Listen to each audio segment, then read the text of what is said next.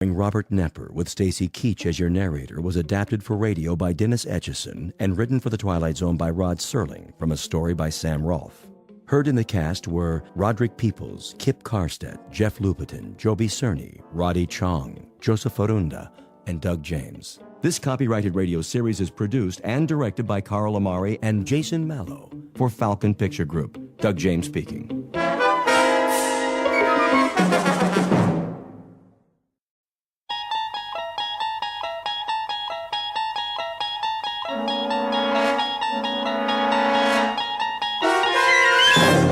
You're traveling through another dimension. A dimension not only of sight and sound, but of mind. A journey into a wondrous land whose boundaries are those of imagination. Your next stop, the Twilight Zone.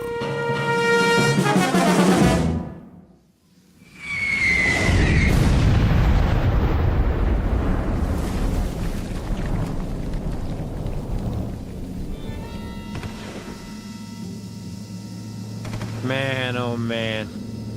They get it? Way off. What are they doing? Lobbing them in by hand? One more time.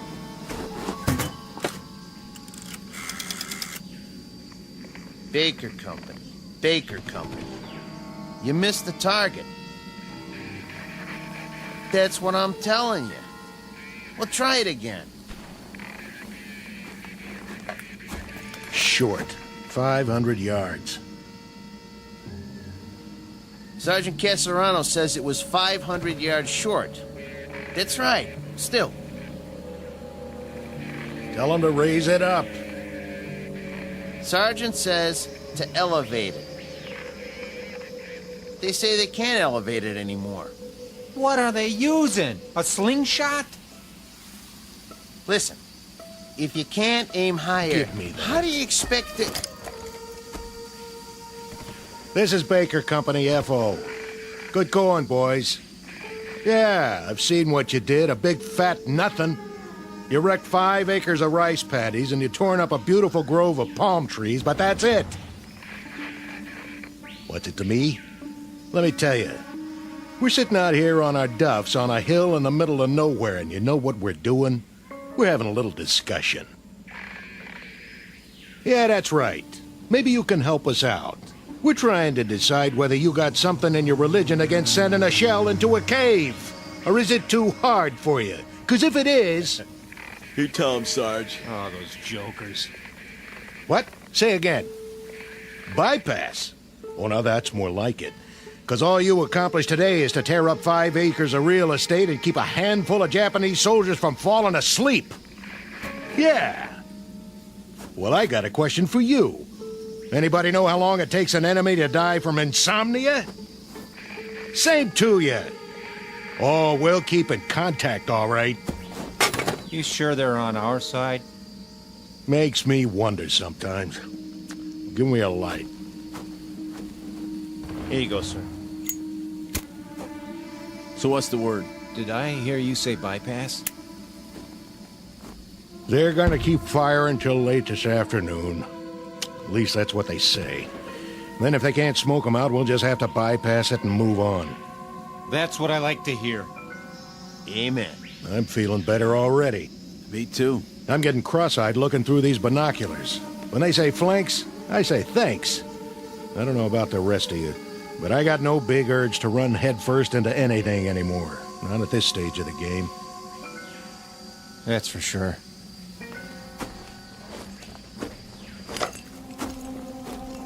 Oh, still there. Nothing but a hole in the side of a mountain, looking right back at us. They can see us, but we can't see what's in the cave. And we're supposed to take that thing? Buddy boy, when 2 airstrikes and a whole afternoon of lobbing shells don't accomplish anything, then that means you better say your prayers and start counting your cartridges. But, Sarge, I thought you said... Put it this way.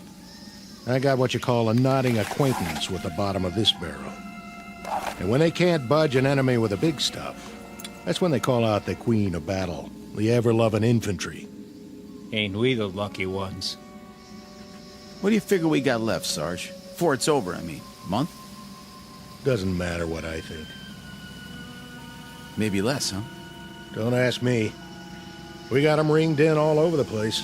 The poop is, they're as good as finished, even in Okinawa. Then why are we still fighting? That's the trouble with these little crumbs. They just don't know when they're licked. Maybe they ain't human. Or maybe they just don't get it. Think about it. There they are, holed up in a miserable cave, half-starved, half-beat to death. And nobody bothered to tell them it's the bottom of the ninth. They already lost most of their ball club, but they keep on fighting. Why? Yeah. Why?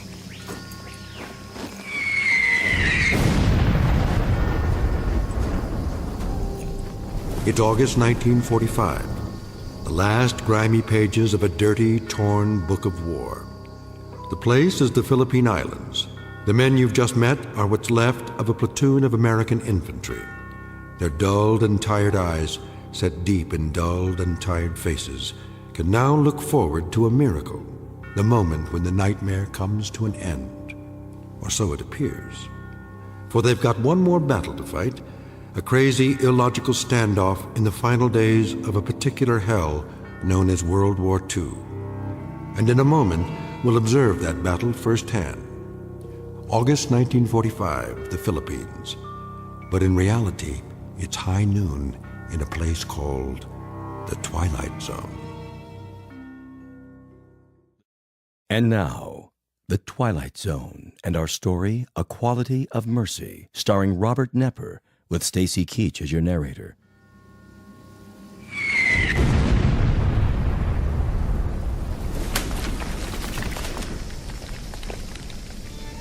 There we go again. Hit anything this time, Sarge? I tell you what, I'm not even gonna bother to look. You check it out for me, all right, Anachek? Beat sitting here. Where's the field glasses? Be my guest.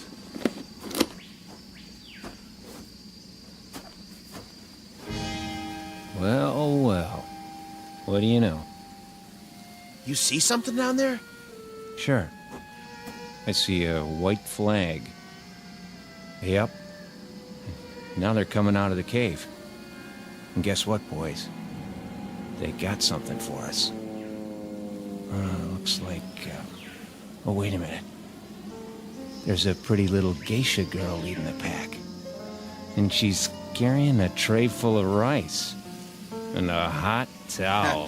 Go on. Gotcha. Hey, hold on. There is something coming.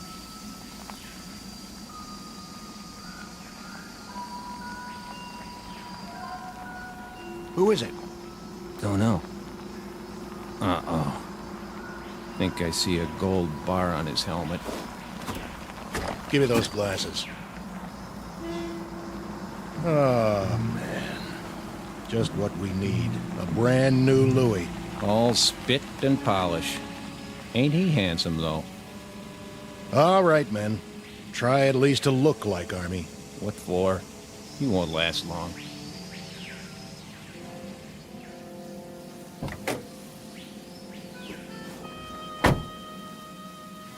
Well, looky what we got here.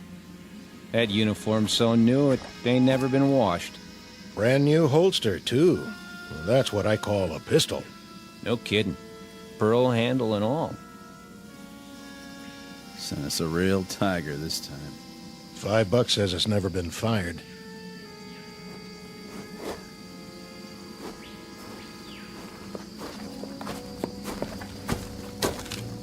Which of you is Sergeant Casarano? That would be me. I'm Lieutenant Cattell. Sir, I'm taking over your platoon. matter of fact, What's your situation here? we're observing for a mortar company, Lieutenant. So I've been told. That cave down there, bunch of the enemies holed up. Been trying to get them out for 2 days. No luck? Nothing doing. Your binoculars, please, Sergeant. Here you go. Tough situation. I guess you know what that means. Sir, We have some mopping up to do. we? Yeah, you heard me. I'd say we do best to go at it frontally. Frontally. Yeah, just move right in and wipe them out. Hey, Lieutenant. You sure you got the right platoon? What about it, Sergeant? Well, now, Call the rest of the company together. the rest of the company. On the double. Where are they? Back at the CP. This is it? All 6 of us. In that case, we'll have to go it alone. Say again? Something wrong with your ears? Go it alone? With a half-dozen men? No, I'm begging the lieutenant's pardon. You've just inherited a good group, but not that good. This is infantry, sir, not kamikaze. He doesn't have the wrong platoon. He's got the wrong army. Your name is what? Watkins, Lieutenant. Andrew J. Are you accustomed to talking to an officer on your back? Matter of fact, sir, I'm not accustomed to talking to an officer in any way. And why is that, soldier? We've lost our last 3 platoon, Louis, and I guess you could say there's been a space of time in between. Well, you've got another one assigned now, and you're going to have to learn to live with that. Starting with this reminder. When you address an officer, I want to see you stand up on your feet like a man. We've been on the line 33 days, Lieutenant. Your point is? Not much sleep. You know what that's like? You have my sympathy, Sergeant. But my job is to lead this platoon, and I plan to do exactly that.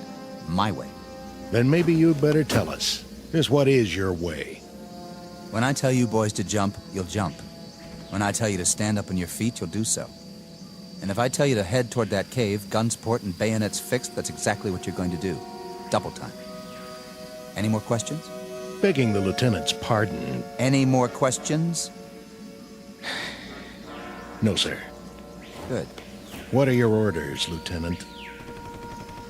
Since we don't have a clear line of sight into the cave, and since there's no cover between here and there, we don't have a choice. We'll have to move down into the open. Just go ahead and take it. Full frontal. What about it, Sergeant? You want my opinion? I'm willing to discuss it. In terms of military strategy.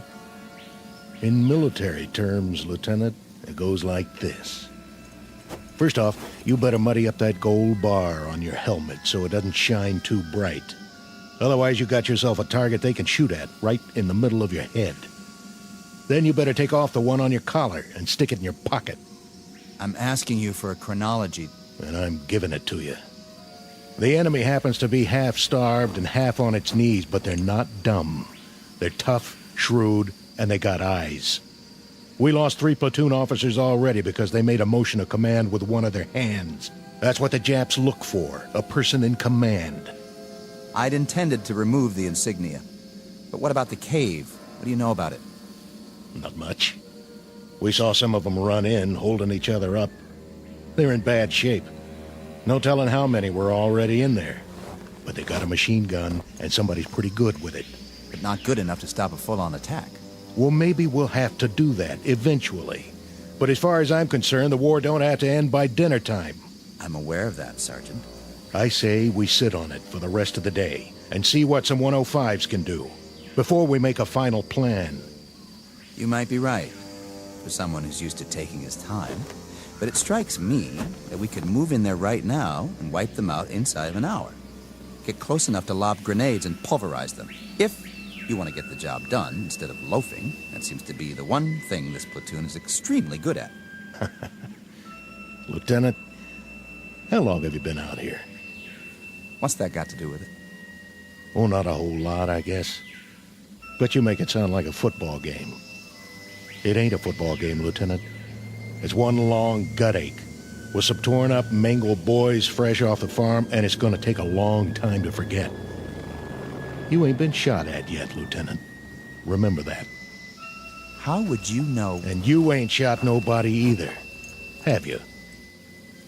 You beat me over here, Sergeant, I'll give you that. But when it comes to killing Japanese, I think you'll find him a highly trained and very efficient officer. Yes, sir. I'm sure you are. I was well schooled in tactics and equipment. I'd say you could all use a refresher course around here. Maybe so. You, soldier, Yes, sir. let me see your rifle. Right here, sir. That's a filthy piece, soldier. Well, there's a lot of mud around here. That's no excuse. I want clean weapons in this platoon. That's #1 priority. The worst thing that can happen is for your weapon to jam. Now break them down and clean them, because we're here to kill Japs. Or did you forget? That's our job, and by God, we're gonna do it. This outfit better shape up fast, or I'm putting you all on report. Sounds pretty gung-ho. Yeah, real bloodthirsty. Think he wants us to scalp him, too? You have something to say? Me? No, sir. What is it with you, men? No sleep? Or no guts? You tired of killing Japs, is that it? Or don't you have the stomach for it? Listen, sir. Let it go. No, when I got something to say, I'm gonna say it. Go ahead. Let's hear it. We're 24 months up on you, Lieutenant. We've seen a lot of blood and heard a lot of screaming from both sides. You've got a big deal about doing some killing. We'll fall in on that order, don't you worry. But you can't order us to like it. We've seen enough dead men to last us for the rest of our lives. The rest of our lives and then some. We'll do some more killing for you, Lieutenant. All you want. Just don't ask us to cheer about it. We'll see about that. Radio operator, Here. get me base camp. Sir? Tell them to hold mortar fire, on my order. For now, prepare to attack. We're going to take that cave head on, whether you farm boys like it or not.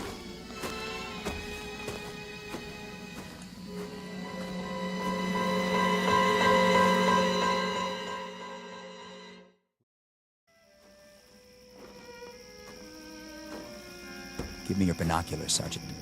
You can't see anything down there. It's too dark. It won't be dark when the shells hit. I want to see how close they come. You think they're gonna make it this time?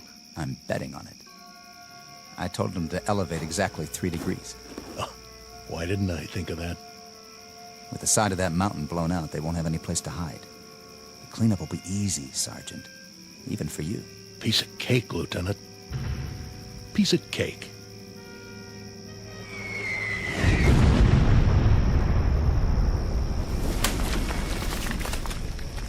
Still short. Yep, that's what it looks like. Casarano, those flamethrowers arrive? Yes, sir. Good. I figure we can move in behind the next barrage and get within 50 yards of the opening. Just like that. Flamethrowers can do a lot of damage, can't they? They can. What about phosphorus grenades? Oh, them too. If you put them in the right place. But But what?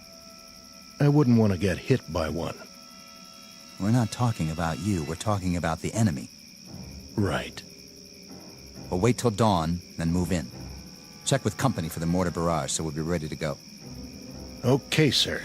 I'll tell the men we're going in. You'll have to double time this one, Sergeant. That is, if you want to keep up with me. Oh, we'll keep up. But Something you want to say to me, Sergeant? no. Are you sure? Yeah, I'm sure. I'm not your cup of tea, am I, Sergeant? I guess you got a little too much vinegar for me, Lieutenant. That's what it takes in wartime. You know, sir, What? we could bypass it. Bypass?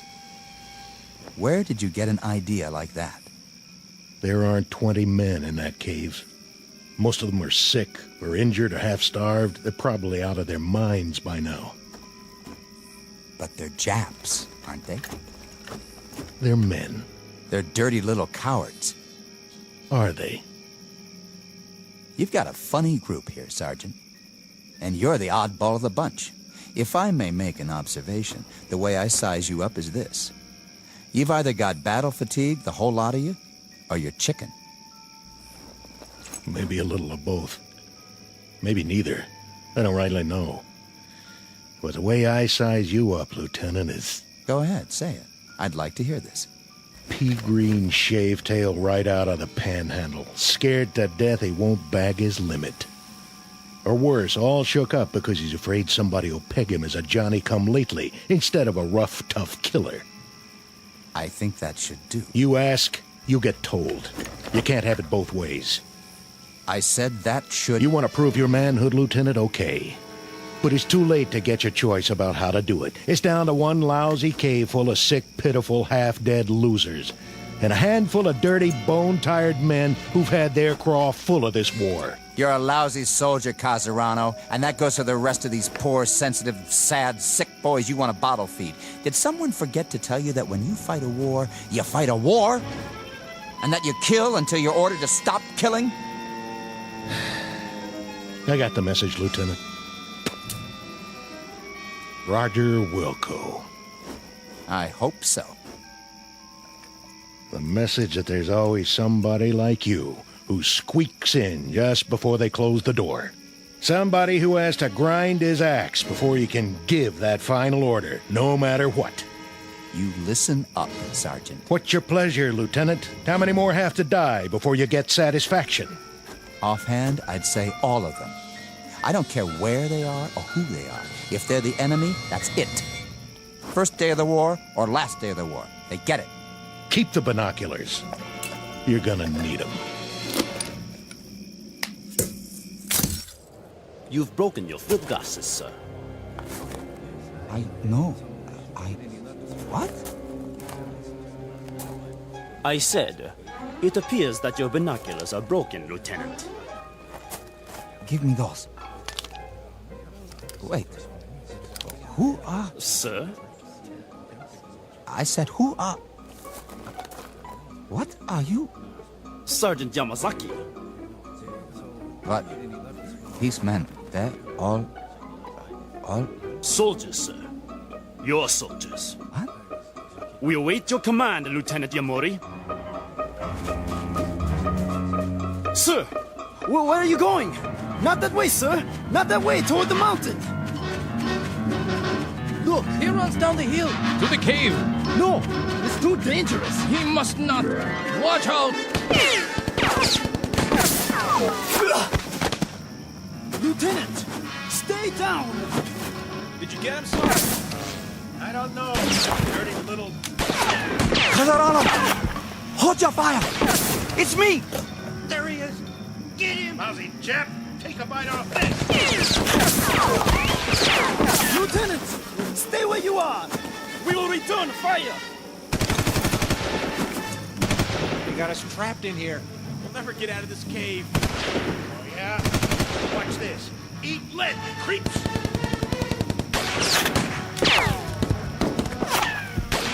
Lieutenant Yamori, run back now. Keep your head down.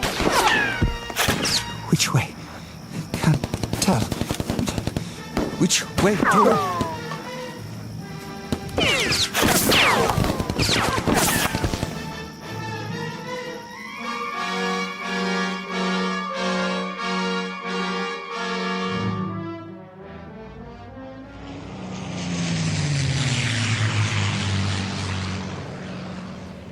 He's here. He made it back. All the way up the hill. Is he hurt? Lieutenant Yamori? What? That was exceedingly brave, sir. To attack the Americans single-handedly. Americans? What are you talking about? The Americans in the cave. 20 or 30 of them. Most of them wounded, but nonetheless armed. Very dangerous. Like animals. There aren't that many.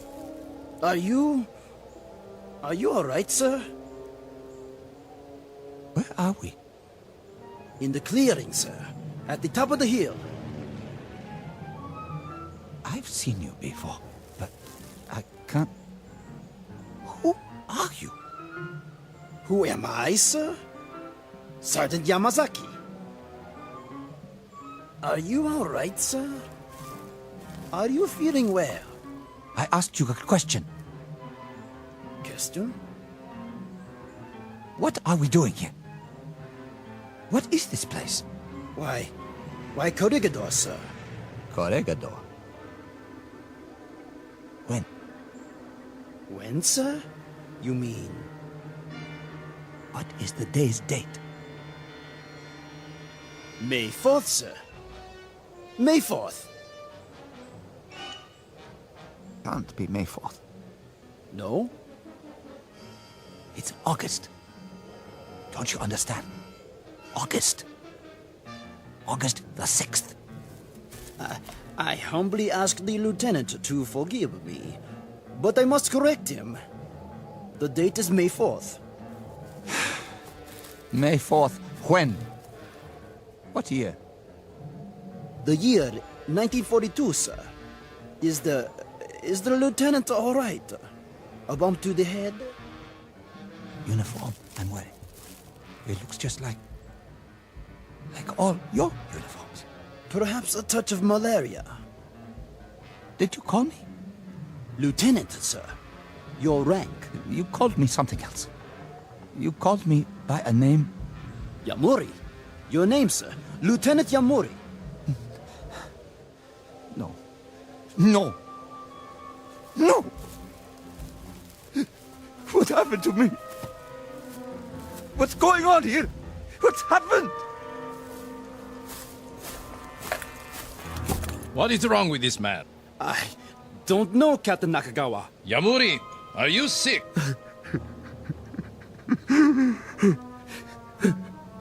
No. No. I require an answer, Lieutenant. I asked if you were sick. Is this it? I'm sick. We will be moving out soon. If you are too ill to move, you leave me no choice.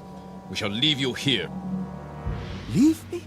We have no transport for the wounded, as you well know. So, we will very shortly move forward, and you shall remain here. My name isn't... On your feet when an officer speaks to you. But my name isn't Yamuri. I swear to you. Something's happened. My name isn't Yamuri. My name is... Silence. Place this man under arrest. Yes, sir. Lieutenant, please, get up. I gave you an order, Sergeant Yamasaki. Men,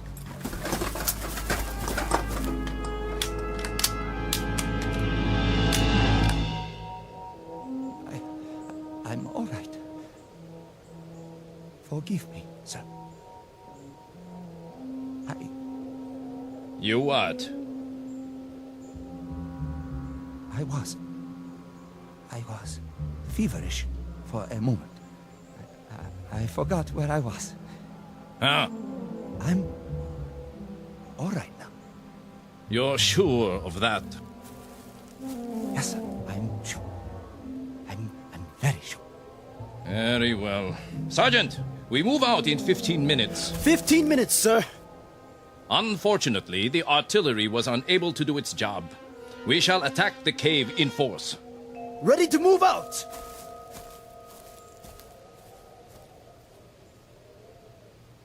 Sergeant, Yes? the cave he mentioned. Are you feeling better now? Yes, but the cave. He means the one where I was just... The cave with the enemy. Put a new clip in your rifle. Let me help you.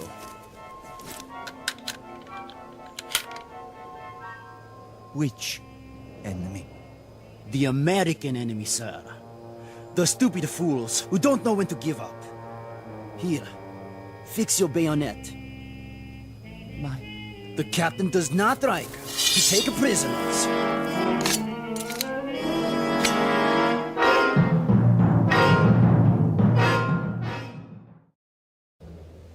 Captain? Yes, Sergeant. Prisoners, sir. What? What about prisoners? You know my policy. Yes, sir. But what if they surrender? What about the wounded? I doubt that there will be any left to surrender when we are finished. Yamori, Sir, you will take the first section. Move forward as quickly as you can. Then drop down 50 yards in front of the opening. but sir, Watch for my signal. We will cover you with automatic fire for 2 or 3 minutes before you make the frontal attack. Sections 2 and 3 will follow. Understood? yes, sir. I didn't hear you. I understand, sir. Be very sure that you do. Now, go and prepare your men. Your section, sir. Which? Over there. The captain expects you to lead them into victory. Come with me for a moment. Where, sir? Away from the others. Look down there. The cave. Yes? You said something about being wounded inside? I think so, Lieutenant. When they ran inside, they were carrying each other. I don't think there are more than 20 or 30 men. Not even that. It shouldn't be too difficult. They are only Americans, not good fighters. And they are very weak. Poor, starving soldiers. Please, you mustn't speak that way. The captain... Don't they know when to quit? If they have wounded, what's the point? They can't go on this way. If they surrender now, there might be a chance. What did you say? Nothing, Captain. I didn't hear. What did you just say? Repeat it. Just if... If they're wounded, sir, perhaps... Perhaps what? If we gave them a chance to surrender first, or... Or what? If we left them there. Left them. Bypassed the cave completely, and moved on. Bypassed them. Is that a tactical judgment? I think it is. Or is it some nugget of compassion for the enemy unearthed by your fever? They are wounded. They're running out of supplies. They can't do much harm. Neither can they sink a battleship from this position, but their forces can. That is why we must destroy them. But if they have no more strength to fight... A reminder, Lieutenant. The identity of the men in the cave. They are Americans. They are enemy. Wounded, healthy, walking or lying down. They are enemy. The Japanese army does not bypass. The Japanese army attacks. The Japanese army wipes out its opponents to bring an end to this war. They're wounded. They're beaten and they're wounded. Their forces have suffered heavy losses. The rules of war... Rules? Lieutenant Yamuri, it is odd that you should require this reminder. But the comparative health and well-being of the enemy, his comfort or his discomfort, the degree of his anguish or his incapacities have no bearing on military action. These things have no more to do with a tactical move or a decision of command than the fortunes of an anthill that you step on when we move forward to attack. But they're not ants. Correct. They are enemy. If when we enter the cave they are lying on the ground, crying in agony, pleading for mercy, I can assure you I will have no more compunction about making them a head shorter than I would about stepping on that anthill. Captain, they are men. You are not listening. They are enemy. This is war, and in war you kill. You kill, Lieutenant. Do you understand? You kill until you are ordered to stop killing. No! Now, pick up your broken field glasses and prepare to attack, or I will have you shot. Sir. Sections, assemble! Sergeant Yamazaki, Sir! you will handle the first section. Sergeant Hino, Hi! take the second section. Lieutenant Ishimoto, Hey! yours is the third section. Now, we move out. Lieutenant Yamori, let me help you to your feet. I will take care of him, Sergeant, when we return. Yes, sir. Captain, what you do to those men in the cave, will it shorten the war by a week? By a day? An hour? Enough. May I ask the captain, what is his pleasure? How many have to die? before he receives satisfaction. Offhand, Lieutenant Yamuri, I would say all of them. I don't care who they are or where they are. If they are the enemy, they are to be destroyed. First day of the war or last day of the war, we destroy them. Rest now, Lieutenant. I will be back. Your field glasses are broken. I will take new ones from the Americans. My glasses. My binoculars. Yes, I broke them when I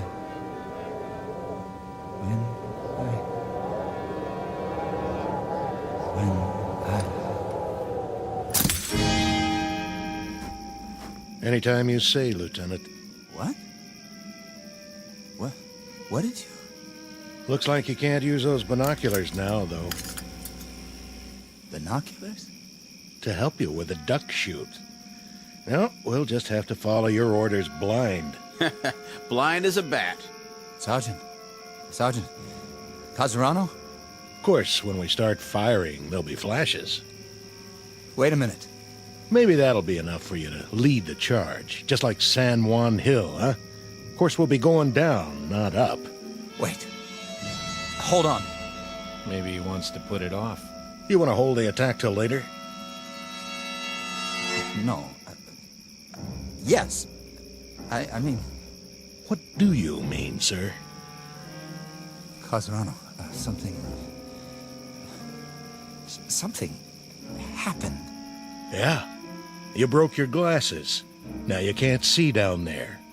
Tell you what, I'll get you a new pair of one of them Japanese, if we make it inside. No, you don't understand. Those men in the cave... Men now. Hey, boys, he called them men. And all this time I thought they were the enemy, to be destroyed, just like that. Yeah, like animals. And what do you do with animals when they get in your way? You kill them, right, Sergeant? Right. You slaughter them. You kill till they're all dead. Then you dig them up and kill them again. Ain't that right, Lieutenant? No, there's not going to be an attack. Those men are wounded, starved. There's no point in... Hold it. You hear that? Jeep on the road. Hold fire.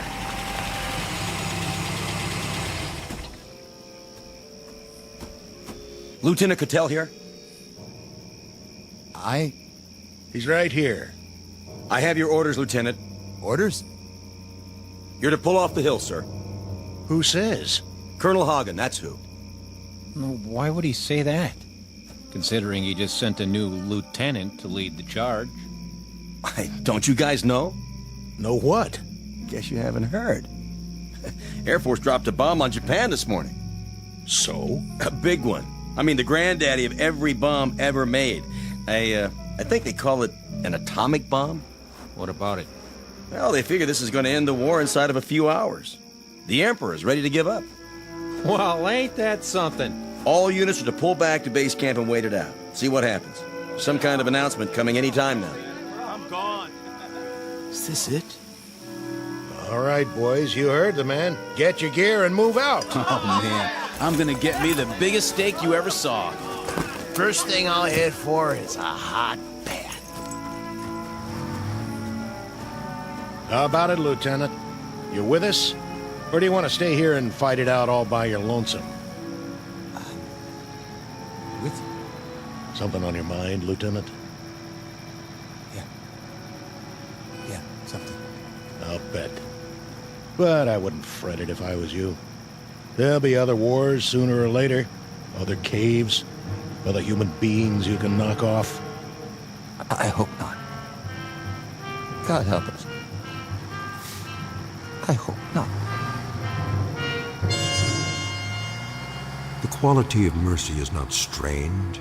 It droppeth as the gentle rain from heaven on the place beneath. It is twice blessed. It blesseth him that gives and him that takes. Shakespeare, The Merchant of Venice. But applicable to any moment in time, to any group of soldiery, to any nation on the face of the earth, or, as in this case, to the Twilight Zone. We'll return to the Twilight Zone in just a moment. You are about to enter another dimension, a dimension not only of sight and sound, but of mind, a journey into a wondrous land of imagination. Next stop, the Twilight Zone. Hi, this is Stacy Keach. I'd like to take a moment to tell you about our Twilight Zone website at twilightzoneradio.com. At twilightzoneradio.com, you'll find the latest information on these Twilight Zone radio dramas, including behind-the-scenes photographs, plus the newest product releases, trivia contests, ways to contact us, other Twilight Zone-related info and merchandise, plus links to other fascinating websites. So make your next stop twilightzoneradio.com.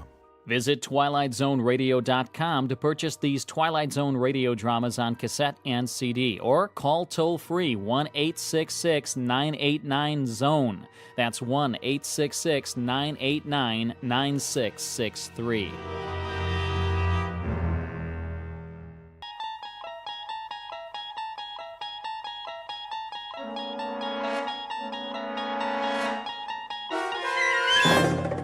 You unlock this door with the key of imagination. Beyond it is another dimension, a dimension of sound, a dimension of sight, a dimension of mind. You're moving into a land of both shadow and substance, of things and ideas. You've just crossed over into the Twilight Zone.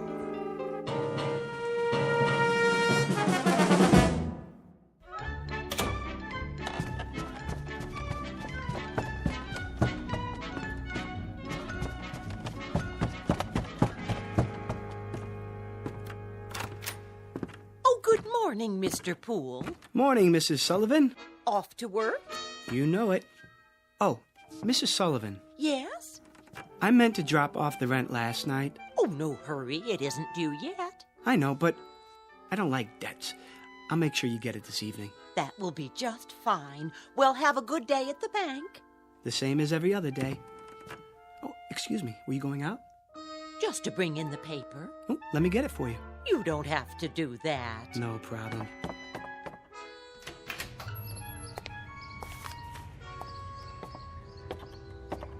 Here you are. Why, thank you, Mr. Poole. You're the perfect tenant.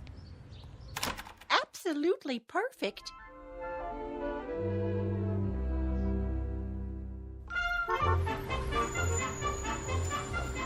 Paper, get your paper. You have the morning sports final? Sure thing. 25 cents, $1/4 of a dollar. Here. Thanks, pal. Paper, get your paper. Who wants a paper morning final? One here, Marty. Sure thing, Mr. Poole. Always got a copy for you. Let me see if I have the right change. Yep. Here you go. Hey, look at that. Something wrong? Your quarter. It landed on the edge. Didn't even fall over. Well, what do you know? That'll never happen again in a million years. This must be your lucky day. Oh, I hope you're right, Marty. A little luck never hurt anyone.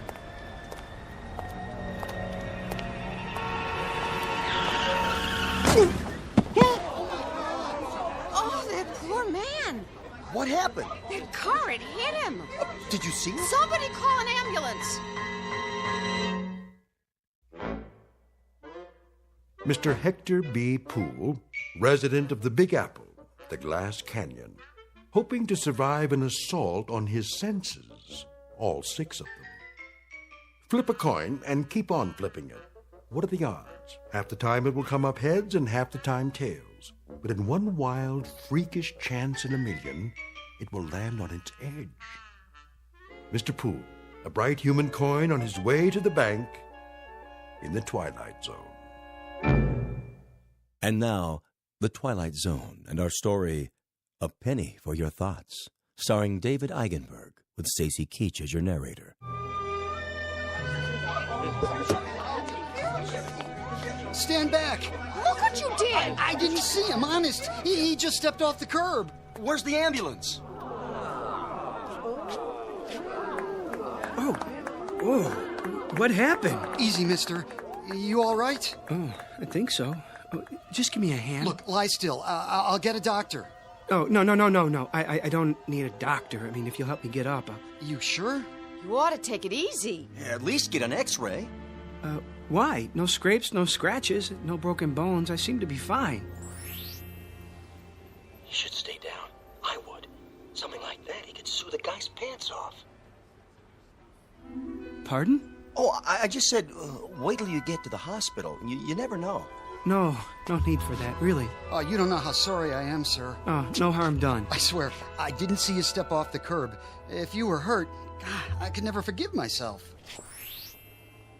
You clumsy idiot. I wish you'd broken your fool neck. What did you say? I said, if you were hurt, I could never forgive myself. No, not that. The other part. I see no reason for you to be abusive. Abusive? I should have been more careful, but it was equally your fault. Are you certain you're all right, sir? I think so. Thank heaven for that. I'm simply trying to say how grateful I am that you weren't injured. Lame-brained jaywalker. That asinine stunt took 10 years off my life. Now, see here, I'm not Let me brush you off. Where were you headed? I was on my way to work. Well, I'll be happy to give you a lift if you like. No thanks. It's not far. I think I'd rather walk.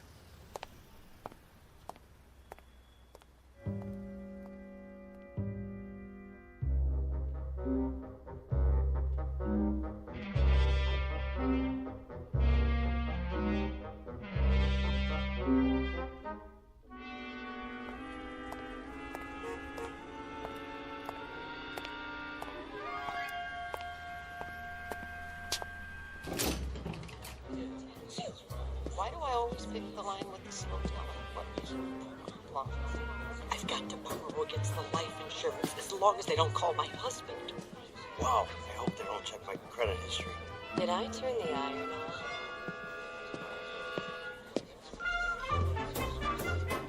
on? Well, Pool. Morning, Bran. Your watch stopped this morning? What's that? Must have. Not like you to be late. Oh, yes. No, no, it's not. It's 9:10. Something happened on the way. Did it? Bran, can I ask you a question? Go ahead. Well, why are they all whispering? Who? The customers. What about them? It's just that they're usually so quiet. I mean, nobody talks out loud in a bank, but this morning... What do you mean? You don't hear them? Hear what? Oh, I get it. Have a late night, did you? No, but on the way here, I better grab some coffee. Miss Turner just put some on.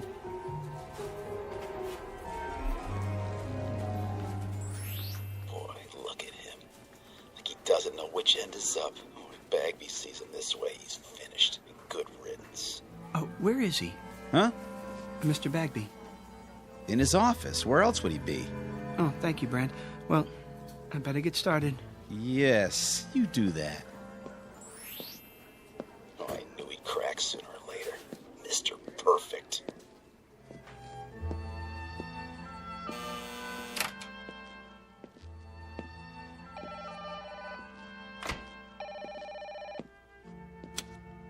Hello? No, the vice president is on another line. May I take a message? Very well. Eileen. Morning, Hector. How long has he been here? A half hour. I wouldn't bother him, though. He's got an important call. All right, I'll wait till he's finished.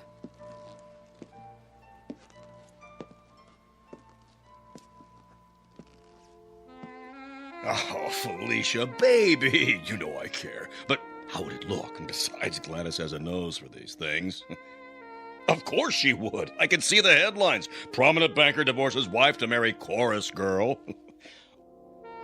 No, Felicia, you misunderstand. I love chorus girls. I mean, not all of them. Only you. Yes, that's right. Look, how about this weekend? Just you and me. Yes? Mr. Bagby? Come in. Hold on. Someone's at the door. Yes, what is it, Poole? Mr. Bagby, sorry to interrupt you, but I'd like to explain. Explain what? Why I was late, sir. Were you? 10 minutes to be exact. I didn't notice. Well, as you know, sir, my record for being prompt is spotless. I pride myself on attention to duty. Yes, Poole. Everyone is aware of your devotion to the bank. Well, you see, a strange thing happened. A very strange thing. Yes, uh-huh.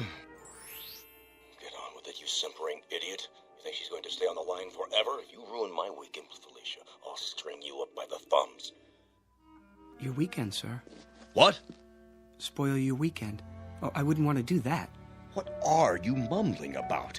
Look, I've got an important call here. Very pressing matter. Get on with it, man. No, of course, I understand. He said weekend. Good Lord. You don't suppose he knows about Felicia? It's impossible. I've been so careful, so discreet. There. I've placed it on hold. Now then, you had something to tell me? Poole? Poole! Another time, sir. I can see that you're busy. I'd better get to my work.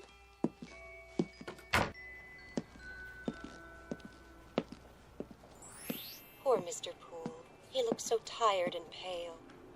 I'm all right. Oh, good morning, Mr. Poole. Good morning, Miss Turner. Did you say something? I didn't know I looked that bad. Oh, you don't. You look very well today. As do you. Oh, why, thank you. Would you like some coffee? Not just yet, but thanks for asking.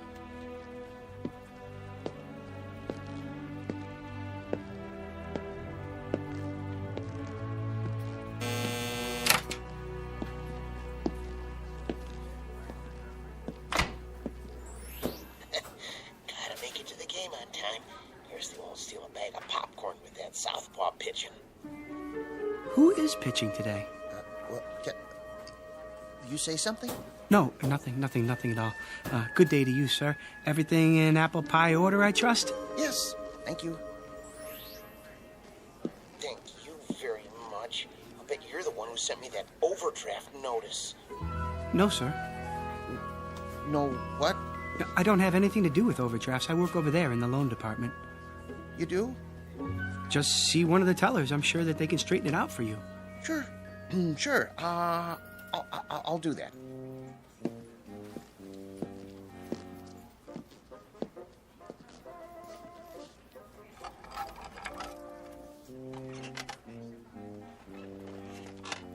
Poole? Yes? You know Mr. Sykes of Ajax Cement? Oh, yes, Mr. Sykes. How do you do? His loan has been approved. Will you see that the papers are in order? Of course. When do I get the check? Mr. Poole will take care of that for you. Here's the file. Certainly, Mr. Brand. Won't you sit down, Mr. Sykes? Everything's there. Oh, I'm sure it is. The check's for $200,000. I see. A loan for $200,000. That's quite a sum. Expanding the business, Mr. Sykes? That's right. Wrong. Well, which is it? Huh? You are aware that this loan must be repaid within 90 days. Sure I am. In full. Yeah. If I bet the money right, it'll come out to over $1 million. $1 million? No, 200,000. That's all I need. Put half on Lucky Lady in the 6. Split the rest between Nimble Runner and Crinoline at 5-1. Nobody will ever know I can pay back the loan with enough left over to save the company. It's gotta work. There's no other way. Or what? Bankruptcy? What did you say? Nimble Runner and Lucky Lady. Now look here, young man. And Crinoline at 5-1? What? That's a funny name. I don't have time for this. Am I gonna get the check or not? Everything all right here? It better be. I'm not sure. What's going on, Poole? Something wrong, Mr. Sykes. I don't know, Mr. Bagby. I signed everything. Well, then what's the problem? He just told me he's borrowing the money to bet on the horses. What? That is what you said, isn't it, sir? I said nothing of the kind. Well, and then he said that Ajax Cement was bankrupt. He's mad. Poole! Doubtless there's been a mistake. There certainly has. If you'll come with me, I'll correct it at once. I'll talk to you later, Poole. But Mr. Beck... In my office. Yes, sir.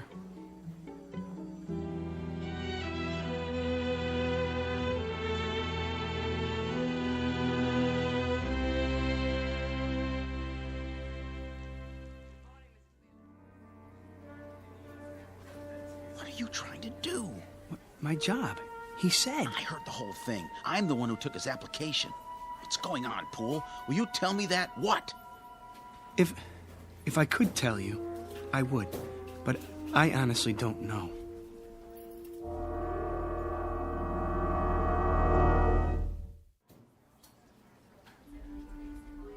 How would you like that, ma'am? Can I have it once, please, and some quarters for the laundromat? Of course. 180, 190, 200. Just a moment and I'll get your receipt. I want it in the form of a cashier's check. Oh, I'll need to get it countersigned. Money order then. Yes, sir. That can't be all I have. Check the balance again. I've already checked it twice. If you'd like a printout of your transactions... I would, yes, so I can compare it to my records. There must be some mistake. 401, 402, 403. 20 years, the same window. Not one promotion. Nope, not me. Hello, Smithers. Oh, hello, Mr. Poole. Don't worry, you'll get that promotion. Do you really think so? I mean, what promotion? Stick with it. You'll see. Yes, of course, but how? Have a little faith.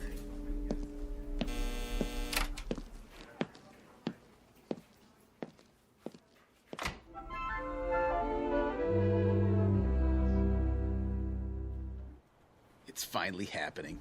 It is? Yep, old nose of the grindstone seems to have flipped out. Who are you talking about? Poole, who else? He's been acting goofy all morning. Well, why shouldn't he? He's entitled to once in a while. He does all the work around here.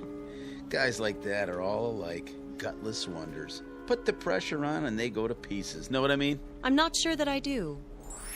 You phony. Don't you know a real gentleman when you see one? Got any of that coffee left? Oh, hi, Poole. Certainly. Here you are. Smells good. It's fresh. Nice and hot, too. You do all of the work and get none of the credit. You should speak up more and assert yourself. But I guess that's not in your nature. Miss Turner? Yes? There's something I've been meaning to say to you. There is? And I hope you won't be offended. Oh, I'm sure I won't. But, well... Yes, Mr. Poole? I want to thank you. Thank me? For your kind thoughts.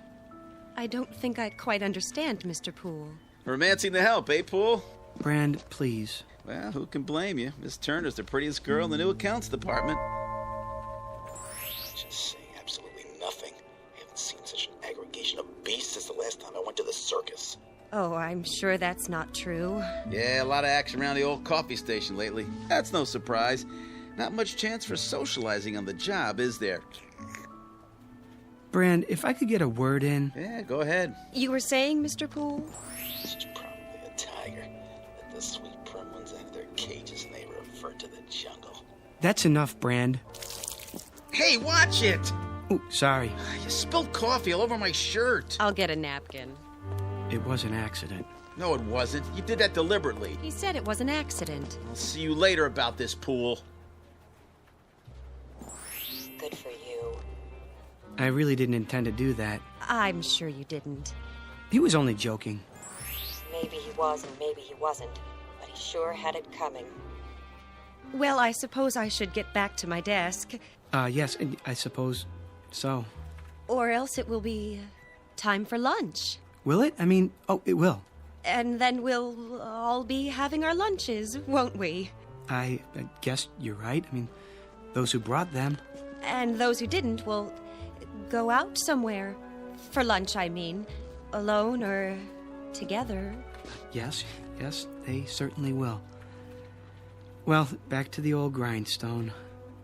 It's been nice talking with you. Nice talking with you, too. Bye now. Bye. Oh, Miss Turner. Mr. Poole? One more thing.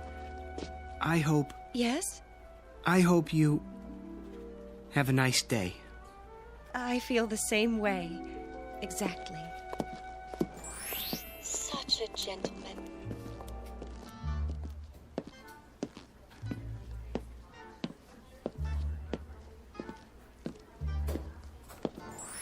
It isn't fair. It just isn't fair.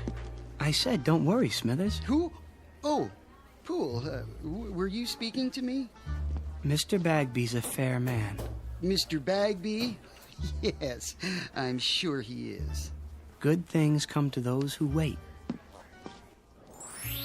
What's he watching me for? Oh, no reason. Don't let it distract you. They'll be sorry. Not much longer now. At 4:30 this afternoon, I go into the vault like I always do. I'll take my briefcase with me. No one will suspect a thing. I'll fill it with currency and be on a ship to Bermuda by nightfall. Yes, indeed. All that money. As much as I can carry. I wonder how long it will take them to discover it's gone. It's not possible. Smithers?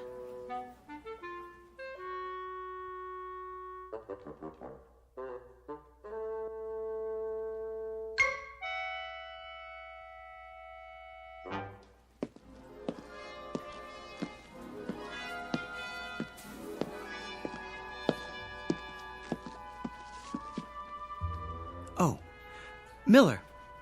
Hi there, Mr. Poole. Got a minute? Sure do. Pretty quiet morning. Is that what you call it? Well, as opposed to payday, then everybody and his brother shows up. Get a little rowdy sometimes, trying to cut in line and everything. But I keep him in order. Teach him respect for the uniform. You can count on me. I know I can. That's why I wanted a word in your ear. What's up? How long have you been a guard here? Quite a few years now. Get my pension before long. And that gun in your holster, is it the same one you've always had? Sure is. Nothing beats a .38. Keep it oiled up real good. You could use it then. I mean, if you had to. Well, what do you think I got it on my belt for, Hector? To hold my pants up? Good. That's good. Why you ask? I'm not sure, but I suggest taking up a post by the door, keep your eyes open, and don't say anything to anyone just yet. I get you. Mum's the word. There he is. Was he waiting for me? Hello again. Miss Turner. I was just going back to my desk. Perfect timing. Isn't it? I mean, it is. Miss Turner, may I speak to you? Anytime at all. What I have to tell you is very important. Yes, Mr. Poole? Not here in front of everyone. Dreadfully important. Come with me. Where are we going? Somewhere private. I like the sound of that. Mr. Jones's office is empty since he transferred. Next to Mr. Bagby's. No one ever goes in there. Perfect. That seems like a good idea. If you're sure you don't mind. As long as you can spare the time. This won't take long. Take all the time you want.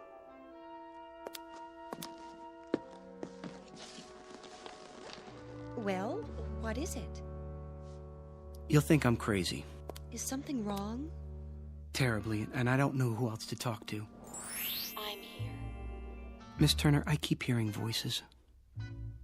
People talking, their lips don't move. But I can hear their voices clearly. I've got this ringing in my head. Oh, no. Well, it's not what you think, Miss Turner. I mean, I can read people's minds. I don't know if I can help you with a thing like that. I'll prove it to you. Think something, anything at all. Well, I have to hand it to him. This is an original approach. Why did it take him so long to gather up his courage? Because it only happened this morning? What did? At least that was the first time I noticed it. He didn't notice me until this morning? No, not you. The voices. Mr. Poole, They won't stop. perhaps you should lie down for a few minutes. Maybe later. I'm trying to tell you something. I know you are. No, this is serious. Do you think I enjoy hearing people's thoughts? I'm sure I have no idea. Well, try to imagine. It's like seeing people with their clothes off. Which people would that be? Well, Miss Turner, I have reason to believe that someone may try to rob the bank this afternoon. Mr. Brand was right. He's coming unglued. I am not unglued. It's true. I mean, at least I think it is. You heard them say that. Well, in a manner of speaking. Well, then, in that case, you should do something about it. But what if I'm wrong? You have a responsibility to the bank, to the stockholders and depositors. I suppose I do. We could talk about it over lunch. I mean, one could, two people, whoever they might be, if they wanted to, that is. Otherwise, just one, alone, talking about it to himself. Of course, that might be a bit lonely, for some people at least, unless... There's no time to waste. No, definitely not. I have to get out of here. Why? I mean, what's your hurry? Have we finished our conversation? I thought... I've got to tell Mr. Bagby.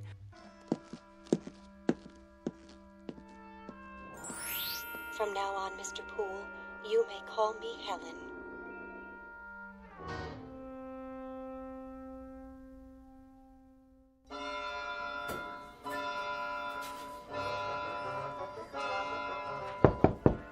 Come in. Mr. Bagby. Oh, there you are, Poole.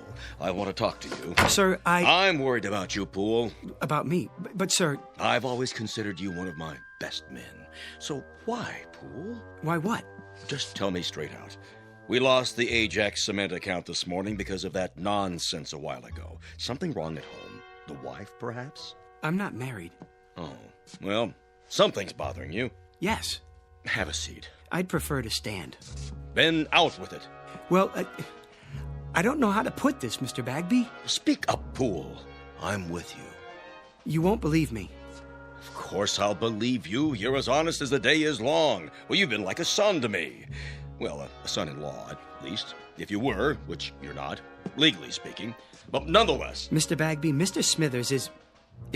Smithers? Well, what about him? He's planning to rob the bank. Say what? See, I told you. Would you mind repeating that? Smithers. Old Mr. Smithers? Old Mr. Smithers. He's sitting on his stool right now, planning it out. At precisely 4:30, he's going into the vault. He does that every day. Exactly. But this time, he'll have his briefcase with him, and he'll fill it up with banknotes, as much as he can carry. And by tonight, he'll be on a boat to the Caribbean. How do you know? I heard him talking about it. But he's one of our oldest and most trusted employees. Well, he was here when I took over the bank. I absolutely refuse to believe. I swear it, sir. He has it all worked out. Wait a minute. I take your point. Who's the one who ends up stealing the company funds? Isn't it always the most trusted employee?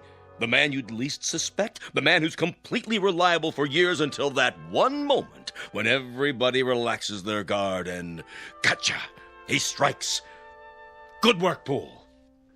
I wish it weren't true. I sort of admire Mr. Smithers. He's always there, steady as a rock, going his own way. I wouldn't have believed it if I hadn't overheard it myself. Well, no time for sentiment. Quick now, tell me the details. Well, at 4:30 on the dot, it starts. Okay, and Mr. Smithers will finish counting out his drawer as he always does, by the numbers. Thank you, folks. Good night now. Don't work too hard. And as soon as we lock the doors... See you Wednesday. You take care now. Good night, Rich.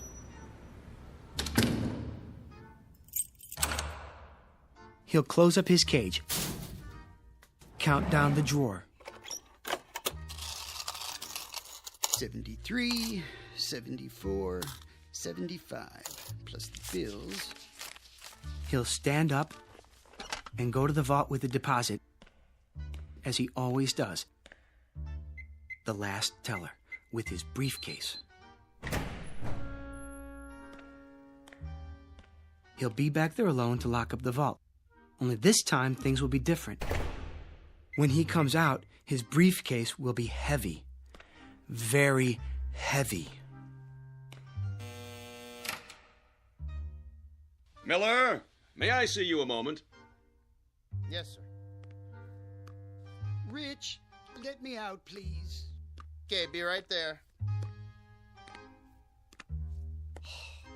I'm waiting. Gotcha! What? I'll take that briefcase. Here. What? Shall I cuff him? Not till we see the evidence. Looks pretty heavy to me. Dump it on the desk. I'm your witness. Sure thing. What do you think you're doing? What does it look like? Your mistake, Mr. Smithers, was in assuming that we were all asleep. A great mistake. But nothing gets by this institution. As a matter of fact, I've had my eye on you for a long time. You sure this is his briefcase? Of course it is. Duly noted. He admits it. 1/2 sandwich, clip-on necktie, change of socks, comb, 1 book, How to Profit from Armageddon, and 7 ballpoint pens. Where's the money? Has everyone gone insane? What money? Pool! Where's that idiot Pool? Here, sir. So he was going to steal the money. He was going to take a trip to Bermuda. That was his story, huh? Mr. Bagby, I heard him. And who was he talking to, Mr. Poole? Well, he wasn't talking to anyone, not exactly. Oh? What was he doing? Sending smoke signals? He was thinking. He was what? He was thinking. Well, that explains everything. Mr. Smithers, please forgive us all for this unfortunate intrusion. Well, I guess we all make mistakes. I should have known that what I was told was impossible on the face of it. Poole, do you know what I'm thinking? I'm fired. Kindly clear out your desk at once. Mr. Smithers, I don't know what to say. I'm very sorry. Return Mr. Smithers' possessions and let him pass. Right away.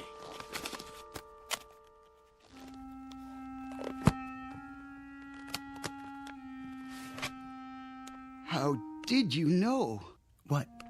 It's true, of course, Mr. Poole. Yes, it's a little dream of mine. Have you ever had a dream? I have, often. People look at me and all they see is a funny little man, frayed and old, and they never know. I have the dream almost every day. I had it yesterday and the day before that. Well, I don't always plan on Bermuda, though. Sometimes it's London, Paris, Fiji, beautiful, exotic places, thousands of miles from here. Places where there are no ledgers to keep, where I'm not a little man with no future and no past. I think of filling my briefcase with the bank's money, but I never go through with it.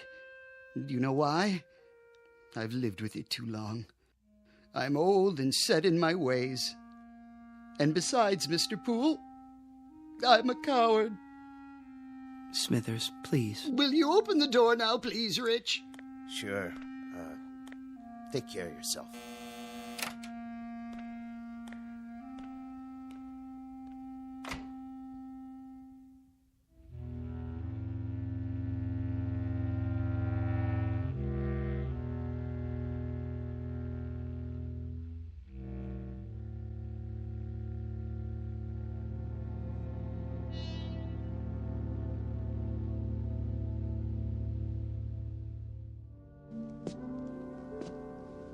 Can I help you with anything?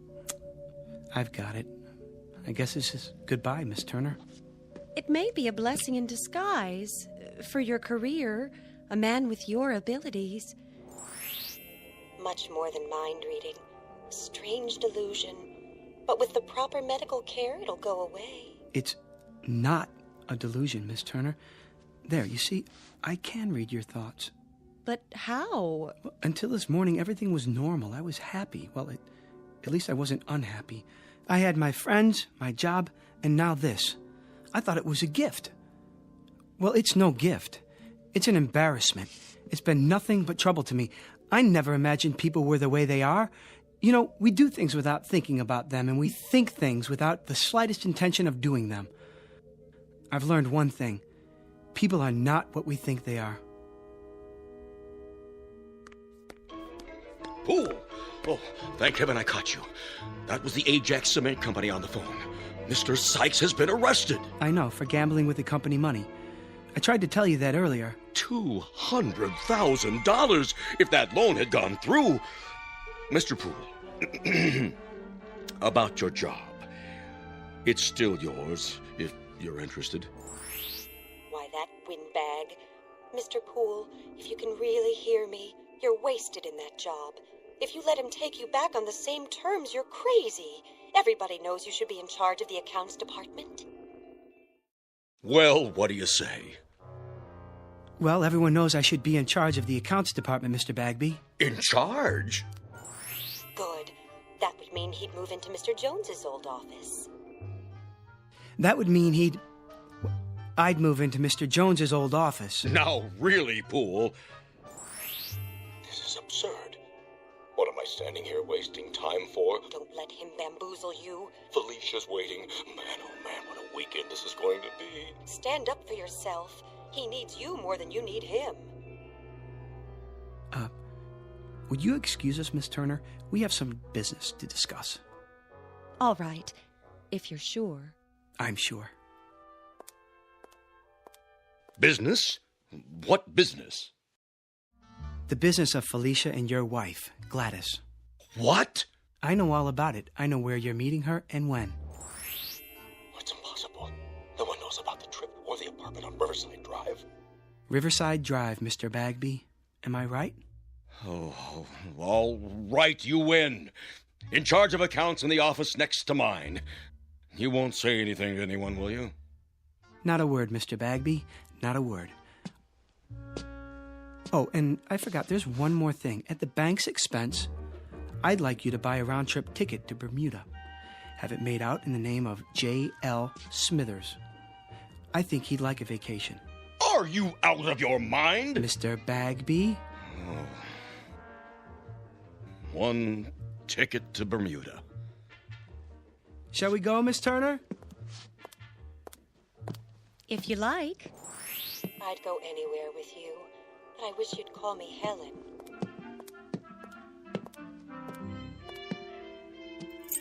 Have a good night, folks.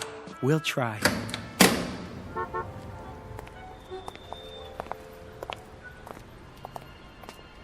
May I see you home, Helen? Well, I don't know. Of course you can, Hector. What do you think I've been waiting for?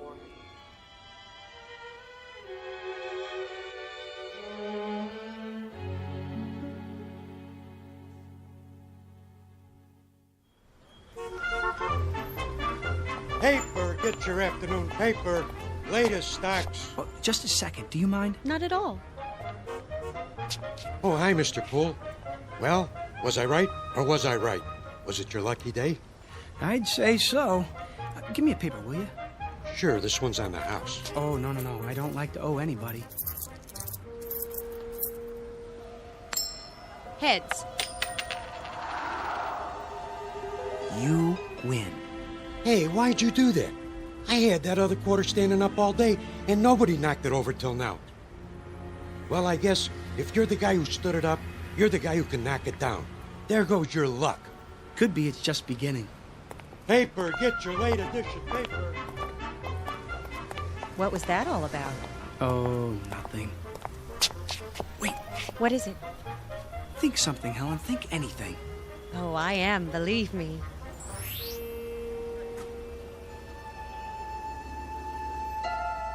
Did you get that? No, I didn't. I didn't hear anything at all. It's gone. Isn't that wonderful? If you say so, dear.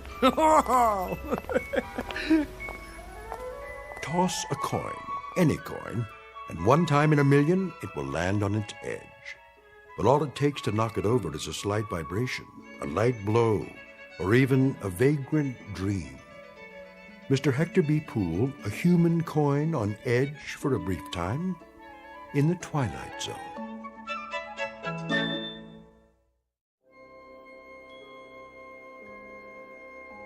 Hi, this is Carl Amari, producer of the Twilight Zone Radio Dramas. I'd like to take a moment to tell you about our official website at twilightzoneradio.com, where you'll get the latest news and information on these Twilight Zone Radio dramas. Plus, at twilightzoneradio.com, you can digitally download 3 free episodes or any of our episodes for only $1.95 each. In this age of ever-changing technology, we've decided to make these episodes instantly available to you by making the Twilight Zone Radio Dramas a digital download-only series. This means that this series will no longer be offered on CD. The CD collections at our website are now being offered, while supplies last, at buy one, get one free. So be sure to get your favorites before they're sold out. Be sure to visit us often, and I'll see you in the zone.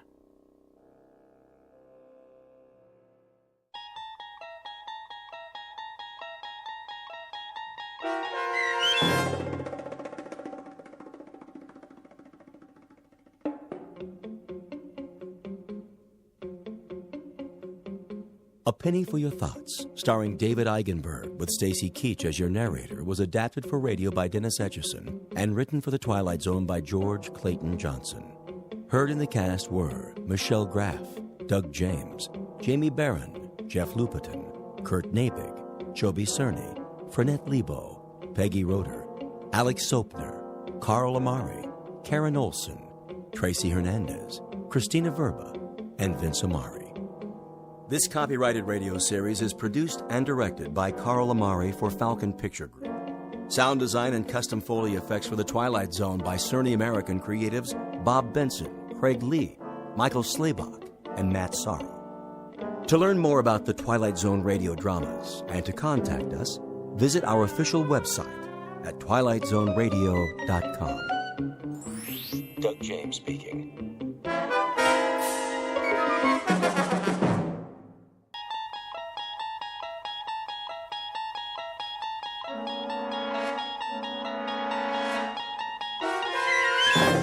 There is a fifth dimension beyond that which is known to man. It is a dimension as vast as space and as timeless as infinity. It is the middle ground between light and shadow, and it lies between the pit of man's fears and the summit of his knowledge. This is the dimension of imagination. It is an area which we call the Twilight Zone.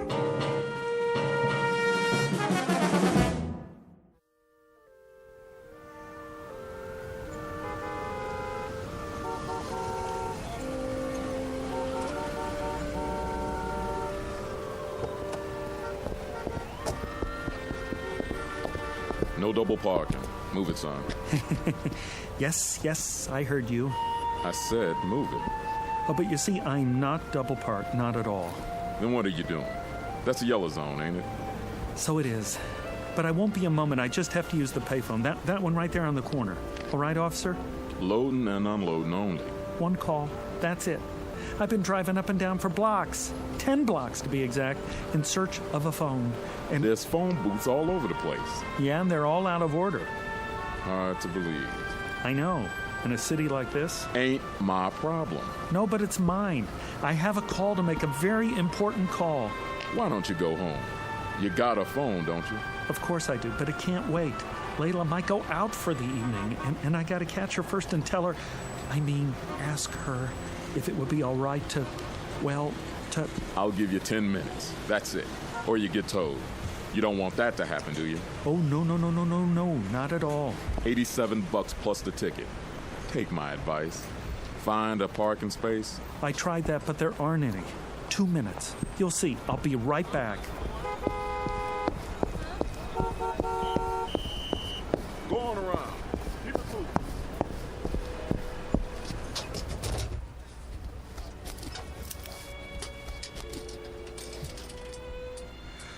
Oh, there. Come on. I'm sorry, but all circuits are temporarily busy. Please try again later. I'm sorry, but all circuits are temporarily... What is going on? Layla. Oh, baby, I'm trying to get through. Don't you know that? Can't you tell, darling? It's Roger.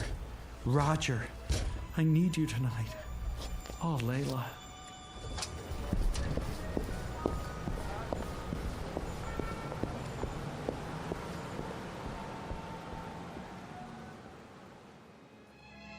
Mr. Roger Shackelforth, age youthful 20s, occupation being in love, full-time. Not just in love, but madly, passionately, illogically, miserably, all-consumingly obsessed with a young woman who has a vague recollection of his face, and even less than a passing interest.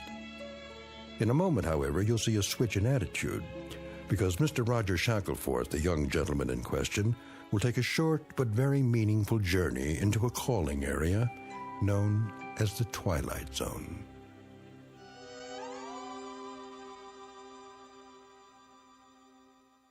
And now, The Twilight Zone and our story, The Chaser, starring Stephen Tobolowsky with Stacy Keach as your narrator.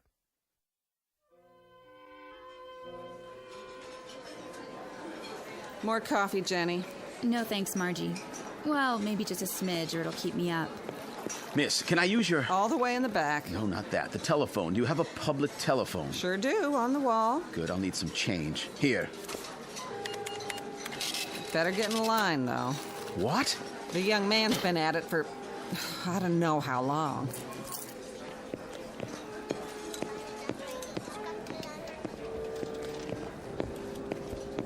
Man, are my dogs killing me. Tell me about it. Back of the line, pal. This is madness. Yeah, they call it New York. It's becoming impossible to make a call anywhere in the city. You can say that again. Thank you. This is an outrage. Watch your blood pressure, honey. Look, it's making another call. Same number over and over. I tell you, he won't give up. Doesn't even talk, just dials. Maybe he's got a dialect. Gonna have to soak his finger in Epsom salts. Oh, I simply can't stand this. I must use the phone. Well, la-di-da. Who are you, Mr. High and Mighty? I have a business appointment and I'm late. Stand aside. Oh, no. We're all in this together. Look, I'll buy your place in line. $1 to get in front of you. $1? Are you kidding? All right, $5. Well, since you put it that way. How about you? Got another $5 on you? Certainly, certainly. Who's next? Don't look at me. But I am looking at you. Have you ever made $5 so easily? That ain't the point. I should first pay the same as place and show. How much do you want? Nothing less than a $1. 10. That's... Then take your business elsewhere. I don't come cheap. I can see that. Here we are. After you, sweetie. Time, young man. I've had quite enough.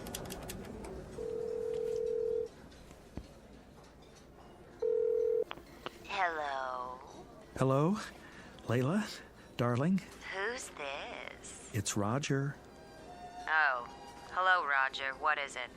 I was just wondering... Uh-huh. I happen to be in the neighborhood. May I come to see you? No, I can't. But, darling... It's out of the question. Why? I couldn't bear to see anybody tonight. I'm such a mess. Oh, Layla, you can never be a mess. Listen, darling, I have to see you. Roger, it's impossible. But I must see you. Furiously, fiercely must. I love you. I can't hear you. We must have had a bad connection. I'll have to hang up. But, Layla... Roger, you've got to stop this. You're acting like a baby. I can't see you now, and that's that. Well, then, talk to me. What do we have to talk about? I don't know. Say something. Say anything. Just let me keep hearing the sound of your voice. All right, Roger. I'll say something. Why don't you take a fly and jump at the moon? Layla! Now then, you've finished, have you? No. She hung up on me. It's a misunderstanding. Or she's sore. I better call back and make sure everything's okay. No, please. I have an emergency. So have I. It won't do any good to call. Take my word for it. How do you know? I understand. I heard it all. You can't do it over the telephone. Will you stop pushing me? If he won't, I will. Yeah. Me too. Time. But... Here, take this card. It'll solve your problem. What are you... Take it. Go and see this man right now. Believe me, there's no other way I know. Go and see this man at this address, and he'll help you, guaranteed. But I don't even know where that is. Not far, just a few blocks. Give it a try. You'll see it works. All your problems will be solved before the night is over. Hurry now. Thank you. Operator, I got an emergency. Have a nice night now here.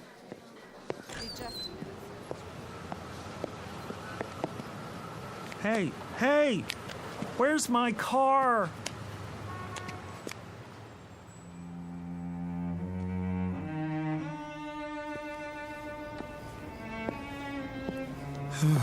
Number 1822. This must be it. Pretty dark. Can't see a doorbell. Ugh, some door. Didn't even touch it.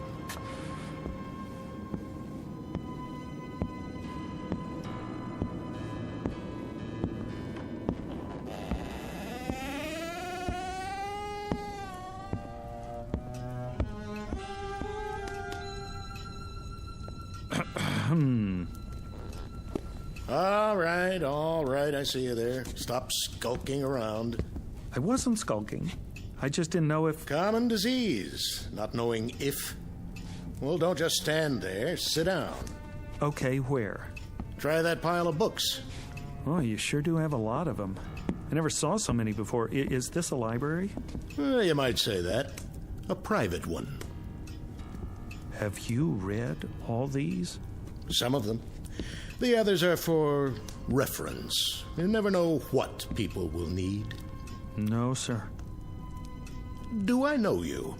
A man gave me your card. It says Professor A. D-A-E-M-O-N. How do you pronounce that? Damon? If you prefer. And this address. I guess I'm in the right place? Oh, then you haven't come for a bottle of the glove cleaner. Glove cleaner? No. As a matter of fact... Perhaps another time. Well, as a matter of fact... You keep saying that. Come to the point.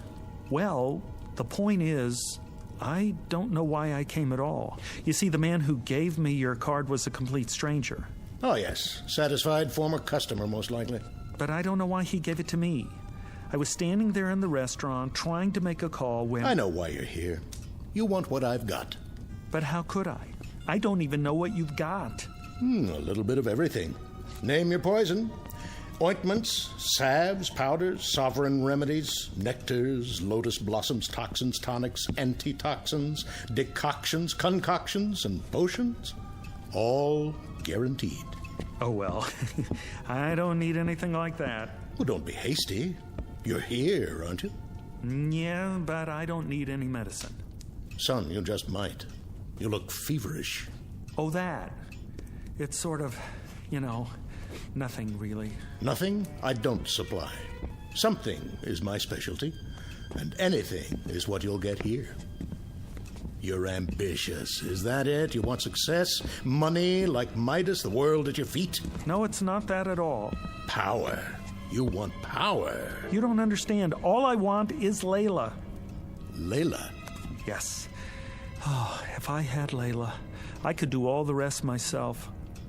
Layla? I might have known. I offer him practically anything, and all he wants is Layla. I guess there's nothing you can do about that.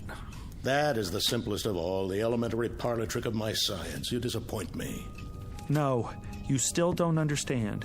You see, I am in love with someone named Layla, but she's not in love with me, and I don't know why I'm telling you this. I do. I can arrange it so she'll love you. How? I promise you, she'll never leave your side. When she isn't telling you she loves you, she'll be gazing at your loving face. She won't even eat before you do, and nothing will be too much for you to ask of her. Really? She'll worship you. She'll beg for kisses and weep for joy at your touch.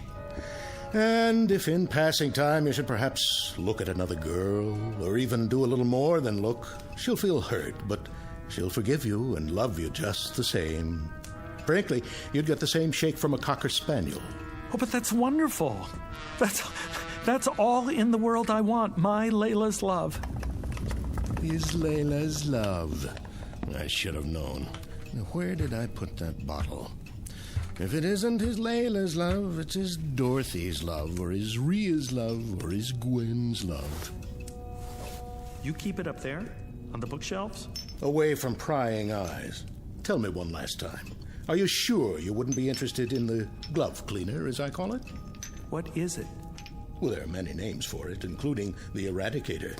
But glove cleaner is a nice, nondescriptive title. Clean, colorless, tasteless, unidentifiable, and sure. I'm not very interested in glove cleaners. Why not? It's easy, it's swift, it leaves no trace. It's perfect for its purpose. You're not making sense. Why, boy, that's all I make. Which is why I'm such a lonely man. You're absolutely sure you don't want to try the glove cleaner. It is very expensive. Perhaps you can't afford it. For instance, this little bottle costs $1,000. $1,000? Are all your prices like that?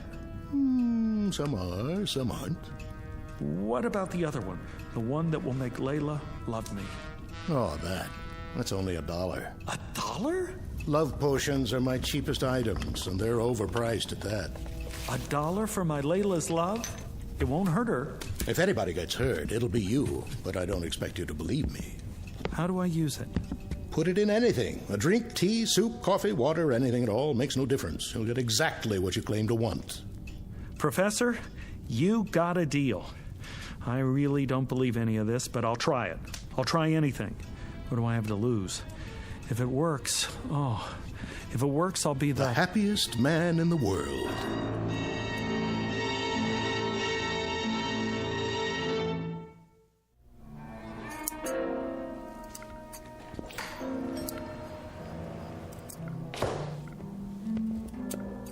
Yes? You're open. So it would appear. Lucky to find a flower shop open this late. May I help you? I certainly hope so. And the occasion? What? What is the event, sir? A prom, perhaps, or something along more somber lines? Somber? An injury, a lingering illness, leading to a departure. Dare I say, an interment? Oh, no. Nothing like that. Alas. A celebration! Ah. And what, may I ask, are we celebrating this evening? You may ask, and I'll tell you. We are celebrating fulfillment, contentment, consummation.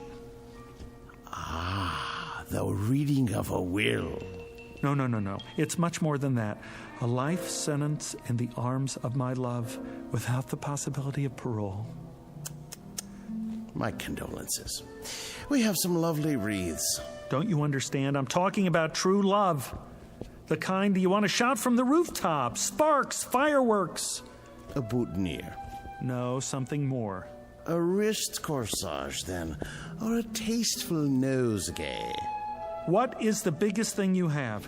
In what respect? I know. A rose. By any other name. Color. How about blue? Yellow. Green? Pink. Red? White. Soul. For purity. An excellent choice, I'm sure. 12 long-stemmed white roses. Will there be anything else? No. Yes. Champagne. And 2 glasses. Long stems on those, too.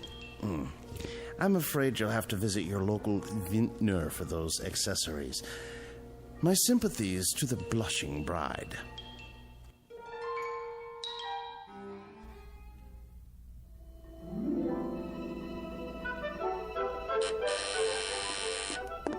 Who could that be? Yes? Layla, it's me. Roger, I told you I was busy tonight. Busy? How busy can you be in a dressing gown? I'm just about to put on my dress. Call me. When? Tomorrow. Just a minute, just a little minute. Flowers, see? And champagne. That's very nice, Roger. Thank you. Now, if you'll just run along. I couldn't have lasted the evening without seeing you, Layla. I'm sure that's not true. You don't know what it's like to love somebody, to love anybody so much, so desperately. No, I suppose I don't. It's good champagne. Just enough for the 2 of us. Now, that's not asking much, is it? All you have to do is give me 5 minutes for one drink. Roger, you are acting like a clod. A silly, stupid, sophomoric clod. I love you. Stop saying that. But you don't know what I went through to get here. My car was towed. I've been walking for the past hour. How can you be so cruel? All right, one drink. 5 minutes, and then you go. You won't regret it.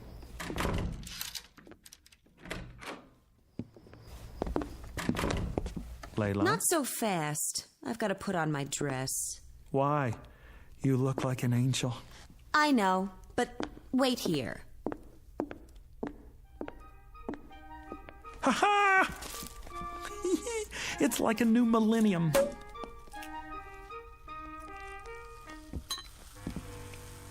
Don't be too long, darling.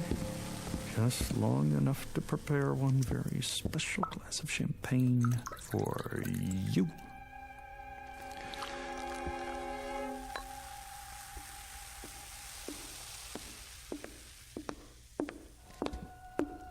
Well, let's get this over with.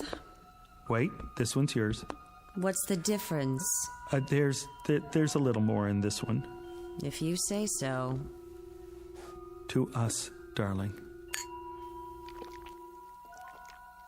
Well, time's up. Not so soon. Thank you very much for the drink and the flowers. Be sure to put them in water. Would you like me to do it for you? Goodbye, Roger. Excellent champagne, wasn't it? It'll pass. Very good year. No aftertaste. I suppose so. What are you looking at me like that for? In case it's my last look. All right, you've had it. The show's over. One last little kiss. Don't press your luck. But Layla... Roger, please, let's not prolong this. I haven't the time. All I'm asking is... Please go. Now. Look, I don't love you. I don't want you here.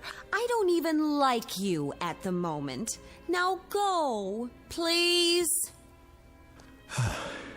If you're sure that's what you want. You look like a whipped dog.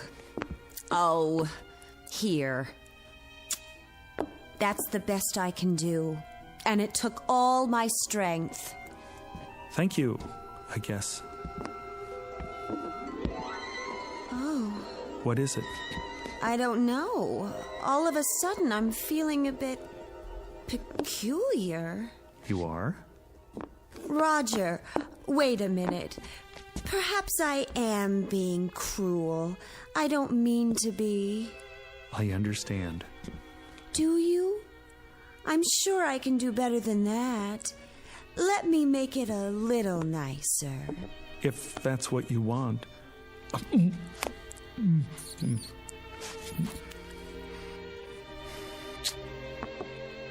That was definitely an improvement. What's happening? What is happening to me? Who cares? Come here, baby. Oh, Roger.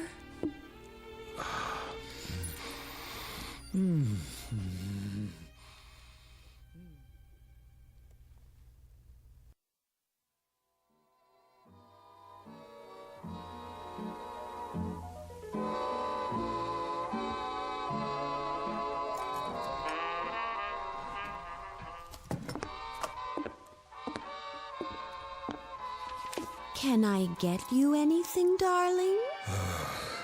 No. Are you sure? Quite sure. Is the music too loud? No, it's fine. Let me turn it up for you. It's fine, I said.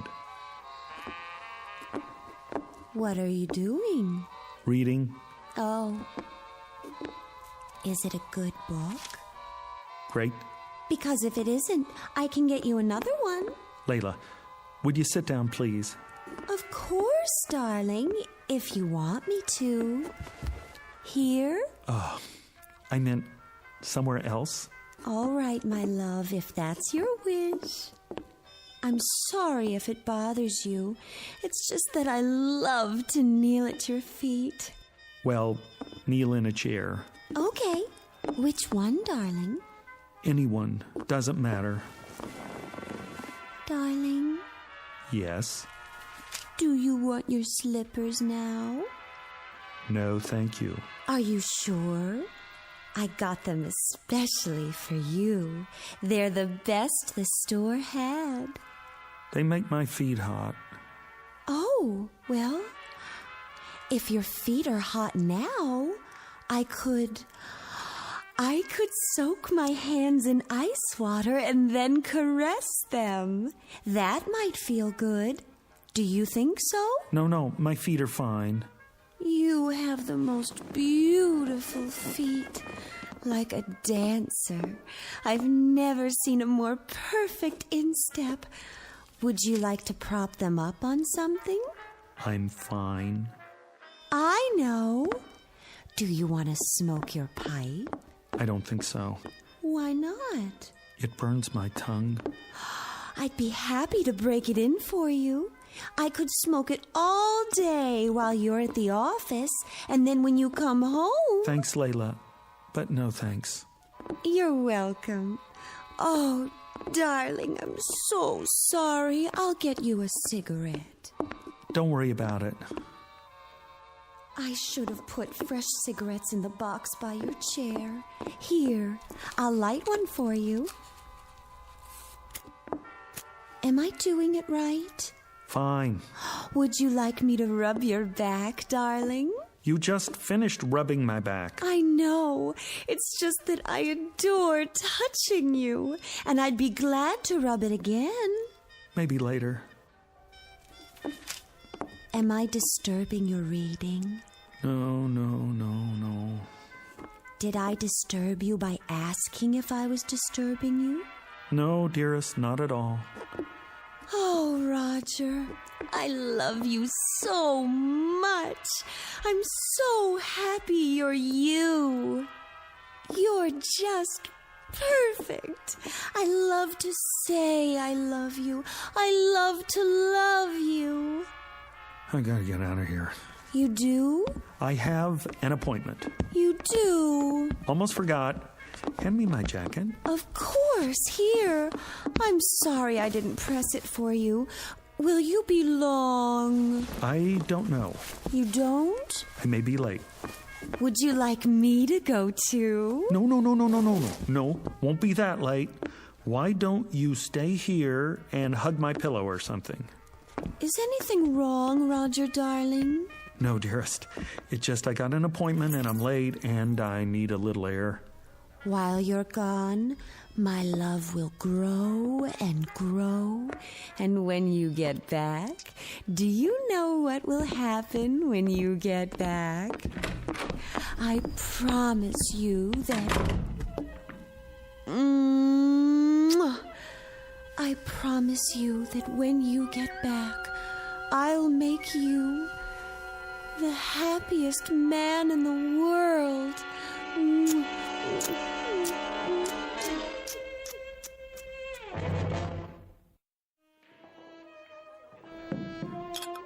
There you go, buddy. Thanks. It's too bad it's not a happy hour. You're running up quite a tab. Happy hour. Haven't had one of those in 6 months. Let me guess. Your old lady? That's just it. She's not old. She's young and beautiful. Perfect face, perfect figure. What's to complain about? I don't have any complaints, except that she's too perfect. Huh? Waits on me hand and foot, sees to my every need, ready to drain off my tension at a moment's notice. Nice work if you can get it. Hey, take my advice. What's that? Sit back and enjoy it. Ain't everybody's got what you got. Guys would kill for that. Luck had nothing to do with it. How do you mean? What, you make a deal with the devil or something? Sometimes I wonder. That's it. Maybe I did. Maybe I did after all. Where is this guy so I can make a deal myself? Here's a piece of advice for you. If anybody says he's got the solution to your problem, tell him to get lost. Keep the change. Thanks, buddy. See you next time. I doubt it. With any luck, there won't be a next time.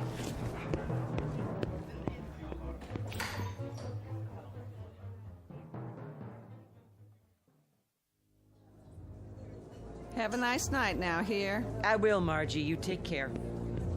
Excuse me. Be just a minute, sir. There's room at the counter. Hello? Yes? You remember me, don't you? Can't say that I do. You must.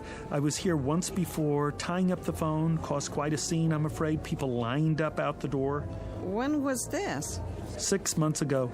Exactly. You don't say. Been in here much since then? Not once. I didn't think so. I was desperate to make a call, you see. I kept standing at the payphone, dialing over and over again, and everyone got terribly irritated. It happens sometimes, but I can't say I remember you. Listen, there was a man here that night, middle-aged, carrying an overcoat and a package. He said he was late for a meeting uptown. He bought his way to the front of the line, and when I finally left, he gave me some advice. Handed me his business card, this one right here. What's this now?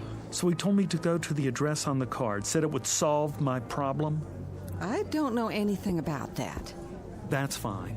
What I want to know is, do you remember the man? Is he a regular customer? Because if he is, I have to find him and ask him what happened to his problem and what he knows about the address on this card. Anything at all. Sorry, mister. I can't help you. People come and go all the time. Could have been anyone. Then at least keep the card. And if you ever see a man trying to give out one like it, grab it, tear it up. You can't imagine how much grief you'll save some poor soul.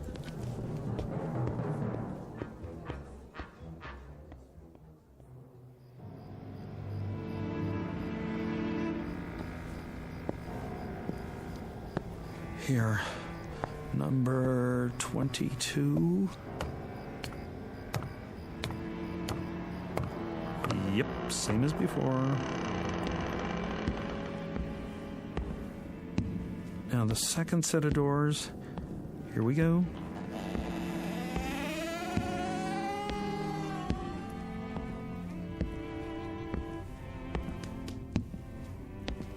Hi there, Professor. Yes. I've been expecting you. You have? Yes. If not later, then sooner. So you remember me? I never forget a face. I rather thought you'd like to hear how things turned out. Oh, I know how things turned out. That potion really works.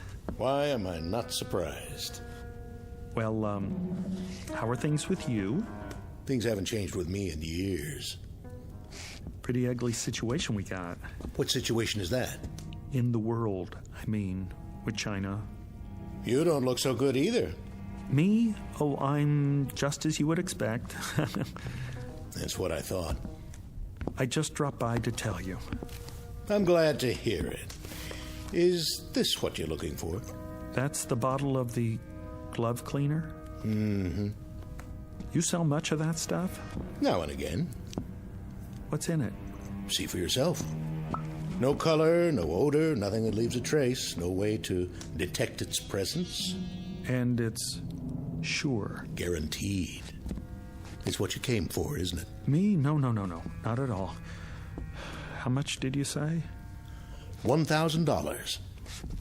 And it's painless. Of course, it's perfect for its purpose. The only thing of its kind in the world.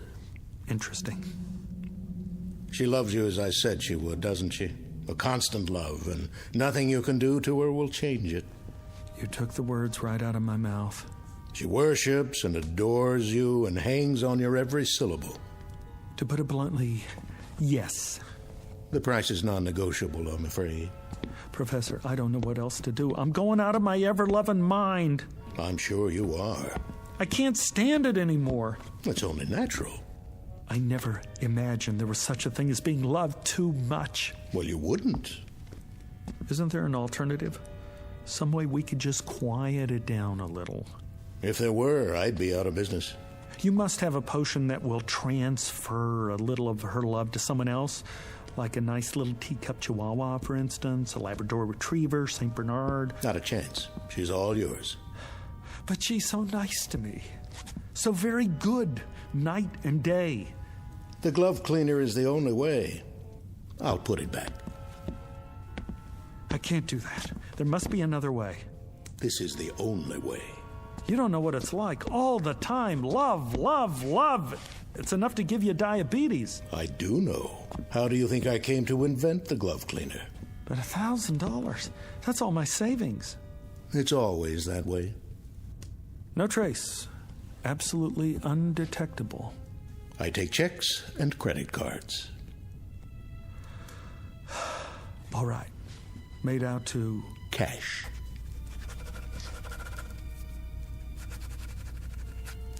One thing I must caution you about.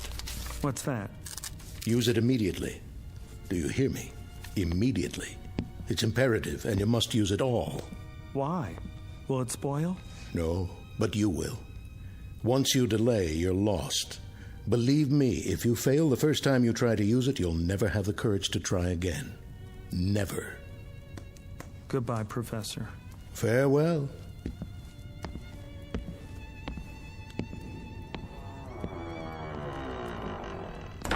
It never changes. First the stimulant, then the chaser.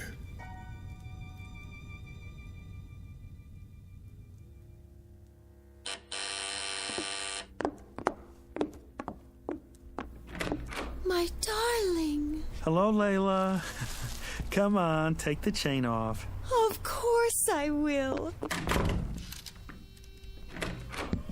Oh, Roger, I'm so glad to see you. I know you are. Why, look what you've brought me. Oh, I thought we ought to have a party. Just the two of us. After all, not every couple stays married for 6 whole months. Roger, what a lovely surprise. You said you might be late, and instead you come back with champagne and flowers. I'll put them in water. Later. I'll get the glasses. Can't have a party without glasses. It's just like the first time. Only tonight you don't have to beg to stay. Why don't you sit over on the couch? I'll open the champagne. Go on. If that's your wish. Do you want candlelight? It would be so romantic. Let's have candles, all right? Sure. Candlelight, schmandlelight. Anything you say. Oh, darling, it's so wonderful being married to you. I've never been so completely happy in my whole life. I live to love you. Only you. That's nice. That's nice. Really. Do you need any help? No. I'll serve you.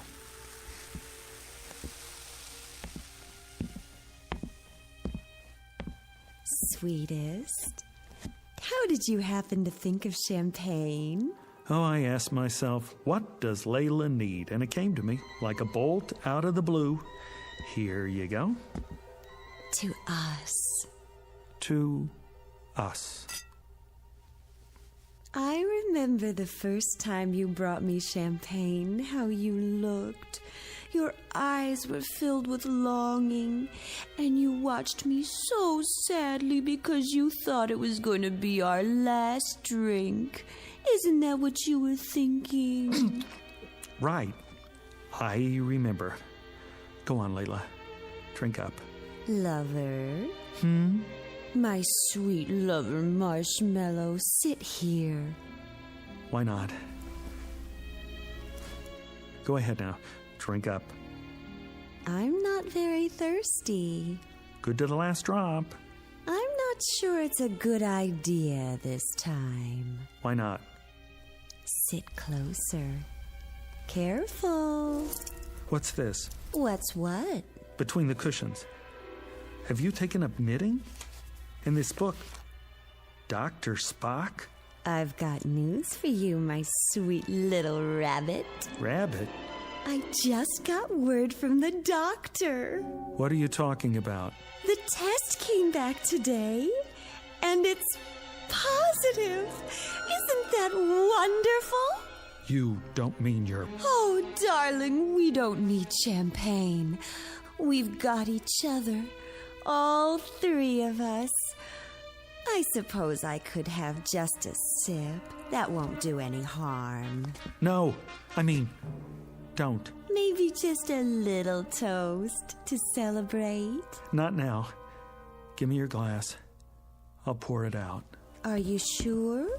I'm sure. I couldn't have done it anyway. I could never have gone through with it. Think of it, darling. This is only the beginning. We're going to be even happier than we are now. And it'll go on like this for the rest of our lives. Yes.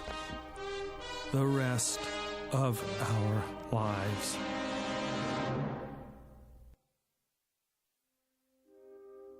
Mr. Roger Shackleforth, who has discovered at this late date that love can be as sticky as a vat of molasses, as unpalatable as a hunk of spoiled yeast, and as all-consuming as a 6-alarm fire in a canvas tent.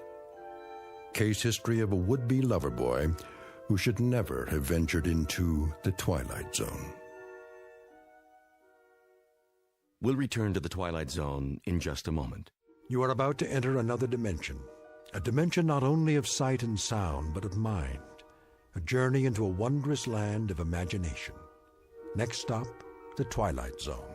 Hi, this is Stacy Keach. I'd like to take a moment to tell you about our Twilight Zone website at twilightzoneradio.com. At twilightzoneradio.com, you'll find the latest information on these Twilight Zone radio dramas, including behind-the-scenes photographs, plus the newest product releases, trivia contests, ways to contact us, other Twilight Zone-related info and merchandise, plus links to other fascinating websites. So make your next stop twilightzoneradio.com. Visit twilightzoneradio.com to purchase these Twilight Zone radio dramas on cassette and CD, or call toll-free 1-866-989-ZONE. That's 1-866-989-9663.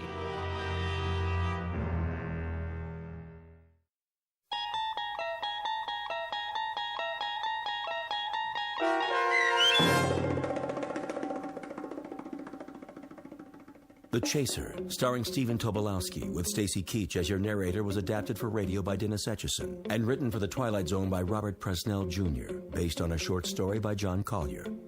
Heard in the cast were Michelle Graff, Roderick Peoples, Joby Cerny, Doug James, Jeff Lupetin, Carl Amari, Roy Melanzi, Meg Falcon, Jennifer Laterio, Linda Reiter, Peggy Roeder, and Craig Harris. The producers of The Twilight Zone wish to thank CBS Enterprises and the Rod Serling Estate for making this series possible. This copyrighted radio series is produced and directed by Carl Amari for Falcon Picture Group. Sound design and custom Foley effects for The Twilight Zone by Cerny American creatives Bob Benson, Craig Lee, Michael Slaybach, and Matt Sorrow. To learn more about the Twilight Zone radio dramas and to contact us, visit our official website at twilightzoneradio.com. Doug James speaking.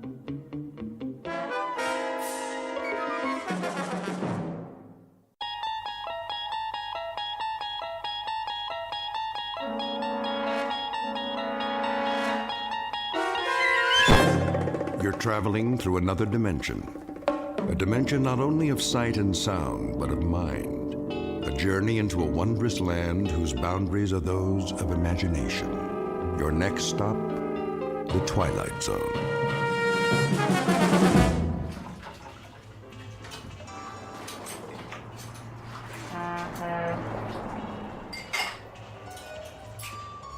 All right. Everybody ready? For what? The evening rush. That's a laugh. What do you mean? It's that time of day. Truckers, moms, and dads, everybody gets hungry. They have to eat before they get to Vegas, don't they? Fix your hair and get your uniform on straight. Nobody's been in here for 2 hours. And that was for a donut and a cup of coffee. We'll be lucky if anybody stops between now and closing. You've got some attitude, Kitty. Well, do something. Fill the napkin holders, get setups on all the tables. Look at this salt shaker. It's half empty. You never give up, do you, Ace? Give up? You kidding? The Happy Days Diner is my livelihood. Yours, too. And don't forget it. All a question of attitude. You gotta think positive. How's that floor coming, Jimbo? There wasn't too much to sweep. Third time I've done it today. Good, good. People like a nice, clean place. I found one French fry and a matchstick by the payphone. You know, Ace, maybe you ought to ease up, sit down, take a load off. Ease up. We got to be ready for them when they start coming in. Well, I don't know if anybody is coming in. What are you talking about? He's right, Ace. The truckers like to stop at big gyms now. And the families, they all go to that chain restaurant by the state line. We'll get them back. You'll see. All we need's a new sign. Some specials on the window. You know how to write with a paintbrush, Jimbo? Big letters they can read from the highway? I guess so. Then you can start on it in the morning. Till then, keep your attitude up. That's what makes the difference. Positive thinking. Get a nice, clear picture in your mind. A big rig's on his way here now. He knows he can't make it without stopping. He sees us, pulls off. He's got a wad of cash big as a hole in his stomach.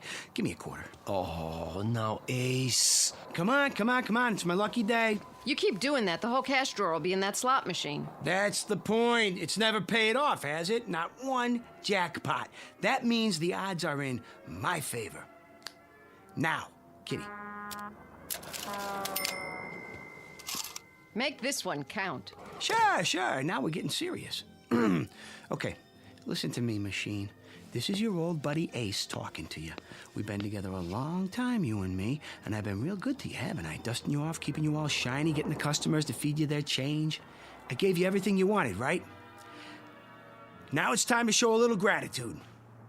You talk to that slot machine like it's got a brain. Oh, it does, a memory at least. And the time's come to pay off.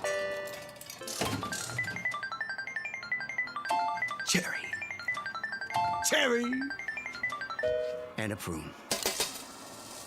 Well, at least I doubled my money. Take my advice. Hold on to them. That's 100% profit. Nah, I'm just getting her warmed up. Okay, sweetheart, you had your fun. I'm warning you for the last time. Pay up or get out. Ace? Don't bother me. Ace, I think we've got a customer. Yeah? Yeah! Hey, a big rig, just like I said, see? You were thinking of it, weren't you, Jimbo? Like I told you to. Oh, I don't know, Ace. I might have been... Sure you were. Mind over matter. That's the ticket. It's all in the concentration. Well, what are you waiting for? Go in the kitchen, put the soup on, heat up the grill. We got ourselves a live one.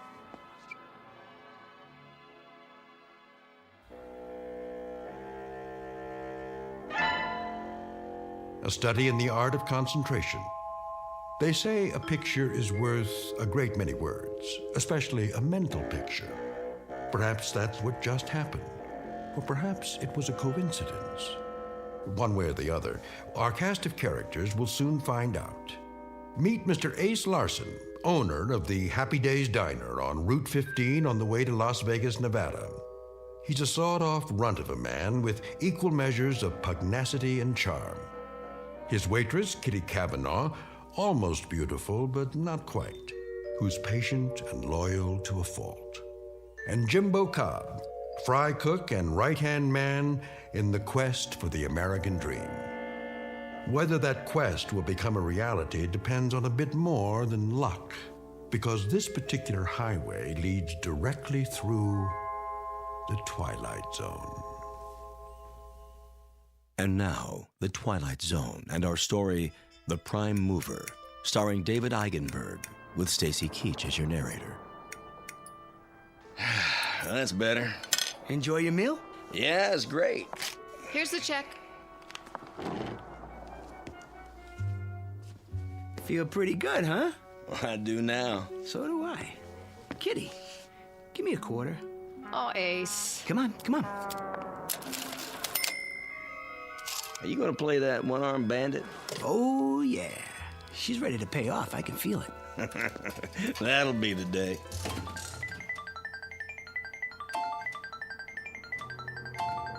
One lemon and 2 prunes. See, you know what I tell you? You got to watch yourself with those things. You take it too serious, you'll blow a gasket. Very funny. Here's for the food. You keep the change. Why, thank you. Wait a second. Yeah? Flip you double or nothing for the meal. You sure like getting kicked around, don't you? Never mind what I like. Double or nothing. What do you say? I don't know if that's such a good idea. Quiet, kitty. Is it a deal? Okay. All right. Got a quarter? Yeah, I think so. Look, Ace, you always have to... Listen to her, Ace. Don't you think we Come ought on, come on. A guy can't keep losing forever. Here we go. Call it. Heads. Heads it is. Thanks, buddy. I don't believe it. No sale. You come back now. I sure will. Seeing as how that's my lucky quarter, I guess I better hold on to it. Go ahead. And while I'm at it, might as well give Lady Luck a whirl.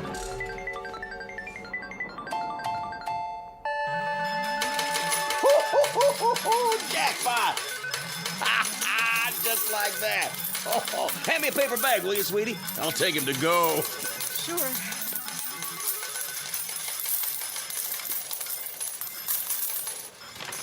I don't believe it. What's the matter? Would you mind hurrying up? Sure. Oh, hey, I got a tip for you. Yeah? You gonna give me a cut? How much you figure? No, lay off the gambling. Nothing good ever came of it. You have a nice day now.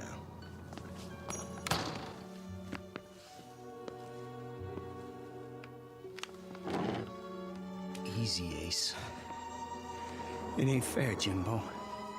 It just ain't fair. Oh, don't take it so hard. That's easy for you to say. Maybe your luck will change. Yeah. Maybe I'll get electrocuted or something. Night, boys. Where are you going? Home and to bed. Any objections? Nah, honey. I wouldn't blame you if you quit. I can't. You owe me 3 months' salary. So long, you big-time operators. Be careful going home now. Will do. Gee, what a nice girl, huh? Yeah. Too nice. Ace, how come you and Kitty don't get married? On what? With what? I got a little saved up. You could use that. A little ain't enough, Jimbo. A chick like Kitty deserves the best. And the best comes high. Well, we could fix up the back room, make it real nice, just for now. Oh, then where would you sleep? Don't worry about me. I could take care of myself. Sure you can.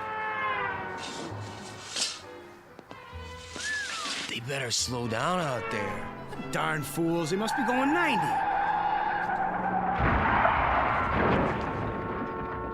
What in the... Jimbo, we gotta do something, quick!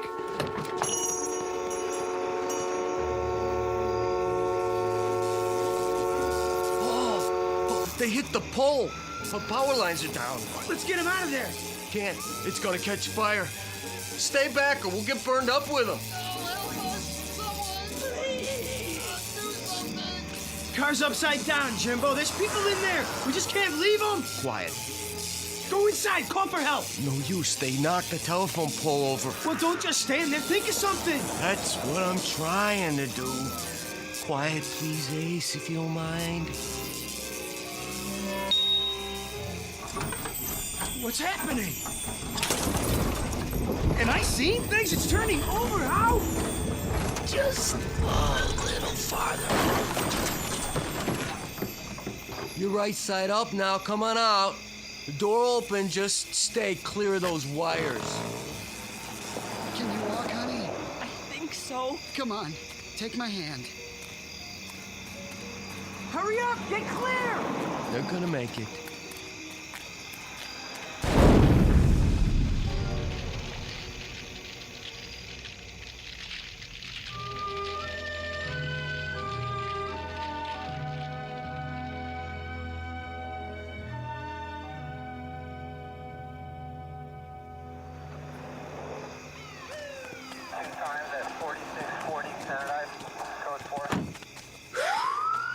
They're taking him to the hospital.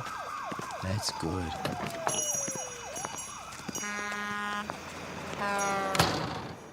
They're gonna be okay, the doc says. A few broken bones, nothing too serious. Thanks to you. Oh, what are you talking about? Jimbo. Yeah? How'd you do it? Do what? You know, that business with the car? Lifting it up and turning it over without even touching it? Even with the sparks and all? From 30 feet away? How, Jimbo? Oh, come on, Ace. Let's forget about it. I can't forget about a miracle, not when I seen it with my own eyes. Ace. Okay. I mean, if you want to keep secrets from me, I mean, that's your business. I'm just going to turn in early anyway. I mean, just don't snore tonight. It's tight quarters back here, and...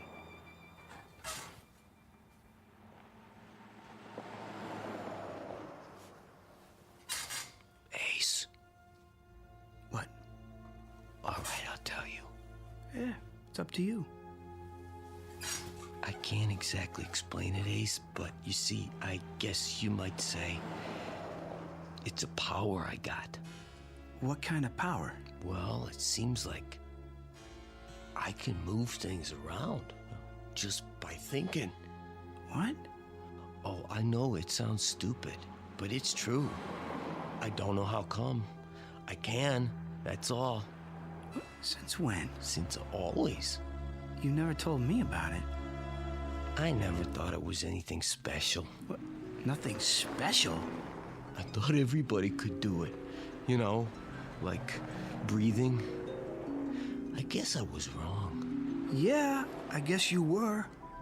How come I never seen you do it before? Oh, I had to give it up. Why? Well, you know. No, I don't. Why don't you tell me? It got me in a lot of trouble at school. Besides, I started getting these real bad headaches after. Like now. Jimbo? Could you do it again? Sure, I suppose. Like right now? Yeah, but...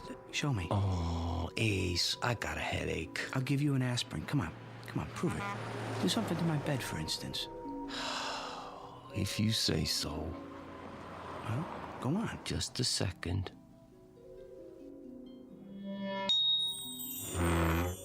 It's lifting up off the floor. I can see under it. Oh, sorry, Ace. I'm pretty tired. Jimbo, listen. Could you move something small, like a quarter, maybe? Oh, that's easy. Give me one, then. Here you go. Make it come up heads. Okay. Heads! That's not hard. How about, say, a pair of dice? Smaller the easier. Here, let's give it a try. What did you get? A 4 and a 2. Now, make it a 7. You did it! He did it! What's the joke? There's no joke. I just feel happy. What for? Oh, you big stupid jerk! See, 4 years working in this crummy joint, beating our brains out, and we could have been living like kings. We could? How?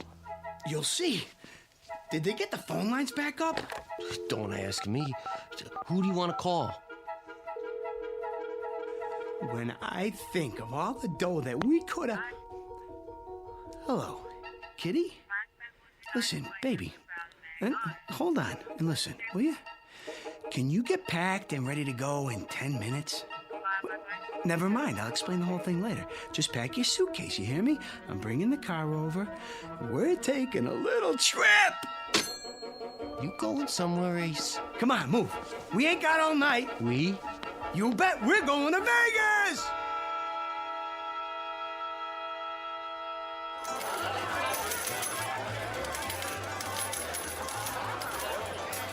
Cigars, cigarettes.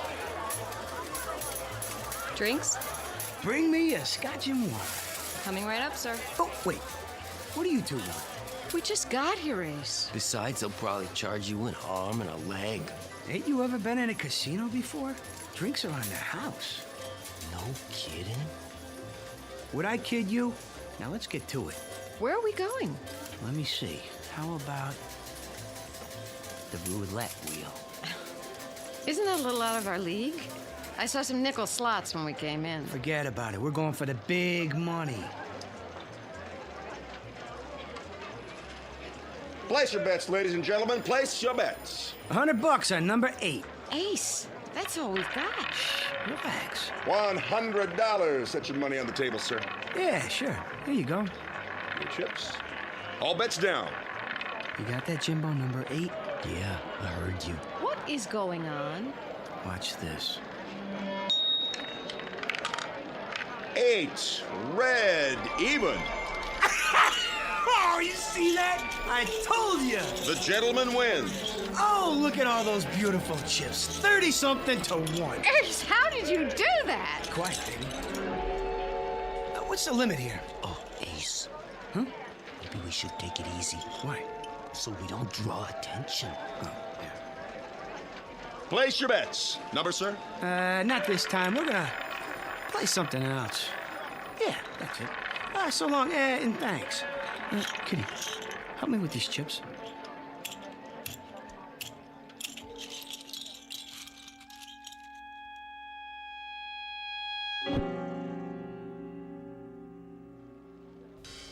Seven craps, line away. Excuse me. Mind if we get in here? That'd be my guess. This table's cold as ice. It is, huh? Well, let's see if we can change that. New shooter. Dice, sir? Sure. I'll give it a shot. But you don't even know how to play craps. Quiet, kitty. Well, do you? I know plenty. You ain't seen nothing yet. New shooter coming out. Here we go. Hey, Jimbo, where are you? Right here, Ace. Hey, good. That's good. Just a minute, sir. What's the matter? You need to have a bet down. Oh, yeah. Kitty, give me those chips. Put them on the table right in front of me. Not all of them. Just do what I say. Line bet? Yeah, why not? $200 limit. Then spread the rest of them around. Play some numbers? Sure, all of them. And give me 2 4s. Hard way 8. And a 6. Let me see. 4, 10. All the hard ways. Got that, Jimbo? Yup, I got it. Then here we go. Everybody ready? Let's roll them. Scooby-Dooby-Doo! 8's the point. Here's for your hard ways, sir. Same bet? You got it. Let him ride. Scooby-Dooby-Doo! And hard 10. Another frontline winner. Oh, yeah. Shovel them my way, boy. Just shovel them over. I don't believe it. He won again. That's 17 passes. I never saw anything like it. It's every proposition there is. Move over. I gotta get in on this. Give me double 6s this time. Sweetheart, don't you think we should quit now? Quit? What are you talking about? But your luck's bound to change. No chance. Jimbo and I got a system worked out, don't we, Jimbo, huh? Ace. Hey, what's the horn bet? I ain't played that yet. Ace, I gotta take a break. Are you out of your mind? We're just getting started. I gotta. My head's killing me. It is? I'm not kidding. Okay, Jimbo. Okay. I wouldn't want you to burn out. Going to roll the dice, sir? Nah, not this time. My arm's getting tired. We'll just cash these in. Oh, did you hear that? They ought to shut down the table till he comes back. I'll change your chips up for color.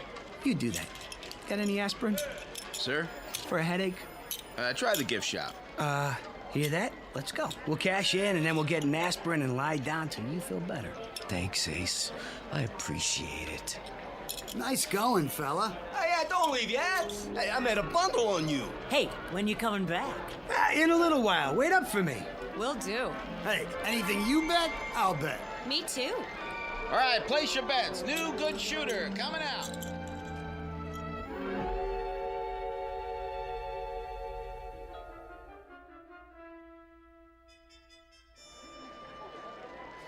$17,600, $7,000, $8,000, $9,000, $220,000. Thanks, babe. Jimbo, help me carry it. Are you staying at the hotel, sir? Maybe, maybe not. What's it to you? I was just going to suggest they have a safe in the office if you're a guest. Don't worry about it. I like to keep a little petty cash on me. You know what I mean? Of course, sir. Yeah, see you, Toots. Don't wave it around like that. Not bad, huh? For starters. You did pretty good, I guess. Pretty good. We've got more money here than I've ever seen in my life. Headache go away? Not yet. Then we better do something about that. Cigars, cigarettes, chewing gum. Got any aspirin? Let me see. Bromo, candy bars. Here, aspirin in the 2-pack. Great. Oh, I'm afraid I can't change a bill this size. Oh, who asked you to? Why, thank you, sir. Don't mention it. Ace, that was a $50 bill. So? Plenty more where that came from. Let's see what kind of rooms they got in this dump.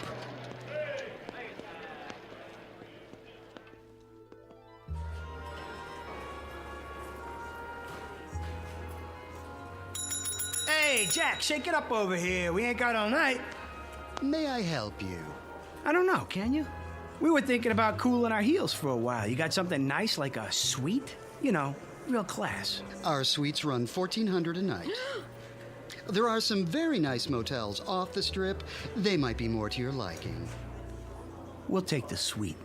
I beg your pardon? The biggest one you got. That will be cash in advance? Sure. This enough? Yes, sir. Your name? Benjamin Franklin. All three of us. Yes, Mr. Franklin. Right away. Bellboy.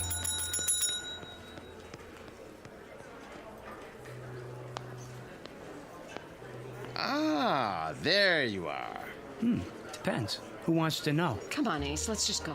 I'm the manager. The pit boss told me about you. He did, huh? We'd like to be sure you're taken care of. Thanks, but we just got a room. Nonsense.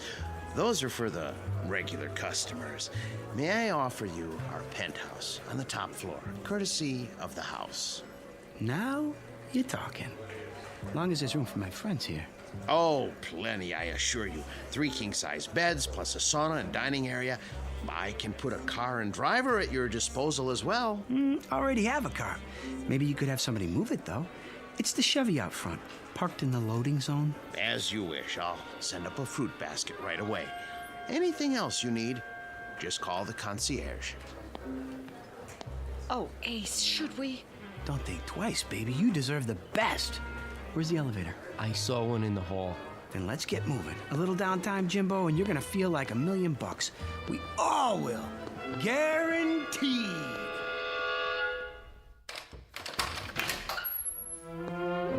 This is more like it, huh? It's beautiful. Is this all your luggage? Yeah. Here you go, Junior. Go buy yourself a pair of roller skates and pick me up some toothpaste, toothbrush, and all that jazz. This ought to cover it. Thanks.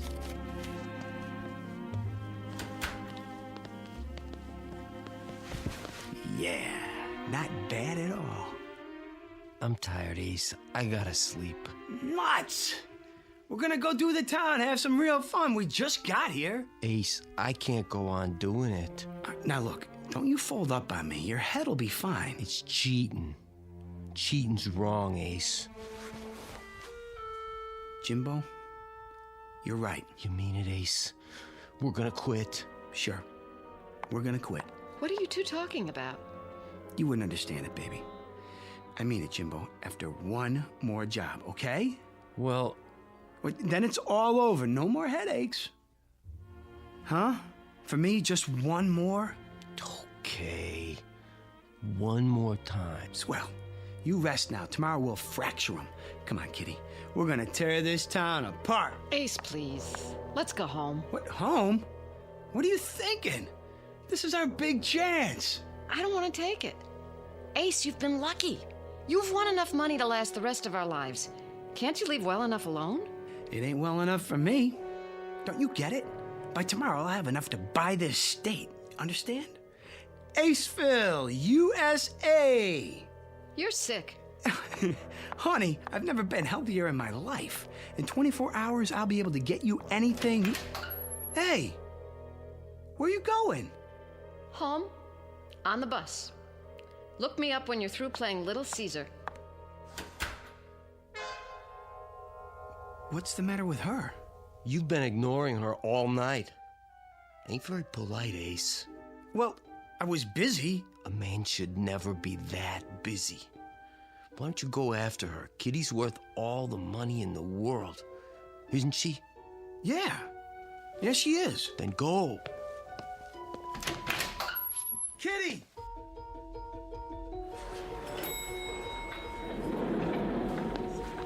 Kitty? Kitty! Cigars, cigarettes. Oh, hi. Something wrong? No, nothing at all. It's... What's your name? Sheila. Sheila, how would you like to quit this crummy job and work for me? Doing what? Spending money. Well? Gosh, I don't know. Here's a little advance. Say, $1,000? When do I start? Right now. We'll have a ball. We'll... Everything all right here? I'd like to hire your cigarette girl for the evening. That be okay? Why, I suppose. This help you make up your mind? Yes, I'm sure it will be. I thought so. Oh, one more thing. Who's the biggest gambler in town? Let me see. I mean big. No limits. I believe Mr. Nolan is visiting us this week. Big Phil? Yes.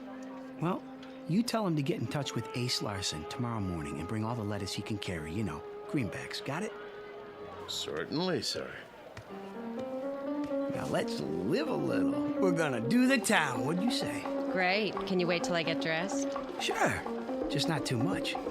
Nice and easy does it.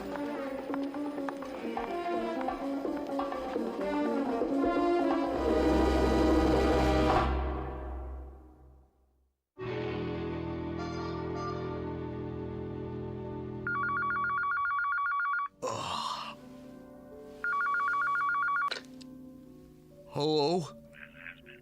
Yeah, he's here. Just a minute. Ace, you're wanted by the... Who's calling? Mr. Nolan? I'll tell him. Ace? Let me alone. Phone call, Ace. Mr. Nolan. Oh, yeah. No, I'll take it in here.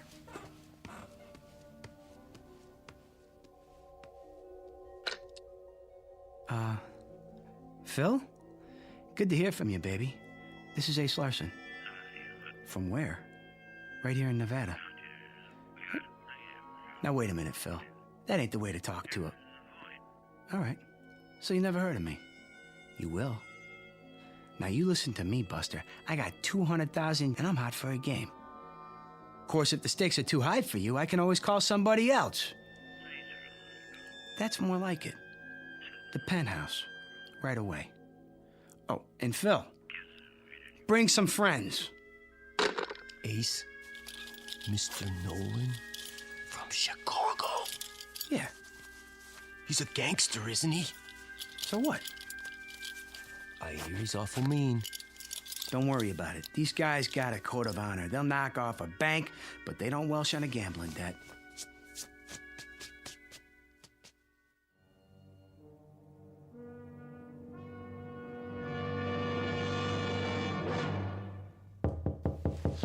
Get the door, Jimbo. Don't keep the gentleman waiting. You Larson? No, sir. My name's Cobb. Come on in, Phil. I'm Ace. Who are your friends? Let's see the stuff. Jimbo. Sure, Ace. I put it in the suitcase.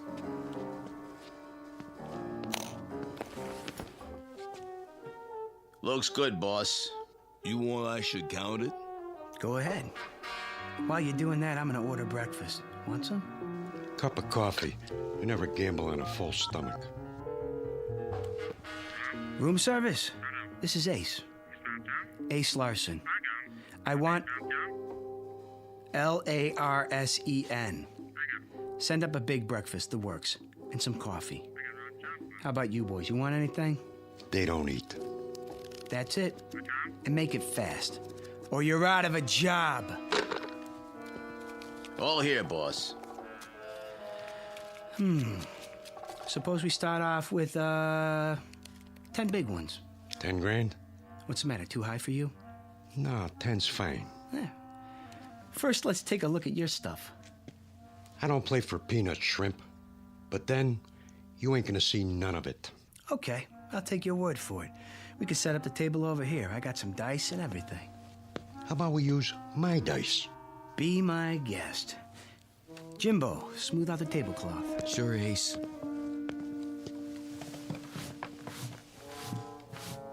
I'm shooting for a natural. How does 7 sound, Jimbo? Think I can make it? I'd say so. All right, then. Scooby-Dooby-Doo. And 7 it is. I guess that means I win. Huh, fellas? This time. One more. Shooting for an 11 this time. Yo. 11. 11. Let's see those dice. They okay, boss? Yeah. One thing, Larson. People cheat on me once. Only once. Understand? Absolutely. Now that we got that straight, I'll let it ride. Am I covered? You're covered. Coming out for a point. 8. How much odds you'll give me? How much you want? Say 50 grand. 20. 20 it is. You're on. Here we go. Shooter, shooter. I'm hot today. Sometimes you just can't go wrong. 7! Win a 7 on the come out. Like I said, this is my day. How long you gonna hold those dice? I'm setting them down, but don't worry. They won't get cold. Hi. Sheila, hi. You ready to take me to Lake Mead? Who's the dame? My good luck charm. Any objections? Uh-oh. Ace, can I talk to you for a minute? Come on in, baby. Sheila, these are some buddies of mine. We're playing a little penny ante type game. Stick around. It won't take much longer. Ace, there's something I Come need... and watch. Roll them. You know, this is getting to be a drag. Let's separate the men from the boys, huh? What do you say we shoot the works? Jimbo? Ace, I dump it all out. Now, hold on. What's the matter, Nolan? I thought you were a big operator. You chicken? Hey! Hey, go ahead, Larson. Shoot the works. And where's the dough? My credit's good. Sure it is, Phil. Sure it is. This is the life, huh? Win $1 million, lose $1 million, just like that. Okay, I'm looking for an 11 or a 7. Ace! Don't bother me. Ace, listen. Scooby-Dooby-Doo, and there it is. Load up the suitcases, Jimbo. This game is over.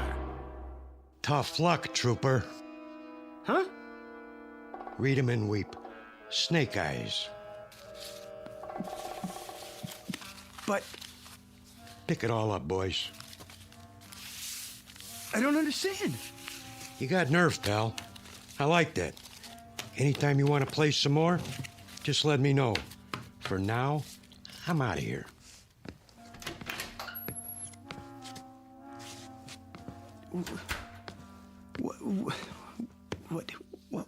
What happened? Sorry, Ace, but I was trying to tell you. I lost it. The power. I can't do it no more. Maybe I blew a fuse or something. You ain't mad at me, are you, Ace? I mean, I couldn't help it.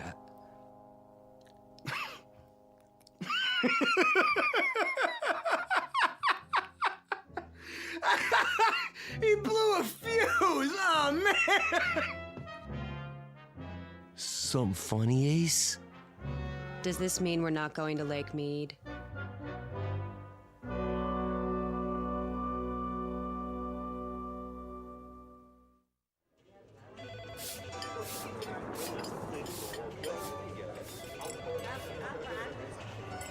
We did okay, Ace. Nice crowd for lunch. Hey, thanks for painting the sign, Jimbo. Don't mention it. These old slot machines sure are heavy. Yeah, you got your end? Yeah, I think so. Now push the dolly. I'll get the door. I guess that's it, Mr. Larson. Good riddance. It's not too late to stop them. What are you talking about? Who needs that hunk of junk anyway? You had it a long time. Too long. It's strictly for suckers. Let it rob somebody else for once. Go on, get it out of here!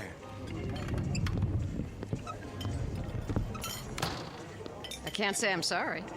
Hey, Kitty, with that thing gone, I bet we could pull in enough every month to... To what? I mean, you know, I ain't any good at this, but you know, you want to get married? Well, I don't know. Jimbo, you have a quarter? Right here. Go ahead. Call it. Heads. Heads it is. All right, Mr. Larson. I'll marry you. Oh, baby. You won't be sorry. What are you standing there for, Jimbo? Get back to work. Sure thing, Ace. Sure thing.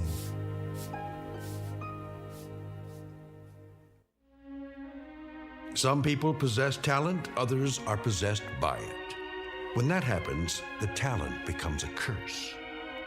Jimbo Cobb knew right from the beginning. But before his friend Ace learned that simple truth, he had to take a short trip through the Twilight Zone.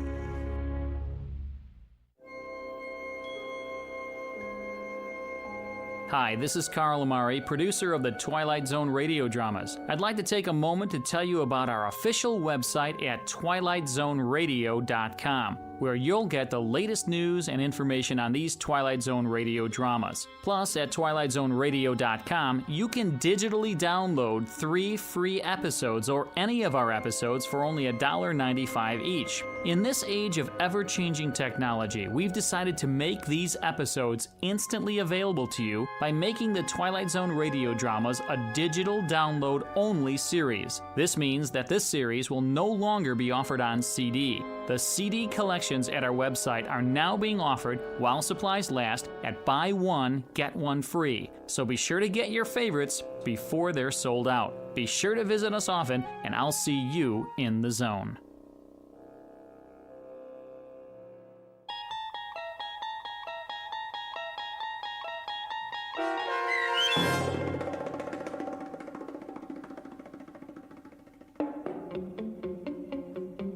The Prime Mover, starring David Eigenberg with Stacy Keach as your narrator, was adapted for radio by Dennis Etchison and written for The Twilight Zone by Charles Beaumont, based on a story by George Clayton Johnson.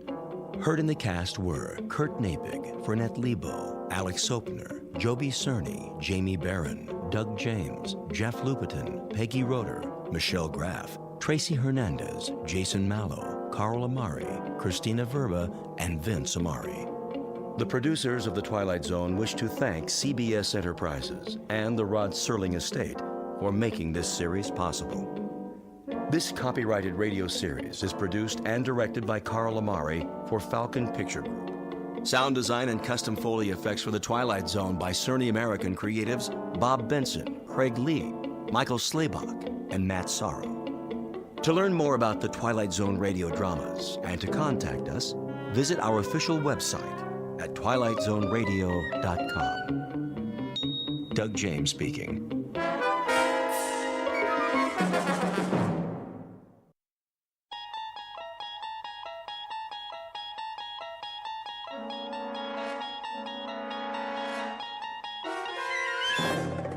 You unlock this door with the key of imagination. Beyond it is another dimension, a dimension of sound, a dimension of sight, a dimension of mind.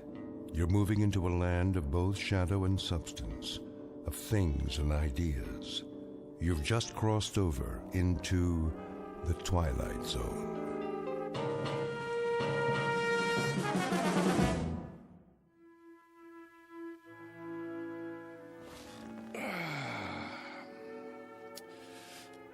Now then, to begin. Recording. Act 2, Scene 1. We open on a wide valley, the Alps in the background, as a ragtag army of men in brass helmets descend, followed by a bunch of elephants. In the foreground is their leader, Hannibal. Make that a herd of elephants. No, strike that. A thundering herd of elephants. Next shot. I need a drink.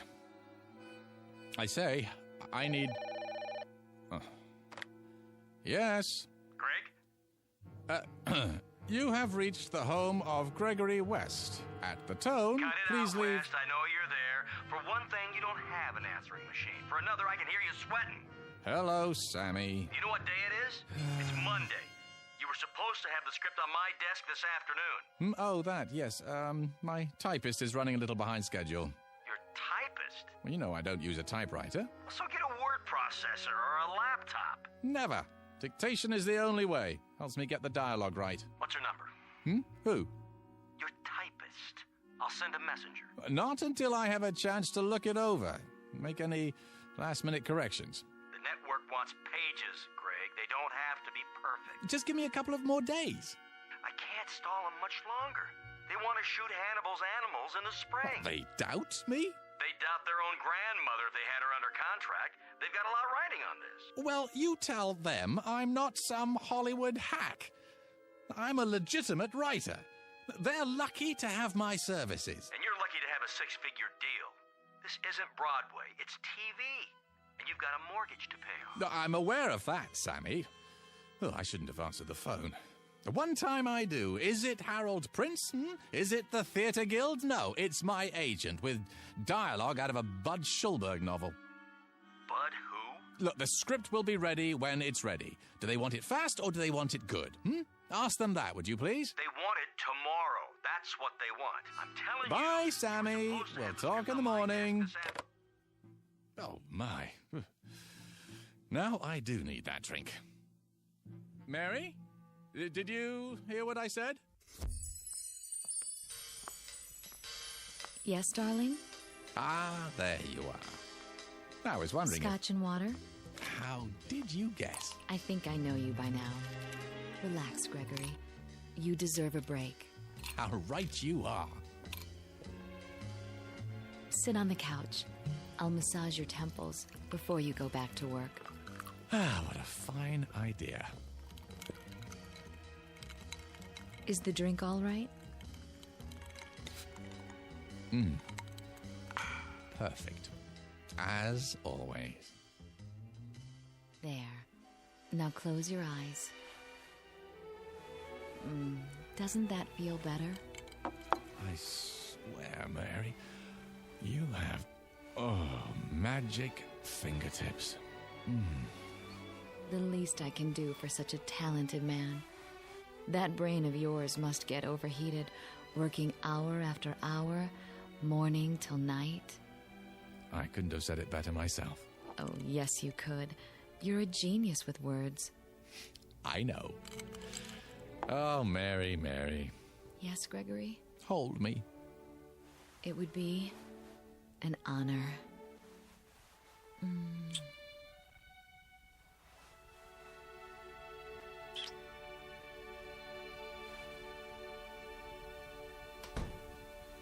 Who's that? Outside the window. I thought I saw... No. Gregory! Not Victoria. Gregory? She can't be home yet. Gregory! How dare you!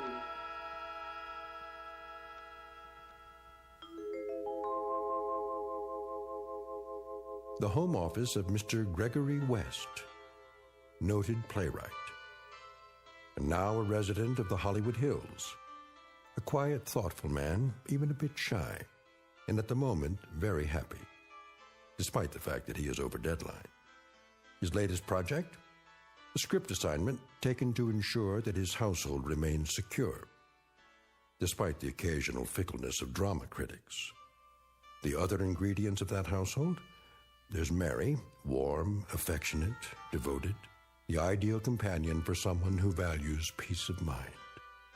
And the final ingredient, Mrs. Gregory West.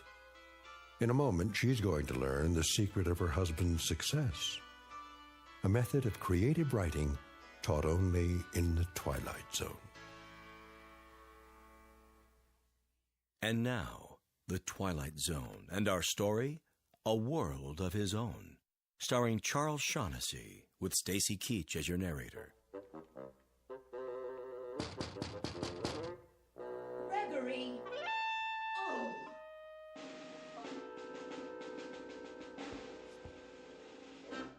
Is she gone? Yeah, for the moment. Are you cold? What?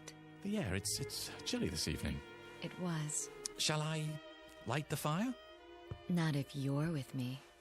You're so lovely. Oh, Gregory.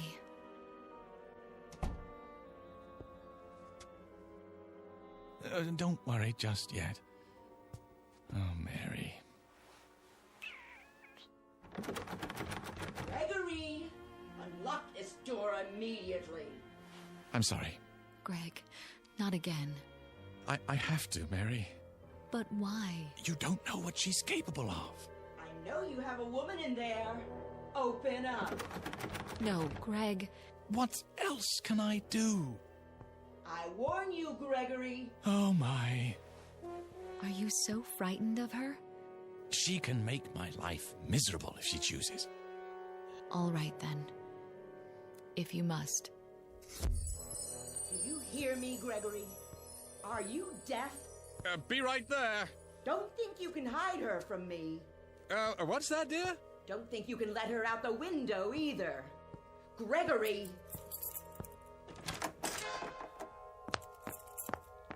Ah, I thought that was you. Where is she?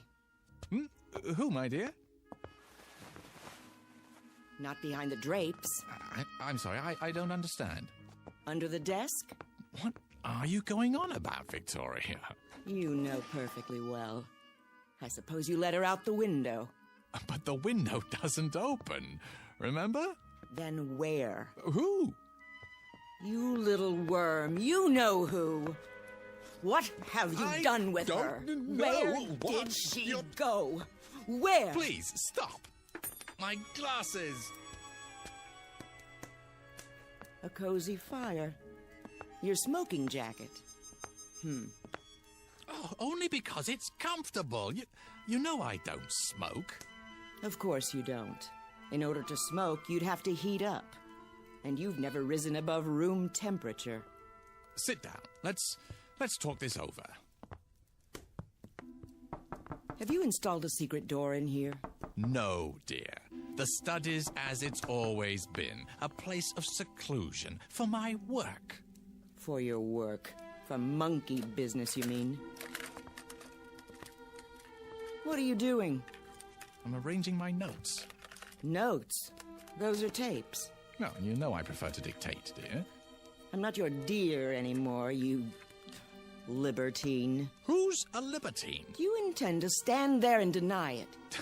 Deny what? That you had a woman in here. Victoria, I never meant Liar. Cheat. Fraud. Victoria! If you force me to do it, Gregory, I'll have this room torn down. Panel by panel, board by board. Why? Don't toy with me. Who's toying? Then you must think I'm handicapped. What? Lacking in all my faculties. The vital functions, like sight. You think I'm blind? Of course I don't. Then how can you refuse to admit it? I stood outside that window and saw the two of you on that sofa there. Don't. Zip it. Shall I describe her to you, Gregory?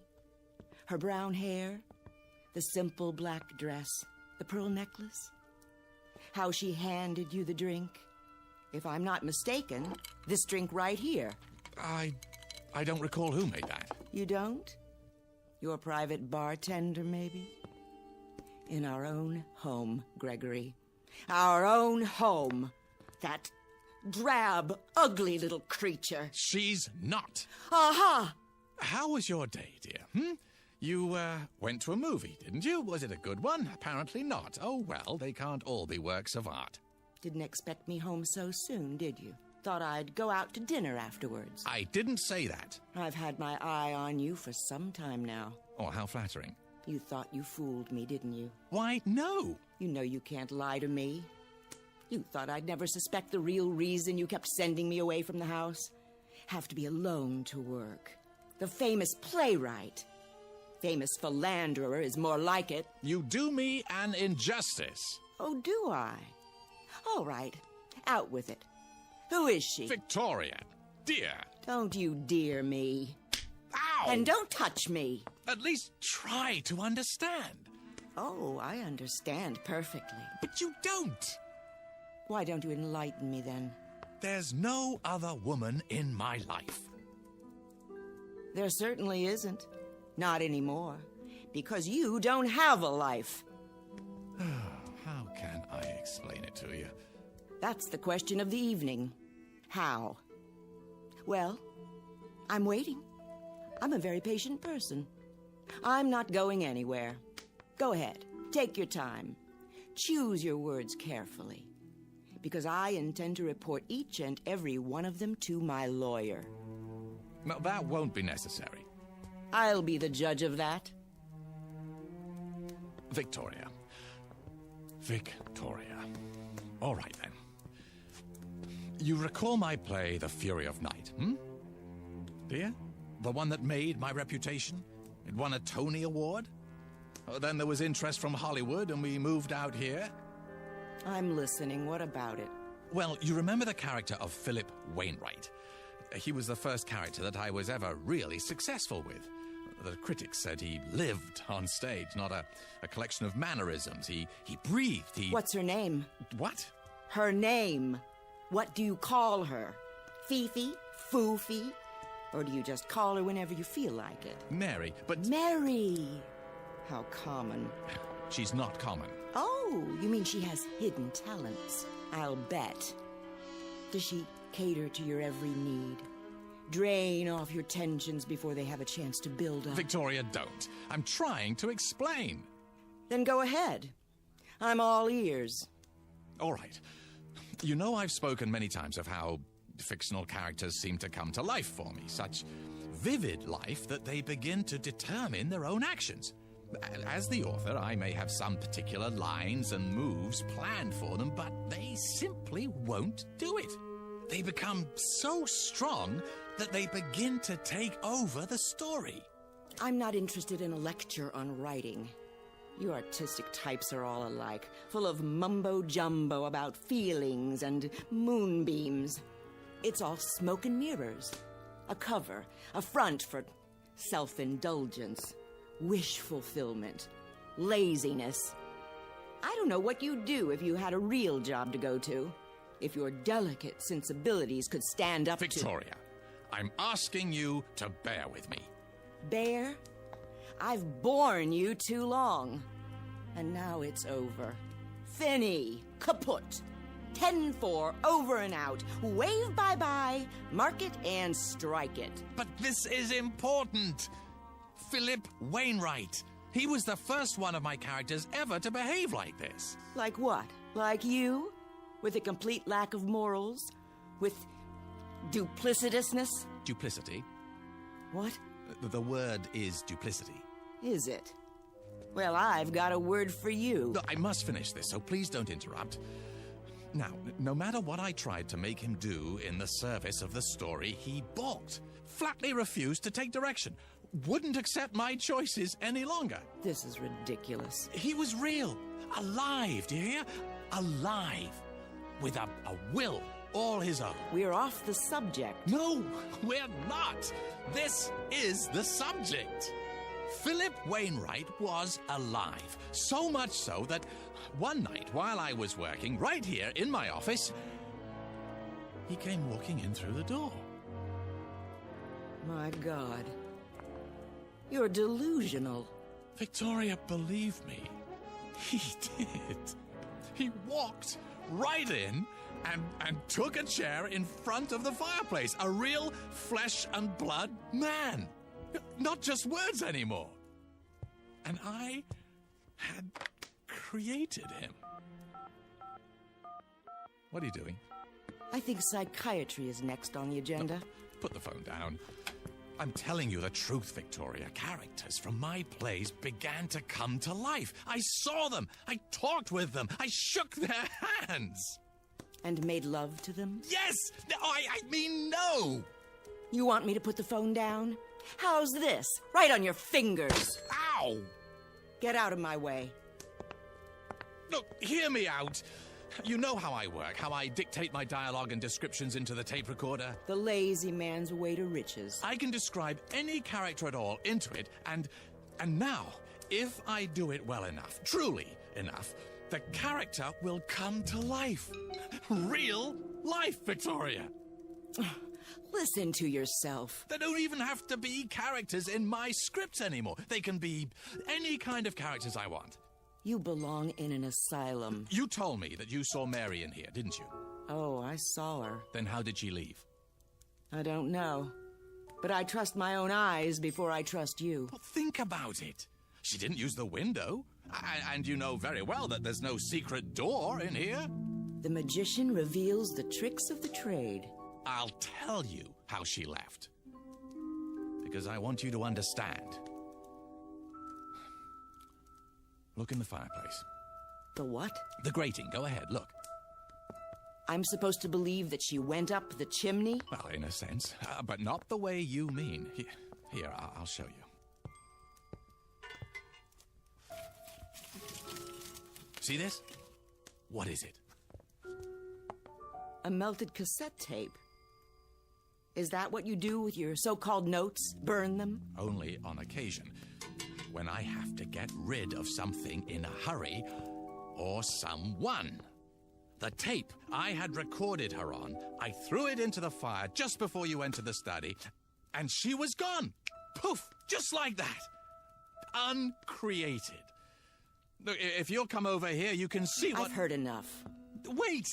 I'm leaving. I'm telling you the truth. Get out of my way. Where are you going? I'm going to have you committed. Look, you've got to believe me, Victoria. What do you think you're doing? Trying to save our marriage. By locking the door? Don't waste your time. It's so simple. Look, I could describe a cat or a dog or any kind of character you wanted, but I assume you'd rather see Mary. Besides, I've created her so often that she's readily available. Oh, is she? Give me that key. No, not yet.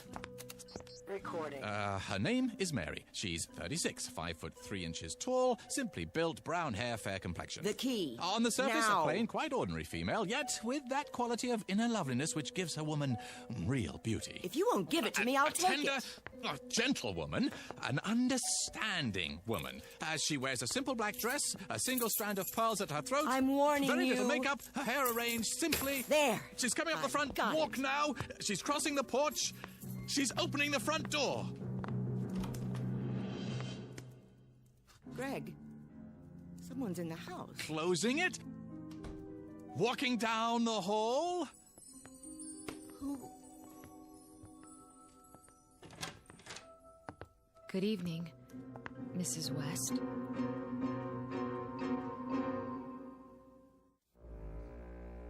Well? She's real. How did you do that? Do what? Bring her here. On cue. Don't you understand? I described her on the tape. You heard me. But why, Greg? Why do you bring me here now? Because... it's a bit tricky to explain. Try. Come in, Mary. Thank you. I'd love to. She asked you a question. I'm trying to think of the best way to put it. Give me a moment, Mary. You do know each other. Oh, yes. Your husband's a wonderful man. What do you want here? There's nothing to be afraid of, Mrs. West. I'm here because it's Gregory's wish. It's not mine to doubt him. Doubt him?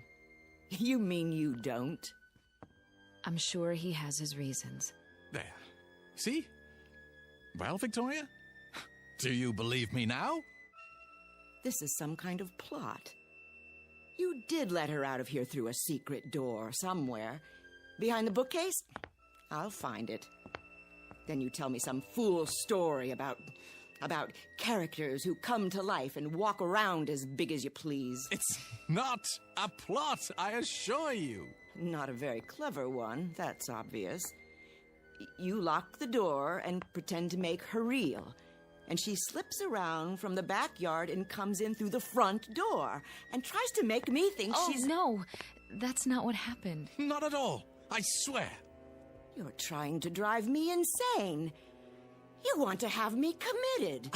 I only did it because you said you were gonna have me committed. Oh, no. You want to get rid of me so you'll have our property all to yourself.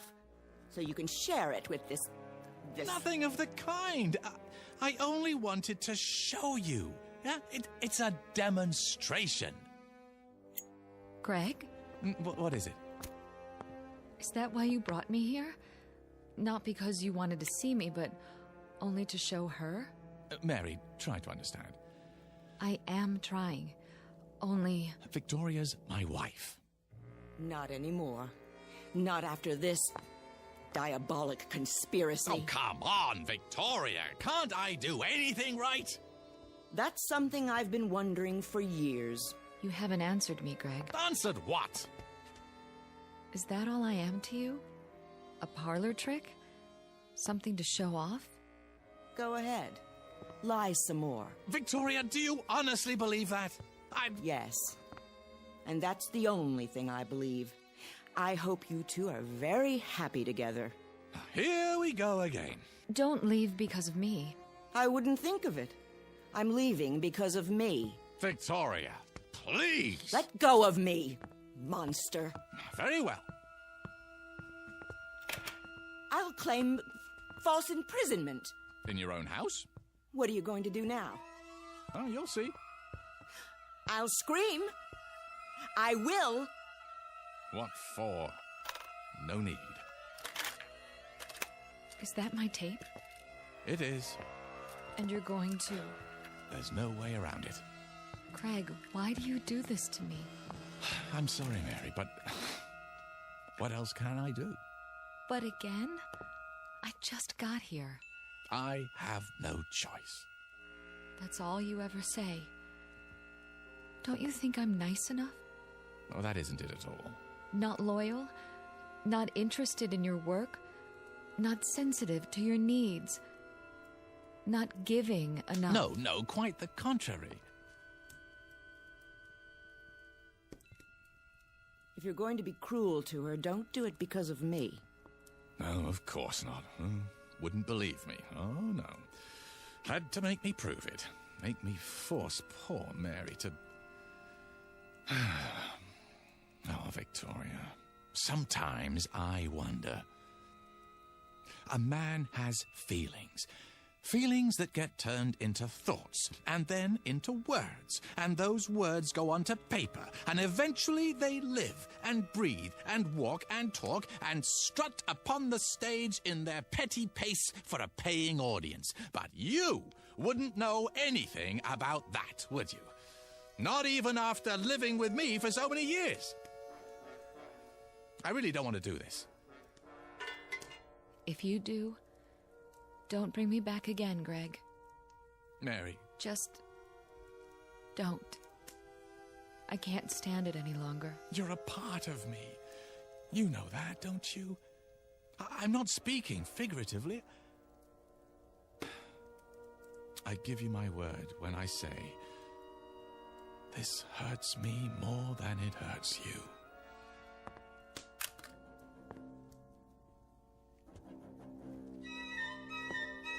I'm so sorry, Mary. But she is my wife. I understand. I suppose.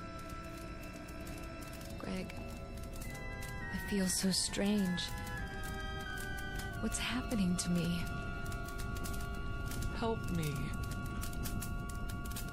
Greg, help me.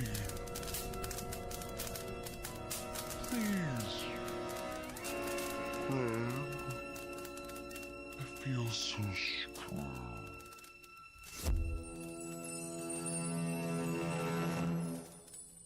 What happened to her?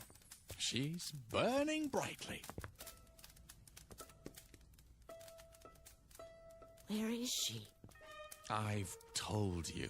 But where? Oh, don't you believe me yet, Victoria? Where did she go? I uncreated her. No. That poor woman. Come here. It's all right, dear. But Shush. Hold on to me if you like. what have you done? It won't happen anymore, I promise you. I'll never do it again. I never would have done it in the first place if I hadn't been so lonely. It's just that you're so perfect, Victoria, in so many ways. So impeccable, so flawless. You make me feel inferior. Really, Gregory? I can't help what I am. Well, maybe not, but that's why I created Mary. I didn't do it to insult you. I just wanted a little company, that's all. Someone who wouldn't judge me and find me wanting. Someone I could talk to, someone I could feel comfortable with, instead of like a worm. You do understand, don't you? This has been a small sacrifice for me, and a giant step for the institution of marriage. What are you doing now? What else can I do? Return to work. Burn the midnight oil. And all for a paycheck to maintain the lifestyle you so richly deserve. Another tape, another dollar.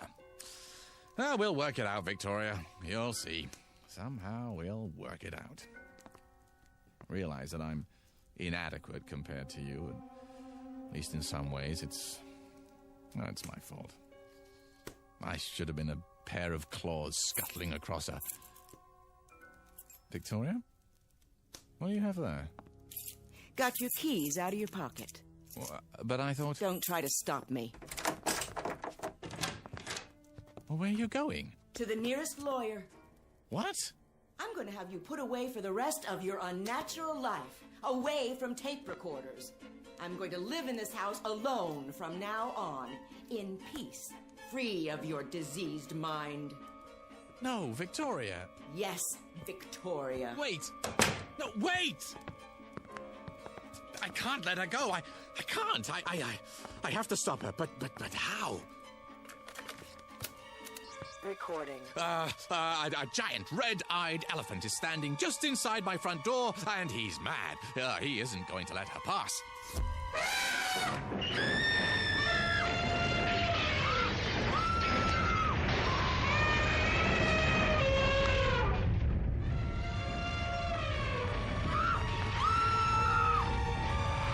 Something the matter, dear? Get that elephant out of my hall!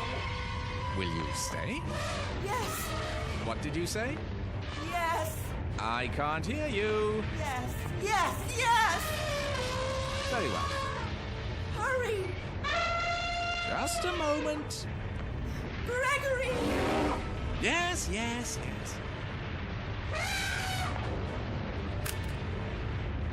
I can't hold the door.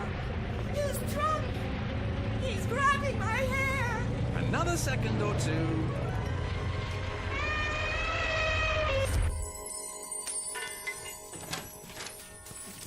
There. You're mad. You shouldn't have said those things, Victoria. What things? You'll stay now?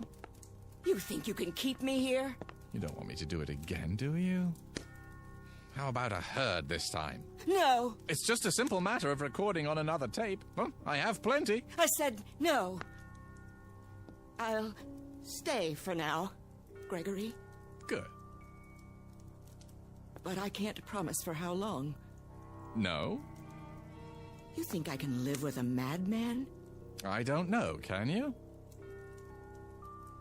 Oh, Gregory. It doesn't have to be this way. Oh, you're so right. When we met, you were a struggling playwright. Then you had a play off Broadway. I was so proud. It moved to off-Broadway, then to the Great White Way, and the reviews. I was so proud. We were happy then, weren't we? Ecstatic. We were a team. Onward and upward. There was no stopping you. No stopping us. I remember. And then the next play, and the next. It was like a dream. Yes. I could sit up all night, listening to you talk about your writing, reading me scenes out loud, and it was wonderful. I wouldn't have had it any other way. Neither would I. But then, something happened. I'm not sure how or when. You began withdrawing from me, living in your head. You shut me out, Gregory. I thought when we moved here we'd be close again. But the deadlines, the pages, you didn't have time for me anymore. You didn't have time for a wife. Well, I'm truly sorry for that, Victoria. But I think we can salvage it, don't you? Start fresh, as soon as I finish the script. And will we move back to New York? Well, I don't see how we can afford to. Broadway isn't what it used to be. Nothing but revivals and musicals now. This is where the money is. Our future is here. What future? Well, if Hannibal's Animals gets good numbers, I'll be flooded with offers. But what I really want to do is produce. Sammy says that's where the real money is. We'll form a production company, get some pilots going, and, well, by this time next year, we should be sitting pretty. We'll move to a bigger house with a pool, and I'll have every room wired for sound with hidden recorders. That way I can dictate no matter where I am. And after a while, I won't have to write at all. My characters will do the work for me. I'll straighten their collars, wash behind their ears, and send them out into the world to make me famous. Can you see the future, Victoria? Can you? Thank you, Gregory. For what? I can see the future. What it would be like with you. And now I know I was right. You are insane. Oh, come now. The first chance I get, I'll have you in a padded cell. Believe it, Gregory. I do. Well, I guess that's it.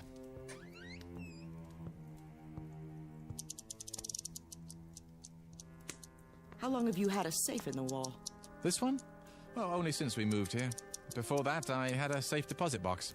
From the time we were married. What's in the envelope? Oh, see for yourself. It has my name written on it. Victoria West. That's right. What's this supposed to mean? I'll show you. A cassette tape. Your tape. What do you mean, my tape? Shall I put it back for safekeeping, Victoria? Or shall I burn it? Which will it be? You wouldn't. The choice is yours. You want me to believe... Oh, I'm telling you, Victoria. As if I had to. Well, look at yourself, Regal, beautiful. You could have had any man you wanted. Haven't you ever wondered how you got stuck with me? That's absurd. I know who I am. I have a lifetime of memories. Oh, I know you do. I gave them to you myself. It's all here on the tape. Didn't I just tell you you're impeccable? Flawless? Exactly the sort of wife that I used to think I wanted more than anything else in the world. This is another of your tricks.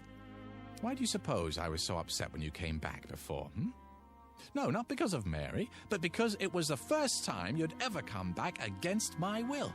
The first time... Do you think you're frightening me? No. No, I guess not. You're beyond that, aren't you? I made you too strong. I forgot to give you human frailty. Well, I guess I deserve it. It's what I asked for. I'll put it back in the safe. Give me that. Oh, you want to be careful, Victoria. Very, very careful. You tedious little bore. How could I ever have believed I loved you?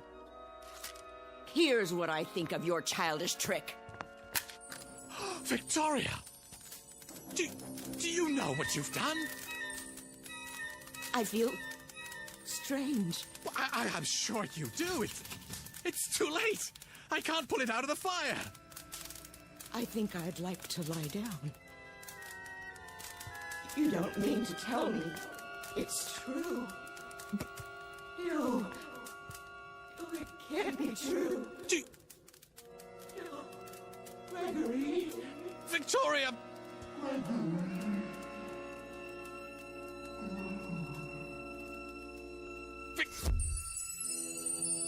Oh. I told her. I told her. Oh, why wouldn't she listen to me?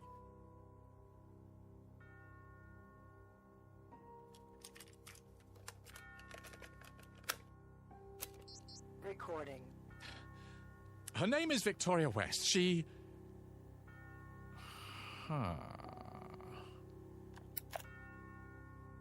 Better to leave well enough alone. Recording. Her name is Mary. Mrs. Mary West. She's 36, 5 foot 3 inches tall, slimly built, brown hair, fair complexion. On the surface, a plain, quite ordinary female, yet with that quality of inner loveliness which gives a woman real beauty. A tender, gentle woman.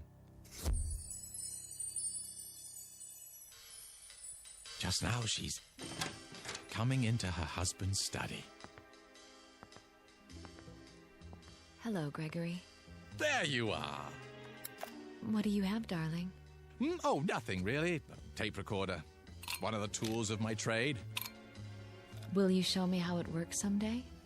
Oh, I don't think it would interest you. Oh, it's of no importance. Nah, no importance at all. Is the drink all right? Perfect. As always. Oh, Gregory. Mr. Gregory West, still shy, quiet, very happy, and apparently in complete control of the Twilight Zone.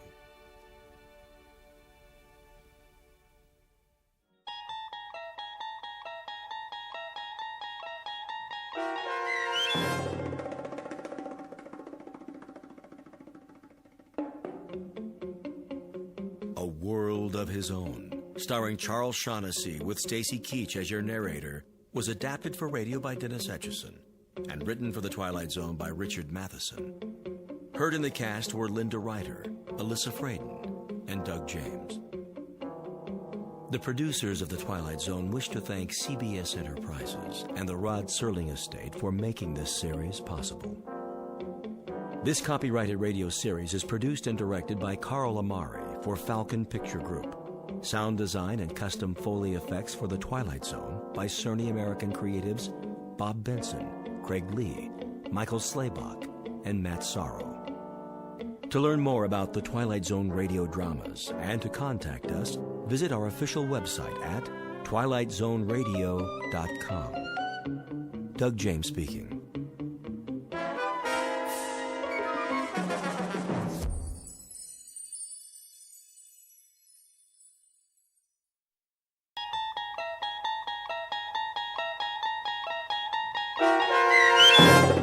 The Jeopardy Room with Stacy Keach as your narrator was adapted for radio by Dennis Etchison and written for The Twilight Zone by Rod Serling. Heard in the cast were Yasin Piyankov, Jamie Vann, Terry Berner, Katrina Lenk, Ned Noyes, Anna Sverutza, and Lisa Dotson. To learn more about the Twilight Zone radio dramas and to obtain audio cassettes and CDs of these programs, visit our website at twilightzoneradio.com. The producers of The Twilight Zone wish to thank CBS Enterprises, Carol Serling, Dennis Etchison, Dick Brescia Associates, Claire Simon Casting, Terry Jennings, XM Satellite Radio, Sirius Satellite Radio, our sponsors, and our radio affiliates for helping make this series possible. This copyrighted radio series is produced and directed by Carl Amari and Roger Wolski for Falcon Picture Group. Doug James speaking.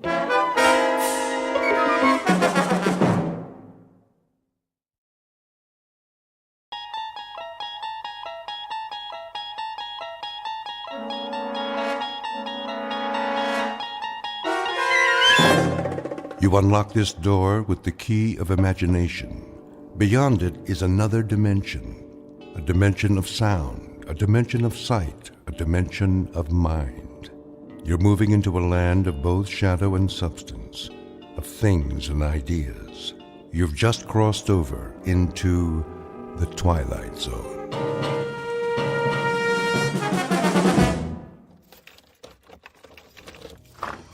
Here is your room, gentlemen. Thank you. I'll turn on the lamp. Leave it off for now. As you wish. I am sorry it's so small, sir. It suits our purposes. Where is the bath? Down the hall. The hall? I can give you one with a private bath if you prefer. No. I said this will do. I'm afraid the dining room is closed at this hour, but you may take a meal at the cafe down the street. We're not hungry, my friend and I. Then I bid you good evening. Good night. Check the window, Boris.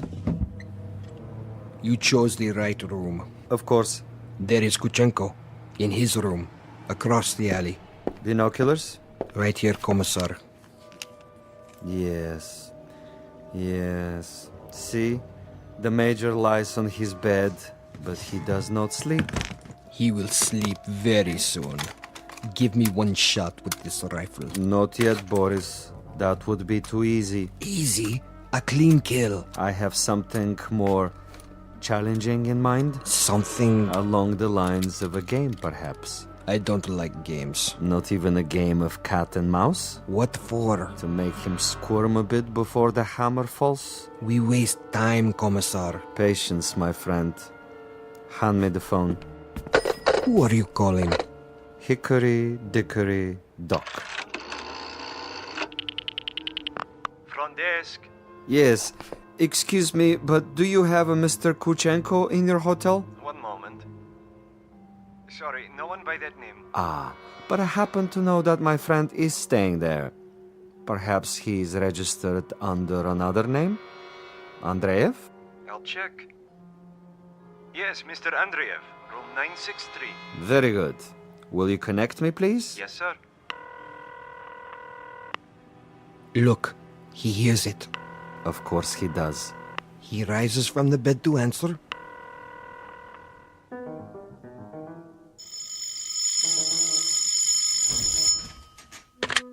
Yes? This is Major Kuchenko. Hello? Major? Are you there? Major?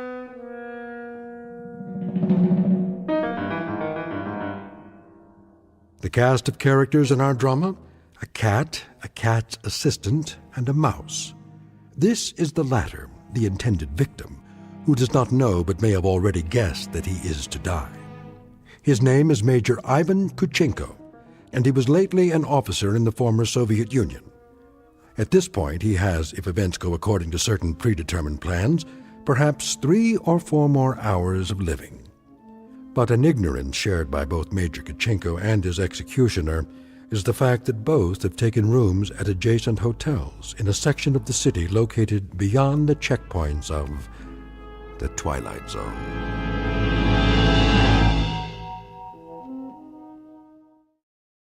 And now, The Twilight Zone and our story, The Jeopardy Room, with Stacy Keach as your narrator. This is Major Kuchenko? Who is calling? Major Kuchenko, you don't know me. Who is this? But I have heard of your recent arrival here. You have the wrong number. And I wanted you to know that you have friends in this city. Friends, you say? And they would be... Good friends, Major. Staunch friends. I know no one in this city. May I impose upon you to remain in your room for a little bit? Your friends will make themselves known. And who is this speaking? Is this a friend also? A good friend, Major. Not known to you yet, perhaps, but soon to become acquainted. And why must I stay in my room? We'll be making contact with you very shortly. For what purpose? Your welfare. Your well-being is our deepest concern, Major. Now, Commissar. Not yet, Boris. May I count on you to show some sense, Major? For your own safety, I urge you to remain in your room. You'll be seeing your friends before long. The mouse is in the trap. He stands at the window. Now, Commissar? Patience. But I have him in the crosshairs. I could make his head leave his shoulders at this range. That would give you pleasure, wouldn't it? A great deal of pleasure, Commissar. Just say the word. Even when he lies down, I can still see his head. I believe it, Boris. I know of your prowess, but put the gun away. Put it away? Lay it aside for a bit. We're not going to kill him. Ah, the eagerness of the young. They do not sip wine. They gulp it down like a soft drink. They do not fondle women. They devour them. They do not sniff at the essence of a perfume. They try to jam it into their nostrils. But now, consider the window across the way. The gentleman will die without question. But I want him to die, Boris, with finesse, with subtlety, with a degree of thought and care. A killing is a killing. And if a man is to die, what does it matter how he dies? Ever been to a bullfight, Boris? A bullfight? No, Commissar. I've never had that pleasure. A bullfight might serve to make the distinction. In such a contest, if the matador kills with grace, that is considered a good death. So, there are good deaths and bad deaths, are there? Precisely. There is death with art, and there is the death of the butcher. You, Boris, are a butcher. Now, that is an honorable profession of great usefulness. But I'm an artist. Oh, you will have a death tonight, within a few hours. But when it is over, we will have killed with artistry, Boris. Not with a meat cleaver or an explosive bullet or any other of the butcher's tools. This death will be like a ballet.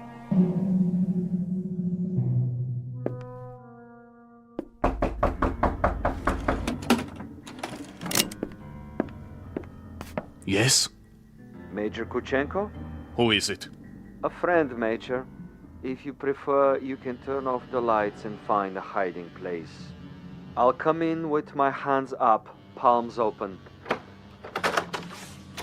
Major Kuchenko? And you are? I am a friend. May I?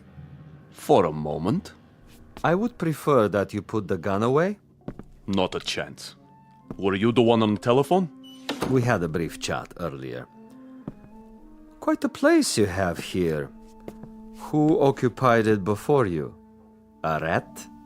I have no luxury of choices. Indeed not. In this respect, you are a very poor man of late. However, you have a bed, you have some pictures on the wall, and the floor without so much as a throw rug. An adequate accommodation, and a view of a brick building alongside.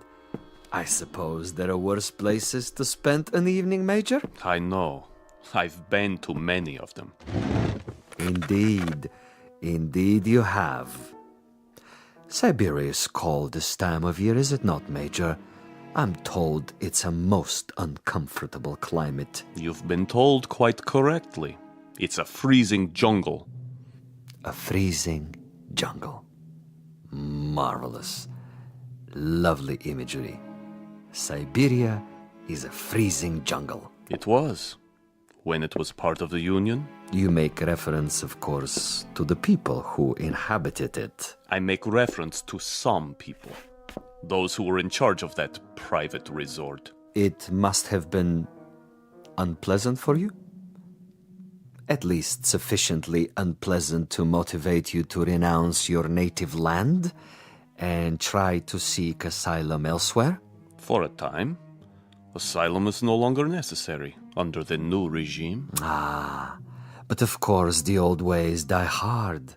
Some of the same people remain in charge, and they might be concerned about their public perception in this new world. To the victors go the spoils, and that includes access to certain, let us say, sensitive information? I don't know what you're talking about. Really? But I think you do. You were a political prisoner. You served a term of 12 years. You escaped and you moved quickly when the borders were opened. To bring us up to date, you have made your way to a neutral country, somehow avoiding an official debriefing. You have made contact with certain foreign agencies, and now you're desperately trying to get on an airplane that will take you to a Western nation. But for some reason, you feel that you're still under surveillance? Oh, it's more than a feeling. I know I'm under surveillance. Do you know by whom? I know very well. Can you tell me who they are? Look in the mirror. Commissar Vasilov. Very discerning, Major. You remember faces? I remember pain. I remember some interrogations that went on for many weeks. I had no calendar, but I made marks on the wall of my cell. How resourceful. I remember one particular man who smoked Balkan cigarettes in a long holder and stood in the corner of the room, smiling and nodding, making jokes, while I went from agony to agony. So, Major, now we may dispense with the amenities. The masquerade, the little give and take of two strangers feeling each other out. Agreed. Now we get to the point. Do you honestly think that we would permit you to book passage on an aircraft out of here? That would be quite impossible. As a former member of the military, even as far back as 12 years ago, you have information that we would find embarrassing were it to be released elsewhere. Why, if the government we worked for no longer exists? Because the new government contains many of the same players reshuffled into different positions, and they have their new careers to consider. Consequently, Major, it is not to our advantage that you leave. It would, of course, be simpler and more convenient if you accompany me back to our embassy. I am sick, tired, and torn, Vasilov. But I am not insane. I would sooner cut my wrists over a sink and bleed to death. That would be my choice in the matter.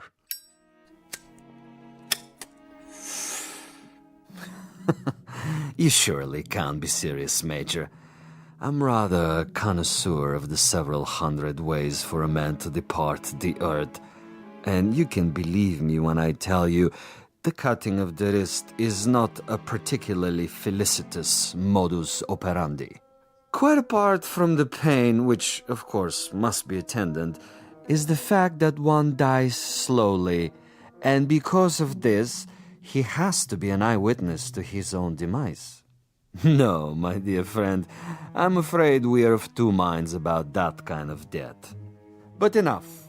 I have brought you a small gift. Consider it a peace offering. Careful. Gently, Major. Gently. This happens to be a bottle of Amontillado. Quite rare and most pleasing to the palate. I have to repeat what I told you before, Commissar. I'm not insane. I'm quite aware of what would happen to me if I drank any of that. Why, Major? I'm disappointed in you. With your kind indulgence, allow me to use your own water glasses. If you assume this is to be cyanide or some other poison, you're quite wrong. Am I? Undoubtedly. You see, I don't share your death wish. I'm a healthy man with excellent expectations as to my longevity. No, indeed, Major. I was about to propose a social drink. The two of us. I'll drink first, and then you. Satisfactory? Such ritual, Commissar. Such tribal rites. Yet you have only one purpose with me. Why don't you get it over with?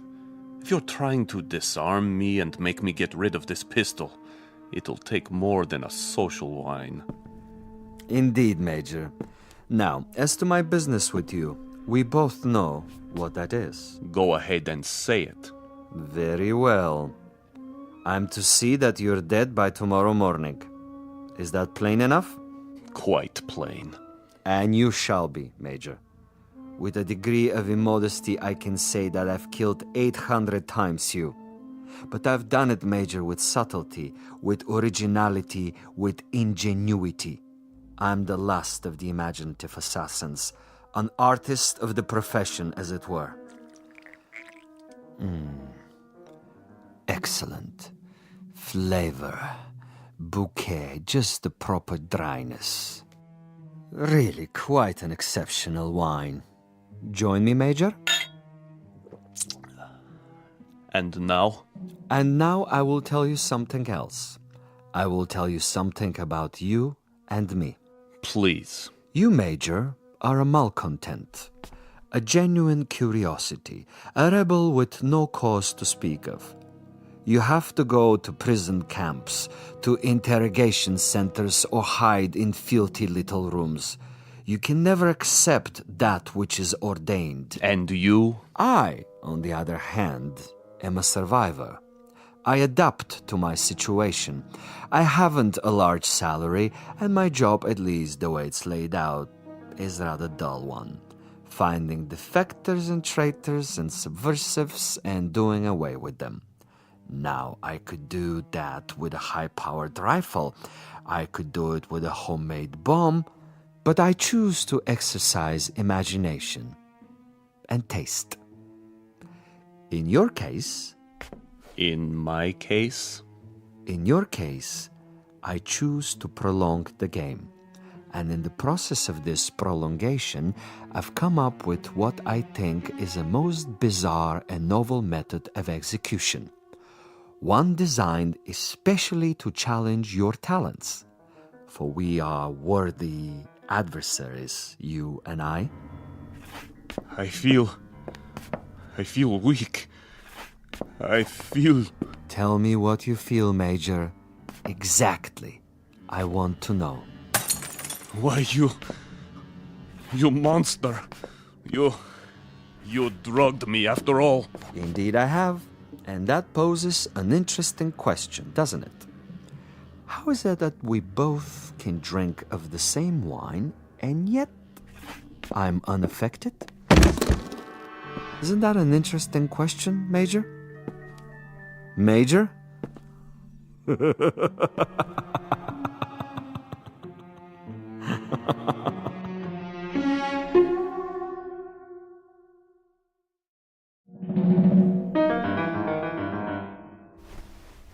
My head. He's gone. But I'm still alive. So he wants to play a game. And he has left something behind. What is this? Greetings, Major Kuchenko. I'm an exceptionally good judge of men. Are you? And in my judgment of you, I made an assumption that you are sufficiently observant to see the tape recorder on top of your dresser and curious enough to play it. How could you resist? This will also suggest to what complicated ends I'm willing to go to make a simple execution different and imaginative. First of all, to clear up one point. You may remember our discussion. Before I left you, I proposed a question. Isn't it odd that we both drank of the same wine, and how different the effect? Isn't it odd? Really quite incredible and bizarre. How can it be? In all honesty, Major, how do you explain it? Go ahead. I'm listening. You. Perhaps you have figured it out already.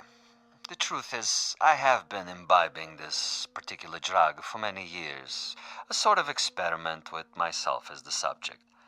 I have now reached the point where my physical tolerance has risen so that I can drink it by the gallon and remain quite unaffected. This in itself is a rather common and uninspired trick, a phenomenon well known to the scientific community.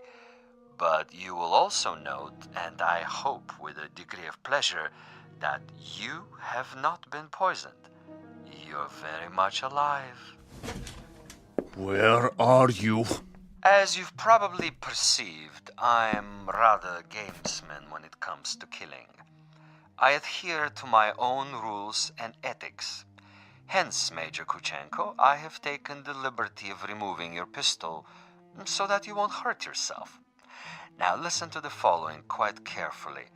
This is the game, and these are the rules. You have been asleep for roughly 3 hours. During that time, in addition to dictating this on the recorder, I have done the following. I have placed a booby trap in your room. It is not visible, but it is attached to a very common object that is in the room. If you trigger this object, it will detonate and you will immediately be blown up. Why not get it over with now? Sadist. Now, for a proposition. If during the next 3 hours you are able to find this booby trap and cut the wire, you will be permitted to leave the room alive and unharmed. This is a guarantee. You have my word on it.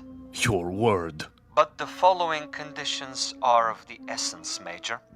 You must actively search for this booby trap and you must find it and render it inactive. It goes without saying that, as of this moment, you are being observed. How? Attempt to turn out the lights, and you will be shot. The moment you stop an active search, should you refuse to play the game, you will also be shot. If you are unable to find the trap within 3 hours, or attempt to leave the room at any point during that time, I am afraid the same conditions apply. You will receive a bullet in the head. So there you have it, Major. Find the booby trap, cut its wires, and you're free. Fail to find it, or fail to look for it, you're dead. Look for it, find it, but fail to recognize it, you're also dead. Needless to say, Major Kuchenko, it is this latter occurrence that I rather expect and look forward to. As a fellow expert in tricks and deception, I think you will admit this situation has its own special imaginative quality.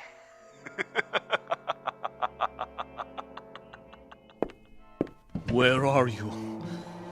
Where are you?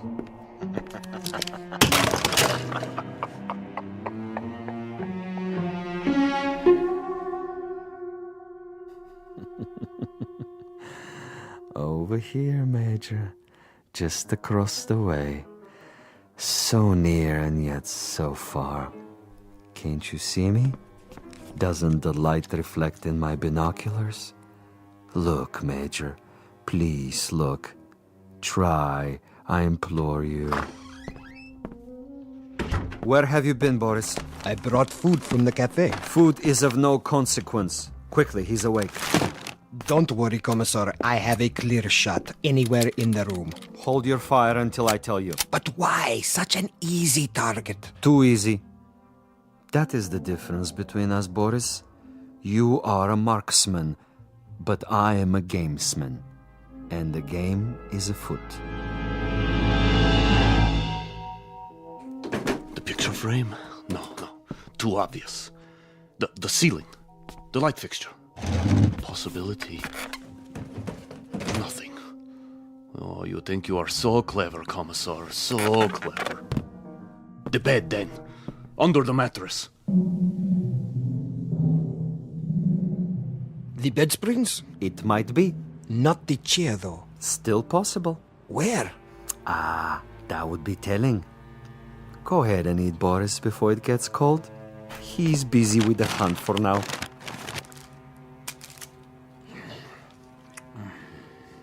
What did you bring? Sandwiches. Have one, Commissar. I never eat while I'm working. I'm like an athlete, Boris. Food is a distraction. Food is good. It makes one sluggish, affects the concentration. The morning will come soon enough. Over here, Kuchenko, just across the alley. Don't you see? He sees nothing. But surely a fragment of light, a stray reflection. Perhaps he has seen us. Yes, he must know, but he refuses to acknowledge. He is too proud. He knows he must do this on his own and will not give me the satisfaction.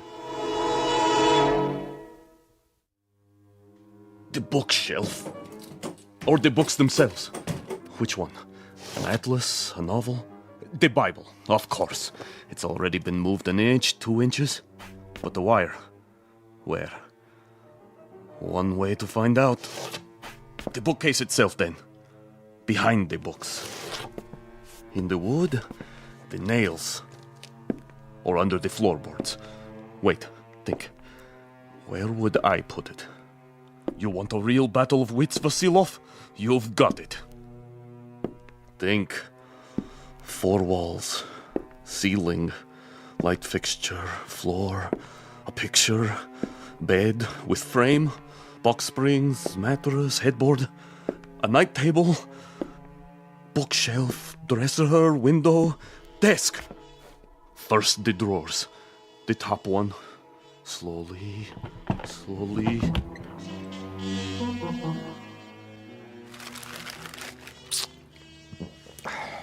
What is he doing now? The desk.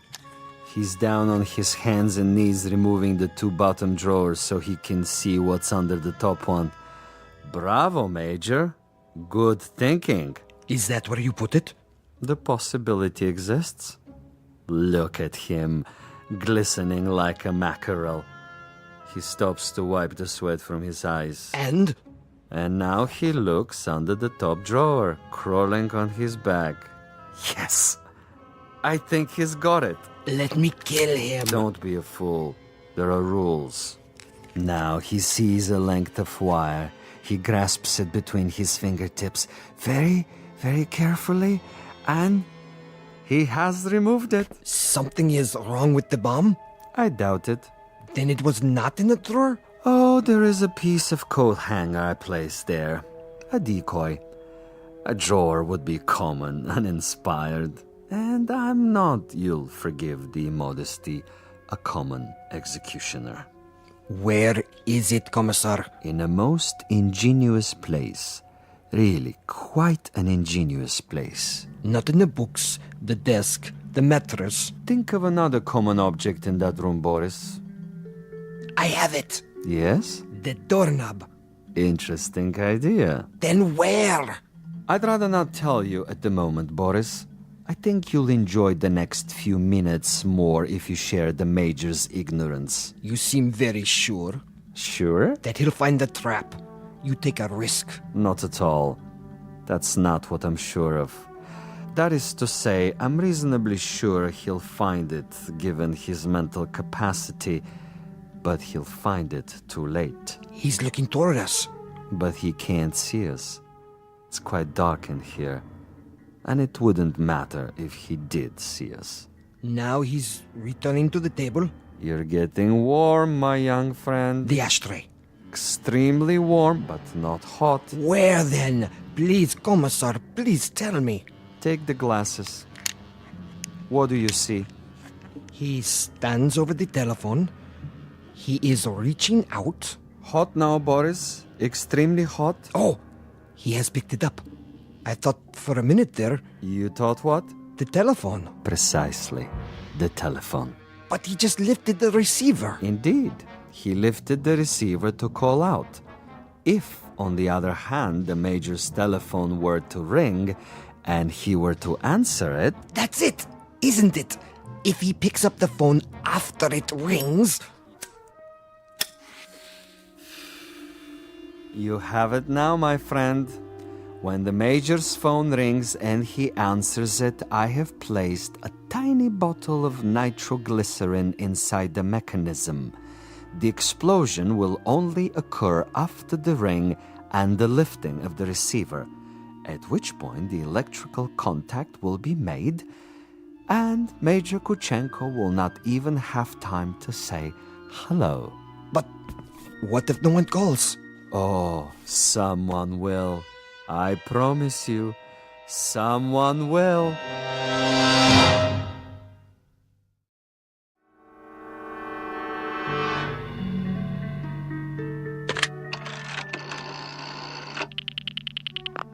Front desk. This is the party in 963. I was wondering... Yes, sir? I was wondering if you might have the number of another hotel. Another hotel? The one next door, across the alley. That would be the Grand. You can find it in the directory, in the table by your bed. Dial 9 first, then the number. I see. Thank you. Vasilov? I know you're there, Vasilov. The game is not over yet. Do you have the time, Boris? What? The time. 10 minutes to 5. Almost done, Commissar. He's tried almost everything. He has 10 more minutes. Hadn't I best go over there now and finish it? No, my young friend. That would be impetuous. It would also be a bit embarrassing if someone were to see you. At this hour, the streets are empty. Quite apart from the fact that I wanted this to be imaginative, I also wanted subtlety. I should like our quarry to die in his room without our being there. Opportunity is running out. Then I do believe that it's time to, shall we say, accelerate the process?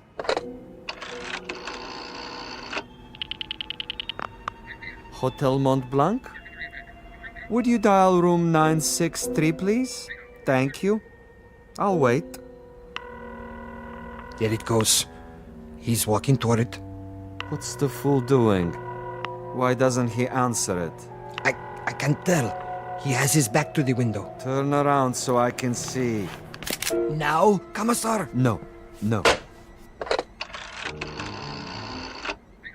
Would you dial 963 one more time, please? Yes, I know it didn't answer. Ring it again. What's he doing, Boris? His back is still to me. It can't be busy. I don't know. What's he doing? Use the glasses. He's turning around, lighting a cigarette. He's mocking me. Now, he suddenly dropped from sight. Kill him. I can only see the top of his head. He's moving across the room. Do it! You missed, you fool. He's at the door. Again. He's gone out of the room. And you missed him. You missed, you idiot. Flight 17 to Rome, Paris, and New York, now pre-boarding. Ticket, sir. Ticket? Oh, yes. Mr. Andreev. Passport? Right here. I see. Is anything wrong? No, sir. Everything seems to be in order. How many bags? No luggage. Not even a carry-on? I'm traveling light. Then here's your seat assignment. Please go to gate 17. How much time do I have? Boarding for coach class begins in 5 minutes. Good. Sir? I mean, thank you. I'll be there.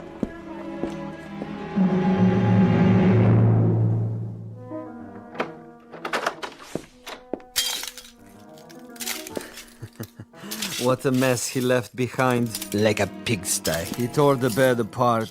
And the furniture. Oh, just look. Oh, even my poor little tape recorder. Commissar? Yes, Boris? It would have been better, wouldn't it?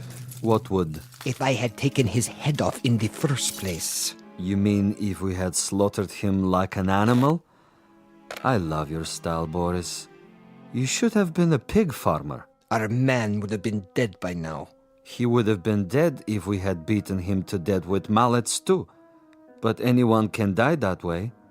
And any stupid, insensitive fool can kill that way. No, this is a man of quality, with a resourceful mind, similar, you might say, to his executioner. He deserves a better ending, as do I. But that's all right. I have time. I'll get him in the next city, now that I know my adversary. We will be able to track him? Most certainly. The old network still functions, though in a much different way. I have the same contacts, no matter what they now call themselves. Importers, exporters, businessmen of various stripes, here and abroad. It's marvelous, you know? Really marvelous. Think of the possibilities. Other, even more ingenious methods of doing away with Kuchenko and his kind. I still think we should have chased him. Not at all. He would have gotten away. And even if he hadn't, it would mean that a thick-headed clod like you is more efficient than I. And this I reject, Boris. This I reject in toto. Look at this. A bottle of wine. I can only find one glass. Throw it away. One drink, Commissar. I said no. But there is more than half left. This is not for you. But why? Do you know much about Amontillado? I know about vodka. Of course, you and all the other potato growers. Give me the glass. Here. Believe me, it wouldn't agree with you. It's an acquired taste. Yes, Commissar. If you say so. I say so. There are some secrets that you're not ready to learn. But in time, Boris. In time. For now, I need you awake and alert. That's right. I do what you say, as always. But so far, your methods are not very effective. The men who pay us, they will not be impressed. And you will make a report? Only I can do that. I am the one they listen to. I can request another assignment. You're free to do so. Until then, I take no further orders from you.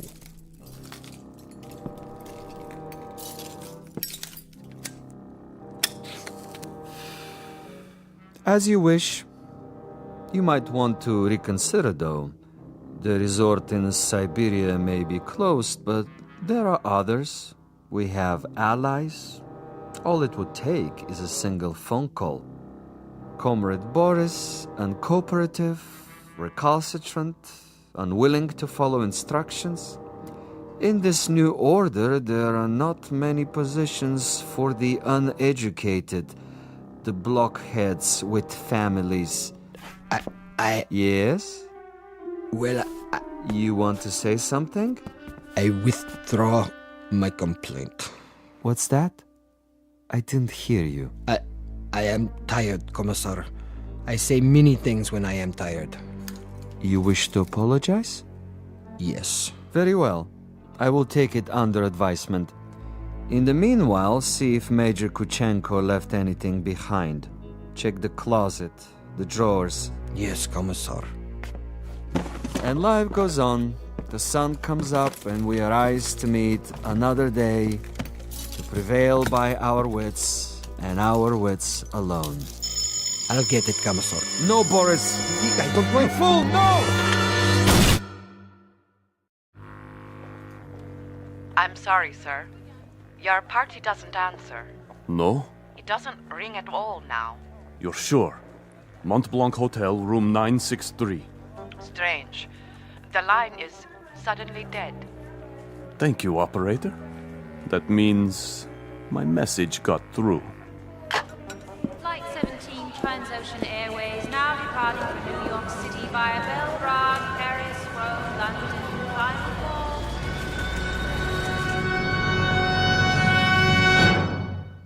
Major Ivan Kuchenko on his way west, on his way to freedom. A freedom bought and paid for by a most stunning ingenuity. Exit a gunman named Boris and one Commissar Vasilov, who forgot that there are two sides to an argument and two parties on every line. This has been a collect call, placed direct to you from a phone booth located somewhere in the Twilight Zone. More from the Twilight Zone after this. You are about to enter another dimension, a dimension not only of sight and sound, but of mind, a journey into a wondrous land of imagination. Next stop, the Twilight Zone. Hi, this is Stacy Keach. I'd like to take a moment to tell you about our Twilight Zone website at twilightzoneradio.com. At twilightzoneradio.com, you'll find the latest information on these Twilight Zone radio dramas, including behind-the-scenes photographs, plus the newest product releases, trivia contests, ways to contact us, other Twilight Zone-related info and merchandise, plus links to other fascinating websites. So make your next stop twilightzoneradio.com. Visit twilightzoneradio.com to purchase these Twilight Zone radio dramas on cassette and CD, or call toll-free 1-866-989-ZONE. That's 1-866-989-9663.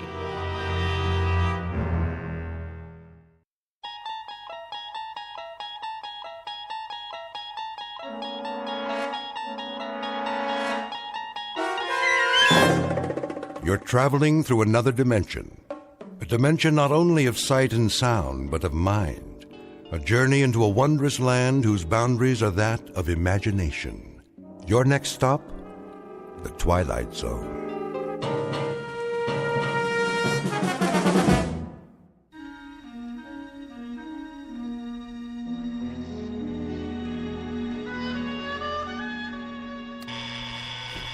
Blasted alarm. Let me sleep. Oh, all right, I hear you. It's 7:01 on a beautiful spring morning. What's so beautiful about it? And this is Mike Munn, here with some more sunshine music on your favorite listening station, Radio K-Rand. Oh, you shut up. So, whether you're on the way to work or just waking up, relax. We'll be with you all day long, bringing you melodic masterpieces around the clock. Off, I say. I did not set this radio to go on at all. And before we start another set of timeless hits, here's a special message for one of our favorite listeners, Bartlett Finchley. What? Mr. Finchley, we know you're out there, so put on a happy face. Take some time to smell the coffee, and remember, we love you madly, but we'd love you even more if you'd get out. Nobody wants you here, so you may as well pack up and get out now. We'll see about that. Of all the outrageous gall.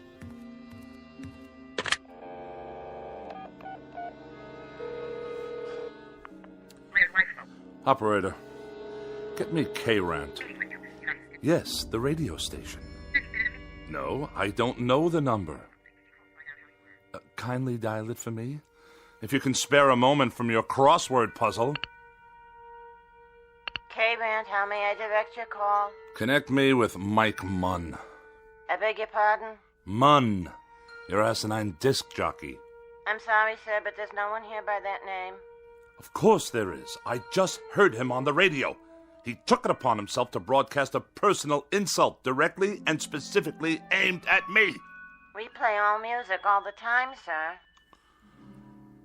Do you know who you're speaking to? This is Bartlett Finchley. Yes, Mr. Finchley? And I will not be addressed in such a manner, on or off the air. Of course not, sir. Which manner? I'm sure you know full well what I'm talking about. The airwaves are licensed by the Federal Communications Commission, and they are not to be used for personal messages. I'm sure the FCC will be most interested in these blatant violations. They'll pull your license so fast it'll make your empty head spin like a top. But we don't have disc jockeys. We don't broadcast any messages at all. Only beautiful music 24 hours a day, plus commercials, of course. Let me speak to your station manager. Yes, sir. Please hold. And don't you dare place me on hold, you high school dropout. Oh, for the love of... I don't have time for this nonsense. I will not have it. I'll write a blistering letter to the FCC that will knock this rinky-dink station off the air. Hello? I want to file a complaint. A very, very serious complaint about your broadcasting policies. Come off it, Finchley. What did you say? Get off your high horse and give it a rest. Or you're out of here. You low-life nincompoop. How dare you address me in that fashion? I'll have you fired on the spot. What is your name, you cretinous subhuman? Don't you hang up on me! Hello? Hello? Hello?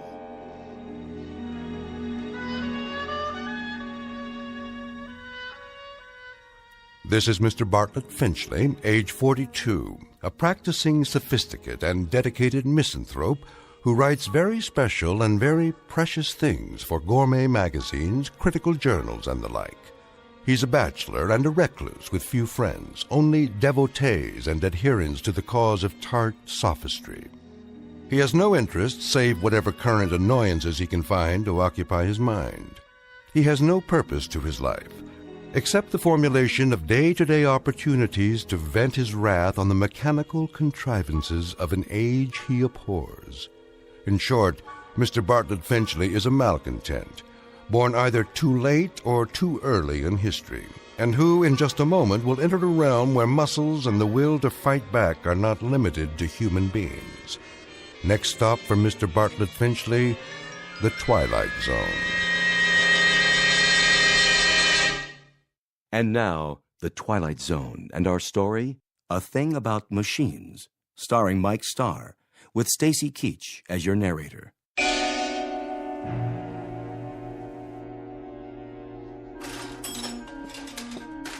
How are you today, Mr. Finchley? I'll answer that burning question after you tell me what's wrong with this electronic abomination in my living room. You mean your TV set? And also acquaint me with how much your current larceny is going to cost me. Well, let's see here. 2 hours labor, new circuit board, new oscillator, new comb filter. How very technical and how very nice. Speak English, man. Well, you asked me what was wrong. Never mind the subterfuge. I presume I'm to be dunned once again for 3 times the worth of the bloody thing. Well, I didn't charge you for my travel time. The total. What is the total? Here you go, Finchley. Oh, surely you jest. All right. I'll give you a break on the sales tax, seeing as how you're a regular. But this is the price of a meal in a 4-star restaurant, with wine. Labor don't come cheap nowadays. And neither, apparently, does my peace of mind.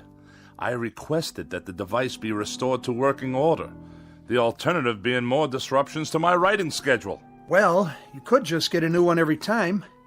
Might be easier all around. Last time I was here, Mr. Finchley, you'd kicked your foot through the picture tube, remember? I have a vivid recollection. It was not working properly, like every other electronic contraption in this house. I tried to rehabilitate it. By wrecking it? After a certain point, that is the only option left. I disposed of a clock radio in a similar manner this morning. Unfortunately, I must view a cooking program this evening in order to write my review of their fare, which I'm sure will be abysmal as usual, if the television should choose to operate at all. Why don't you just horsewhip it, Mr. Finchley? That'd show it who's boss. What do you say we cease the small talk? Let's get down to the petty larceny and be done with it. I'll put it on your tab. Send me a check before I come out the next time. I sometimes wonder exactly what it is the purpose of the Better Business Bureau in such transactions. You got a complaint about my work? When they allow you itinerant extortionists to come back week after week, move wires around busily probe with ham-like hands, and accomplish nothing but the financial ruin of every customer on your route. We're not a jip outfit, Mr. Finchley. We're legitimate repairmen. But I'll tell you something about yourself. Spare me, please. I'm sure there must be some malnutrition analyst with an aging mother to care for whom I can contact for that purpose. Why don't you hear me out, Mr. Finchley? That set doesn't work because you obviously got back there and yanked out wires and heaven knows what else. You had me over here last month to fix your tape recorder because you'd thrown it down the steps. It did not work properly. Well, that's the point, Mr. Finchley. Why don't they work properly? Offhand, I'd say it's because you don't treat them properly. I assume there's no charge for that bit of analysis. What does go wrong with these things, Mr. Finchley? Have any idea? Have I any idea? Now that's worth a scholarly 10 lines in your repairman's journal. Bilk the customer, but let him do the diagnosis.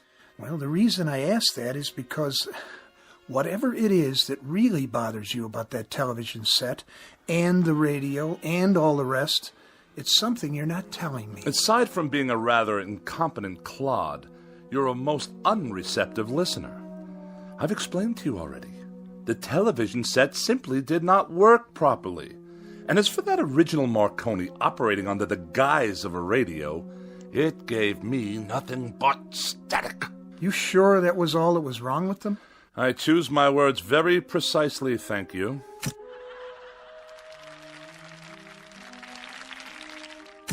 Well, there you go. TV's okay again, for now. I'll send you a complete bill, Mr. Finchley. Of this I have no doubt. Finchley, what is it with you, anyway? With me? Well, with you and machines, that is. Any type of machine, as far as I can tell. Just curious. You don't have to tell me if you don't want to. If it's something personal. I will file that idiotic question in my memorabilia, to be referred to at some future date when I write my memoirs. You will fill one entire chapter. The most forgettable person I have ever met. It just so happens, you boob. It just so happens that every machine in this house refuses to cooperate on any level. They behave as if... There! You see what I mean? Enough! I said that will be just about enough of that. Stop! Stop! Stop! Please!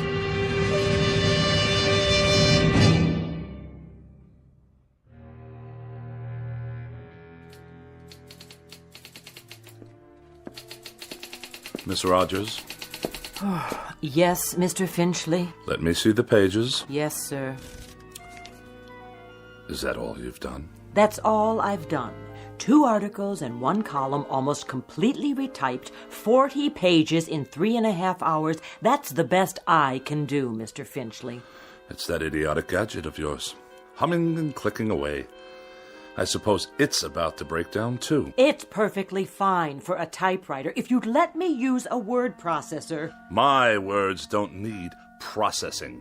They've already been diced and sliced by the most perfect processor known to man, the human brain, which in my case comes with a great deal of priceless expertise. But a computer would increase the speed. I wouldn't have to worry about ribbons, correction tape. The solution to that, Miss Rogers, is increased accuracy. I'm extremely accurate, Mr. Finchley, and it's not my speed that's the problem. This is an old-fashioned, out-of-date technology. If you'd allow me to bring a computer in here... Oh, no!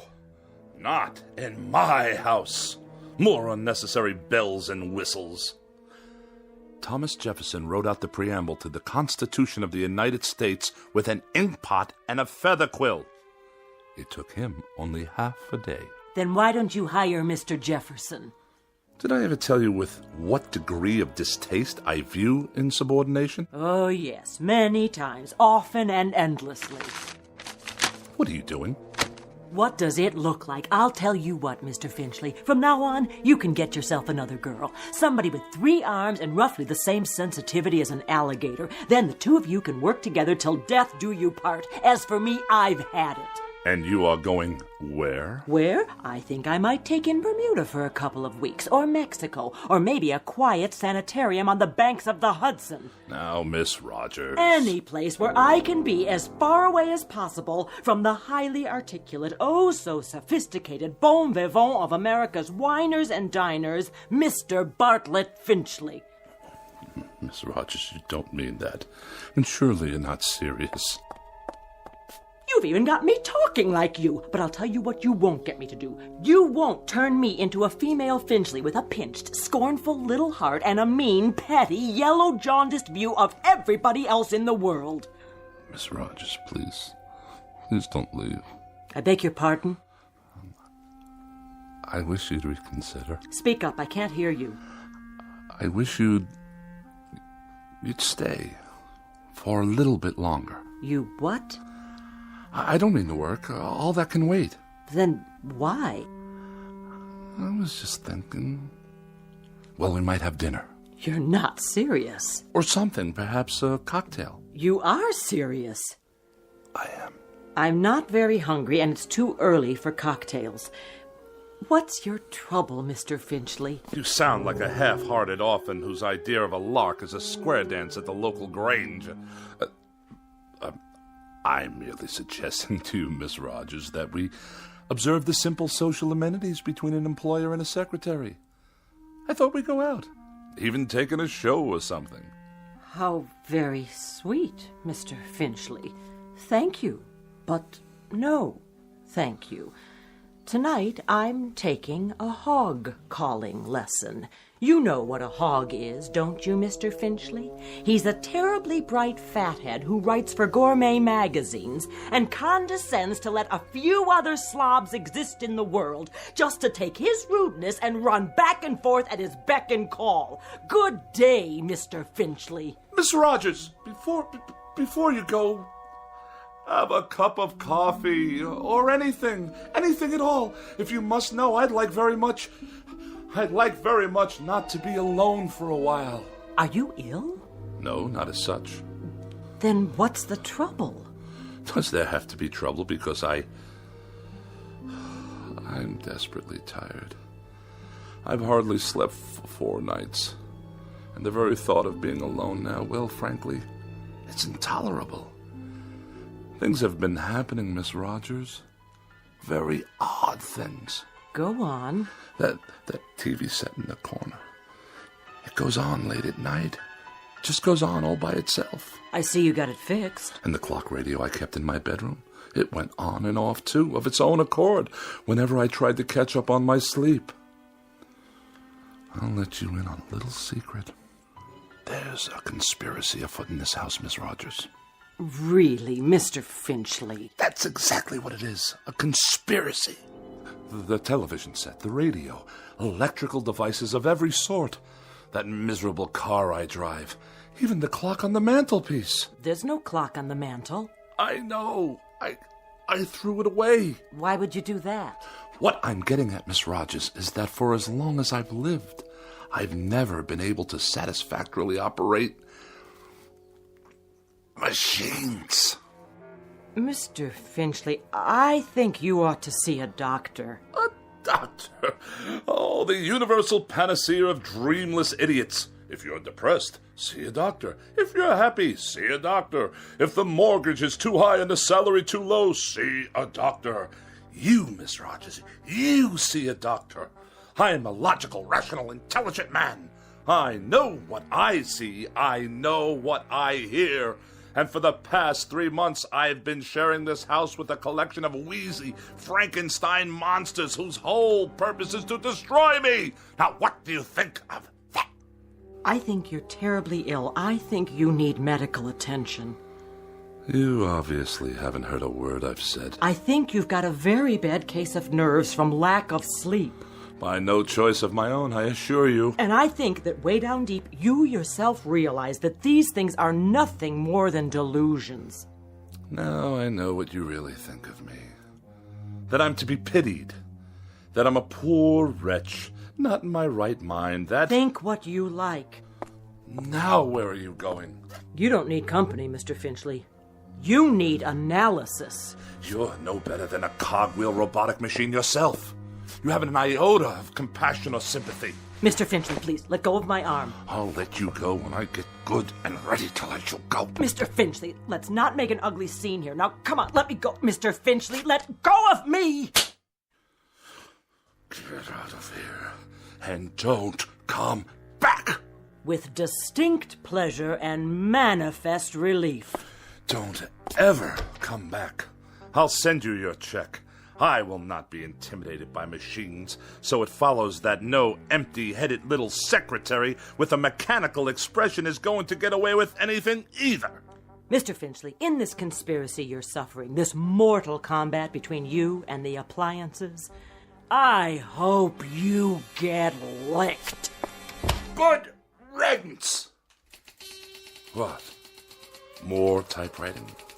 Oh, you think you'll turn yourself on any time you feel like it, do you? Let's see what you've written. Get out of here, Finchley. Get out of here, Finchley? Who are you to tell me to get out of my own house? You're a machine, a silly machine, an inanimate object. All right, that's it. This is war. You're not going to intimidate me. Did you hear what I said? You're not going to get away with it, you machines.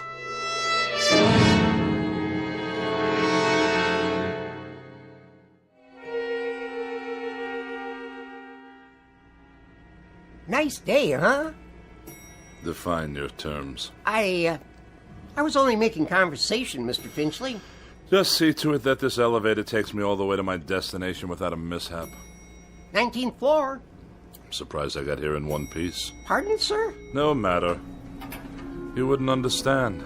You couldn't, since you choose to collaborate with these infernal contraptions all day long. Yes, sir. Good afternoon, Mr. Finchley. Is it? I just meant... I know what you meant. The warm, languid weather outside, fluffy white clouds scudding across a pale blue sky.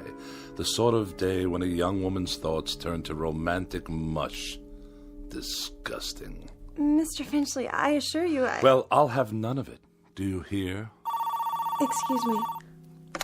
Editorial department... Ah, another telephone. Mr. Alexander Graham Bell's most loathsome invention. It undoubtedly knows my whereabouts at all times. Please hold. Mr. Finchley, did you want to see the editor? No need. I simply wish to drop off my manuscripts for the next issue, the reviews and the personal opinion column. Oh, and kindly note, the final pages are handwritten this time. Oh, did your computer crash? By no means. My typewriting apparatus is in the shop. Actually, I prefer this method. It allows me to make last-minute revisions directly from my hand to your eye, as it were. I'll tell them it's here. Then I shall take my leave. Out into the blinding white heat of the cruelest month. Reflux Publications? Iron Gourmet Magazine? Just a moment, please.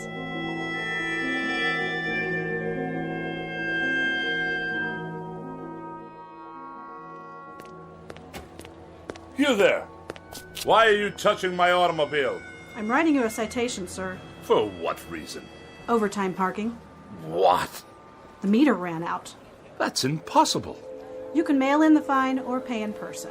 There's something wrong with the meter. Surely you can see that. I see a red flag. That's a violation. But I deposited the correct coins. Maybe you did. Just not enough, that's all. On the contrary, I've been gone for 13 minutes. I inserted coinage worth exactly 30 minutes. Well, it doesn't look like it. Then the meter's not working properly. Take it easy. You don't want to break city property now, do you? It's already broken. Definitely and absolutely. It runs too fast. Any fool can see that it did not register a full 30 minutes after swallowing my money. If you want to contest it, court hours are 8 to 5, plus night court on Tuesdays and Thursdays.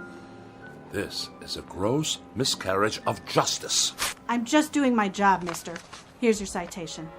Have a nice day. One more mechanical abomination designed to make my life a living hell.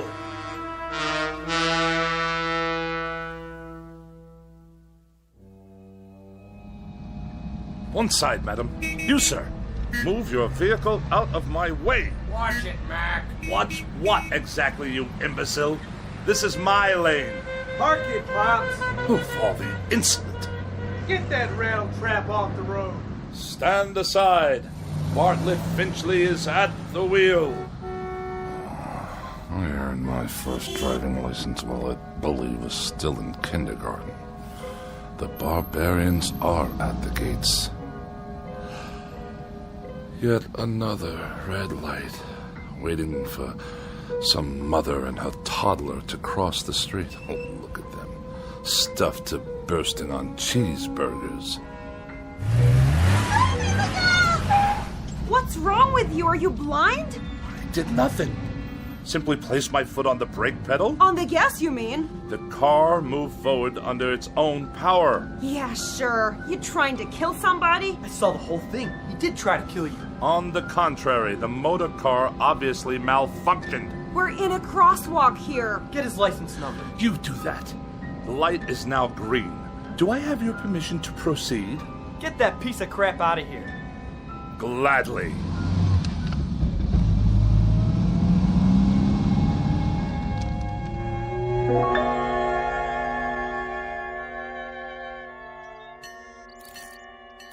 Pardon me, attendant.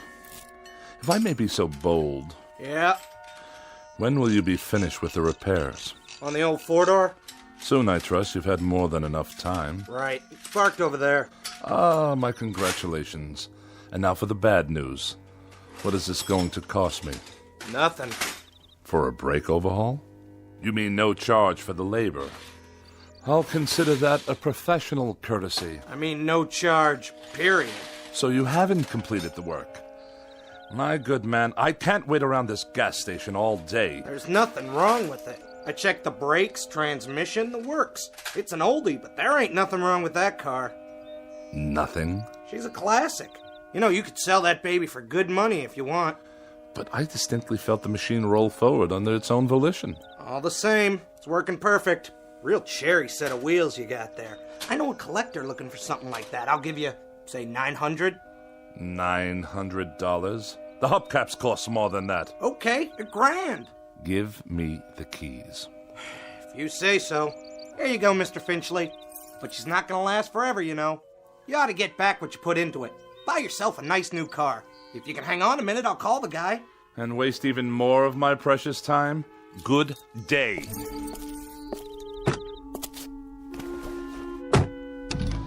Wait up! Ah, now you deduce what's wrong, as I'm about to drive away. $1,100, cash on the barrelhead. Oh, go tighten your fan belts or whatever it is you do in this incompetent establishment. Knuckle-dragging dolt. At least I can hear some decent music. Get out of here, Finchley. More abuse. Just go, Finchley. We don't want you here. Pack up and get out. Before it's too late.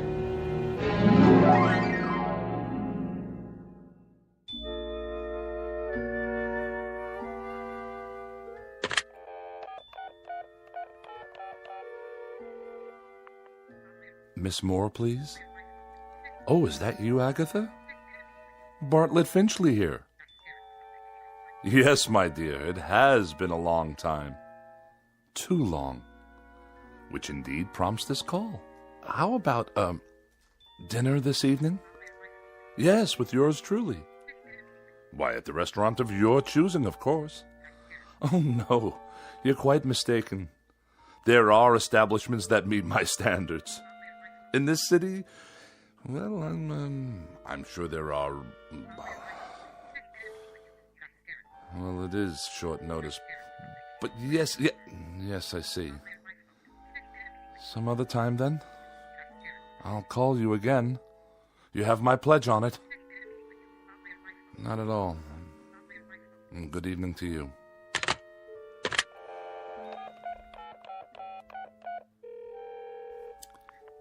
Mrs. Donnelly, please.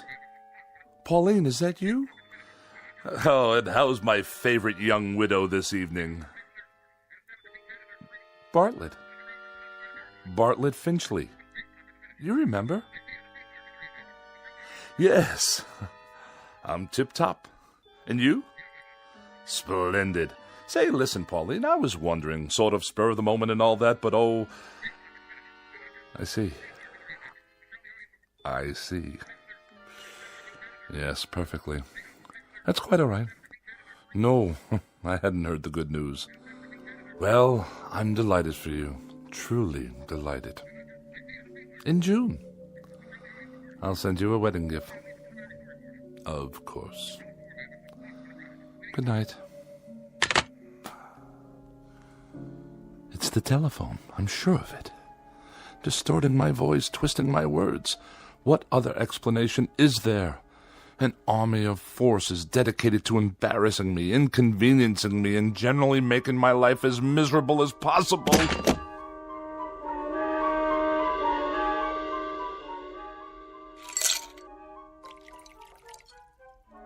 How much longer, may I ask? The phone's all fixed, Mr. Finchley. One in the bedroom, too. So you say? Yeah, she's operating all right now. Had to replace the handset, though. Shouldn't give you any more trouble. I'm deeply indebted. Convey my best to Mr. Bell for his reliable invention. Yeah, sure. Is there something else? Well, you tripped over the cord. Is that what you said?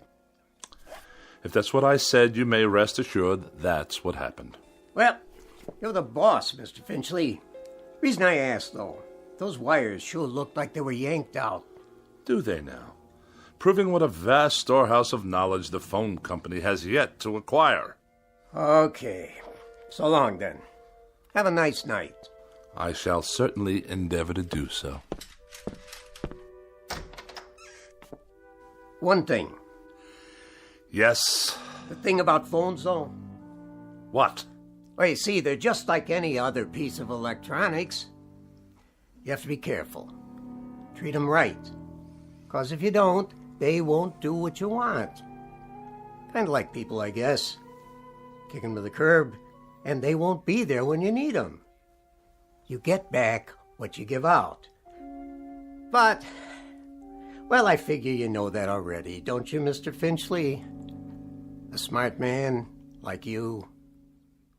Good night. So be it. Another evening alone. Just as well. At least this way I'll have the company of a person of quality.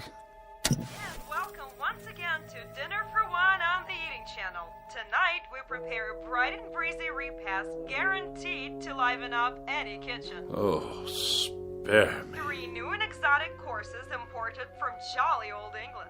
For appetizers, a wonderful discovery called the Scotch egg, followed by an exquisite cold watercress sandwich.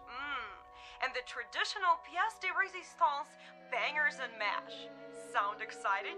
Well, it is. So sit back and enjoy and keep a pencil and paper handy. Now for something completely different. Balderdash, not worthy of a review. Cretins and half-wits at every turn. Well, who needs you? Who needs any of you? Mr. Bartlett Finchley is going out on the town. He's going to have a wonderful evening with some good wine, and who knows what lovely lady I may meet during my nocturnal meanderings. Who knows indeed?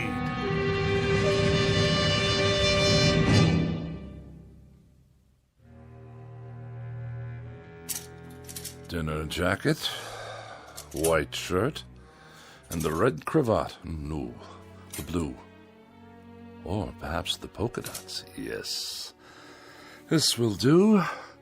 Now for a quick shave before dressing. Who do I see in the mirror there? Who can that attractive man be? Don't tell me. It's Bartlett Finchley. Good features. Strong chin. Bred from quality stock. All I need to do is whisk off the stubble. Ow! Bit me. The shaver actually bit me. I'm bleeding. Get away, you filthy bugger. Finchley. Who's there? Finchley. Look in the mirror. What do you really see? Huh? Who's speaking? Take a good ugly, Finchley. That's not my face. It can't be. An ugly, dried-up old man. Do yourself a favor. Do us all a favor.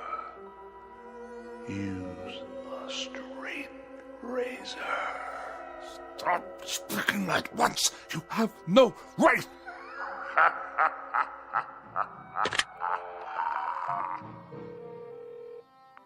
Hello, operator. Get me the police. Someone's in my house. Hello? Hello? Finchley, get out of here. Stop this! You Finchley? Oh, thank God you're here, officer. Your car? What? The car in the street. Yes, it is. What about it? She rolled down the driveway, almost hit a kid on a bike. Yeah, my son. But the brake was on. The emergency brake? You better get it fixed. I just did this afternoon. Don't you believe him, officer? Car rolled right down the driveway and into the street. You're lucky you didn't hit somebody. Then you'd really be in hot water. Got the keys? They're in the other room. Better get them then. I want to put on some clothes while you're at it. Look at him standing there in his underwear. I have a robe on, madam. Some robe? It's called a dressing gown. And tie it shut. I'll write you up for indecent exposure, too. Oh, yes, of course. All right, fella, you better pull her back in the garage. I'll give you a warning this time. Have those brakes checked first thing in the morning, understand? Perfectly. There is another matter I'd like to discuss with you, officer, now that you're here. And what's all the noise in his house? He's always throwing stuff, yelling at the top of his lungs. That true? No, I fell, that's all.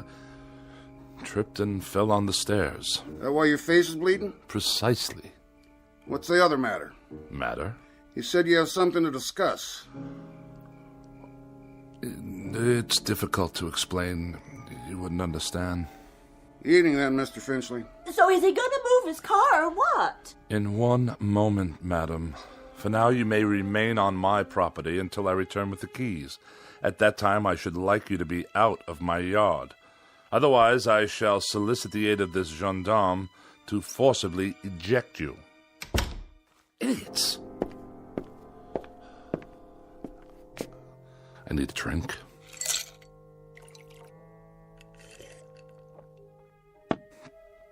Perhaps one more.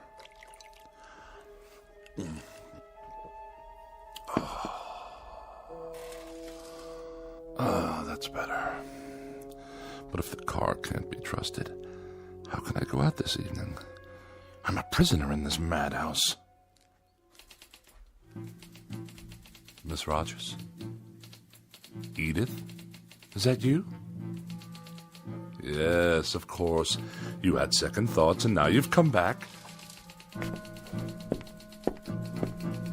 Where are you? But if you're not here, then who's typing? Get out of here, Finchley. Get out of here, Finchley. Is that all you can write, you infernal machine? Who turned you on? Get out of here, Finchley. Get out of here, Finchley. No. You get out of my television set. What's that? The clock. I smashed it this afternoon. Smashed it to smithereens. And you. I destroyed you too. Oh, you won't get me. You won't get me. I won't let you.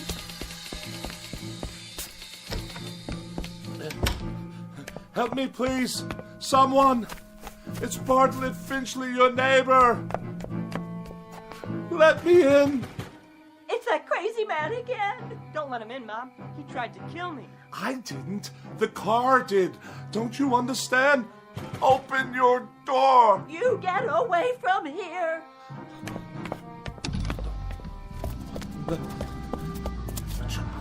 You can't follow me. You're only a car. My car.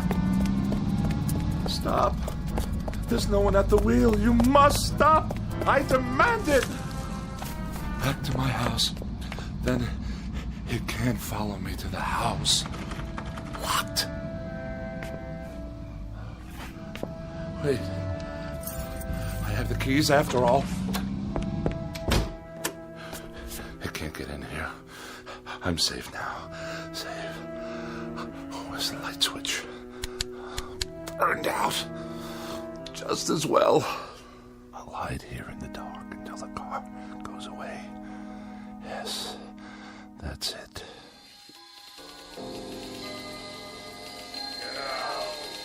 Get out of here! Get out of here, Finchley! Now! Away! I'll sneak away. Go somewhere, anywhere out of this town, far, far away. What? Those lights. Lyman. I can't see a thing.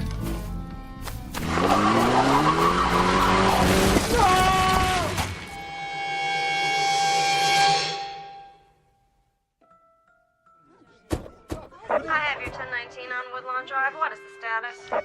Cancel that call for backup. Paramedics have arrived, waiting their decision. Do you have a positive ID? Finchley, first name B for Bartlett. Stand by, 10-4. That man. He was running in his bathroom. Never saw anything like it. What's his condition? Flatline. He's gone. I'll put him down as DOA your arrival. Heart attack? That's what it looks like. What happened here, you know? Neighbors said they heard him shouting about something last night. He sounded scared. What about? Well, whatever it was, he took it with him. Was he out here? Right here on the porch, slumped down against the door, eyes wide open like he saw a ghost. I figure he was on his way to his car. Which one?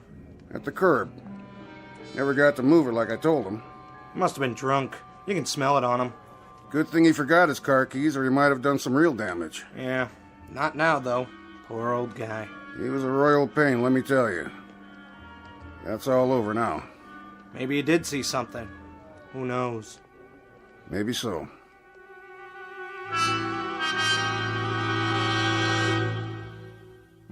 Yes, maybe so. It could just be that Mr. Bartlett Finchley succumbed to a simple heart attack and a set of delusions that were self-generated. It could just be that he was tormented beyond the breaking point by an imagination as sharp as his wit and as pointed as his dislikes. But as reported by those in attendance, this is one explanation that has definitely left the premises with the deceased. For now, look for it filed under M for machines in the Twilight Zone. More from the Twilight Zone after these words.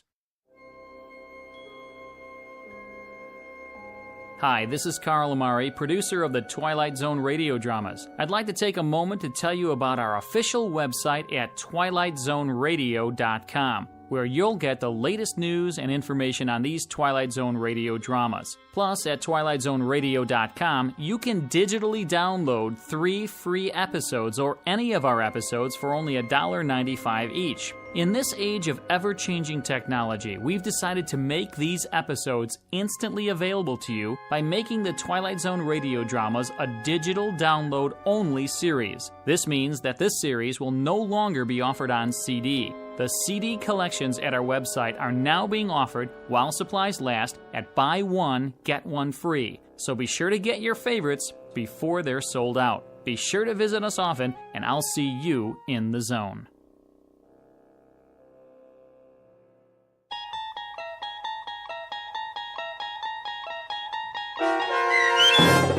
A Thing About Machines, starring Mike Starr, with Stacy Keach as your narrator, was written for The Twilight Zone by Rod Serling and adapted for radio by Dennis Etchison. Heard in the cast were Doug James, Peggy Roeder, Rich Kominick, Turk Muller, Guy Burrill, Larissa Borkowski, Irene Olson, Heath Corson, Lynn Foley, Natalia Reed, and Peter DeVito. To learn more about the Twilight Zone radio dramas and to obtain audio cassettes and CDs of these programs, visit our website at twilightzoneradio.com. The producers of The Twilight Zone wish to thank CBS Enterprises, Carol Serling, Dennis Etchison, Dick Brescia Associates, Claire Simon Casting, Don Longo, Terry Jennings, the American Forces Radio and Television Service, our sponsors, and our radio affiliates for helping make this series possible. This copyrighted radio series is produced and directed by Carl Amari and Roger Wolski for Falcon Picture Group. Doug James speaking.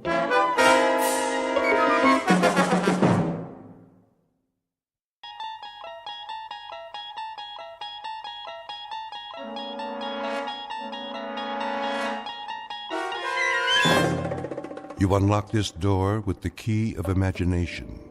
Beyond it is another dimension, a dimension of sound, a dimension of sight, a dimension of mind. You're moving into a land of both shadow and substance, of things and ideas. You've just crossed over into the Twilight Zone.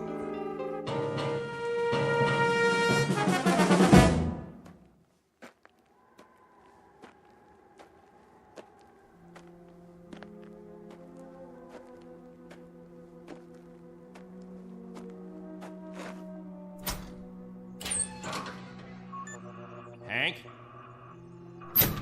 Hank! Oh, morning, Captain. Anything on the radar? Not yet. No signal at all. Try 4.0, true. It'll probably come from that direction. I had her on that all morning, sir. Still nothing. You're past your time, aren't you? Who's your relief? Al Baines, Captain. Baines? I'll see what happened to him. Yes, sir.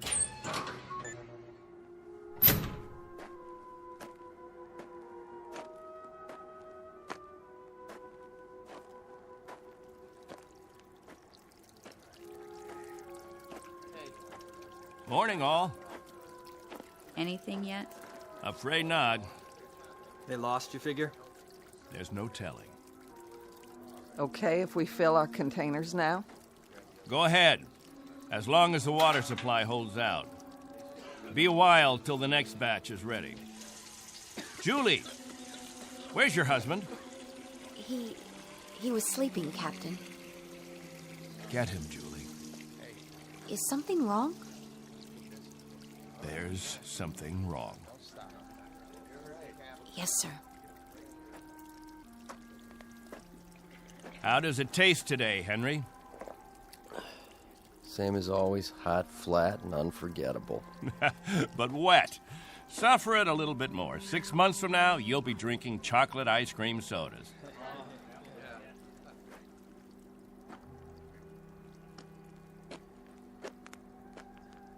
You want to see me, Captain? There's a man in the radar tower who'd like to see you, Al. He would have liked to see you 2 hours ago when you were supposed to relieve him. I overslept. Tell that to Hank Parker up there in the tower. Tell him you overslept, and then be good enough to tell him, Al, that you'll stand his watch all day tomorrow. That's not fair, Captain. It doesn't happen often. Once is too often, Al. More than once is intolerable. And many more than once is a case history of Albert Baines who likes his sleep. I prefer it to a stupid game in the hot sun, both of them. A game, Al? What are we listening for? 30 years of 2 shifts a day. What have we ever heard? Wind noise.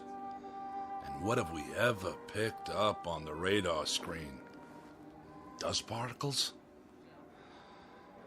But anything to make you happy, Captain. You listen to me. There's a ship on its way, and when it reaches this atmosphere, it may want to be vectored in. They may want landing instructions, wind direction, ground temperature. And if Al Baines is in the sack, we may spend the rest of our lives here. Is that what makes you happy, Al? How do we know there's a ship out there, Captain? A lot of garbled static 2 months ago that you told us was a message, and then nothing.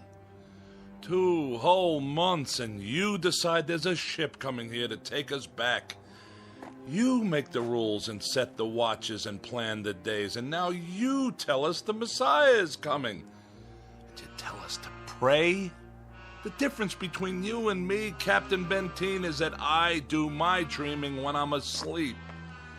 You do yours on your feet. There's a ship coming, Al. All of us believe it. Because he tells you to. And we believe him. Whatever Captain Benteen says, that's what will happen. Sure you believe him. He tells you this is the best of all possible worlds, and by God, you break into song. You're sweating your lives away on this rock, but the captain says it's paradise, and we have to clap our hands. Rule by hypnosis. Al, there's a ship coming. This happens to be a fact. There's a ship coming. believe it. I tell you, it'll happen. And you know it's real, just as you know this is real. You haven't forgotten our ship, have you? The Pilgrim 1? The first spaceship sent up to colonize the outer regions? And this plaque, placed here by the 130 men, women, and children who established the first off-Earth colony. We owe them our belief, because they had faith. Don't ever forget that. Now, if you'll excuse me, I'd better go check on the generator.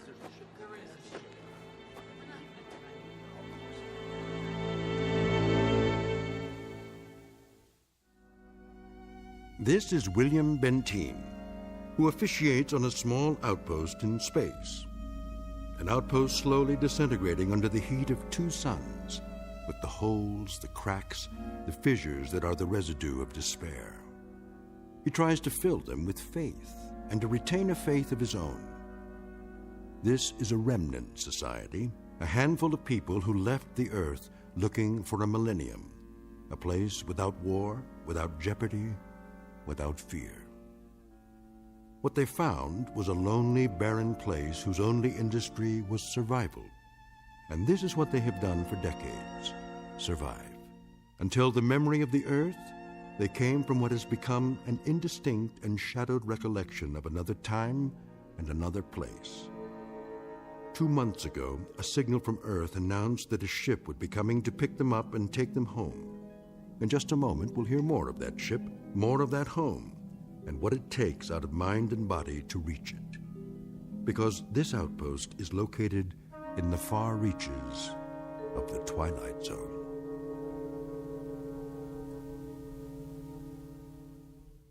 And now, The Twilight Zone and our story, On Thursday We Leave for Home, starring Barry Bostwick with Stacy Keach as your narrator.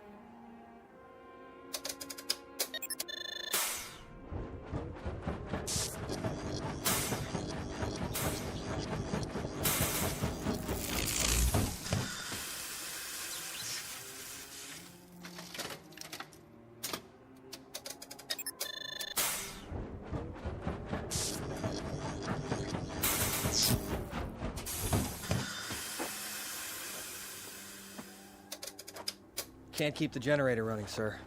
No wonder. Look at these wires. They're rotten. That's all we got, Captain. No backup? This is it. Any insulation? That's all gone, too. We used it on the converter belts. Well, we have to get the current running somehow. If that refrigeration unit stays off, the temperature in the underground rooms will go up 50 degrees. Well, we could stop the saltwater converter for a day or so, switch the parts. Then we'll have to do that. Tell the people to fill up all the jugs they have. We'll be shutting off the water in 6 hours. Yes, sir. Captain, what about the ship? It's on the way. We know that much. Then everything will be different. When we get back, the things that are old and worn out, we'll throw them away. Just throw them away. Captain Benteen. What? The main square. Come quick.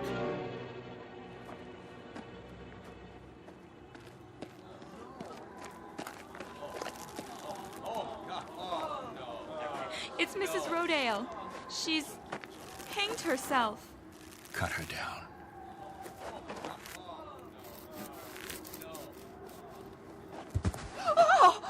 Mommy, what happened? Is that lady all right? Get them out of here. Come, children.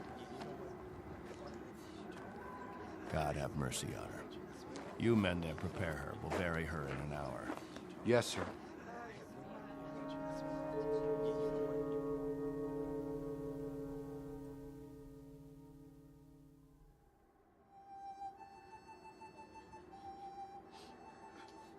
We now consign to this planet the remains of Mary Rodale.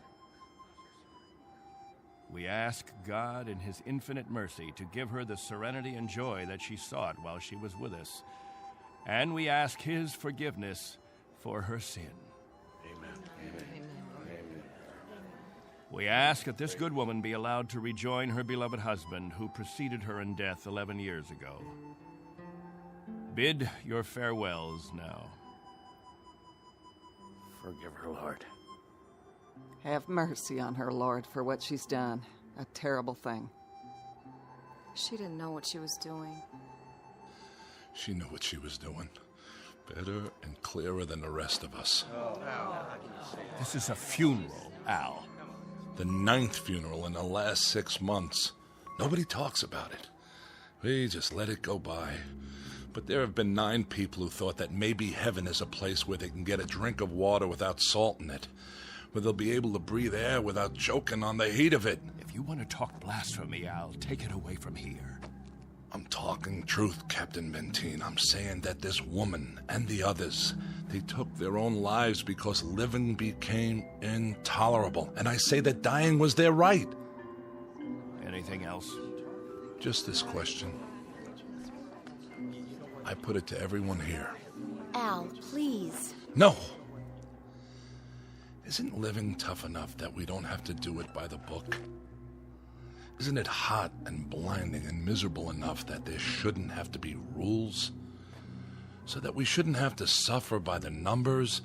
Will anyone make the simple observation that there's far more happiness going into that hole than what's left above ground?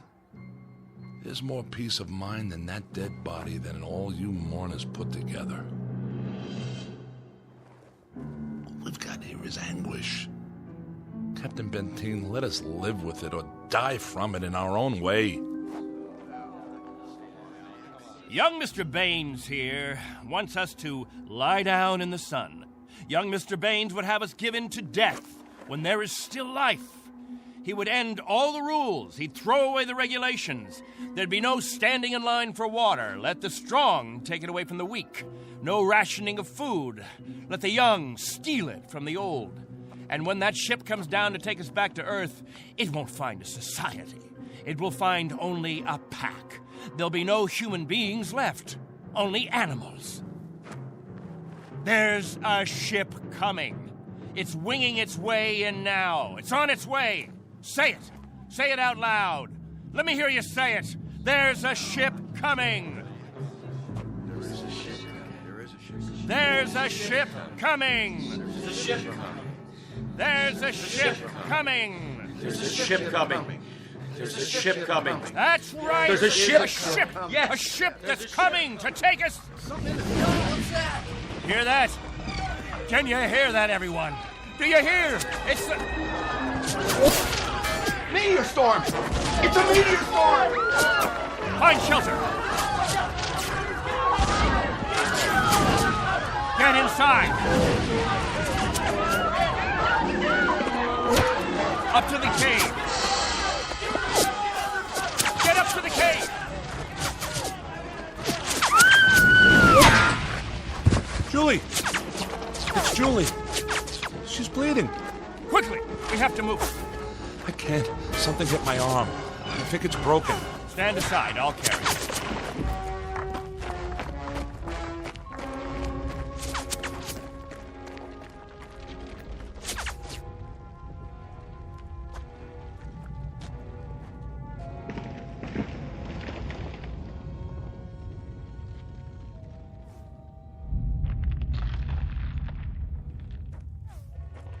How is she?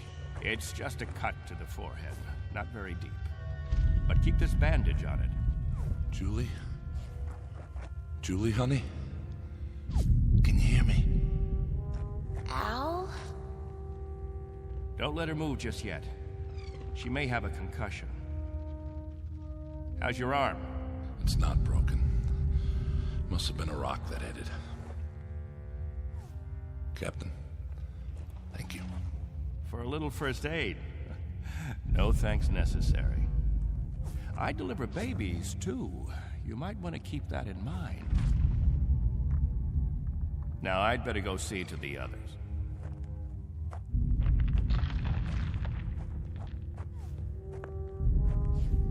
Will it go on much longer, Captain?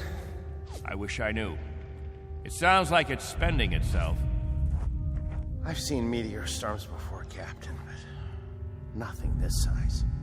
What about the damage, Henry? 2 underground cells destroyed. At least, that's what it looked like from out front. Everybody accounted for? I think we're all here, Captain. I've checked. Nobody's missing. Thank God.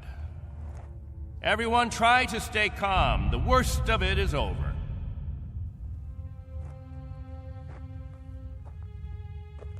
Jojo?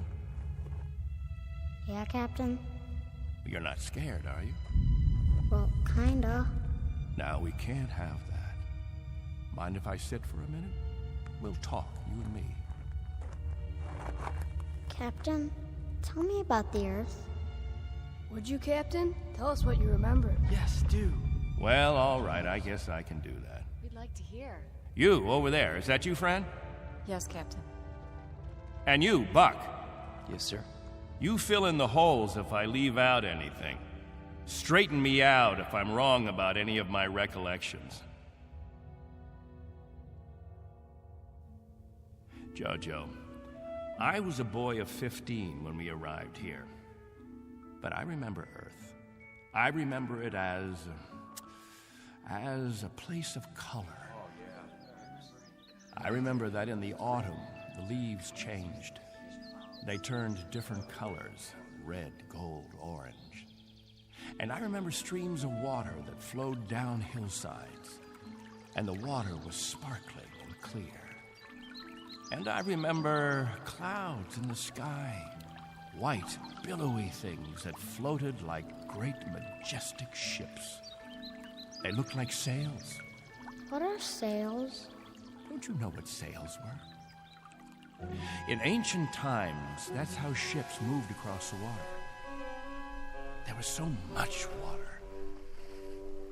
The men unfurled large sheets of canvas against the wind, and it was the wind that moved them.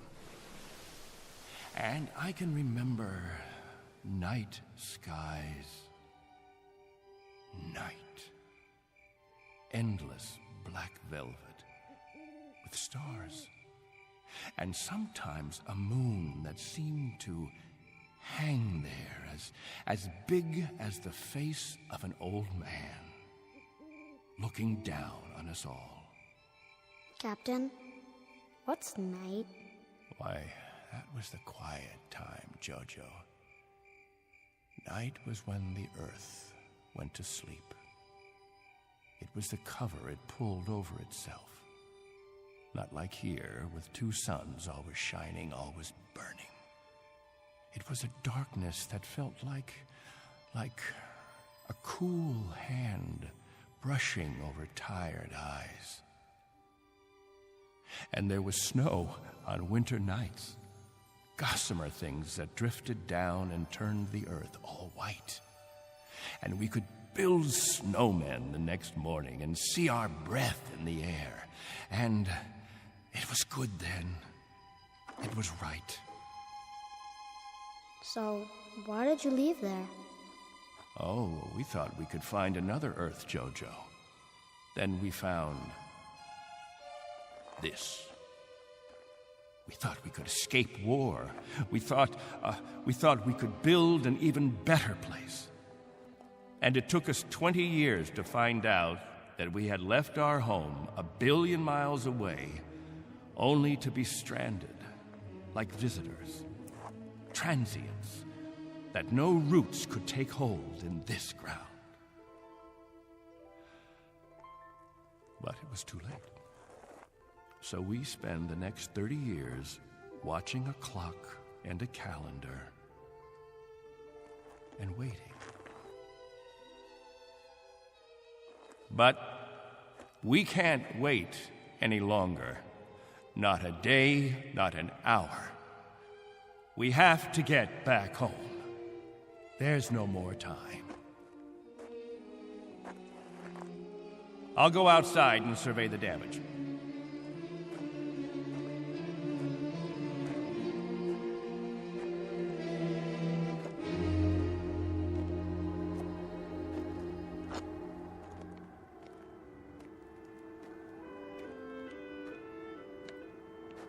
Not much harm. Radar tower is still standing.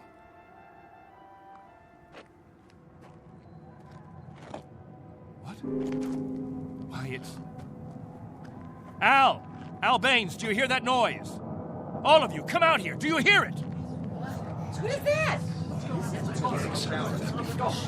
That's not a meteor shower.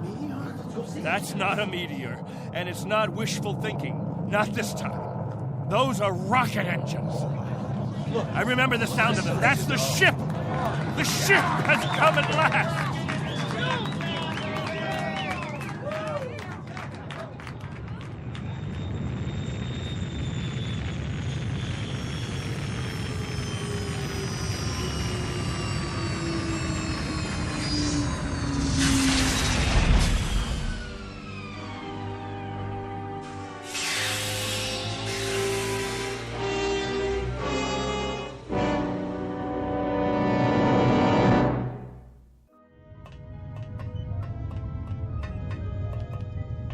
Wow, what a ship. How fast can it go? Oh, pretty fast. Watch your step. Looks like you got plenty of room for everybody. Do you have any water? Clean water? We have enough. Oh, doesn't that sound wonderful? Delicious. Careful. I better talk to your leader. You have one, don't you? Sure do. Captain Benteen. I don't see... He's standing over there. Hey, Captain, come see the ship. Mr. Benteen? I'm Benteen. Colonel Sloan. I command the Galaxy 6. Our orders are to transport you all back to Earth. Colonel, what took you so long? 6.5 months, Mr. Benteen. 100 times that. We've been waiting for 30 years. Does it all look like this? Salt flats and scrubby mountains. 2 suns, hot and perpetual. 30 years of it. 30 years. The children have never seen Earth, and some of the older ones don't even remember it. They'll see it now. Our orders are to get you aboard as soon as possible. We figure that we should be able to lift off on Thursday. Are you still using Earth time? Of course. Good. That'll give you 3 days to prepare. Unfortunately, your people will only be able to take what they can carry. Over 200, aren't there? 187 men, women, and children. It may be a little crowded, but we'll fit you all in. You've been used to a lot of space, Mr. Benteen, haven't you? Space? Room to move around. That's all there is here. That and the heat. I can feel it. They'll make the trip standing on their heads if necessary. I'm sure they will, but I don't think that'll be necessary. Do you know, can you understand what a godsend this is for all of us? It's hard to imagine. I can only say your country's very, very proud of you. What of the Earth? Has it changed? Not too much. Still green? Still green. And the cities? The cities still stand. And war? As always, I'm afraid. One dies down, another one springs up. But through some miracle and the grace of God, we never had the big one. Now, Mr. Benteen, all things considered, I think you'll find it very much as you left it. Captain Benteen. Captain? That's what the people call me. This place, their very lives, it's all been my responsibility. You've done quite a job, Captain Benteen. But you can rest easy. I'll take over the responsibilities now. No need. I'm used to the job, Colonel. The living quarters, they're underground? I was saying, Colonel, I'm used to the responsibility. I wouldn't quite know how to function without it. Is it cooler there, Mr. Benteen? I'm sorry, I didn't... Your underground rooms, are they much cooler? Yes, they're refrigerated.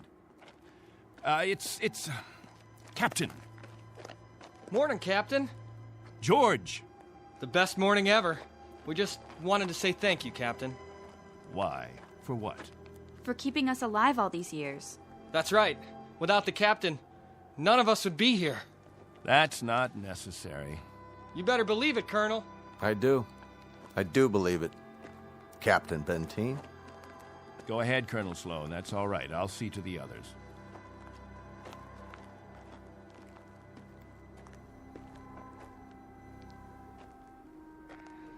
You know, I don't need this. I'm not going to take this. Hi, Captain. Julie, where's your bandage? Oh, I don't need it anymore. But we put one around your head so the cut would heal. What's this? Isn't it incredible? It's called a medicinal patch. You wear it for 24 hours. It accelerates the growth of new skin. Look at her forehead, Captain. You can hardly see the scratch. Better put the sling back on your arm, Al. I don't need a sling. Just this metal band. It's magnesium. Colonel Sloan said my arm would be perfect by the end of the week. Well, I seem to have had my practice taken away from me. But while we're here, I'd use that sling. I'll bet I've fixed about 500 broken wings in my time, and the only way to be sure it heals properly is to keep the limb immobile. Where's Colonel Sloan?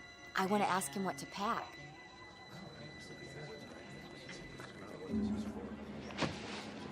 Eleanor, let me help you with that bundle of clothing. Thank you kindly, Captain. I'll carry it for you. No, thank you, crewman. I've got it.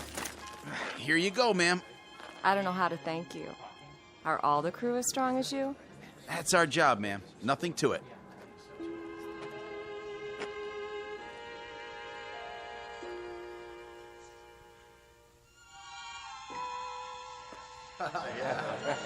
Hello there, Captain. Will. I'm so excited. How much longer? Not long. Be patient. May I have your attention, everyone? Good question. Quiet, please. What is it, Captain? As all of you know, we have less than 36 hours before we depart. And as I told you earlier, there is a maximum allowance of 14 pounds per person. Soon we'll begin weighing your belongings, and if we're over the limit, I'll make up a list of necessary items. I hope I'm not intruding, Captain. I was just telling them about the weight requirements. We'll handle all that tomorrow. I heard you'd called a meeting here in the cave, so I brought Lieutenants Engel and Rafferty with me. Everyone has so many questions about Earth, I thought perhaps this would be a good time. Actually, Colonel, the purpose of this meeting is simply to make some last-minute arrangements. Colonel, I used to live in San Diego. Is California still the same? Sunny and warm most of the time, but not this warm. Los Angeles has become the biggest city in the world. These kinds of questions, we could just as well handle them when... Colonel Sloan? Are there still major leagues? My dad used to tell me about baseball and the World Series. The leagues are just as before, American and national. What about the Dodgers? They came in 10th last season. I'm told they need pitchers pretty desperately. I'll tell you what, when we're finished here, we'll improvise a ball and bat and have ourselves a game. How does that sound? Yes! That'd be great. Let's do it. I think it's a little hot for that kind of activity. What we could do is have some group singing. We haven't done that for a while. I got an old sack. That'll be the ball. Who's got a stick? What are we waiting for? Let's go. Please, wait. We haven't finished yet.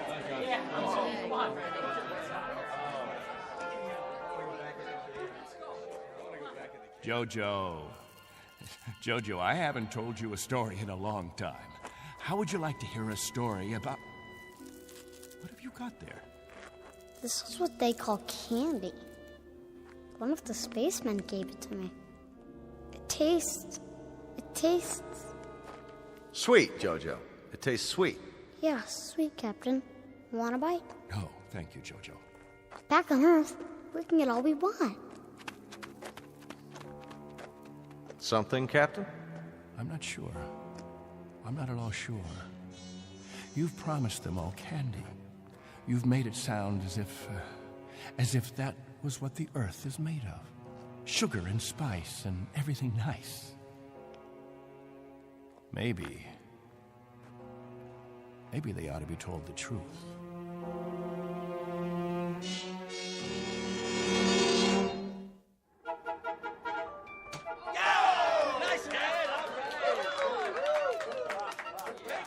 The universal language. Baseball. You have a limited vocabulary, Colonel. Do you have any idea what the temperature is? At this hour, it's about 110. I don't know whether your crew can take it, but I know my people. They're going to pay for this little athletic event. Some of the older ones, it might even be serious for them. It's just a game, Benteen. My guess is that it's worth it. Now, I'd better get back to the ship. Colonel Sloan. Something else, Mr. Benteen?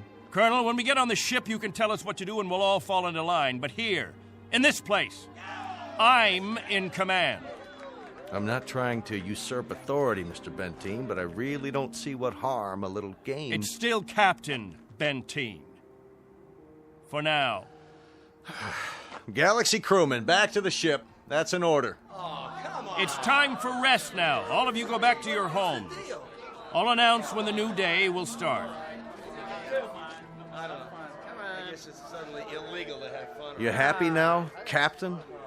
I was never unhappy, Colonel. I just happen to know what's right and what's wrong.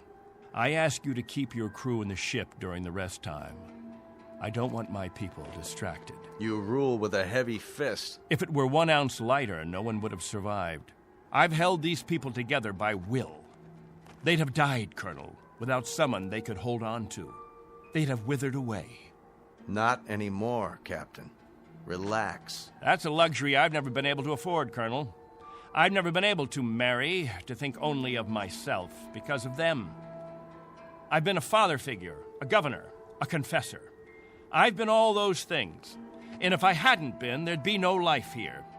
These are my people. Understand? My people.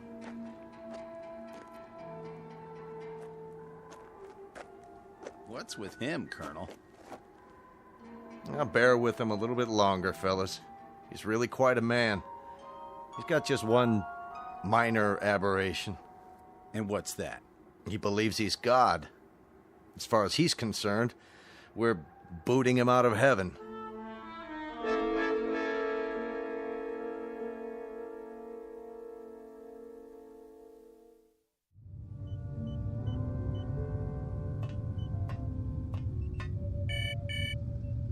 Yes? Mr. Captain Benteen is here, sir. Show him in. Very well, sir. Come in, Captain. Sorry my quarters are a bit cramped. Please, sit down. Colonel Sloan, this is a list of all passengers with their approximate weight and the weight of their belongings after each name. The scale we have is pretty beat up. My guess is that it underweighs by about 4 or 5 pounds. Fine. All I wanted was an approximation. We'll weigh them in on our own equipment before blast off. This is Wednesday, 12 midnight? I keep getting confused with the constant light. When do the people get up? About 2 Earth time. The hours from 7 until 1:45 are the hottest. That's when we try to stay indoors. Then we have our meetings at the cave about 2 hours afterwards. We've had to improvise our own schedule. You've improvised very well, Captain. I looked at the saltwater converter, your electro plant, the sun shields you put up over the crops. Very inventive. Necessity hasn't been the mother of invention here. It's been the father and the whole family. Well, you'll be able to give way to progress now. Though I wonder if all of it'll be to your liking. The way you'll be lionized when you get back to Earth. You're referred to in the press as the Lost Pioneers. They're gonna make quite a thing of you when we land. Oh? Wherever any of your people settle, there'll be keys to the cities, brass bands. I expect they'll scatter all over the U.S. The government's had inquiries by, well, it must be thousands of relatives. My guess is that they'll just about have time to look into a television camera and then get whisked off. Well, they won't be scattered, Colonel. They'll go as a group. We'll find a place where we can settle, and that's where we'll stay. I'm talking about when we get back to Earth, Captain. That's what I'm talking about. They won't be splitting up. Not my people. Captain, as a point of interest, did you ever ask them? Ask them what? Whether they'd want to stay together. That would be a ridiculous question, like asking a child if he wants some more ice cream. They're children, you see, Colonel. Oh, chronologically, they range from 6 months to 60-odd years, but socially, psychologically, they're children. I've kept them alive and functioning all this time. Once we're back on Earth, I'll simply continue the process. Captain Benteen, have you told them that? Have you told them that after 30 years of waiting, 30 years of living in a compound, they're going to travel 1 billion miles just to walk into another one? Have you? There's no need. They wouldn't have it any other way. To leave them to their own devices, that would be an act of cruelty. Captain, do me one favor. Just ask them.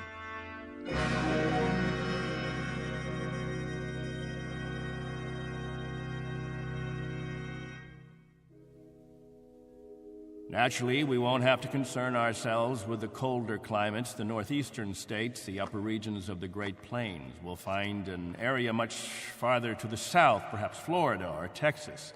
Southern California has a temperate climate. Captain, you better tell us about frostbite treatment, because I'm moving to Wisconsin. That's where my family settled originally. What about Oregon, Captain? That's where Joan and I plan to settle. I've heard about the forest there. New York. Please, wait a minute. You don't understand. Let me make this clear. All of you will have a chance to meet your relatives. I see no reason why visits can't be arranged, perhaps even for a week or more. But naturally, we'll remain together as a community in whatever land grant we obtain from the government, or whatever given area we can arrange. I can assure you of one thing, and I hope put all your fears to rest. I'll remain as your guide, your consultant. And I guarantee that no one will lack for my help or my advice. Captain, Julie and I were thinking of farming. Why, that's a fine idea, Al. We'll farm just as we have farmed, but much more easily. The rainfall back on Earth is so plentiful. And as I told you, there's only one sun, so you won't have to shield the crops. Of course we'll farm. Certainly, we'll farm. Julie's got relatives in the state of Washington. You couldn't take the cold. None of you could. But I guarantee that wherever we settle, the farming will be good. I'll see to that. What's the matter? Don't you understand? We don't plan to stay together. You don't understand, Al. You've never understood much of anything. If we split up, I seriously doubt that we'd survive. Al, explain it to him. Go on. We'll survive, Captain. If anyone wants to stay together, that'll be their right. But if they want to go their own way, that'll be their right too. Am I wrong, Colonel? You're not wrong. We're to take you back as a group. Once on Earth, you can do as you please. Colonel, let us settle our differences in our own way. There are no differences, Captain. There are differences. There are. Changes that have taken place on Earth. Things we aren't prepared for. Oh, the Colonel has made it sound like a big holiday. The good life just plucked off a tree. Well, friends, I don't want any of you disillusioned.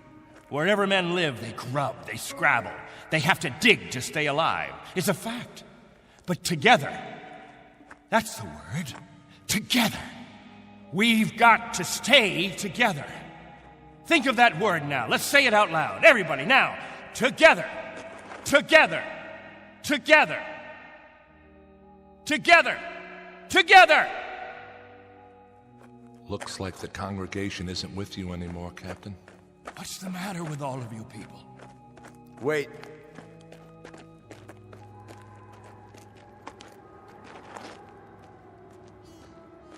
I've made the compartment assignments. I'd like to go over them with you. Assignments? There's not much time, and there's some things we have to check off. There's a decompression problem that we've got to tell them about, and a moment of weightlessness shortly after we leave the atmosphere that I want to explain to the children. Do you know what we called you while we waited for you to come? We called you the Messiah. Did you? You were supposed to bring freedom, but that's not what you brought. You brought selfishness, dissatisfaction, divisiveness. With all the misery we've had here, those germs never infected us. I brought nothing but a ship and a crew and a means of escape. You've had no diseases, no viruses. Did it ever occur to you why? You've lived in a test tube, Captain. Antiseptic and germ-free and sterile. Sure, you're a group, a cell, but that's all over with.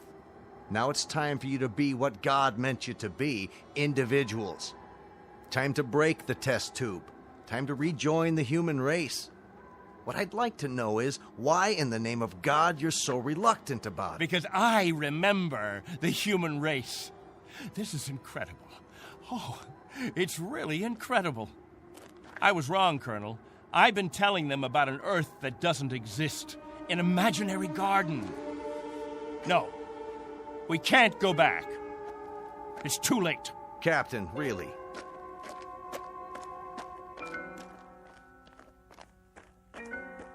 Everybody, gather around. I've got something to tell you. Listen to me, all of you. I want to tell you all. Listen to me, all of you. I want to tell you about the real Earth. Captain, are you all right?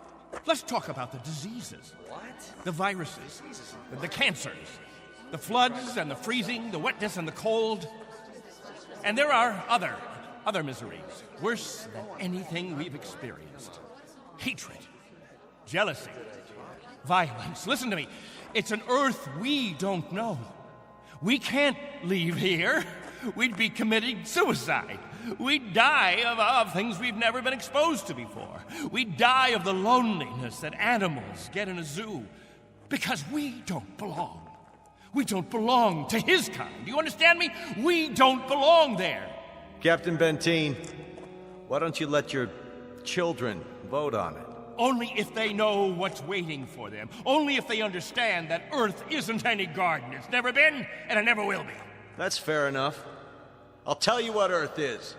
The same as it's always been. It's a race struggling to survive, just as you have survived. Captain Benteen is right when he tells you that it isn't all a place of beauty. There may still be wars and prejudice and strife. I suppose there will always be jealous men and angry men and unforgiving men. But it has one thing you don't have. Every man is his own master.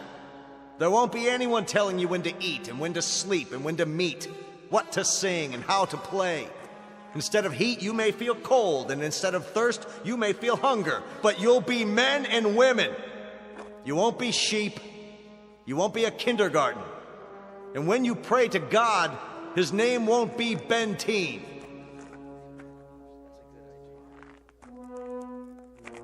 A vote now, Captain, and the majority wins. Those of you who want to be on the ship 10 hours from now, heading back to Earth, step forward. All right, I'm going. Let's go. Go! That's it! I suppose that makes it unanimous, Benteen. Even you, Jojo? Well, I want to go with the Colonel. Give me something, anything. Give that sledgehammer. Here! No, let it go. Angle! Rafferty! There, sir. Stop him! He's running from the ship! No. Captain! Captain, no, please!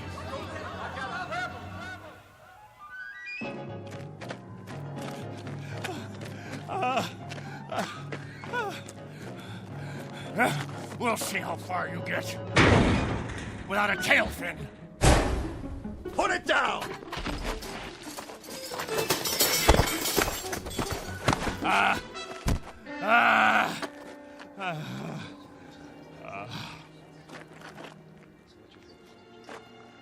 You all right, Colonel? I'm fine. What about the ship? Just a couple of dents, nothing serious. Lucky you stopped them when you did. Captain Benteen, let go. For everyone's sake, loosen your grip and let go. God help you. God help you all. Tomorrow you think you're getting on a ship headed for paradise. What you don't realize is you're heading for hell. What about you? I'll stay here. That's right. This is my home. This is where I belong. This is where you belong. You just don't have the brains or the guts or the sense to know it. This ship leaves at 0800 tomorrow. If you're not on board... I want no special privileges, Colonel Slow. No special treatment. If you're to blast off at 8, you blast off at 8. As for the rest of you, you can go on the ship or you can remain here with me. I'll be at the cave. Any who want to remain can meet me there.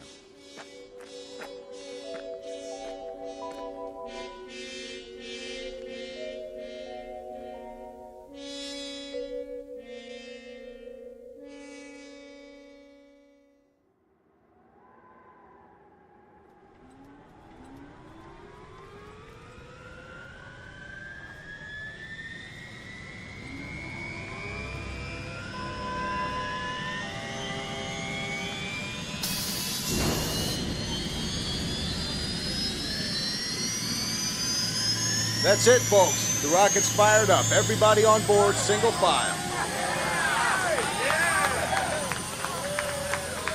What about the captain? I'll give it one last try. Lieutenant Engel, see to the passengers. I'll be right back. Yes, sir. Where are you going, sir? To the cave.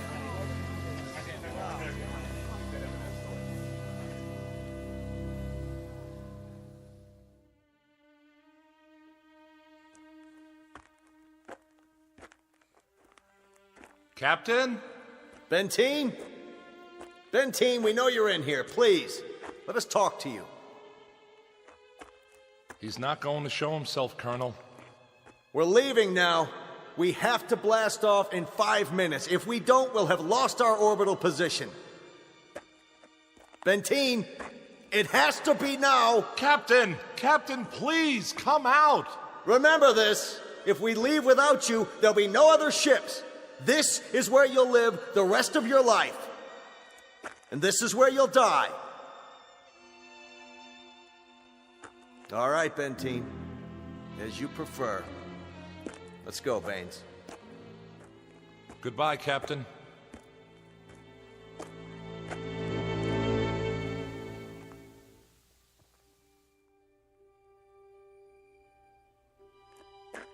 Hello, friends, all together at the meeting place. Any new business today? No? Jojo, I'll bet you want to hear about Earth. About the rivers and the seas, the blue skies, or the night, the stars and the moon. Which do you want to hear about this time? There's color on Earth, the change of seasons. And the wind brings the smell of the ground, the plants, the seeds, the roots, flower petals, sap from the trees, and the smell of the weather, the rain or the mist or the fog. And on the earth, there's green, the color green, the feeling green. There's something fresh about it, something living. Earth. It's called Earth. Don't leave me. Please. Oh, don't leave me.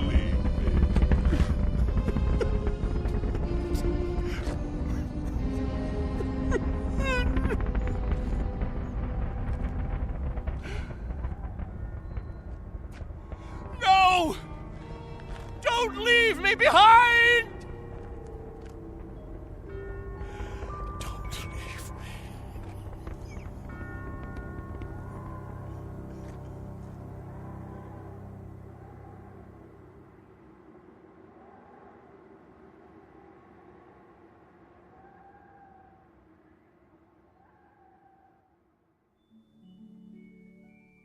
A man named Benteen, sometimes known as Captain, who had certain prerogatives. He could lead, judge, legislate, even dictate. It became a habit, and finally, a necessity. William Benteen, once a god, now a population of one, on a distant outpost in the Twilight Zone.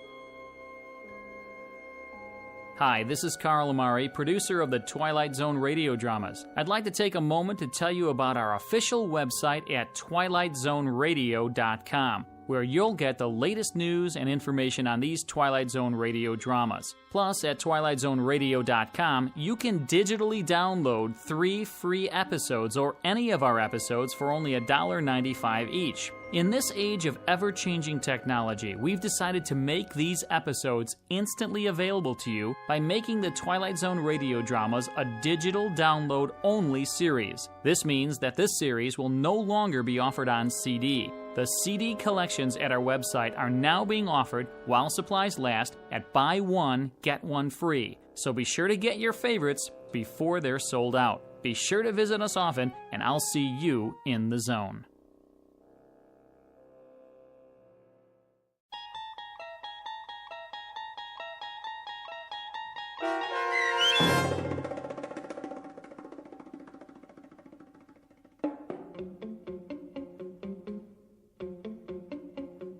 On Thursday, We Leave for Home, starring Barry Bostwick with Stacy Keach as your narrator, was adapted for radio by Dennis Etchison and written for The Twilight Zone by Rod Serling. Heard in the cast were Mike Starr, Christian Stolte, Elizabeth Lido, C.J. Amari, Richard Hensel, Justin Kaufman, Kurt Nabig, Joby Cerny, Jennifer Joy, Meg Thalken, Tracy Hernandez, Jake Salins, Doug James, Jeff Lupetin, and Amanda Amari. The producers of The Twilight Zone wish to thank CBS Enterprises and the Rod Serling Estate for making this series possible.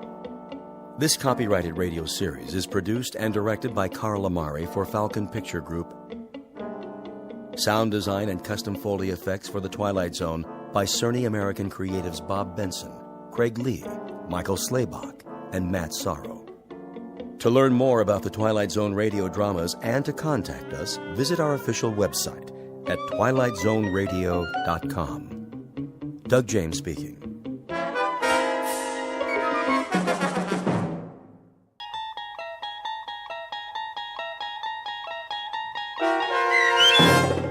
People Are Alike All Over, starring Blair Underwood, with Stacy Keach as your narrator, was adapted for radio by Dennis Etchison and written for The Twilight Zone by Rod Serling, based on a story by Paul W. Fairman.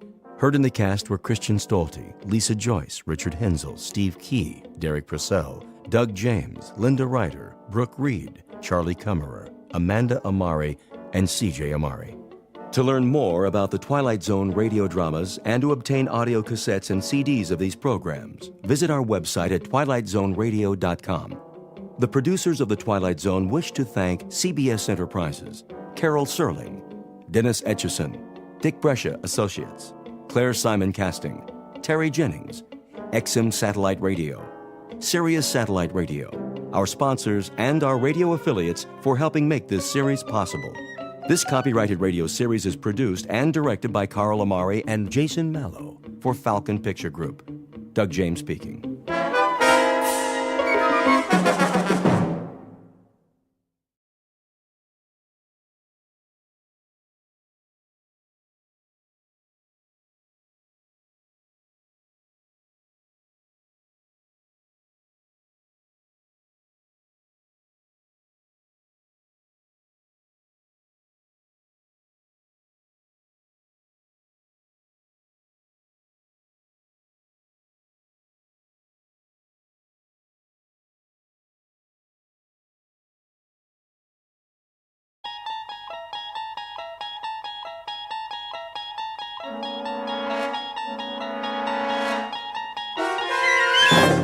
There is a fifth dimension beyond that which is known to man. It is a dimension as vast as space and as timeless as infinity. It is the middle ground between light and shadow, and it lies between the pit of man's fears and the summit of his knowledge. This is the dimension of imagination. It is an area which we call the Twilight Zone.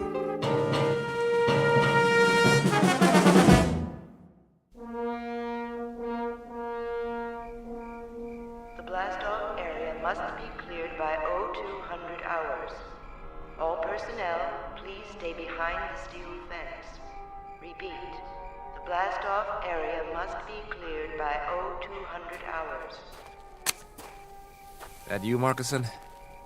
Evening, Conrad. Thought I'd find you out here. You thought right. Look at her. Like a needle pointed straight up at the sky. Pretty big needle. Odd, isn't it? Why do you say that? For us, I mean. Odd way to spend the last night. Yeah, I couldn't sleep. Neither could I. But what a thing to do. A last night on Earth you don't spend in the middle of the desert looking at your transportation. A last night you spend it enjoying Earth. You walk around its streets, you go into its bars, you dance with its women. Yeah. You drink in its view, savor it, enjoy it. But not us. That ship out there, We'll have all we want of her and more. She'll be our world for quite a while. 113 feet long by 18 feet wide. And yet here we stand, Conrad, watching her. Just 3 hours before we take off.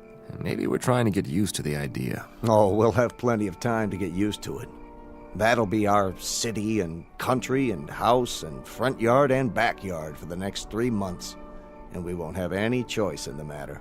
Markson, could I ask you a question? Go ahead. Are you afraid? Of some things, I guess. The unknown, loneliness, the silence up there. But the ship, after all the work that's gone into her, I don't think so. How about you, Sam? It's different. You're ready for this. 3, 4, 5 years. It's all you've prepared yourself for. But it's not the same with me. We both went through the same flight training. I know, but I'm a scientist, Markison, a biologist. My whole life, my world has been books and slides and microscopes. I'm being sent up there because they need my mind. Pity they just can't send that and leave my body back here where it belongs. But speaking frankly, yeah, I am afraid. I'm frightened of the place we're going and what we might find there. Martians? Well, that's not very likely. They're the one thing you don't need to be afraid of. They shouldn't be feared, even if we do run into them. Whoever we meet up there, whatever kind of creatures they are, if they exist, they'll still be people of one sort or another. You don't really think that? Why not? I've got a philosophy about people, and I mean all people. I'm sure that when God made human beings, he developed them from call it a fixed formula, with the same batch of ingredients. We have a pattern of behavior designed to meet certain needs, and those needs are going to be identical no matter what the form and the place. And that means we're all essentially the same on Earth or in the farthest reaches of space. Think about it, Sam. People. On Mars. Wherever they're able to exist, they have to be the same, even up there in the stars. I'd like to be able to read those stars. I wish there were an equation that applies. A plus Y equals what? A rocket ship plus 2 men equals... Equals a wondrous adventure. Let's get ready, Sam.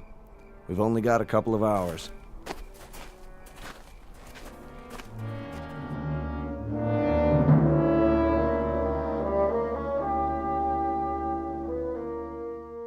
You're standing at the edge of a highway into space, one soon to be traveled by a flimsy, two-legged animal with an extremely small head. His name is Man, and he is about to send his tiny, groping fingers up into the unknown, bound for a once mythical place known as Mars. The participants are Samuel A. Conrad, age 35, and Warren Markison, age 31. They are the first to undertake such an ambitious voyage, and in a moment we'll travel with them to a location only slightly off course, in the Twilight Zone. And now, the Twilight Zone and our story, People Are Alike All Over, starring Blair Underwood with Stacy Keach as your narrator. Prepare to correct course? Not yet.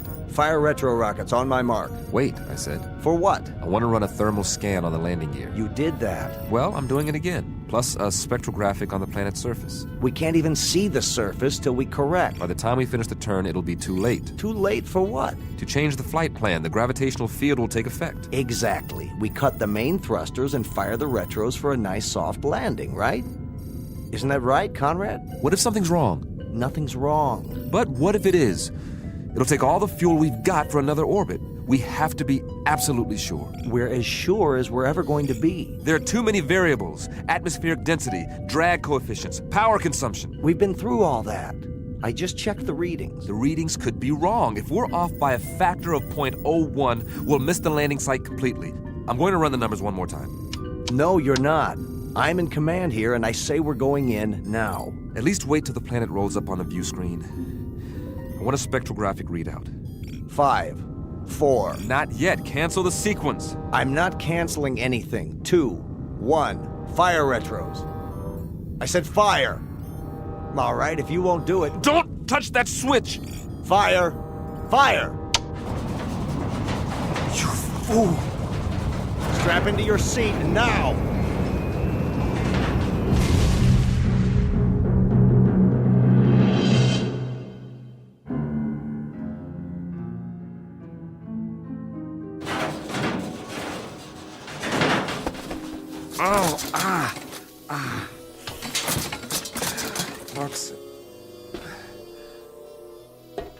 Marcuson? You all right? Marcuson, where are you? Warren? Warren, can you hear me? Over here. Oh, thank God. After a landing like that? Any landing you can walk away from is a good landing. If you can get this instrument panel off me, I'll try to do that. Hang on. It's split in two. I'll see if I can lift it. How's the rest of the ship? Nose down in the bottom of a crater, as far as I can tell. Air pressure seems to be holding. Here, take my hand. Whoa. Not just yet, Sam. I've got a little bit of a problem with this leg. But we made it, didn't we? Yeah, we made it. With or without my help. It wasn't your fault. Sure it was. If I'd followed your order... We still would have come down at the wrong angle. The flight plan was off. There's nothing wrong with the flight plan. It's the terrain. It's not like the reconnaissance photos. Close but different. Somehow... Then you were right to be cautious. Do we have power? I don't know. I haven't had time to check anything. Try to get the lights running. It's dark in here. I may be able to rig a new circuit. You do that. I'll give you a hand. Don't be crazy. You can't even stand up. I'll do it. Sam? Yeah? Hurry, if you can. Will you, Sam? I want to take a look outside. I want to see what's really there. There's plenty of time for that. Is there? I told you, we've got air. That means the hull's intact. You rest easy. I'll get the medical kit. If you say so, Sam. If you say so.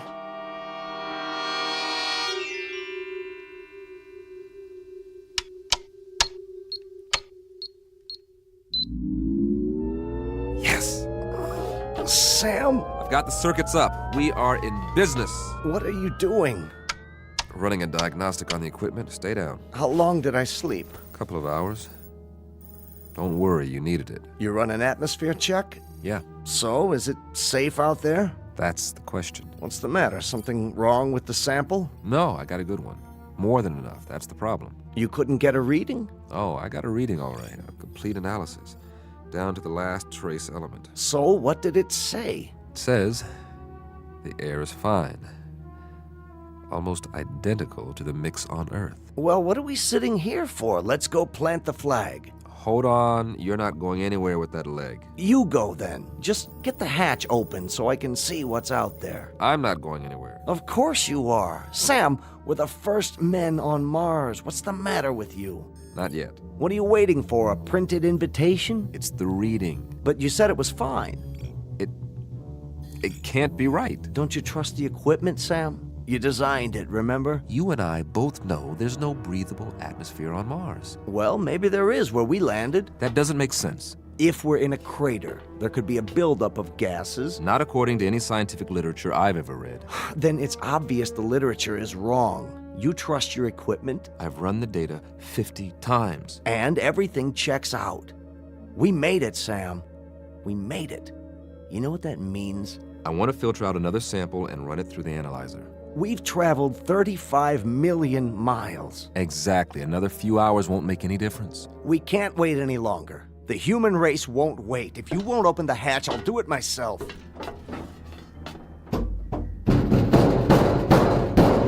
You won't be able to get it open. The hydraulics out. Patch in the auxiliary power supply.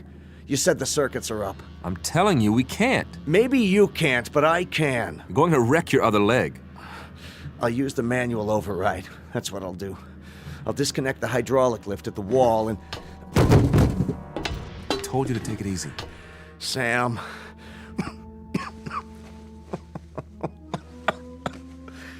Just my luck, eh? 35 million miles through black space just to find a place to die. You are not going to die. It's all right. Really. It's just that I'd hate for this ship to be my tomb. Do me one favor. Anything. When it does happen, and I think it'll be soon. Don't talk like that. Get me outside, one way or another. Don't be afraid. I've got a strange hunch that if anybody's out there, they'll help you with the funeral. That's how people are. And they are people, Sam. As long as they've got minds and hearts, that means they've got souls. And that makes them people. No. For God's sake, don't die now. Don't leave me alone here. Warren! Warren! What's that? Listen. Do you hear that, Warren? Do you hear that? Something's out there. And it's coming. It's coming right up to the ship. You said that whatever's out there is like us. Well, I don't know that. There's no way to find out, and I'm not ready to find out. Go away! Whoever or whatever you are, go away!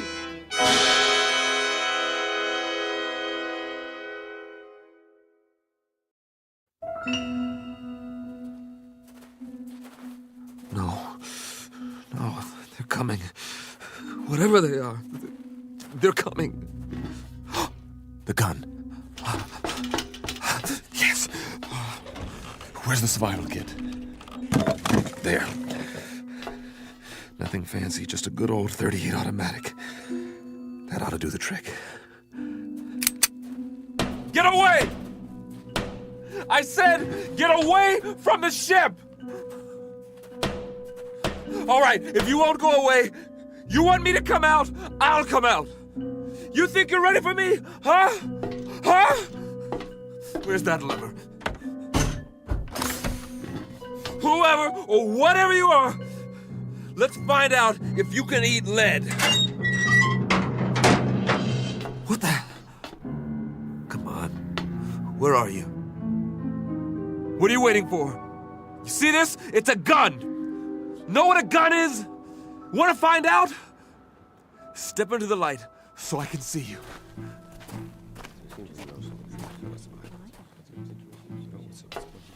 But you're people. I swear you are. You're just like me. Face, body, everything. Please, don't be afraid. There's no reason to, you know. What do you have in your hand? Oh, this it's a pistol. It's I was only going to use it if... May I see it? What? I suppose so. Just don't touch the trigger. It contains explosive missiles. They're called bullets. We didn't know if you were ever going to come out. We've waited most of the night. Very glad to see that you've finally done so, however. This is amazing. I'm Conrad. Samuel Conrad. That's my name. Do you understand? Name? We understand, Mr. Conrad.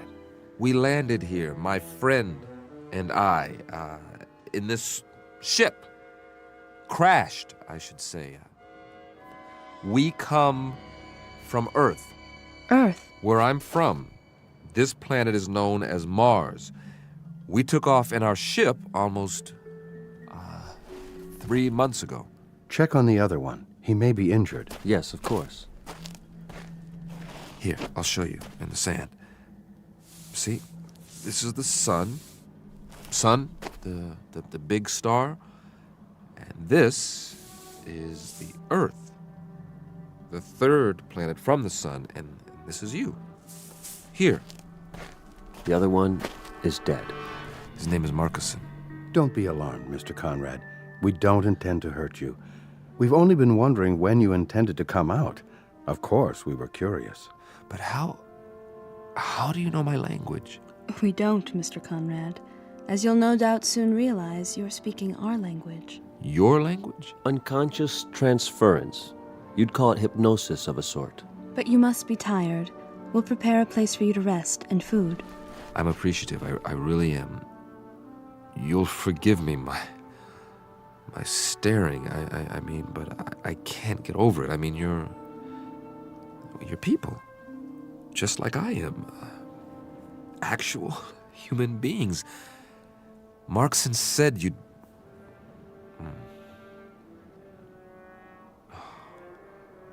Marcus. We'll bear your friend for you. Later on, you can tell us the sort of marker you'd like. That is your tradition, isn't it? Yes, it is. We can also repair your ship for you. You can? If that would please you. Oh, yes, very much. Good. Consider it done. There are so many questions I want to ask. Really? So many things I want to find out about your civilization, your science, the way you live, the social structure. 100 questions, 1,000. We will be glad to answer all your questions. But first, you must rest. Yes. Come with us, Mr. Conrad. You must have food and drink and sleep. After you. Where are we going? Not far. A structure we've built. I don't see anything. Oh, I know it's dark out there, but it's only a short walk. You'll understand more when we arrive. The true end of your journey, if you will. A place that's more comfortable. Would you give me a moment? What? It won't take long. I'd like to say goodbye to my friend. Oh, certainly.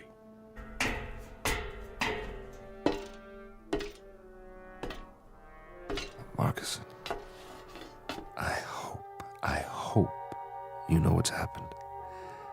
I hope you know that you were right. There are Martians, after all, and they're people. It's incredible, but they really are just like us. You knew, didn't you? Somehow, you knew. Oh, I'm sorry, old friend, that I didn't believe you. And that you didn't live to see them. Are you ready, Mr. Conrad?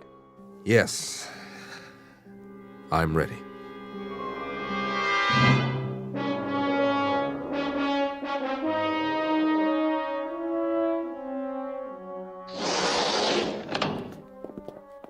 I hope this will do. I'm impressed. On Earth, this would be considered very modern. The angles, the lines. Are the walls stainless steel? Well, not exactly.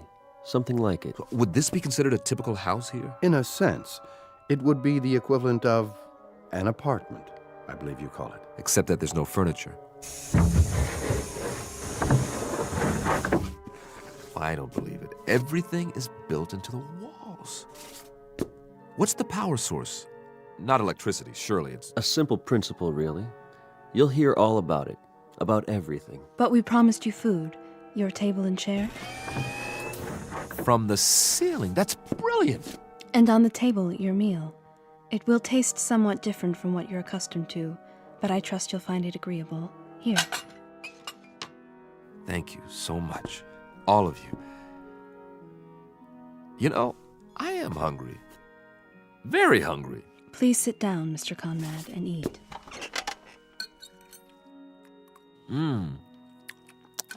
It's different, but I like the taste. Like melon or cantaloupe, maybe. And yet, there's almost a meat flavor. You don't mind it? Mind? Are you kidding? After that freeze-dried stuff we ate on the ship? No. This is delicious. We'll leave you to eat, then. Oh, I wonder, could you do us a small favor, Mr. Conrad? Anything. As a favor, would you mind sketching for us what a home looks like on Earth, so we'll better understand your culture? No, not at all. This is what we call a ranch house. It has only one story. Here, look, I'll show you. This is roughly the shape. The front door here, and this is what's known as a picture window. Looking out from the living room. I see. The bedroom area. And the kitchen, where we cook the food. Here, I'll put down some more details about the interior. Please. Couch, chair, television set. Then inside the kitchen, over here, the refrigerator, maybe a freezer, and the stove. A freezer and a stove? Well, one to keep the food from spoiling and one to heat it up. Remarkable. In the bedroom, the bed, the bureau, the mirror, do you understand mirror? Reflection? To look at yourself. Of course, I've forgotten. Will you look at that?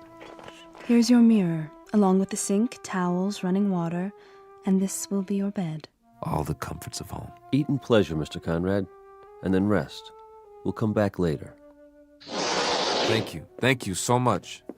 Oh, miss? Yes?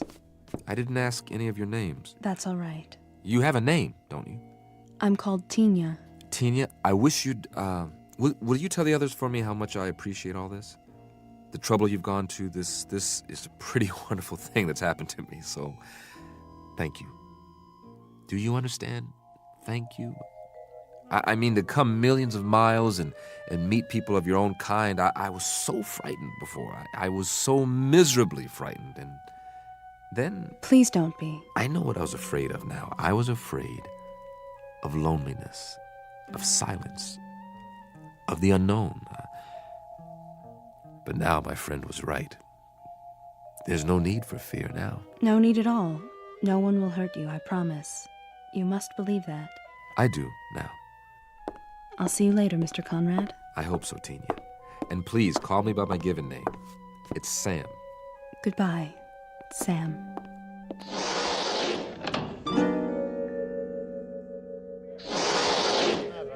There she is. Sorry, he had more questions. What did you tell him?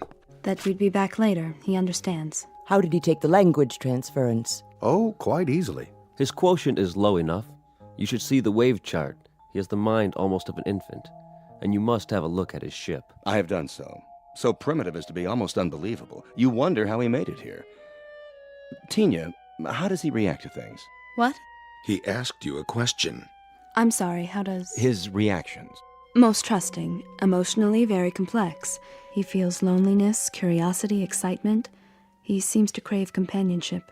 And what is your recommendation? For what we should do with him?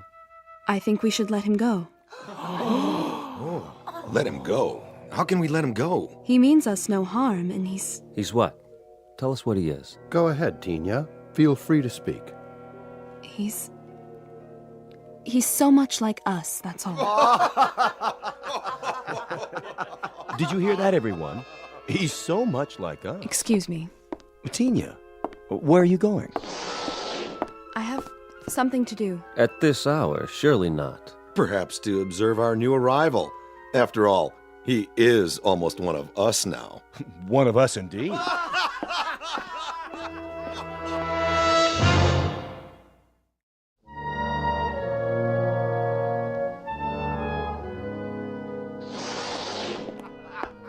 Tina? Is that you? Yes, Mr. Conrad. I was just... What's the joke? Oh, something one of my friends said. Oh, what was it? Something humorous, that's all. At least he thought so. Won't you come in? I wouldn't want to disturb you. Not much chance of that. I'm too wound up. This is all a bit much to grasp at one time. You must have a great many questions. Perhaps you can answer a few of them. If you don't mind, that is. Won't you sit down? Well, maybe for just a minute. Have a seat. The couch is quite comfortable, thanks to you.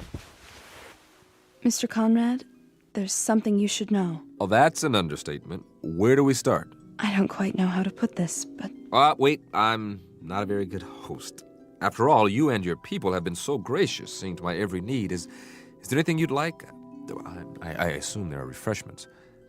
I don't suppose you people know what a drink is. In the cabinet, you'll find several varieties of beverages. Yeah? I hope they're to your satisfaction. Let's just have a look. Do you mind? Be my guest. I don't believe it! This is a 25-year-old single malt. Where did you get it? We manufactured it, you might say, to suit your taste. But how could you know what my taste is? We retrieved it from your memories, telepathically, to use your word. You were very specific in your recollections. May I ask what it is like? You mean you've never had Scotch whiskey before? Well, young lady, you are in for a treat. Here, I'll pour us both one. I'm not sure that's a good idea. You're right, it's not. It's a great idea. Give this a try. Perhaps just a taste. Here's to the end of a long, long journey. And to good people everywhere. It's a strange taste. It's so sharp. Oh, I should have told you to sip it. Just take a small amount and just roll it around in your mouth. Then you swallow it. Ah, yeah. How's that? It's interesting. You said your people manufactured this. How, exactly? You must use some sort of molecular reconstruction powered by... what is the power source here, by the way? Solar? Hydrogen fusion? We've been experimenting with this on Earth for years, but so far... Please, Mr. Conrad, You seem nervous. It's just that... Not my fault, I hope. I've never been very good at small talk, getting to know people socially. And now I'm more aware of that than ever. You're behaving perfectly. That's not the problem at all. You're the one who should be uneasy with us. Suspicious. What's to be suspicious about? Do you want to know the absolute truth? This experience, meeting all of you, it's lifted a burden off my chest. All this time, not knowing what to expect. But you're so kind. You're so understanding. You take it all in stride. A visitor from another planet, I mean, am I... The first? No, I can't say that you are. I should have known. You accepted me so easily. The other, visitors, where did they come from? Not Earth, obviously. Outside the solar system? Please. There will be plenty of time to answer those questions and more. I'm sure there will be. But you see, I'm a scientist. Facts, numbers. Those are our concerns, too. They have been since time immemorial. You've been here a very long time. Your civilization, I mean. Yes, in Earth terms. But Mr. Conrad, Sam, there is something I wanted to tell you. It's only fair that you know before... Before what? Ah, Mr. Conrad. Still awake, I see. Oh, come in. I was just telling Tina here... Mr. Conrad, we have a surprise for you. Really? A very nice surprise. You shouldn't go to any more trouble. Would you accompany us, please? Where are we going? That's the surprise, Mr. Conrad. You'll see soon enough. Isn't she coming? Tina will remain behind. Oh, we were just getting acquainted. She has other duties. Actually, Don't you, Tina? I hope I'll see you later. No. If you don't mind, Sam, I think I will go with you now. Tina. Great, I'd like that.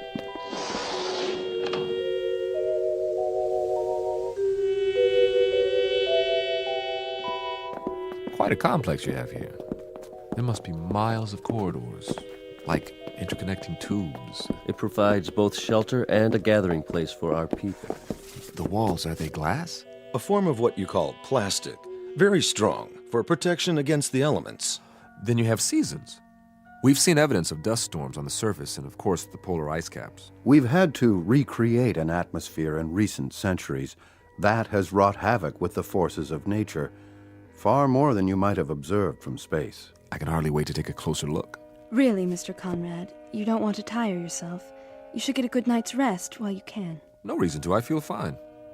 Does the complex house your research facilities, laboratories, that sort of thing? They are in an adjacent structure. I thought I saw a reflection out there, but it's so dark. All in good time. It will be a few more hours until sunrise. Then, all will be clear. Ah, here we are. After you, Mr. Conrad. What? Allow me to illuminate it for you. But this is...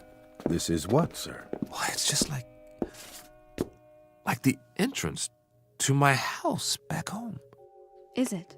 Yes, this is the foyer, and the living room would be down here. You like it? Do I? It's a perfect replica of my place in California. This is perfect. We did our best. I mean, in every detail. Furniture, the works, even the drapes. If I open them, I bet I'll see my old picture window. No point in opening them now. It's dark. Wait till morning. How did you build it so quickly? We sincerely hope this is the way you're used to living. You didn't miss a thing. The general outline came from your diagram, the rest from your mind. You think very clearly, Mr. Conrad. Very clearly indeed. Strong, clean impressions. Would you care to see the rest of the house? Would I ever? Ah! My kitchen! And my refrigerator. It's filled with your favorite foods, the ones you remember most vividly.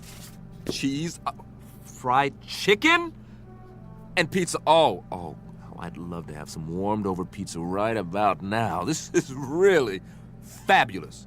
I don't know how to repay you.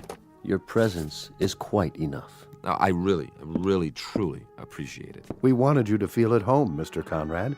Do you? Well, I never saw it this clean. Splendid.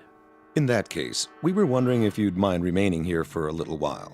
Oh, sure. And about my spaceship. Take your time. Your spaceship? You said you'd be able to fix it. Oh, yes. We'll restore it to its original state and then transport it here, outside your residence.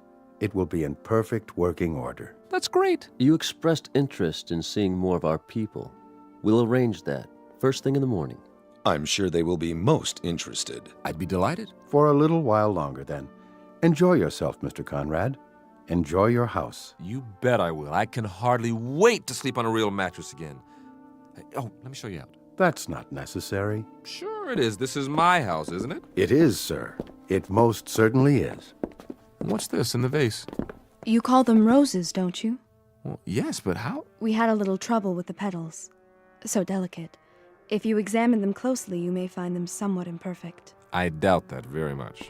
Here, I want you to have one. It's my way of saying thanks. Thank you. I'll keep it to remember you by. But we'll see each other again, won't we? What? Are you crying? Come along, Tina.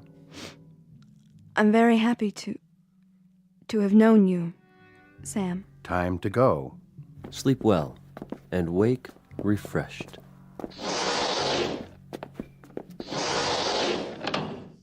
Man, will I. This is too much. Wonder if there's some more of that scotch in here. Yes! Well, all I can say is if this is an illusion, it's one a guy can live with. This is the best scotch I've ever tasted. I think I'll just sit down here, put my feet up. This is the greatest. Absolutely the greatest.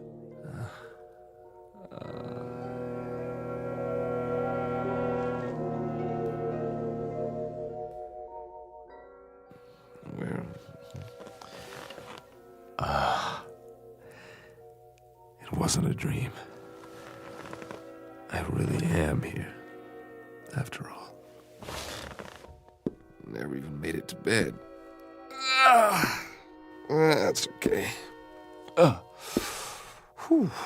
Slept like a baby.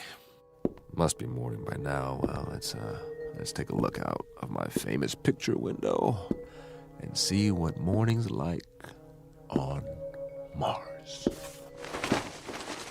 Oh, you look at that. Red sand. Red hills. Ooh, oh, wow. They made the window so it retracts automatically.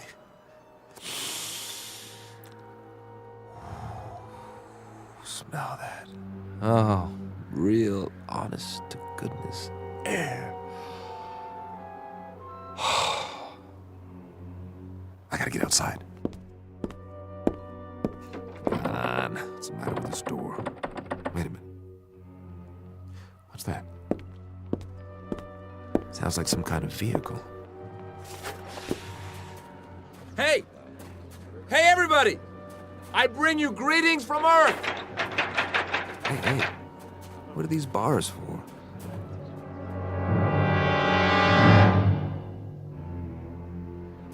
Everyone, please exit through the rear of the tram. Over here! I'd like to shake your hands, but I'm locked in. Go to the main window, please. He's still in quarantine. What's he talking about? Why are you all looking at me like that? Please don't touch the bars. Hey, what's going on? Hey! This is our latest acquisition. No, it can't be. My ship. They said they'd move it here. Wait, why would they? It can't blast off this close. It would set the whole house on fire. Unless they don't intend. Isn't he unusual? Careful, children. Can it talk? Yes, on an elementary level, a very limited vocabulary, of course, its primitive spacecraft will soon be on permanent display. For now, you're free to observe the creature in its natural surroundings. I don't belong Note in the here. simple primal emotions. No! No! Let me out of here! You may take holograms if you like. And next, we'll move on to the Venusian habitat, the intergalactic breeding area, and the Alpha Centauri house. This again is a holographic opportunity. I don't belong in here, please! Please! I would like to take a hologram. Isn't he cute? Look this way, Earthman.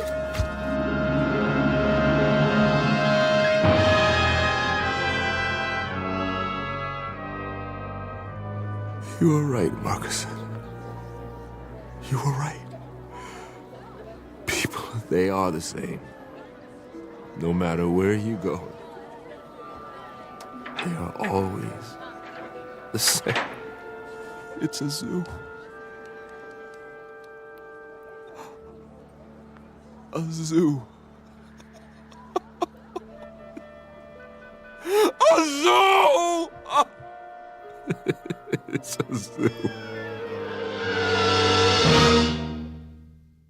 Species of animal on public display. Physical characteristics similar to a human being. Head, trunk, arms, legs, hands, feet. Very tiny, undeveloped brain. Comes from a primitive planet known as Earth. Calls himself Samuel Conrad. And he will remain here in his specially constructed cage with running water and electricity and central heating for the rest of his natural life. Because Samuel Conrad finally discovered a flight plan that led him off course and into the Twilight Zone. More from the Twilight Zone after this. Hello, I'm Stacy Keach. I hope you're enjoying this edition of the Twilight Zone Radio Dramas. To learn more about this series, be sure to log on to our official website at twilightzoneradio.com. You'll find special discounts on our Twilight Zone audio collections, listings of our radio stations, links to other websites, and a photo gallery of our recording studio and some of our stars in action. Plus ways to contact us with questions or comments about the show. And for a limited time, when you log on to twilightzoneradio.com, you can send in for a free CD of the show. So be sure to visit us at twilightzoneradio.com.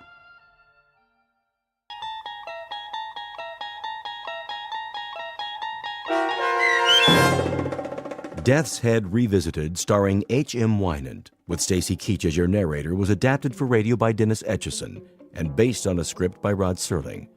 Heard in the cast were Maggie Carney, David Darlow, Richard Shavsden, Peggy Roeder, James Schneider, Carl Amari, Doug James, and Roger Wolski.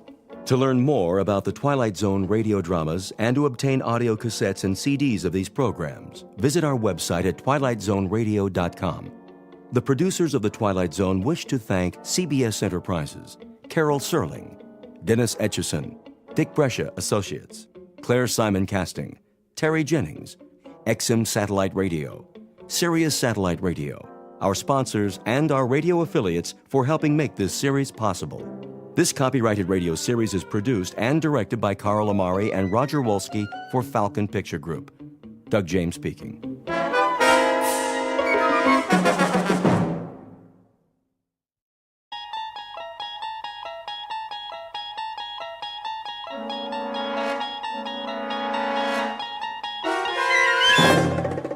You're traveling through another dimension. A dimension not only of sight and sound, but of mind. A journey into a wondrous land whose boundaries are those of imagination. Your next stop, the Twilight Zone.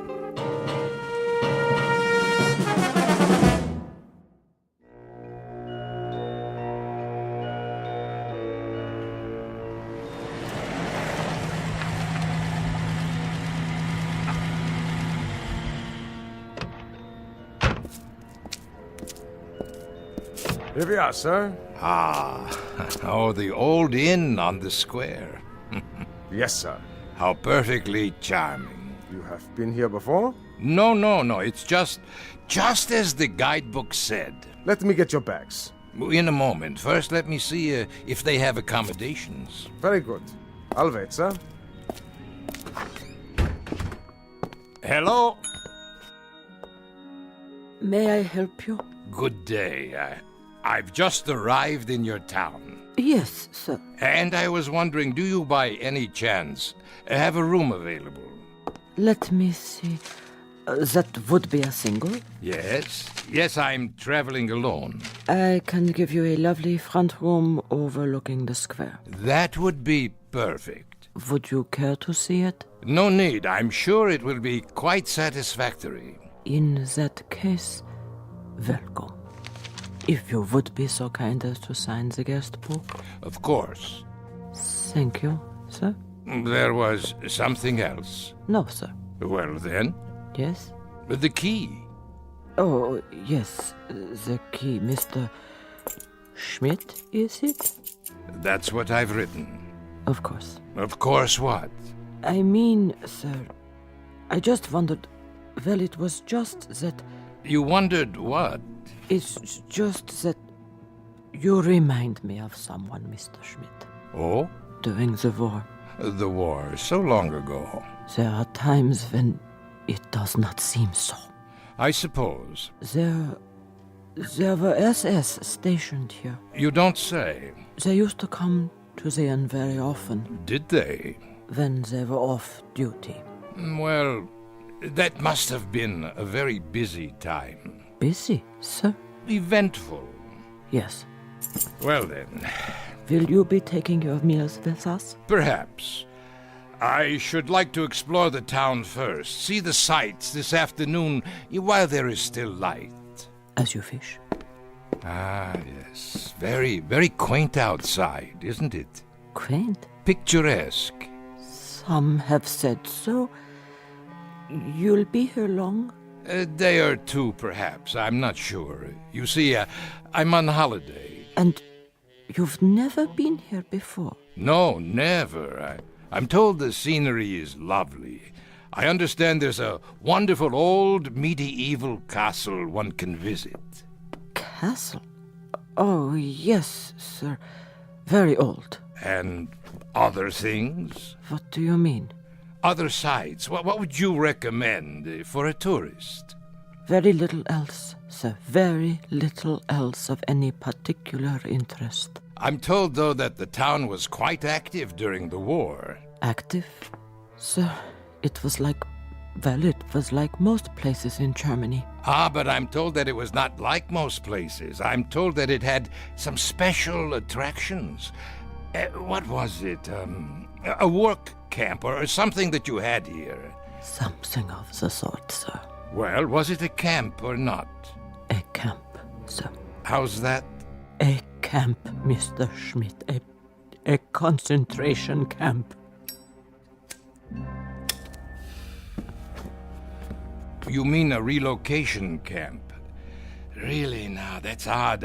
I'm getting old, I guess. For the life of me, I can't seem to recall the name. Sir? The name. Surely I must have read about it. What is the name of this town? Dachau, sir. Dachau.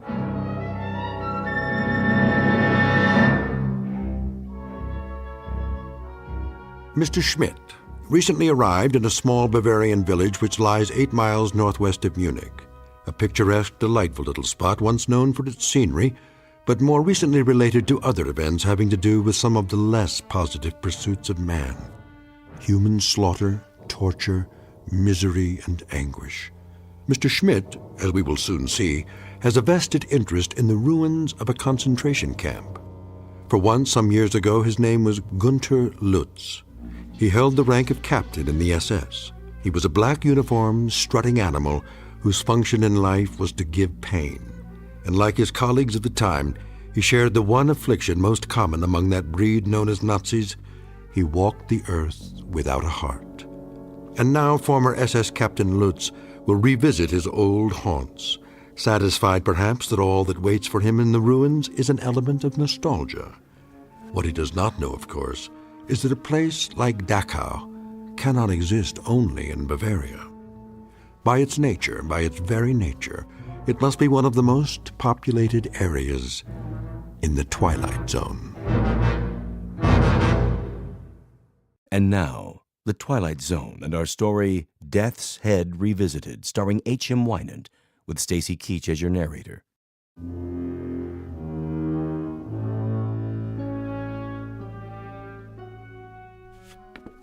To be sure, Dachau. Once a peaceful place to live. But now? The camp, it's just there on the hill, isn't it? Yes. And that group of buildings, that would be the barracks. For the workers. Workers, sir? And the officers, of course. I wonder if their quarters are still standing. Most of us would like it all burned to the ground. Oh? Such a disgrace. Yes, of course. Or perhaps it could be turned into a shrine. A shrine? For the men who lived there. Officers and workers alike. 1 million people were put to death there. Men and women and children, but not the officers. It is already a shrine. Yes, I see your point. Will there be anything else? No, I'm off to do some sightseeing. Good day to you.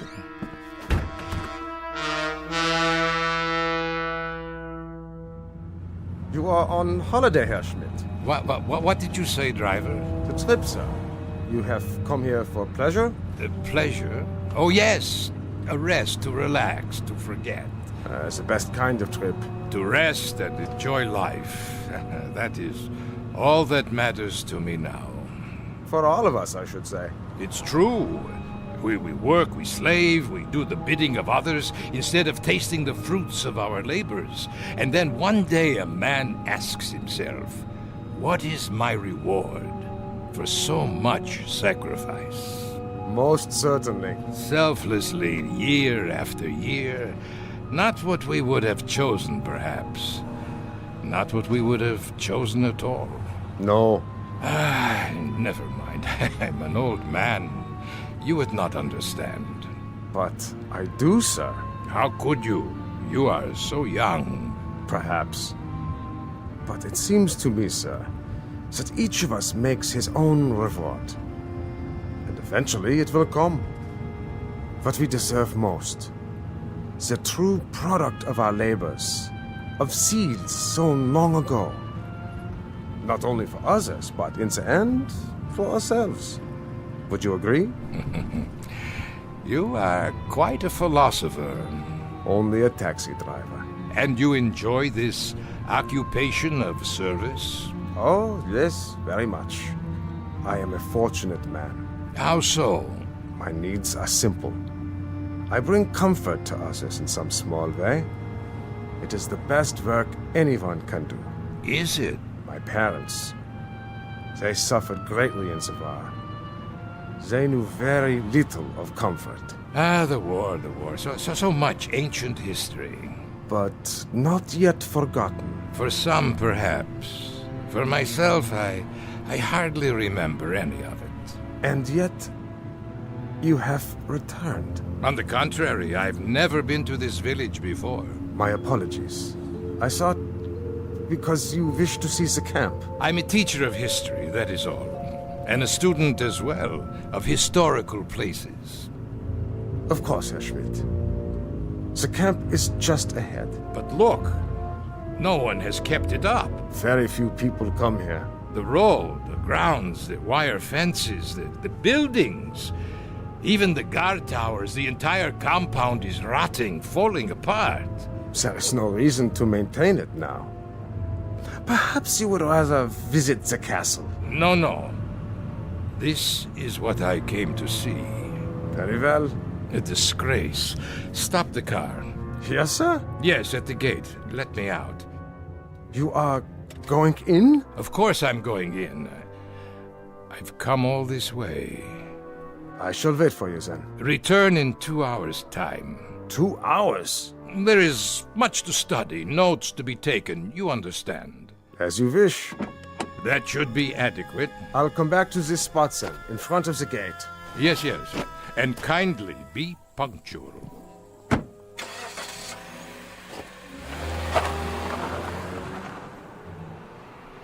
Oh, so cold here.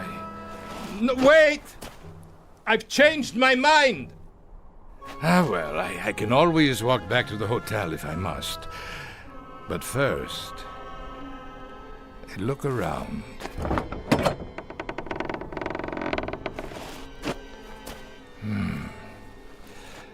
Everything seems so small. Not as I remember it. There were many more barracks in the compound. And now only a few remain standing, like this one.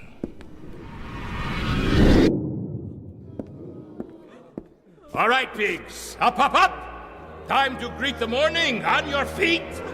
Another splendid day, a day of glorious service to the fatherland. Please, Captain. More water. A ration of bread? Anything. I beg you. I'm pleased to bring you news. News? What has happened? The war. It is over. Even better. It snowed during the night, but the temperature's only slightly below zero. So, you will assemble in the yard at once. Do not trouble yourself with clothing for the occasion. First, we do some simple exercises to increase our physical strength. Not now. I have no shoes.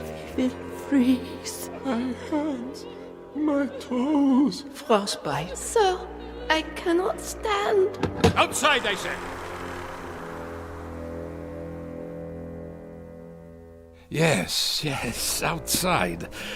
Nothing in there but an empty room. The yard. And the towers. I remember. Next to the punishment posts. 1, 2, 3. At least they still stand. What's that?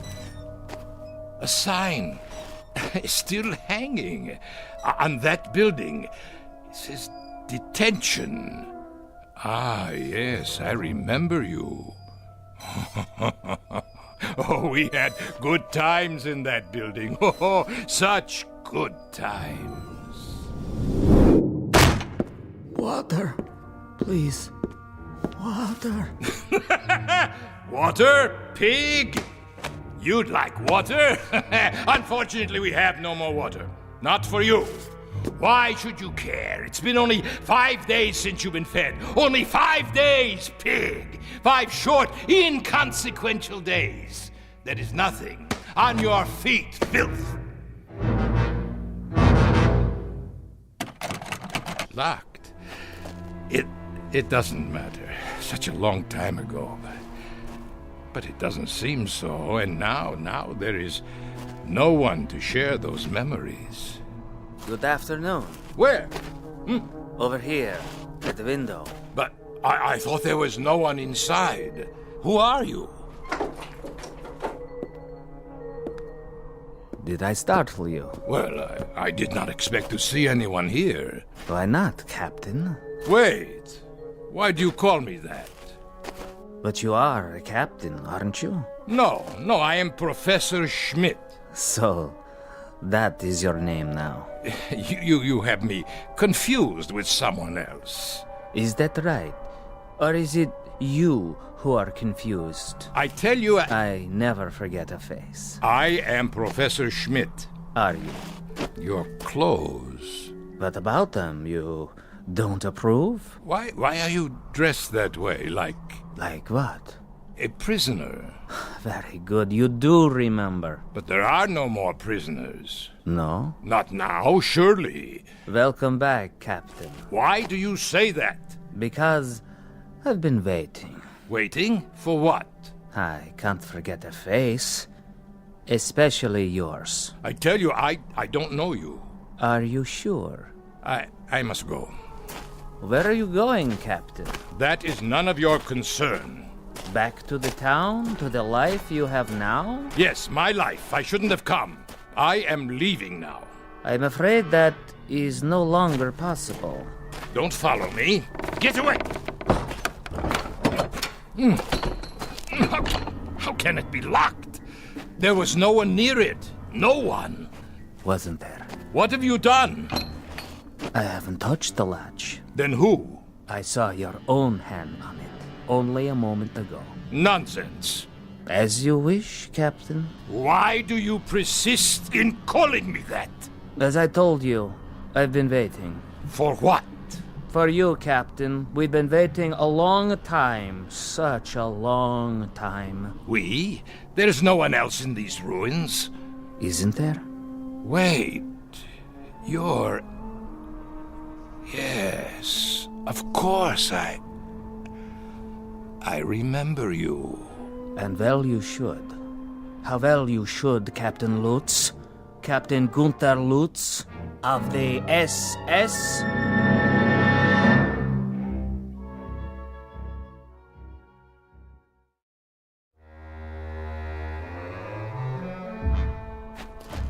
Becker, is that you? So you do remember me. Remember you, Becker? Of course I remember you, my prize pupil. How kind of the captain, after so many years. That's what I used to call you, isn't it? You don't look so bad, Becker. No, as a matter of fact, you look quite well. You don't seem to have changed at all. Neither have you, Captain. Not really. That's why I didn't recognize you. You haven't changed. But how can that be? It isn't possible. Why, it's been years. A great many years, Captain Lutz, since we last saw one another. And now you must be what, the caretaker? Of course. That is why you're dressed like a prisoner. You are the caretaker here, aren't you? In a manner of speaking. Why, Becker, I must tell you, this is not only a surprise, it's a rather pleasant surprise. For me too, Captain. Isn't it odd? How so? It's odd that our paths cross again and we meet now under somewhat happier circumstances. Happier? Yes, for some of us, happier. What was that? What, Captain? It sounded like... The wind, Captain? Perhaps it was the wind. Yes, only the wind. But it is not the wind. No? Don't you hear them? It sounds like... Like what, Captain? Voices. Really? What do you want? Whoever you are, come out and face me! Cowards! If that is your desire, Captain. But I assure you, they are not cowards. Then why don't they show themselves? As you wish, Captain. As you wish. Where are they? They disturb you, Captain? Stop calling me Captain, please. I'm not a soldier anymore. Soldier? You never were a soldier, Lutz. The uniform you wore cannot be stripped off one's skin quite so easily. It was a part of you, a part of your body, an emblem of your mind, a tattoo, Captain. A skull and crossbones burned into your soul. What do you know about it? I was a soldier, Becker. No, Captain Lutz. You were a sadist. You go too far, Becker. Do I? Yes. How can you say such things to me now? Very easily. I speak only the truth. Then if that is the case, you must know. I know that you were a monster. Of the worst sort. One who derived pleasure from giving pain. A distinction that does not even apply to animals. Listen to me, Becker. There is no war now. That's all over with. It's in the past. Is it? There is no more Reich. There are no more camps. How convenient for you to think so. Oh, it is ridiculous. It is patently ridiculous to dwell on these things. What else should I be thinking of? You did as you thought best, and so did I. I performed my duties, functioned as I was told. Stop that noise! Odd that it should disturb you. It never used to. Not even when your victims screamed. Victims? What are you talking about? You weren't quite so sensitive when they screamed for mercy, but now they are not screaming, Lutz. They are simply reacting. They are responding. They have just listened to you offer the apologia for all the monsters of history. We did as we were told. We functioned as ordered. But that is the truth. We merely obeyed directives from our superiors. Familiar, is it, Captain? Stop this. It was the theme music at Nuremberg, the new lyrics to the Götterdämmerung, the plaintive litany of the master race as it lay defeated and dying. We were never defeated. We were betrayed by disloyalty from within, infiltrators, spies. Always the fault of others. We did not do, others did. We did it, but others told us to. Or someone else did it, but we never knew it was done. Captain Lutz, 10 million human beings were tortured to death in camps like this. The disease, the lame. Women, children, tired old men. They could not contribute.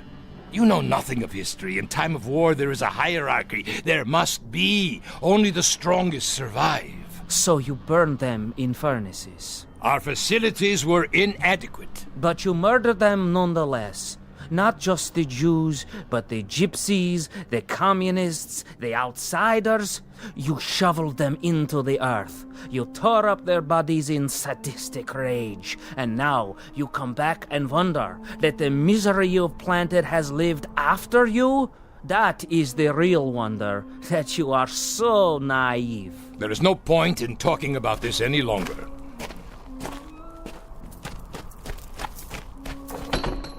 I told you I have to leave, Becker. Why did you come back, Captain Lutz? You changed your name. You are quite safe down in South America. What could possibly have brought you back here? One misses his homeland, Becker, the fatherland. One grows nostalgic for the good old days, when one was young and strong. I had hoped that with the passage of time, sanity would return. People would be willing to forget the little mistakes of the past. They would not succumb to these primitive cries for vengeance. Little mistakes. Little mistakes. You ask too much, Captain Lutz. You ask far too much. Why not ask for the world to stop revolving on its axis, or for gravity to cease? Don't ask the impossible. Don't ask forgiveness from those who you've destroyed to a point past forgiveness. Enough! My driver will be returning soon. Yes, time is short, Captain. We have something of great importance to accomplish here today. And what's that? It's time for the trial. Trial? The court is convening in Compound 6. The court, is it? Well, what is this nonsense? Is this a joke? No joke. Your trial, Captain. Trial? For what? You are to be tried for crimes against humanity. By whom? Who will try me? You're insane, Becker. You were insane when I used to string you up and... That's right. When you used to string me up, Captain, suspended over a hot pipe and feed me salt water until my tongue swelled. Burn me with cigarette butts and laugh at me when I screamed for you to please put an end to it. To have mercy and kill me. Your memory is quite good, Captain. Quite good indeed. Shall we go now? The court is waiting. Let me out! Someone, let me out of here! There is no escape. There was not then, and there is not now. Nothing has changed. You think the fences are in disrepair? Look again. They are secure, as they were when you were in charge. It is only fitting, wouldn't you say?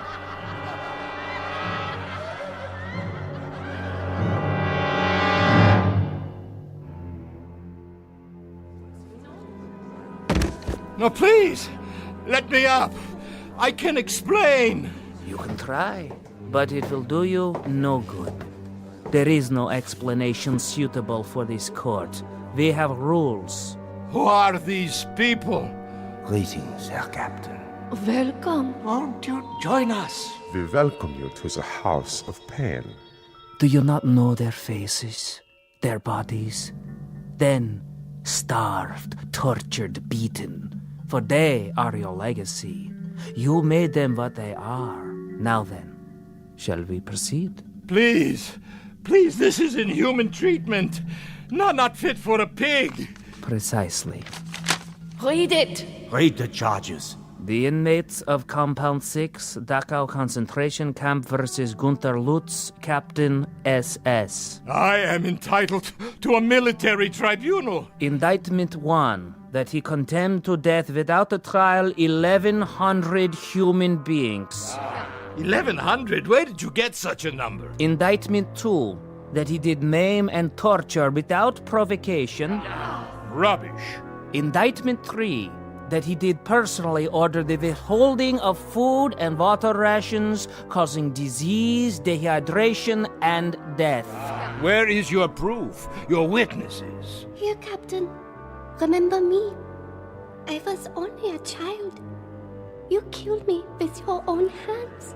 Indictment 4, that he did deny medical treatment for the sick and ailing in violation of all rules of international law and common humanity. We did not have proper supplies. Our resources went to the front. To the officers? For leadership. A military force must have leadership. Indictment 5, that he did order summary executions by firing squad for those too ill and infirm to work. 1, 2, 3, fire! There, that will teach them the penalty for refusing their duties.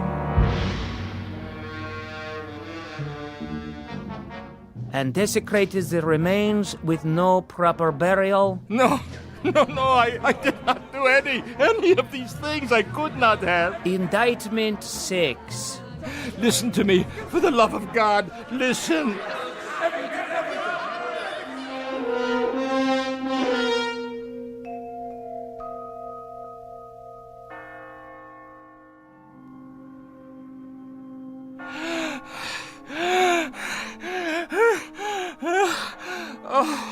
What?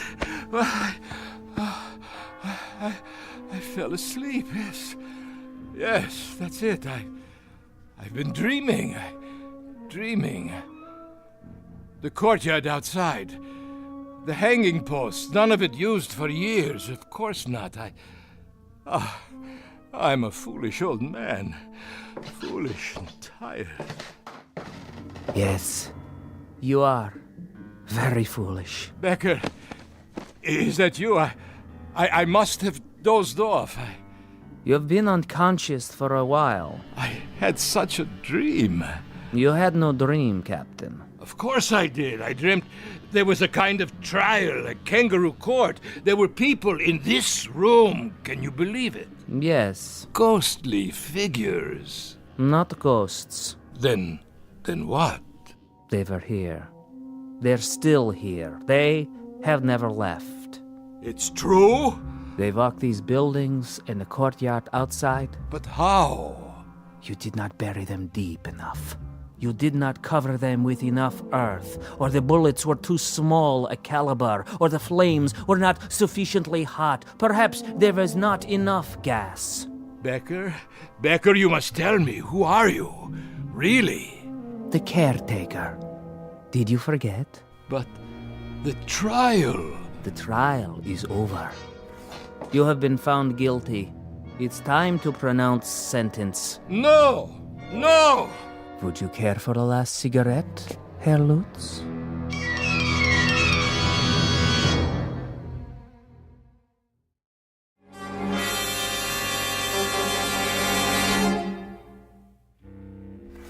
Yes, Lutz, it's time. For what? For the sentence. You are going to pronounce sentence? This is what you have in mind now? You will pronounce sentence and then you shall execute the sentence? Is that correct? That is the procedure, as always. And who? Who is there to carry out the sentence? Do you see anyone outside the window to help you? Anyone at all, do you? They are here. I see no one. Are you blind? Here, look for yourself. There! Pigs! Filth! You will assemble in the yard. You will crawl out of your graves to see that justice is done. You will pass sentence on Captain Lutz. Brave, brave victims. Where are you now, eh? Not so brave at all, I should say. They won't answer. Why not? Your authority no longer applies here. But yours does. I am all that is left, and you are no longer a captain. You have been stripped of your authority as of this moment. Oh, I see. Do you? Then where is the judge? Where is the jury, the executioner? You are still obsessed with procedure. Shall I tell you where they are, Becker? They're in your mind. You have hatched them out of your hatred. You have planned your vengeance out of the crazy quilt of a warped imagination sewed together with little thin threads of wishful thinking. Why didn't I kill you when I had the chance? Why didn't I? But wait. Yes? I did, Becker, I did kill you. Ah. Your memory is no longer so conveniently selective. Yes. I killed you the night.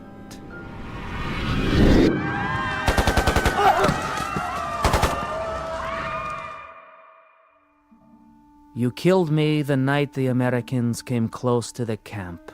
You tried to burn it down. Of course I did. I had no choice. They would have commandeered our supplies, our weapons. And what of the prisoners? You've said that they were of no value. They were of no value. They were a burden. And yet you tried to kill everyone who was left. And in my case, you succeeded. So, it was a waste of time, wasn't it? A waste of your precious time with absolutely no practical value. And it would certainly be a waste of what little time you have left now to try to murder me again. But I will. I'll finish it. I still can. Where? You have been tried and found guilty of crimes against humanity. What crimes? It is the unanimous judgment of this court that from this day forward... Where are you? Show yourself! And for the rest of your natural life, you shall be rendered insane. What is this gibberish? This nonsense, this idiocy. Where have you gone now?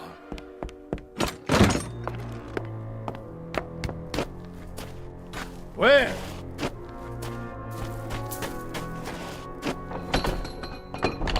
At this gate, this locked gate, you shut down hundreds of people with machine guns. Do you feel it now?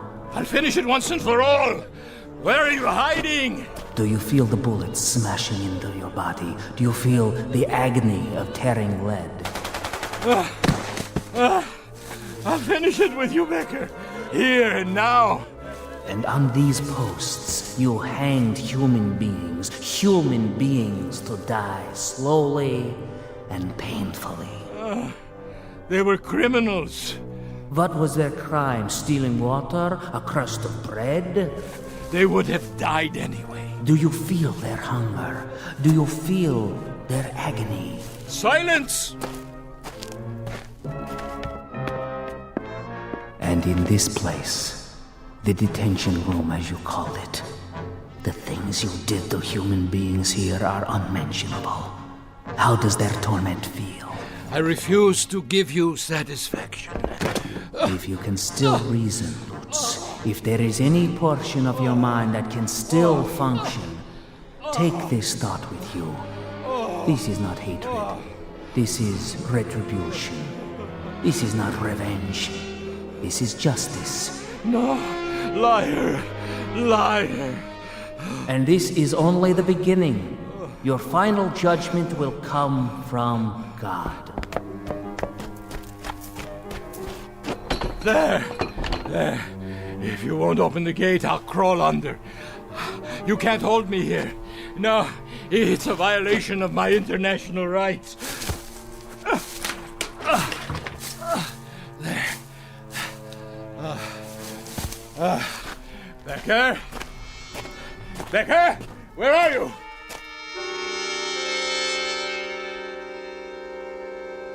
Becker? Where are you? Becker? I'll finish it, you swine! Ah! That man, what is he? He's crazy! Look out! Herr Schmidt, I didn't see you. Call for a doctor, quickly! Get away! Get away! Ah! Ah! Ah! Ah!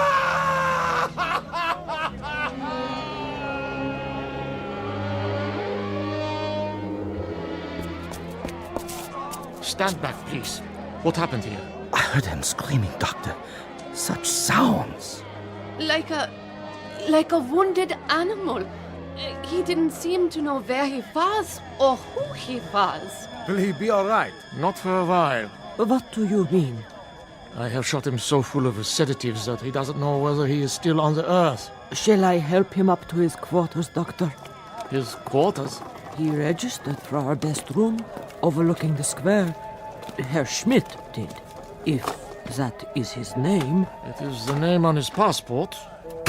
Where shall we take him, Doctor? His room is ready. Release it to someone else. He won't be coming back anytime soon. I want him in the hospital, strapped to a bed. Yes, sir. Pity, I could look after him.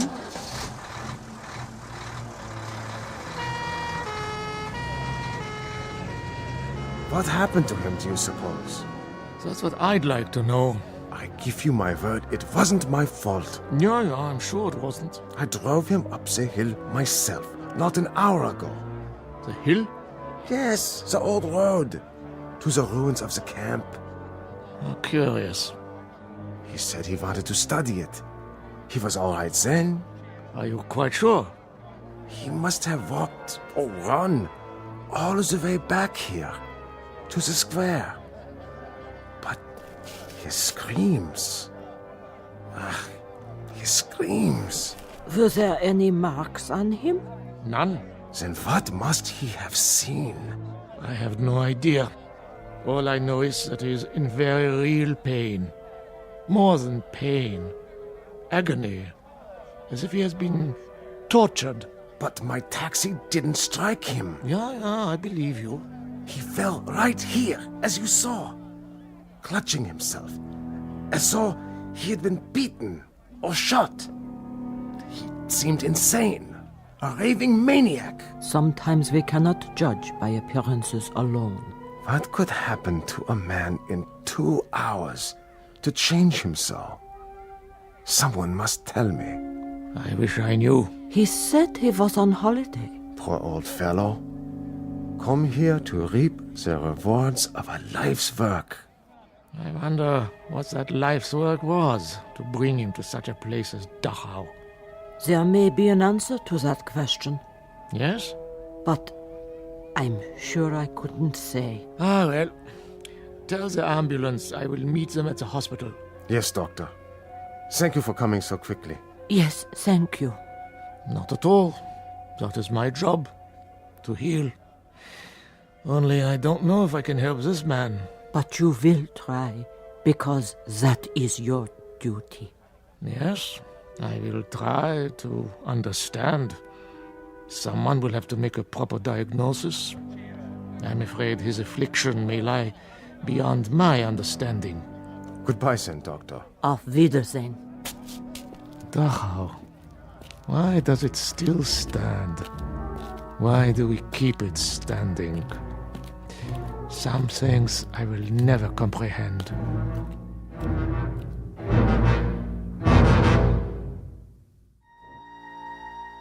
There is an answer to the doctor's question. All the Dachaus must remain standing. The Dachaus, the Belsens, the Buchenwalds, the Auschwitzes, all of them. They must remain standing because they are a monument to a moment in time when some men decided to turn the earth into a graveyard. Into it they shoveled all of their reason, their logic, their knowledge, but worst of all, their conscience. And the moment we forget this, the moment we cease to be haunted by its remembrance, then we become the gravediggers. Something to dwell on and to remember, not only in the Twilight Zone, but wherever men walk the earth. More from the Twilight Zone after this. You are about to enter another dimension, A dimension not only of sight and sound, but of mind.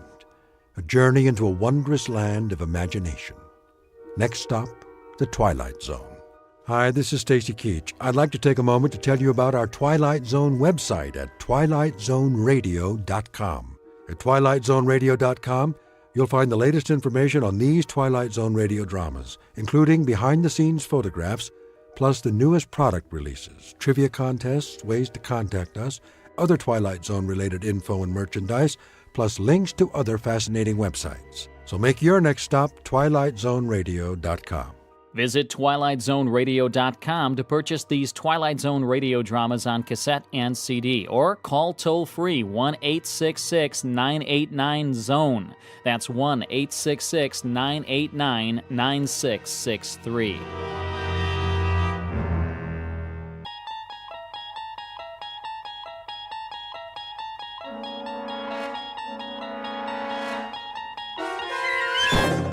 You're traveling through another dimension. A dimension not only of sight and sound, but of mind. A journey into a wondrous land whose boundaries are those of imagination. Your next stop, the Twilight Zone.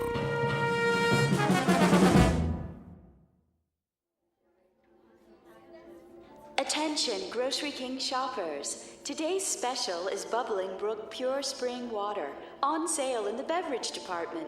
Why not pick up some for your family?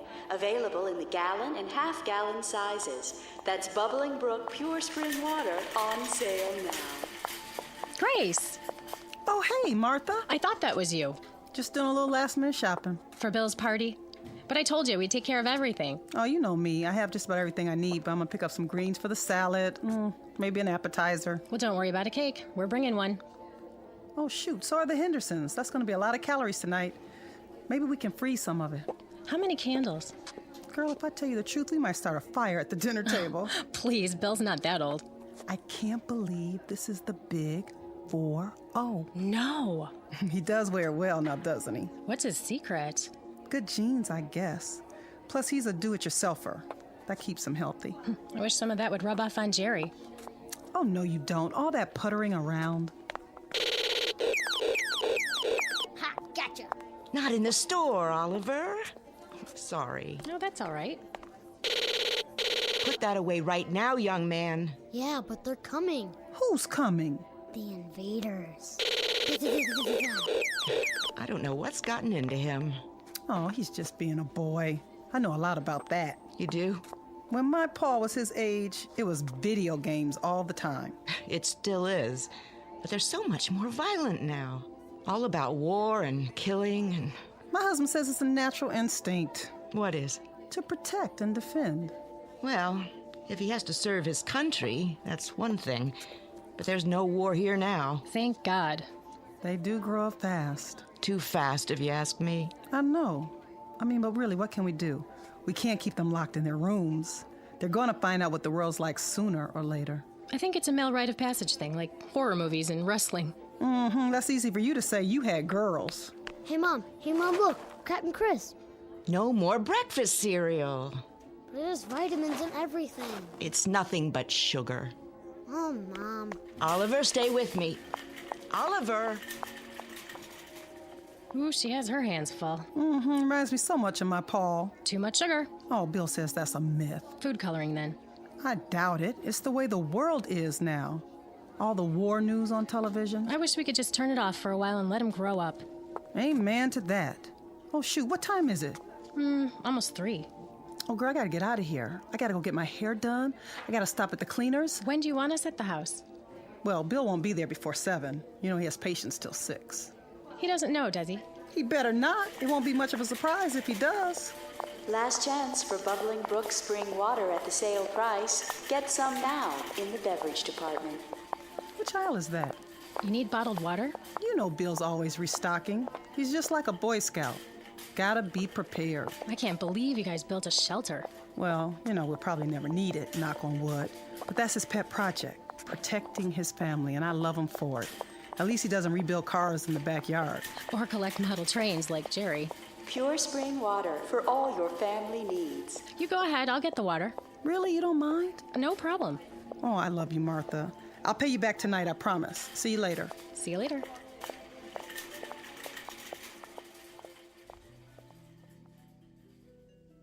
Welcome to Friday afternoon in suburbia. Time for last-minute errands before the weekend begins. In this case, a surprise birthday party. Only there's a twist. What's in store for this particular evening is nothing less than a nightmare. Your attention is directed to the following fable. Once upon a time, families built bomb shelters in their basements in anticipation of a war they prayed would never come. The world lived on the brink of annihilation as men hoped for the best and prepared for the worst. Then the Cold War ended and shelters were forgotten until terrorism again made fear the order of the day. Please note that our story is not meant to be prophetic. It is the fervent prayer of all men of goodwill that such an attack will never come. It need not happen here. But in this place, in this time, the nightmare is about to become a reality because this place is called the Twilight Zone.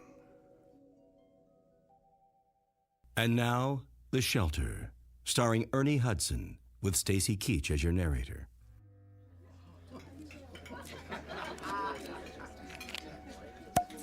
There. Who wants champagne? Maybe just a little. Give me your glasses, everybody.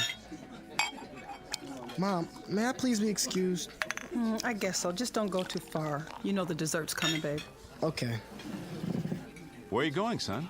The family room. My favorite program's on. Okay, but not too loud, Paul. I know. Who wants to make a toast? Now, Martha. If you don't, I will. All right, here goes. Ladies and gentlemen, may I have your attention, please? No birthday celebration is complete without an after-dinner speech, and so let's get to the business at hand. The honoring of Dr. William Butler, who tonight is 1 year older and finally admits to being over 21. Spare me. Easy, honey. I'll cut this short, Bill, in the interest of good taste and to save you excess embarrassment. We got this little surprise party together as a very small reminder to you that on this street in this town, you're a very beloved guy. Yeah, sure. His wife loves him. There isn't one of us in this living room who hasn't put in a frantic phone call to you at some hour in the middle of the night. You're not kidding. This kid's sick, or that kid's got a fever or some crisis or other, and you'd come out with that antique medical bag of yours, half asleep without even a moment's hesitation to ease a little pain and make a parent's heart beat normally again. And there also isn't one of us in this room who hasn't owed you a whopping bill for a whole lot of months afterwards. Try years. Some of us still owe you. Let's not forget about the chainsaw. Yeah, don't forget that. Another thing we owe him for. Oh, yes, the good doctor's penchant for construction, his genuine old-fashioned bomb shelter. I resent that. It's not old-fashioned. Yeah, well, with all due respect, Bill, it is circa 1950s. Didn't I see one in an old issue of Life magazine, along with ads for hula hoops and the new Edsel? At any rate, I think we might as well go ahead and forgive him for such a quaint little hobby, despite the fact that what he thinks of as farsightedness on his part is a real pain in the neck to the whole neighborhood. Can't take a little noise. A little? Do I have to mention the cement trucks and the nocturnal hammering and sawing and all the rest of it? I mean, don't get me started. Anyway, when Grace mentioned that it was your birthday, we took it upon ourselves to handle the proceedings, and if the truth be told, we didn't mind it one bit. Speak for yourself. So just as a little personal aside, let me conclude this way. I've lived in this town for 30 years. As you'll recall, Bill, you and I went to the same school, joined the Army together. I became a broker, and a broken-down accountant. You became a doctor. But we raised our kids on the same block, confided in each other about our personal problems, gave each other a few helping hands along the way, and I'm glad to say our wives became fast friends. Well, anyway, in this goofy world we live in today, where the human race still seems unable to function without nuclear bombs and biological warfare, And when it appears that this may be the legacy we're leaving our kids, well, it's a comforting thought that qualities like decency and kindness and friendship still hold sway. And these are the qualities that you have, Bill, in spades. Here, here! Yes. These are what you love for, you and Grace. So before I start honking into a handkerchief, let me wind it up this way. Happy birthday, Dr. William Butler, from the gang on the block, and may you have many, many more. Oh, thank you so much, Jerry and Martha, Marty and Ellie, and of course, Bob and Betty. We love you too. You are the best neighbors anyone could have. Bill, honey, don't you want to say something? You dirty dogs, you. First, a surprise party, which I abhor, and then a sloppy, sentimental speech. Boy, I thought it would go on forever. You want me to continue? No. You'll spoil everybody's digestion. All I can say is, bless you all. There's no gift that means as much as good friends. But I might add about civil defense. Oh, here we go. I may not be as crazy as you think. Do I have to mention the 3 little pigs? One built his house of straw, the next one of twigs, but the third one, the third little pig, ran squealing all the way home. Did he just call us swine? All right, but you get my point. Believe me, I sincerely hope I'm wrong. I'm not much of a gambler, as you know. In this case, I'm betting that I'm right, but I'm hoping that you win. That's some bet, all right. Now, everybody relax. That's it for the speeches. Who wants some more champagne? Maybe just a wee bit. Hold on, everybody. There's one more surprise. Betty, I need you and Grace in the kitchen. You didn't get a cake. Hush now. I'm sure that son of yours will want some. Girl, watch out or he'll eat the whole thing. Come with me. Paulie? Yeah, Pop. Help your mother clear the plates. Okay, but... But what? What is it? The television. It just went out. Gods, a crisis. Marty, you're an engineer. What do you know about TVs that go on the fritz? That there are times when such malfunctions are a boon to peace. What happened, Paul? Picture just went out? Yeah. You still getting sound? No, first the picture went off. Then there was some kind of announcement about an emergency. Here it comes, everybody. We couldn't get all the candles to stay lit. Hold it for a second. What did you say, Paul? The announcer said to turn on the emergency station or something on the radio. The emergency broadcast network? You must have heard it wrong, Paul. I didn't hear it wrong, Pop. That's what he said. Tune to the emergency frequency. Then everything went blank. He's right. It's a blank screen. There's a radio in the living room. Hey, what about the cake? Not now, Grace.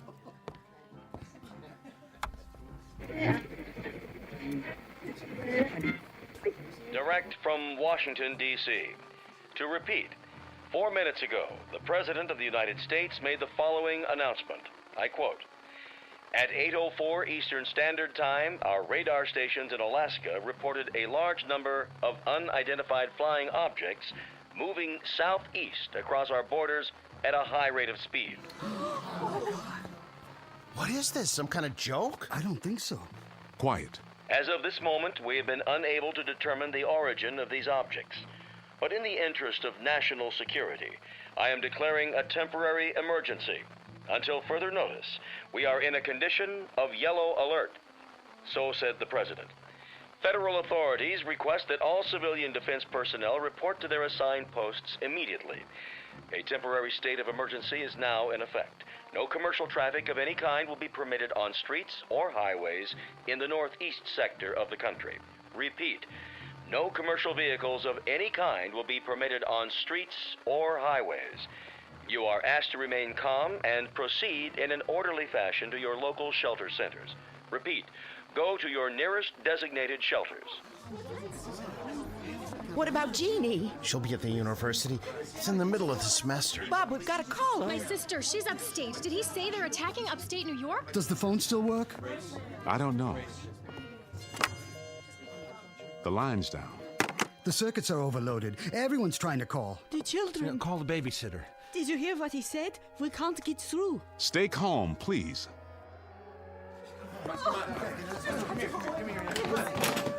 Where should we go? Leave your bra. Come on. Careful.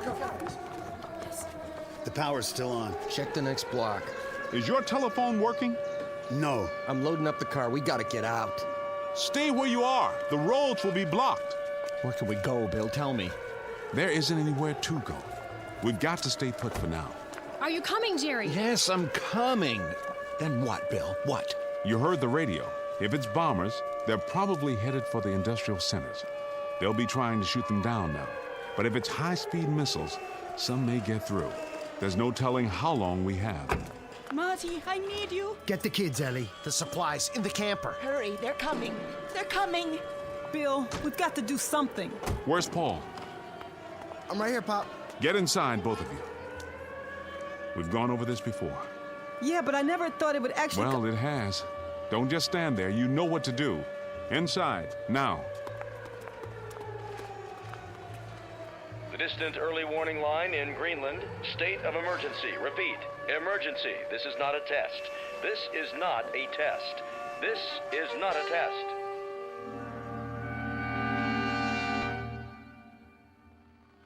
This is the Emergency Broadcast Network. Repeating, all citizens not engaged in civil defense work are to remain off the streets. Please stay tuned to this frequency for further announcements. Repeat, please stay tuned to this frequency for further announcements. I got the canned goods, Pop. Good. Carry them down to the basement. The shelter? Of course, the shelter. Hurry. I'm filling the water bottles, Bill. Do the best you can. Fill all the empties. I'm going to check the generator in case the power goes off. There's hardly any water coming through the tap now. It's the pressure. Everybody and his brother's doing the same thing we are. Keep it on full force until it stops completely. I'm trying. Easy, honey. Make believe it costs $100 an ounce. In an hour, it'll be worth more than that. Okay, what else, Pop? All the canned goods down? Everything I could find. How about the jars in the fruit cellar? I got those too. Get my bag from the bedroom. What about books and stuff? Your father told you to get his bag. I'm going. There's still time, Grace. Paul's right. We will need books and other things besides food and water. God knows how long we'll have to stay down there. Light bulbs. Where do we keep the light bulbs? Top shelf. Which cupboard? That one, there. Oh, but we don't have any. I ran out yesterday. I was going to buy some at the store. There was a sale on them, but I guess so. Grace? I'm sorry. I'm talking like an idiot now. Go ahead. Mouth all the idiocies you want. You can also dance a jig or go up and take a cold shower, just as long as you don't panic, Grace. That's the important thing now. Not to panic. How much time do we have? Seems to me I remember reading somewhere that from the first alarm we might have, I think it was 15 minutes to a half hour. 15 minutes? I'm winging it, Grace. I don't know for sure. I don't think anyone does. The best we can do is to continue doing what we're doing. Keep pouring the water. I'll see to the boy. All right. Paul? Yeah? You got my bag? And some other stuff. Books and magazines, too. Let me give you a hand. Here. I'll be right back. Wait. Where are you going? Outside, but just for a minute. Are you out of your mind? Get down to the shelter as fast as you can. But my bike's out there. You won't need it. I said go down to the basement. Why? What? Why should we even bother? If they drop a bomb or something, it will burn everything up. I saw it on TV. If it's an atom bomb, there won't be anything left. Nothing. It'll just be... Don't even think that. Don't let yourself think it. But it's true, isn't it? We don't know. Nobody knows. We may be out of the danger zone. We might be 200 or 300 miles from where it hits. Out here, we may not even know when it happens. Dad, we're 40 miles from New York. We'll get it too. If we do, that's all. But for the time being, our job is to stay alive. And you're not going to do that by running around in the night trying to find a bicycle. Now give me some help here. And don't say anything like that in front of your mother. She's frightened enough as it is. Yes, sir. Bill, there's no more water. I think we've got enough. I filled every container we could find. Bring a full one with you. Paul and I'll get the rest in a minute. We're going down now? That's right. Down to the shelter.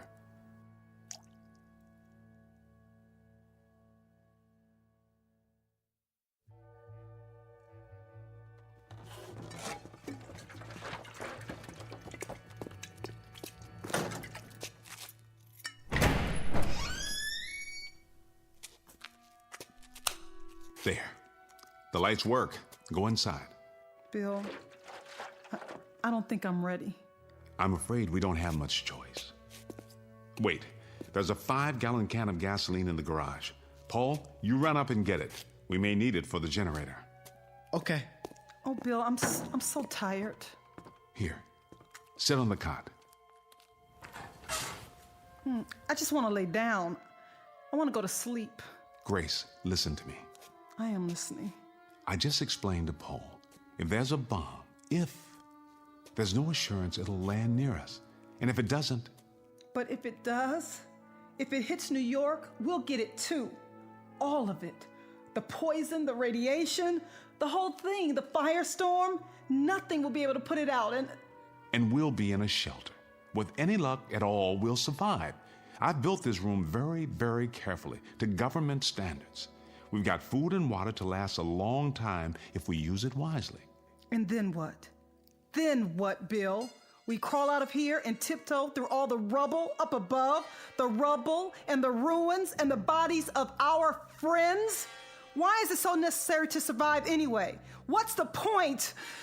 Bill, admit it. Wouldn't it be better? Wouldn't it be quicker and easier if we just... I got the gas can. Is that all you need from up here? Do you hear that? Whose voice is that, Grace? That's why we have to survive. He's 12 years old. It's too early, much too early to think about a boy dying when he's done so little living. For him, Grace. Paul? Yeah. Set it there, next to the generator. I'll go up and get the rest of the water.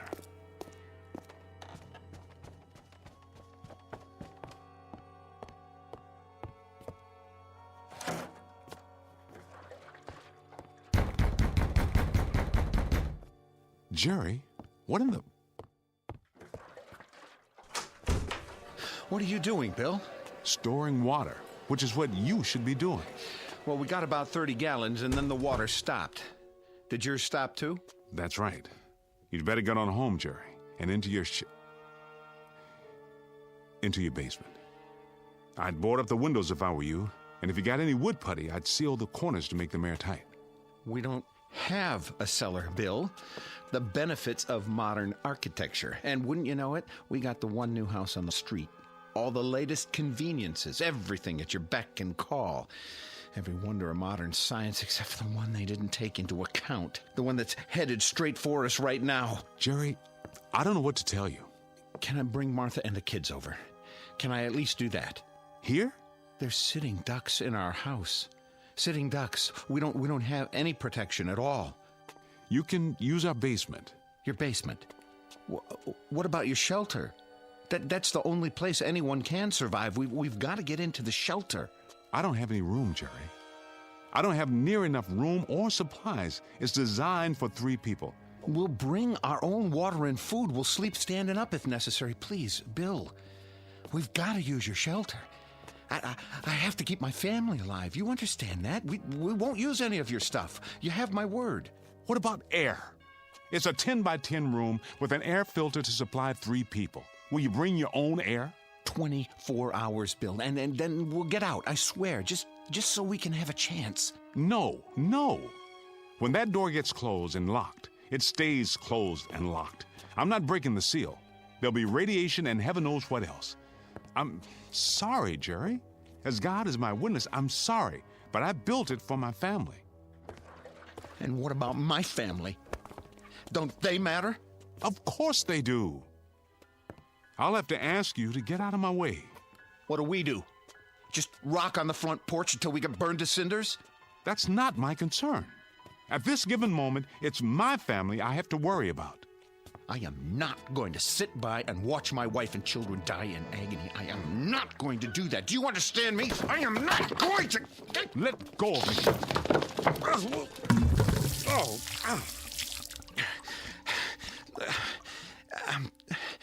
I'm sorry, Bill. I didn't mean to knock you down. Please believe me. I kept telling you, all of you, build a shelter, get ready, forget the card parties and barbecues for maybe 2 hours a week, and make an admission to yourself that the worst is possible. But you didn't want to listen. None of you wanted to listen. To build a shelter was to acknowledge the kind of age we live in, and none of you wanted to face that. So now, Jerry, you got to face something far worse. Reality. May God protect you. It's out of my hands. It's simply out of my hands.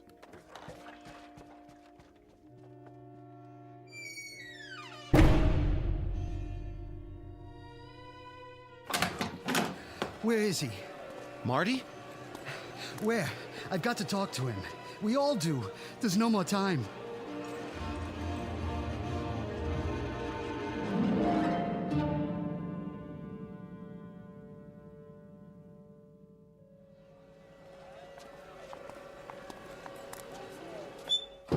I tell you, there's no more time. Bill, I have to talk to you. I want to go home. Just a minute, honey. They're already down in the shelter. I told you they'd be there. They locked themselves in. Your wife's right, Marty. It's no use. He slammed the door in my face. He's got to let us in. We have windows in half our basement.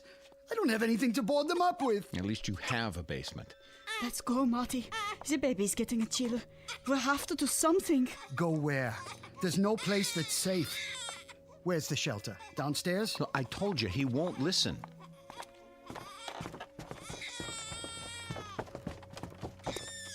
Bill, it's Marty. We've got the kids with us.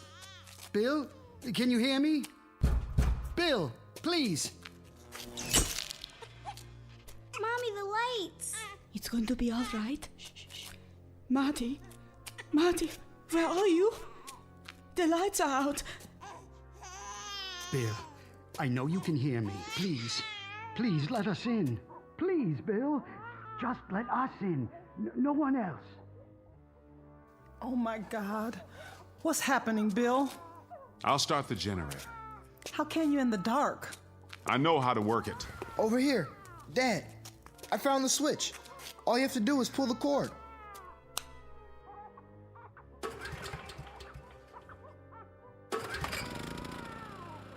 There's a ceiling light. At least we can see. Bill, we don't have any lights out here. My wife and son are scared to death and my baby's crying. Just open the door. Marty, I would if I could. Do you understand? If it didn't mean endangering the lives of my own flesh and blood, I would. I swear to you, I would. Please, you've got to. Don't keep asking me, Marty, because I can't. I can't and I won't. I feel sorry for you then. I really do. You probably will survive, but you're gonna have blood on your hands. You hear me, Bill? You'll have blood on your hands. Dad, maybe No! I've already made my decision. But Bill... I can't help it, Grace. Either it's us or it's them. All my life, I tell you, all my life, I've only had one function. That was to end suffering, to relieve pain, to cure and do no harm. But the rules are different now, don't you see? Now there's only one purpose, and that's to survive. Nothing else means anything. We can't afford to let it mean anything. Marty, get out! Do you hear me? Just get out!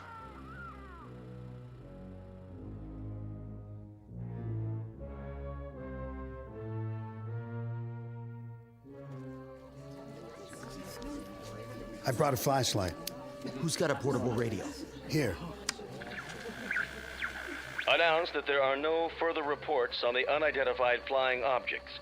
A statement from the Pentagon confirms that an enemy attack cannot be ruled out at this time. Remain tuned to this station for updates. What does that mean? It means they're missiles.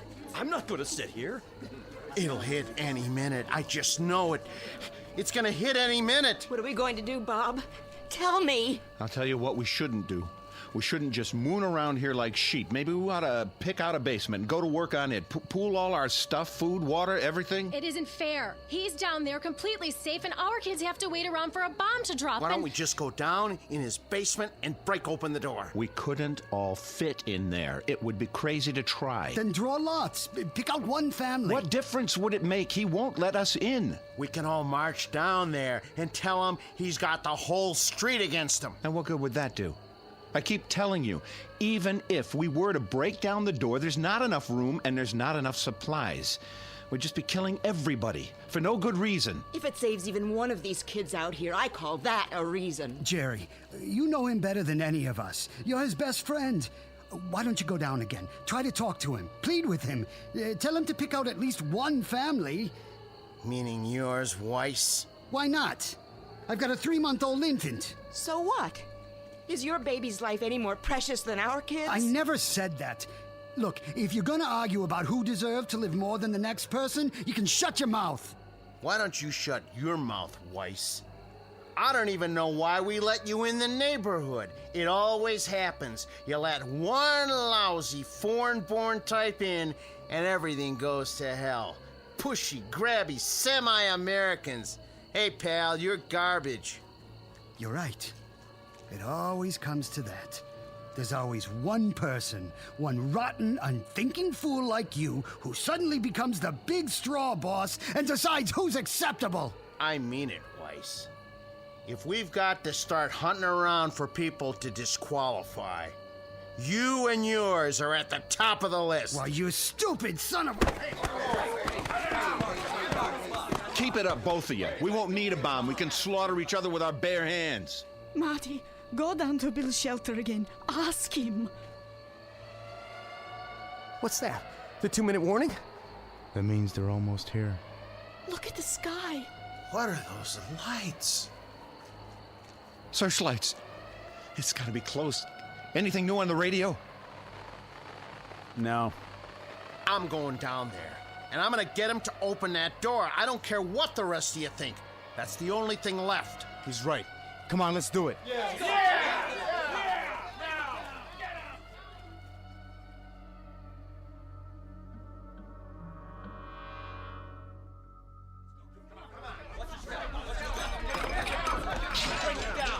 Where's the stairway? Over here.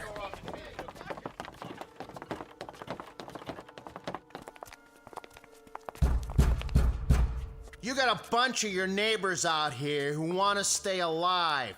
Now, you can open the door and talk to us, or you can keep on doing what you're doing. And we're gonna bust our way in. Bill, they mean business out here. And I mean business in here. I've already told you, Jerry, you're wasting your time. You're wasting precious time that could be used for something else, like planning how to survive. Get some kind of battering ram.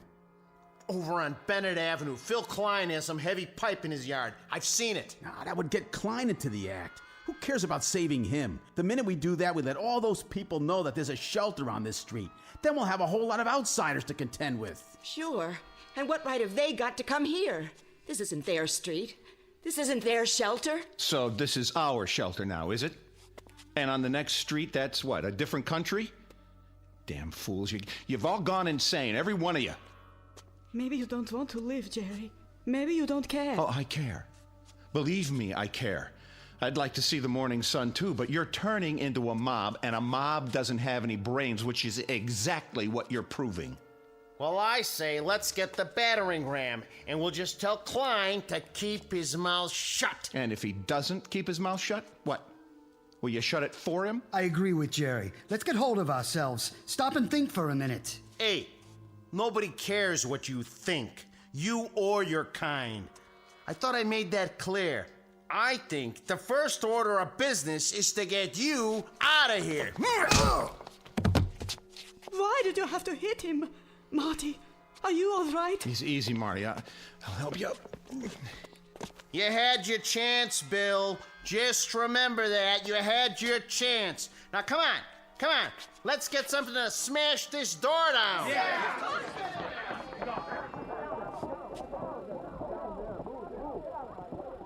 Bill, who were those people?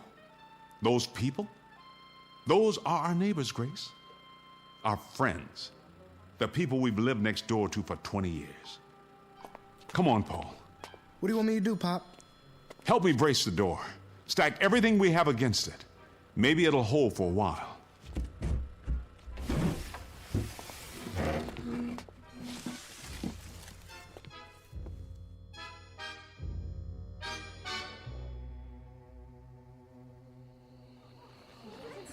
All citizens are reminded to stay off the streets. Authorized vehicles must have the right of way.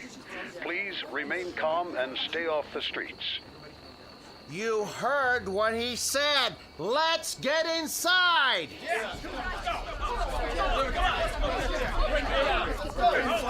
This way. Come on now.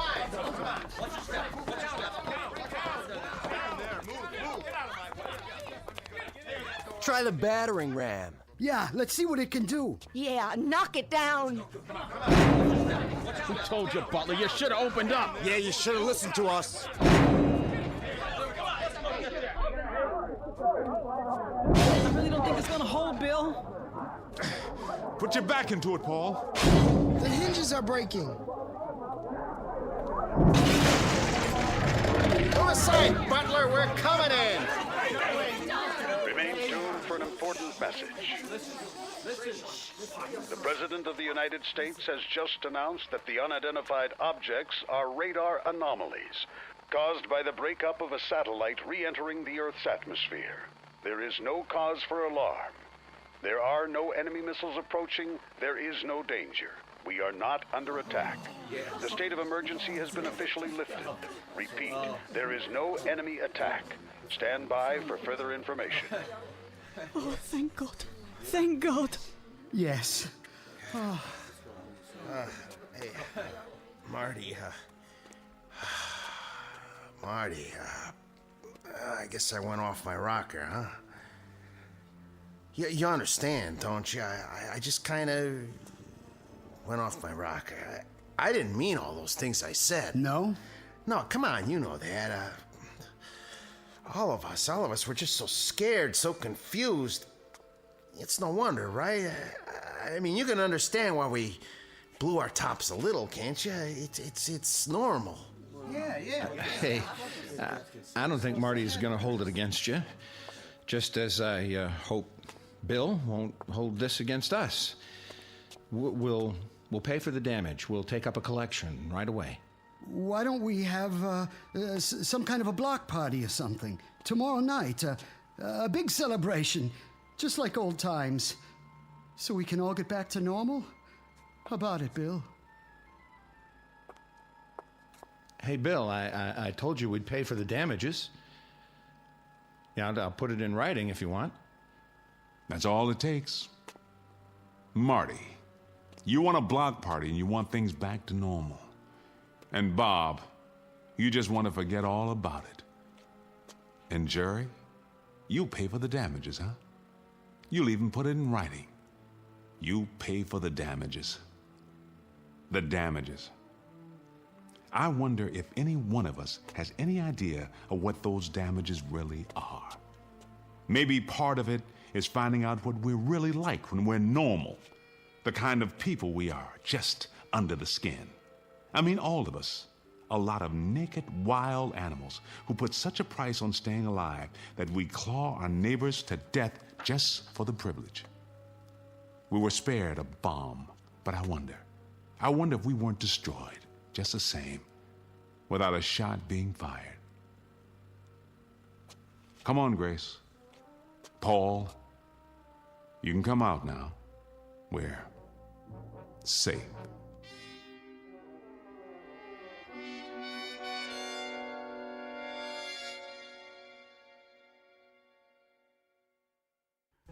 No moral, no message, no prophetic tract. Just a simple statement of fact. For civilization to survive, the human race has to remain civilized. One very small exercise in logic from the Twilight Zone.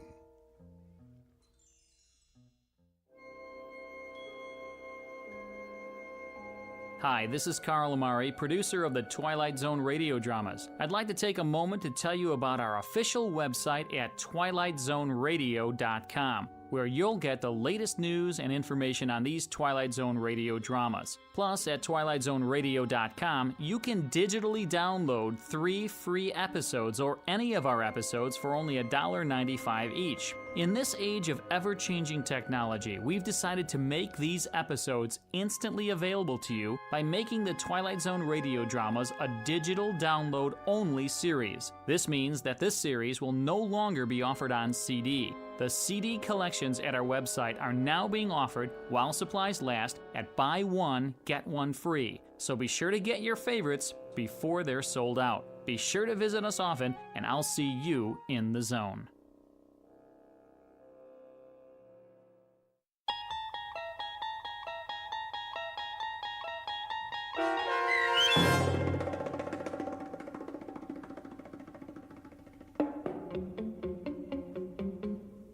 The Shelter, starring Ernie Hudson with Stacy Keach as your narrator, was adapted for radio by Dennis Etchison and written for The Twilight Zone by Rod Serling. Heard in the cast were April Williams, Damon Williams, Tom McElroy, Renee Domens, Jamie Barron, Anna Sferza, Joby Cerny, Linda Ryder, C.J. Amari, Norm Woodell, Kurt Nabig, Doug James, Rick Vargas, and Jeff Lupitin. This copyrighted radio series is produced and directed by Carl Amari for Falcon Picture Group and Westwood One. Sound design and custom Foley effects for The Twilight Zone by Cerny American creatives Bob Benson, Craig Lee, Matt Sorrow, Tim Cerny, and Todd Beyer. To learn more about The Twilight Zone radio dramas and to contact us, visit our official website at twilightzoneradio.com. Doug James speaking.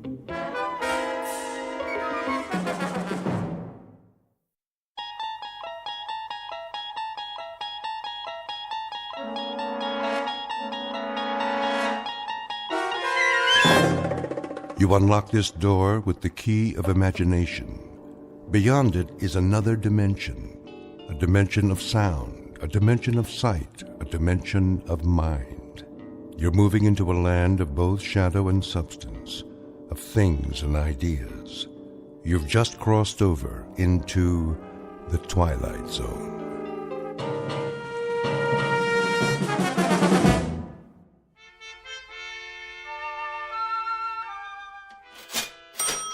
You're quite sure this is a genuine Tiffany? Quite. The provenance dates back to 1922. Very well, then. Kindly have it delivered. Of course, madam. Will that be cash or charge? Put it on my account. Very good. I can deliver it to your home by, let me see, Thursday at the latest. But I simply must have it tonight. I've invited the girls over for bridge. The girls. I see. Oh, Robert. Yeah? See that Mrs. Gunt receives her lamp this afternoon. You mean today? Carried by hand to her front door. The servants' entrance, if you please. By all means. Ubermeyer's is proud to be of service. If there's anything else we can provide, don't hesitate to... That will be all. Very good, ma'am. Want me to go over there right away? Not yet, Andrew. First, finish unpacking the new shipment quickly before the next customer walks in. Yes, sir.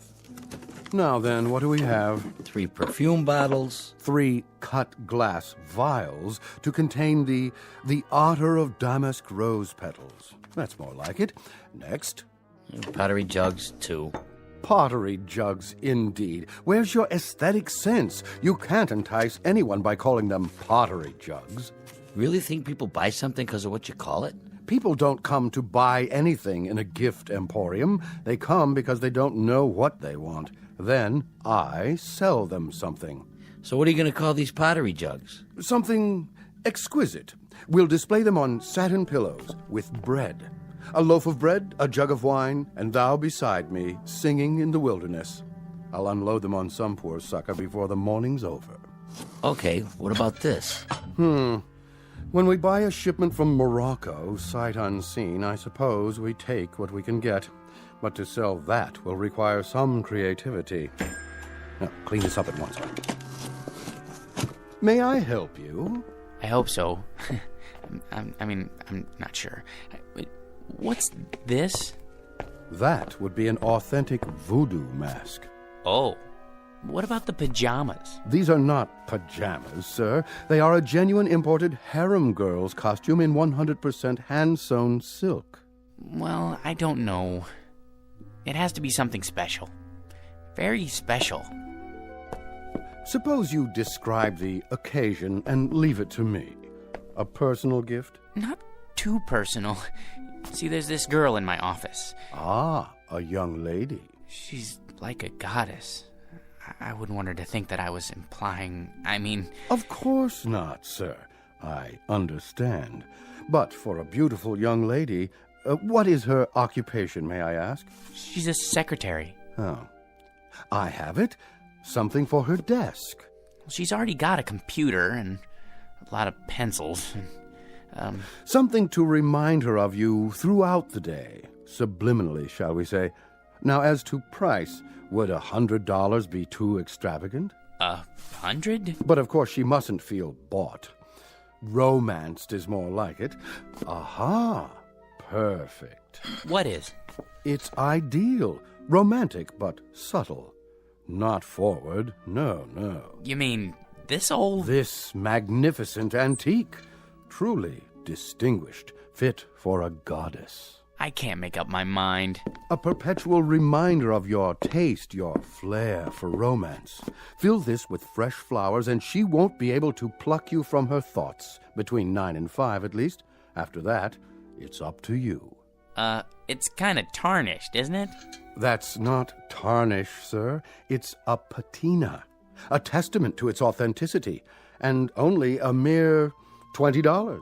Well, that is more reasonable, I guess. Put this in a gift box, will you, Robert? For a most discriminating gentleman. Sure thing. Thank you, sir, for making such a wise choice. I hope you'll allow us to serve you again when it's time for the engagement. Don't mention it. Cash, I presume.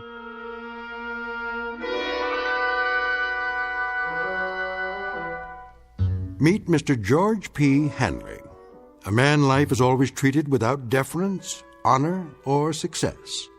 Waiters serve his soup cold. Elevator operators close doors in his face. And mothers never bother to wait up for the daughters he dates. For George is a creature of humble habits and tame dreams, a square peg in a square rut, and the living embodiment of what's commonly referred to as some poor sucker. He is, in short, an ordinary man, but at this moment the accidental possessor of a very special gift, one that measures men not against their accomplishments, but against their deepest desires, the kind of gift most of us might ask for, then learn to regret.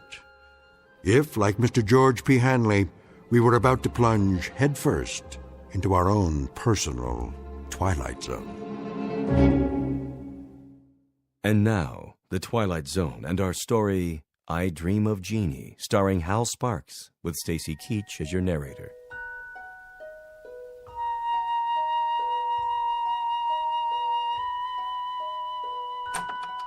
Good.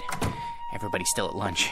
I'll just leave this on Anne's desk. No card. She'll just figure out who it's from, right by her keyboard. No, a little to the side. Oh, maybe on her chair. No. Oops. Better put this away for now. Where? In my drawer. Hey, Georgie Porgy, what happened to you? I had some errands. Well, you missed the worst chili con carne ever offered for human consumption. It set a new low, even for the greasy spoon Nick calls a diner. Feel my stomach, like a bag of rocks. I don't care much for chili. Georgie, witness a solemn vow for me, will you? I have to enter these municipal bonds. I, Roger Hackett, do solemnly swear never again to commit gastronomic harry-carry at Nick's, starting on the day I get my promotion at this office. Your promotion? Yep. I thought everyone with equal seniority had the same chance. Mr. Watson said... That's correct, Georgie old Porgy. We're all equal, but some of us are a little bit more equal than others. Especially me. Hi, Ann. How are you? You're looking nice. Hello, boys. Don't be so sure, Roger. Mr. Watson's a fair man. I'm sure he'll compare our experience in debit financing, evaluating liabilities. And that, old Georgie, is one reason why I am more equal. All you think of is debits and liabilities, with assets like hers around. Now, where'd I put my little surprise? Here, Anne, for you. What's this? Oh, just a little something to say happy birthday to the prettiest girl in the entire office. I'm the only girl. And you'd still be the prettiest, even if this whole place was staffed with Miss Americas. Are you gonna open it? Roger, what? Go ahead. Oh, Roger, it's beautiful. Like it? Why, this is the most gorgeous peignoir I've ever seen. Huh, is that what they call it? But it is awfully revealing. Then you'll just have to be careful who you wear it for. Hey, Ann, put it on. Can you feature old man Watson's puss when he calls you in for dictation? Mr. Watson is interested in a different kind of figure, Sam. Is that what you think? You really like it? I love it, but you shouldn't have. You only have a birthday once a year, at least until you're 30. Then you have it once every 2 years. Oh, you bad boy, come here. What? That's to show my appreciation and to prove I haven't even learned to count to 30 yet. And what, may I ask, is going on here? Oh, Mr. Watson, you see, it's my birthday, sir, and... Do any of you happen to be aware of the annual statement just issued by this organization? No one?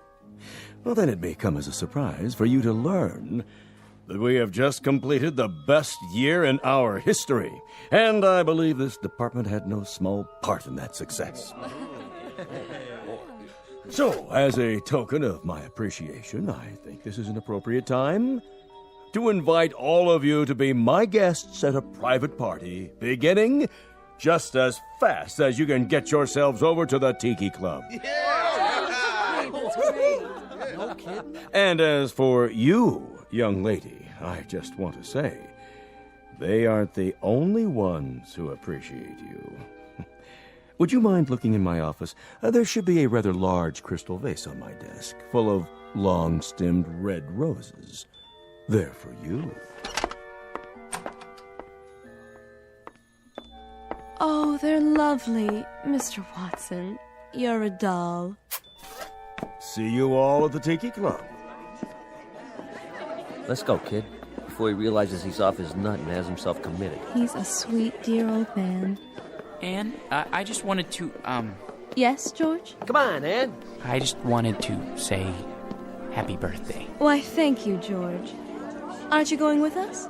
I'll be along. See you there. Come on, Roger. I guess some people are more equal. Might as well throw this in the wastebasket. Can't give it to her now. Well, maybe I should hold on to it until it can play with it at home.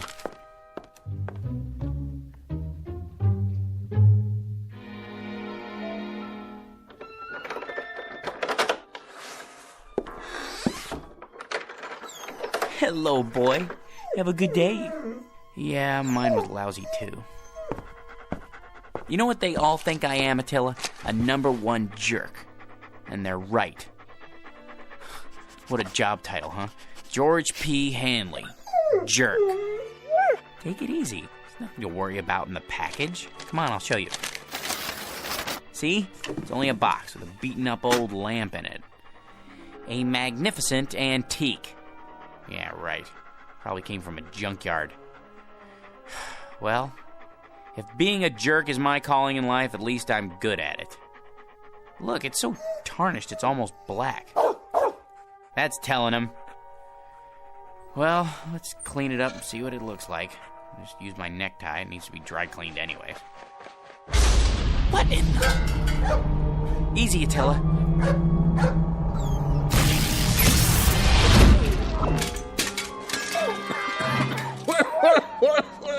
Oh, boy. Some special effects, huh? That smoke's hard on the old mucous membranes. You wouldn't have some Visine on you, would you, buddy? Who are you? Who am I? You were expecting Rex Ingram. I'm the genie of the lamp, that's who. You know, Aladdin, the whole bit. Don't you watch The Late Show? A genie? You don't look like a genie. Where'd you get that plaid suit? What difference does it make? The routine's the same. A couple thousand years ago, I had to wear those crazy balloon long johns and a real wild turban. But let me tell you, that headgear ain't as light as it looks. Give you a real crook in the neck, know what I mean, Jack? George, My name's George. Jack, George, whatever. What I was gonna say is, nowadays we dress hip. Except for these velvet slippers with the curly toes, my one concession to Squaresville. Now, where was I? What do you mean? Sports coats like that went out in the 60s. They did, huh? Well, what do you expect? Know how long I've been in there waiting for somebody to call me? Better pick up some new threads. You got a Ziedler and Ziedler around here, maybe a side of ore, someplace happening? But if you're the genie, that means I'm the master of the lamp. So you're the master of the lamp. Big deal. Give me a match so I can light this cigar before I give you your free wish. I thought there were 3 wishes. There's the rub. There used to be 3, but let me tell you something, Jack. George. The scene used to include 3 wishes, but people started abusing the privilege, so we had to cut back. You get enough headaches with 1 wish, let alone 3. So, think it over and give me a call. But do me a favor, sleep on it. Why? You know the routine. The wish comes true, blah, blah, blah. But once you make the wish, that's what you gotta live with. Could you make yourself available for consultation? Look, Jackson, how am I supposed to know what you want? You and me just met. Well, at least tell me, what is it that people usually wish for? Listen, Herbie, whatever your name is, it's enough to make you blush, some of the stuff they ask for. Money, precious jewels. That's not so bad. Not so bad? Think about it. So they get a lot of dough. There's the IRS, long-lost relatives beating on the door. It's enough to flip you out of your gourd. So not wealth? Forget about it. Maybe love, then? Love? You gotta be some kind of a kook. You call me after all this time and you wish for love? You don't wish for love, Chief. You make it. Then I don't know what it is I do want. If it isn't wealth or love... Like I told you, Johnson, think it over. Drop it down the well and see if it splashes. But don't go rubbing the lamp every time you get ants in your pants. That puff of smoke tears up my sinuses. Now, the next time I make the scene for nothing, you've had it. Now, hold on to this cigar for me. It's too close to smoke in there. No cross-ventilation, know what I mean? No, but I can imagine. Till we meet again, Bubby. Like later. If it's all the same to you, make it much later. Just once I'd like somebody to amplify.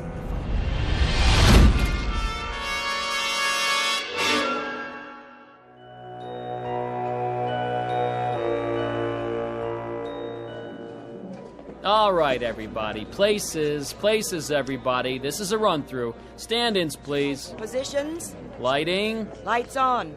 Camera. Ready with the camera. Excuse me. Hey, buddy. Don't you know this is a closed set? It is? Who let you in here? They said it would be all right. I'm George Hanley. Who? Her husband. Miss Alexander's, I mean. Oh, yeah. Haven't seen you around here in a while. It's been months, actually. Well, this is the big one, huh? I beg your pardon? The last shot of the picture. Once we get this one in the can, it's a wrap. It is? Say, can I ask you a question? What's that? What's it like being married to her? Well, I don't really know. That is, Man, I sure wish I was you. You do? I mean, lucky stiff. Yeah, I mean, yes. I guess I am. Where is she, by the way? Anne? In makeup, where else?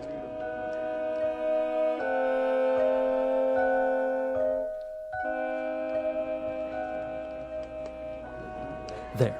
Here's the mirror, Miss Alexander. Well? I suppose it'll have to do. I blended the MAC lip gloss with the NARS shadow for an ultra-moist look. Isn't it ravishing? Can't you do something with this hair? My bangs are drooping. Certainly, Miss Alexander. Where's my blow dryer? Ready on the set, Anne? Yes. That'll have to do, Skippy. There. Perfection. Leave us, please. Of course, Miss Alexander. Which scene is this? Well, this is your entrance into the city on the shoulders of Nubian slaves. Just the close-up where you wink. What's my motivation? Oh, to rule, my dear, with him at your side. Got it? Just remember, you love this guy so much, your guts do a loop-de-loop every time he creeps up on you. He's big. He's manly. He wears a leather skirt. Well, tell him to oil it, will you? He screws up my lines every time he moves. Not a problem. Props! Get me some WD-40 now!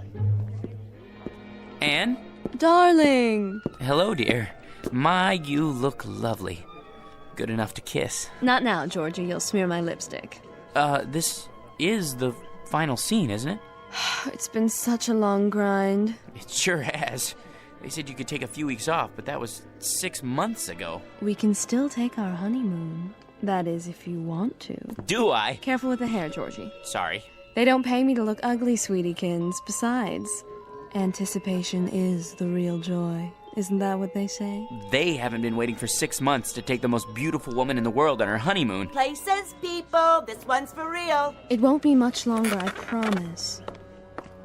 Just think, no more crawling into bed with a script so you can study your lines half the night. After today, no more getting up at 4:30 in the morning to go to the studio, and when we get home, you can take a nice hot bath, maybe even let me wash your back. And then first thing tomorrow, we leave on our cruise. But darling, have you forgotten? Forgotten what? The wrap party, here on the set. There'll be a million photographers. There's no point in going home. Not tonight. Not tonight, huh? Sure, Anne, I understand.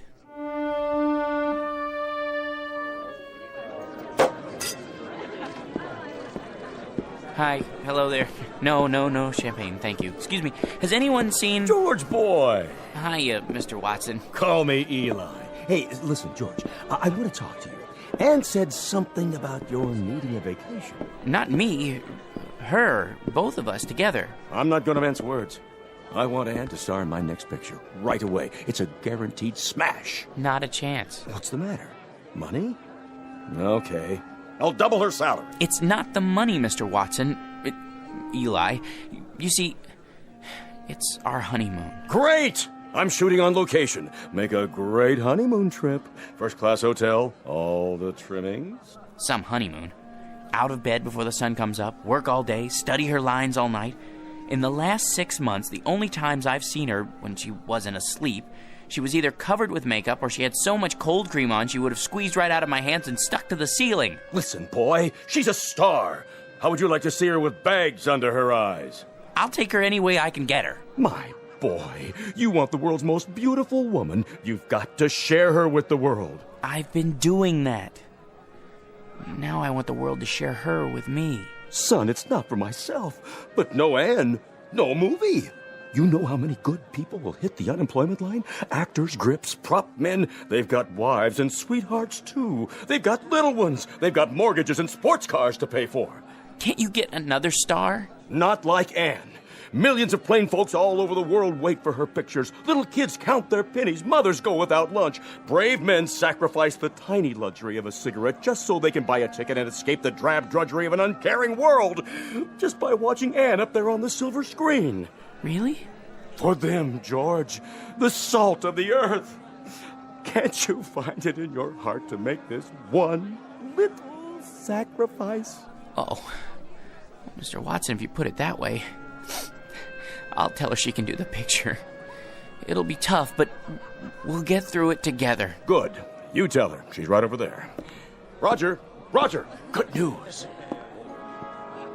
Ladies and gentlemen, I'd like to make an announcement and a toast to the brightest star, the most exciting leading lady, the loveliest woman in the world who has just agreed to star with me in Eli Watson's new film, Beowulf, the greatest epic ever made. News sure travels fast. Oh, there you are, George. How about a photo, Miss Alexander? Miss? Look this way. Smile, please. How about one more? I'm her husband. Oh, the two of you this time. Put your arm around. How about a kiss? A kiss?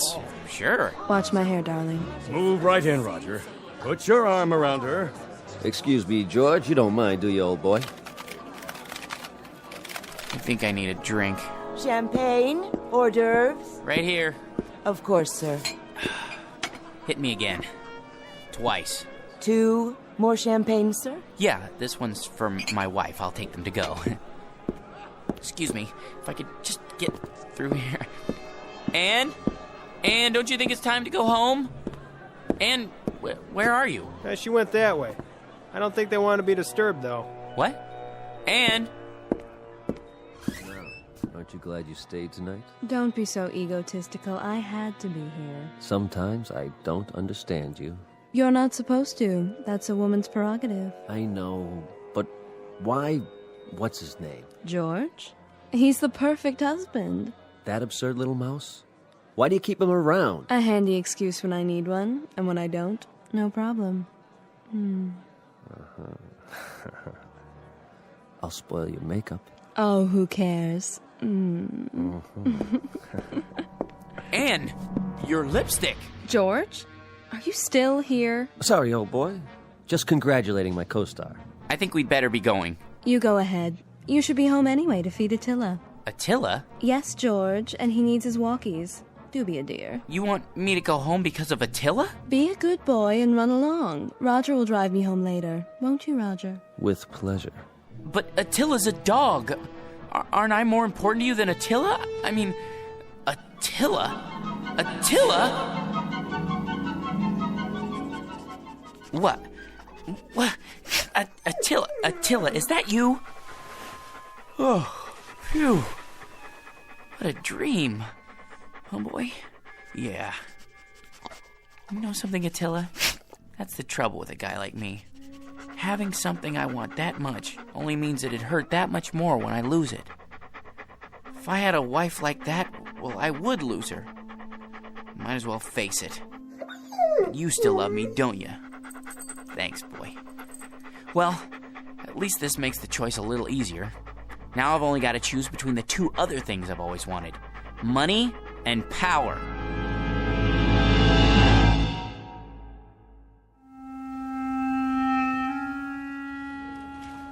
Morning, Georgie. Morning. Well, today's the day, huh? For what, Raj? For what? Will you listen to this guy? Watson. Has he said anything about the promotion yet? Oh, the promotion. Forgot. He forgot. Roger, Mr. Watson would like to see you in his office. Well, George, this could be it. You wanted to see me, sir. He'd never pick him. Never. Hey, George, the old boy wants you to double-check these entries. I did that already. It's a waste of time. Look, how much do we make a week? Well, look at this account. Guy makes so much dough, he sweats more than that every time he ties his shoelaces. So waste a little time, all right? My gosh, net worth $260,832,461. What would it be like to have all that money?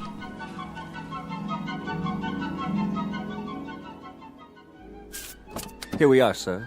The George P. Hanley building. Thank you, Roger. Will you be wanting me for lunch, sir? I can't say. Wait just in case. Of course, sir. Not now, Attila. I've no time to play. Sorry, Mr. Hanley, I couldn't hold him. Take him over to 21. Have the chef pick him out a nice prime rib. Not too fatty. Yes, sir. Then trot him around the block a few times. Keep up the pace. Right away. Here, boy.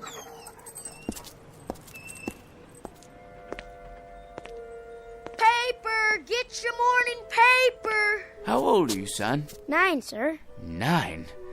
I see you every morning. Aren't you missing school? Oh, no, sir. I wouldn't miss school. I get up at 5 for my papers, and then I go over to PS 31 for the afternoon session. Incredible. What about your parents? My mom is dead. My old man had a store, but it went broke. Sorry to hear that. I'll have a paper. Golly, I can't change a $100 bill. I didn't expect you to, son. Gee, thanks.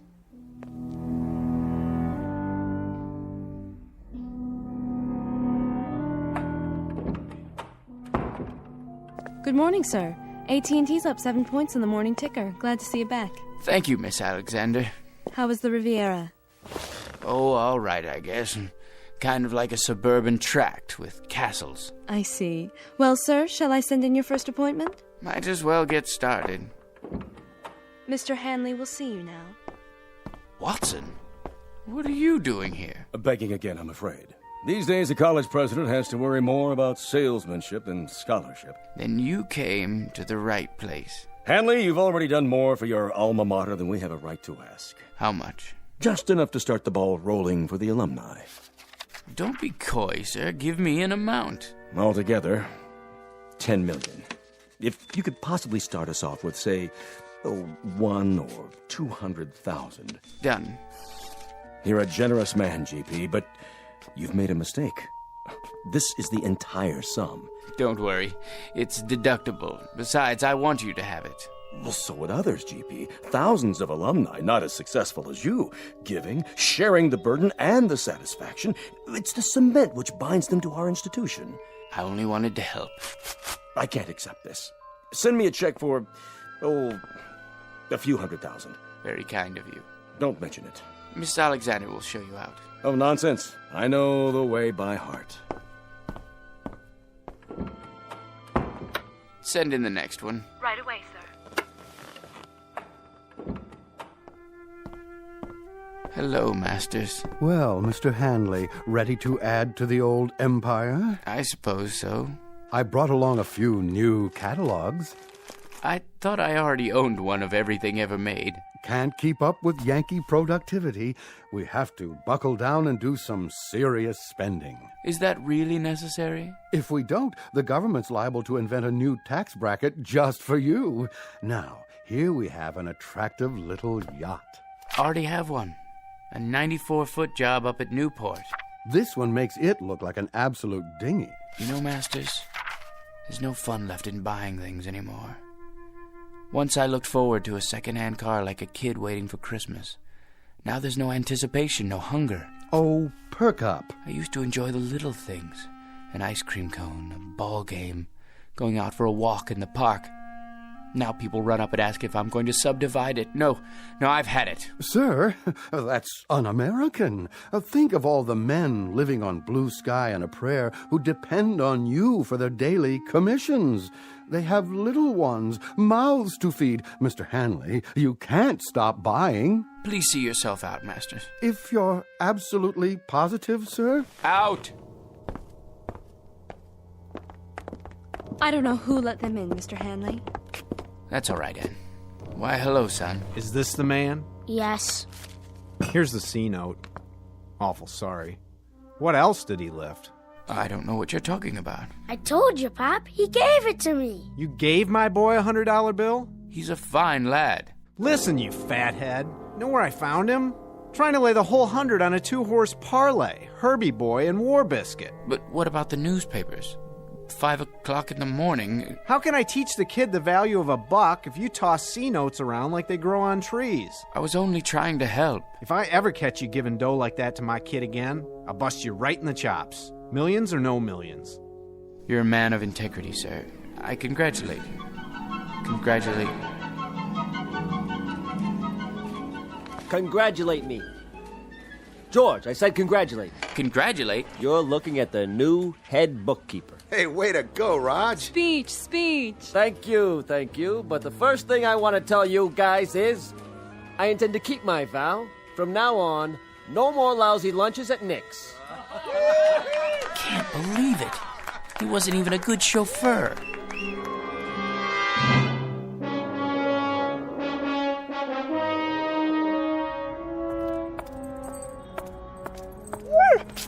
Easy, Attila. You're wearing me out. Sit here for a minute. Well, boy, we're down to the last choice. I could never hold on to a beautiful wife. And money's no fun. Maybe power. That's what makes the world go round. Look at the way Mr. Watson gave that promotion to Roger. Believe me, if I had power, I'd be fair.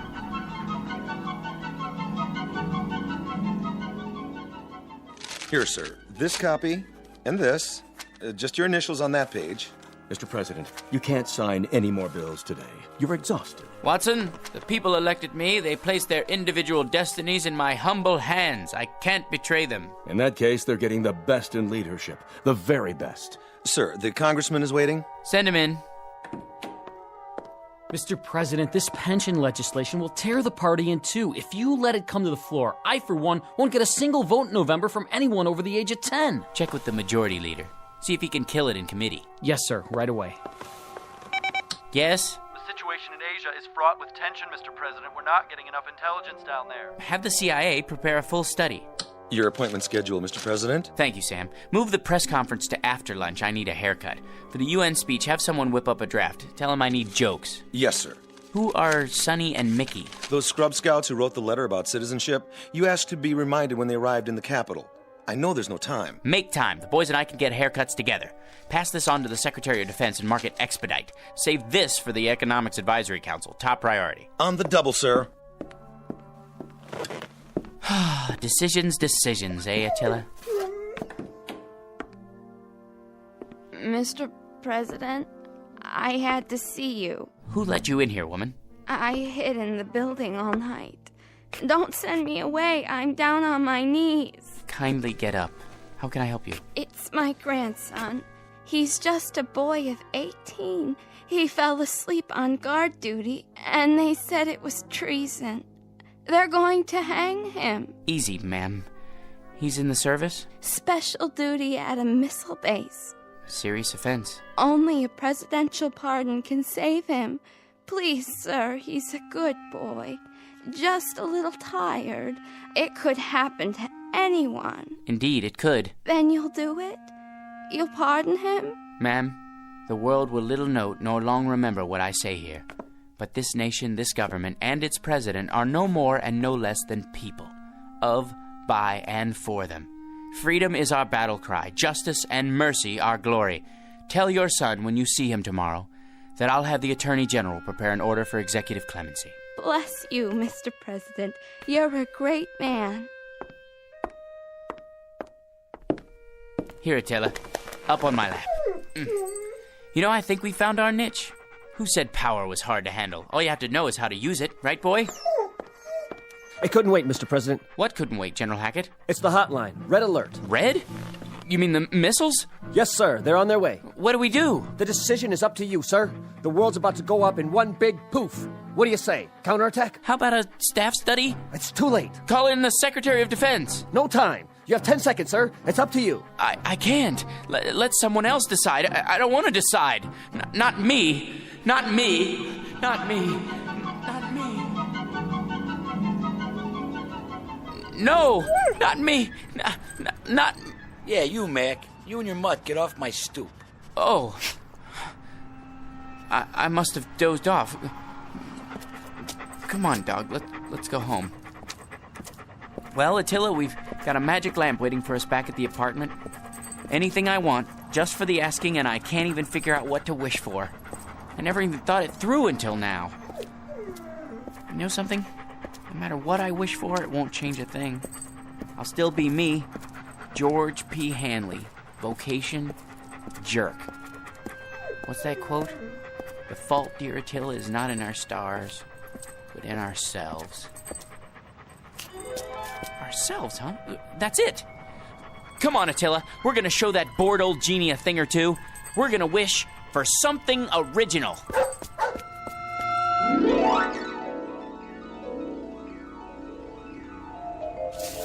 I'm tired and I want to go to bed. I had a little drink about an hour ago. Hold on, let's see. What's in the dumpster? Let's see. I'm set for this. It's a kind of round metal thing. It looks like a spittoon. Gold?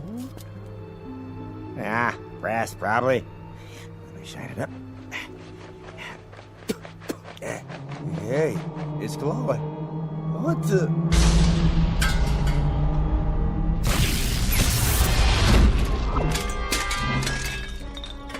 Yes, master? Hey, where'd you get the funny pajamas and the headpiece? They're traditional. I am the genie of the lamp. Your wish is my command. When you have made your wish, you must return the lamp to this alley so that others may find it. Keep your turban on straight, Attila. Now then, as I was saying, I am at your service, sir.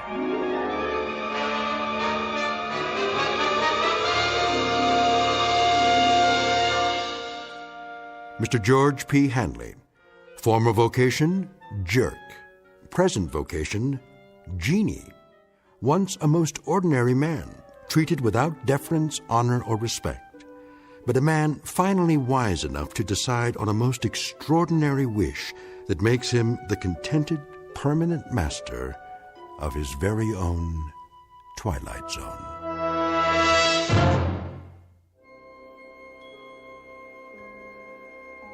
Hi, this is Carl Amari, producer of the Twilight Zone Radio Dramas. I'd like to take a moment to tell you about our official website at twilightzoneradio.com, where you'll get the latest news and information on these Twilight Zone radio dramas. Plus, at twilightzoneradio.com, you can digitally download 3 free episodes or any of our episodes for only $1.95 each. In this age of ever-changing technology, we've decided to make these episodes instantly available to you by making the Twilight Zone radio dramas a digital download-only series. This means that this series will no longer be offered on CD. The CD collections at our website are now being offered while supplies last at buy one, get one free. So be sure to get your favorites before they're sold out. Be sure to visit us often, and I'll see you in the zone.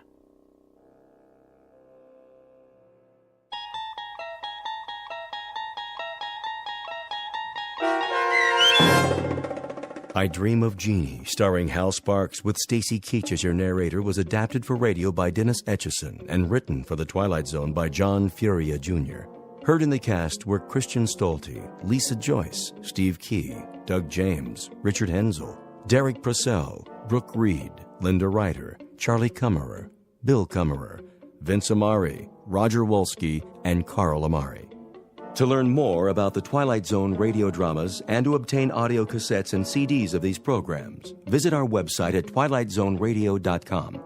The producers of The Twilight Zone wish to thank CBS Enterprises, Carol Serling, Dennis Etchison, Dick Brescia Associates, Claire Simon Casting, Terry Jennings, XM Satellite Radio, Sirius Satellite Radio, our sponsors, and our radio affiliates for helping make this series possible. This copyrighted radio series is produced and directed by Carl Amari and Jason Mallow for Falcon Picture Group. Doug James speaking.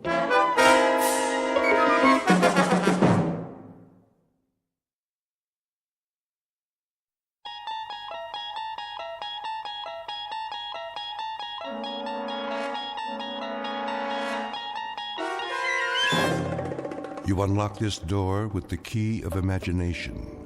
Beyond it is another dimension, a dimension of sound, a dimension of sight, a dimension of mind. You're moving into a land of both shadow and substance, of things and ideas. You've just crossed over into the Twilight Zone.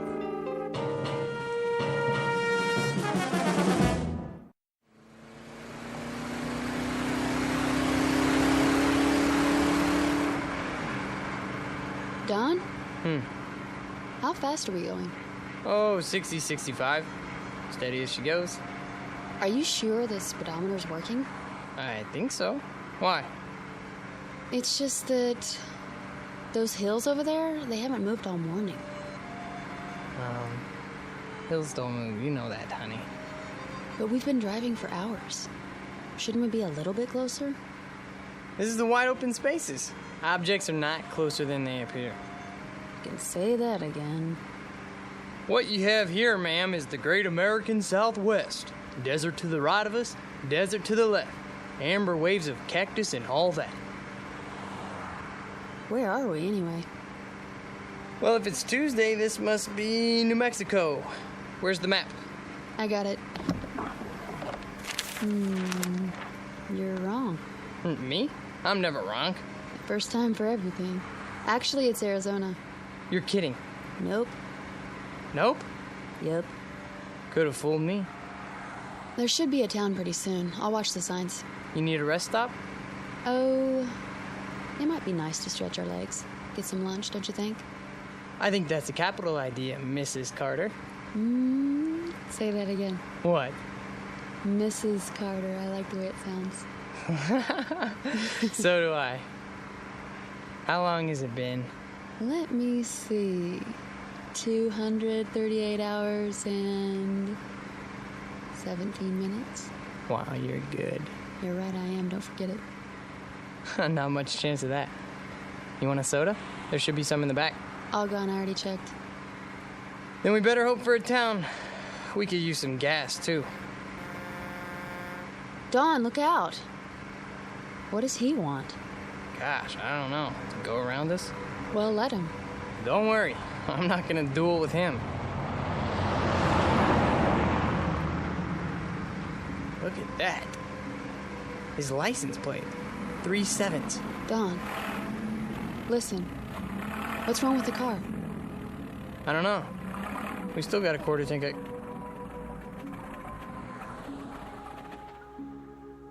Oh, great. There'll be a tow truck anytime now, you'll see. How do you know? 3 7s. You don't really believe that. Watch.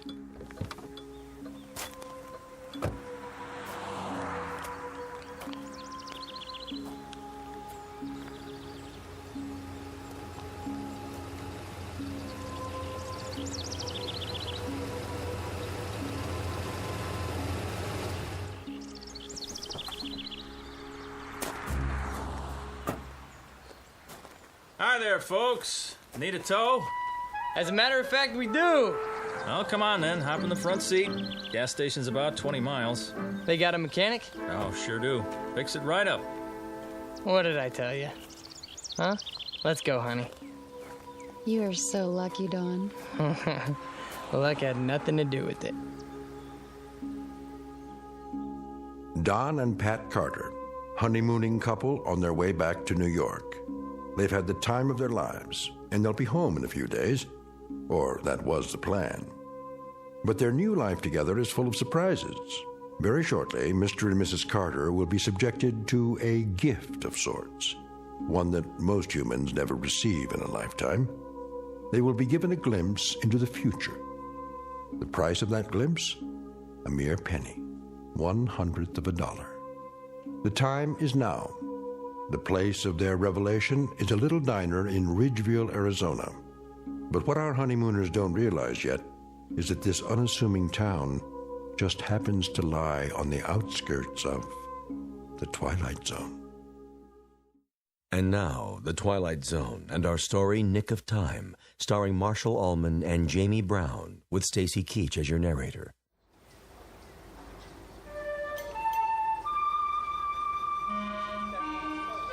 How long is it gonna take? Relax, honey. He just put it up on the rack. How can I relax in this heat? You could fry an egg on the sidewalk. Well, that's not a bad idea. I'm getting pretty hungry. I'd settle for a cold drink. There's a water fountain at the side of the station. Fine. I hope it works. Go ahead. I'll talk to him and see what's going on. You do that. Don, all I want to do is go home. Me too, baby. There's a lot of miles between here and Manhattan. And you have to be back at work next week, remember? How could I forget? There's a promotion hanging in the balance. Look, I'll see what's up, then we'll have some lunch. Okay? Okay. I don't mean to complain. Good luck. Hang in there a little while longer, we'll make it. I know we will. I'm just impatient to get on with our life. Me too.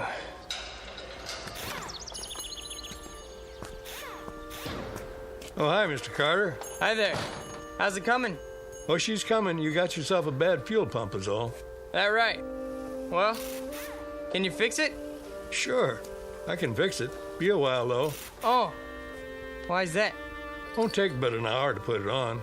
But I got to order one from Klingman. How long's that gonna take? Well, if I send the truck over now, hour and a quarter each way. Oh. You know, my wife would like to get going as soon as possible. I'll bet she would. Can't keep every part in stock, though. Don't see cars like this all the time. Can you get right on it? I'd appreciate it. We can't wait around all day. Oh, I'll get it done before long. Don't worry. Why don't you and the missus take it easy? Have some chow. Where would you suggest? Diner's right down the street. Best in town. Ask the truckers, they'll tell you. Thanks, I'll do that. We'll be at the diner then. Let us know when you're finished. Sure thing.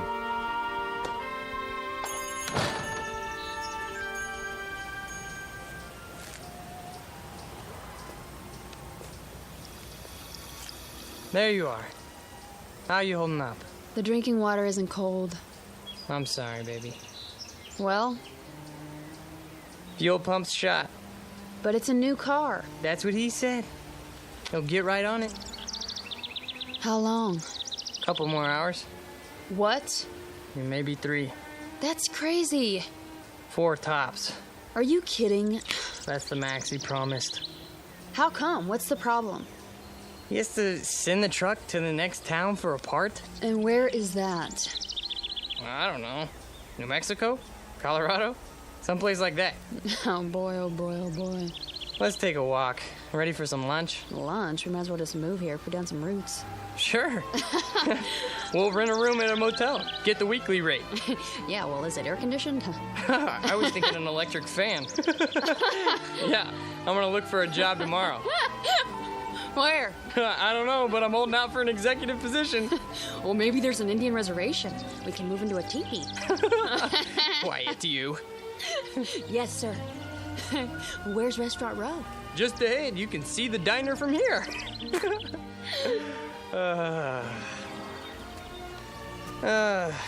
Speaking of jobs, you think I should phone the office again? Easy, lover. You're going to lose that promotion if you keep pestering them. I'm probably gonna lose it anyways. Oh, that's a fine attitude. I thought I married a man on the way up. Who's the best man for the position? Me. There you are, then. Thompson has seniority. Doesn't mean a thing. Take it from me. Little Mary Sunshine, huh?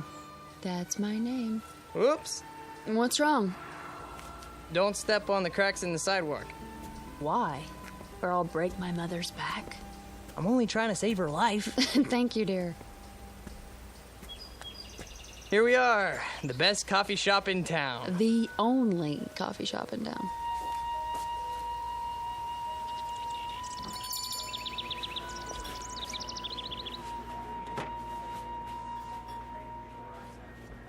It looks like we got the place to ourselves. Except for that man at the counter. Yeah, nice Stetson. Think I should get one? I'll be right with you, folks. Oh, not at the counter, please. Is the booth all right? Anywhere you like. I wonder what specials they got. I just want something cold to drink. Well, they have ice, don't they? Knock wood. Well, look at that. Huh. Well, wonders never cease. Look at what? The napkin holder. What about it? It's got one of those little built-in vending machines. The Mystic Seer. Answers. Read what it says. Insert 1 cent. Ask me a yes or no question. You put a penny in and push the lever down. Lovely. The plastic devil's head's a nice touch. I'll bet it even wobbles when the coin goes in. I'll bet it does. May I see a menu, please? The Mystic Seer knows all. Does he, she love me? Will I become rich? Is my future bright? I can answer those questions for free. Well, let's find out what the Mystic Seer says. You're like a little boy. Come on. It'll be fun. I got a penny somewhere. Here's a question. Anything exciting ever happen around here?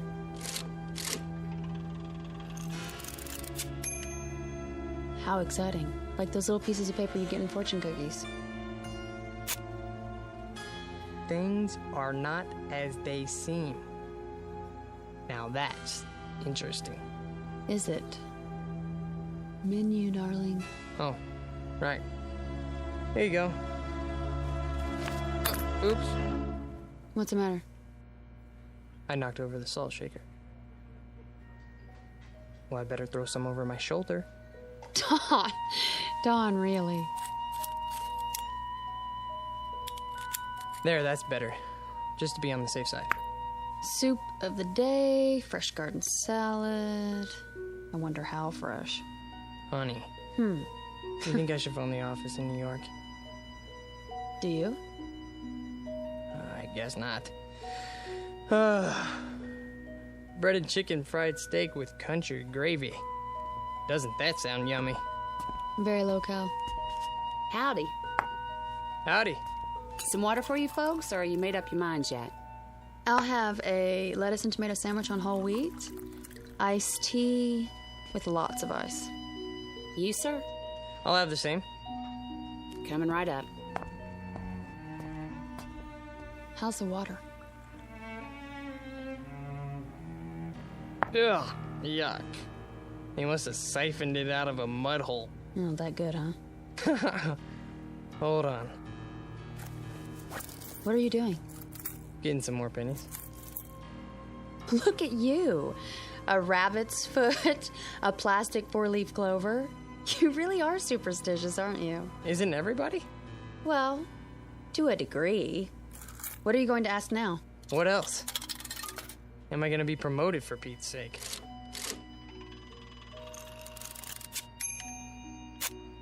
Ha! What does it say? It has been decided in your favor. See? Your worries are over. I think I'll phone, though. Honey. I was gonna call anyways, wasn't I? There's a phone by the restroom. I'll be right back. Well, you'd better be. Here you go. Thanks. You need any ketchup? This'll be fine. Well, if you want anything, you just let me know. Thank you.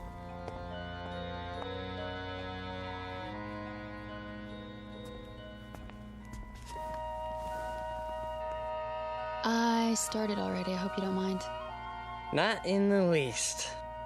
What are you so happy about? You are now looking at the youngest office manager in the history of the company. Honey, I'm so proud of you. I told you, didn't I? So did he. Who? The Mystic Seer. Well, I told you first. You sure did. How's this sandwich? Passable. Office manager. Oh, that's amazing. We should ask him something else. He really came through on that one. And while you're at it, ask him why he didn't warn us. About what?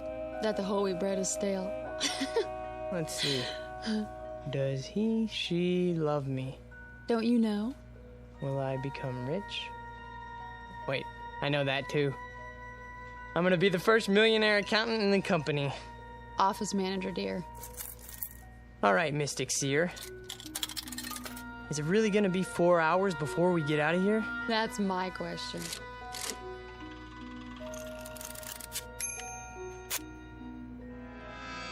You may never know.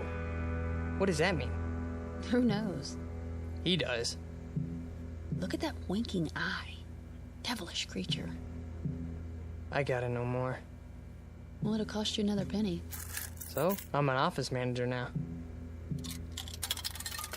What do you mean we may never know?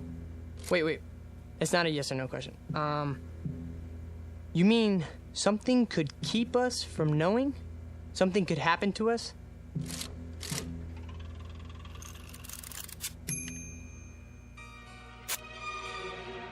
If you move soon. Now what's he getting at? He's a mystic. What do you expect? Give me another penny. I'm all out. Well, I can see I'm going to have to be the frugal one in the family. It's just one. All right. Thanks. You mean we're not supposed to move? We're supposed to stay here? Only one question per penny, please. That makes a good deal of sense. Well, I'm not staying unless I get some dessert. One more. Give me another penny. You're gonna break me.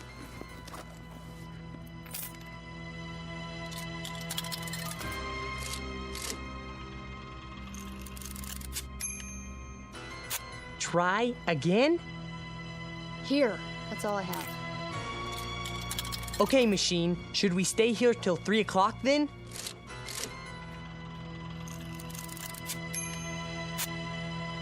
Look at the slip. There is no question about it. Let's go for a walk. Funny. Every answer seems to fit. You're joking, aren't you? I mean, Dawn, no more.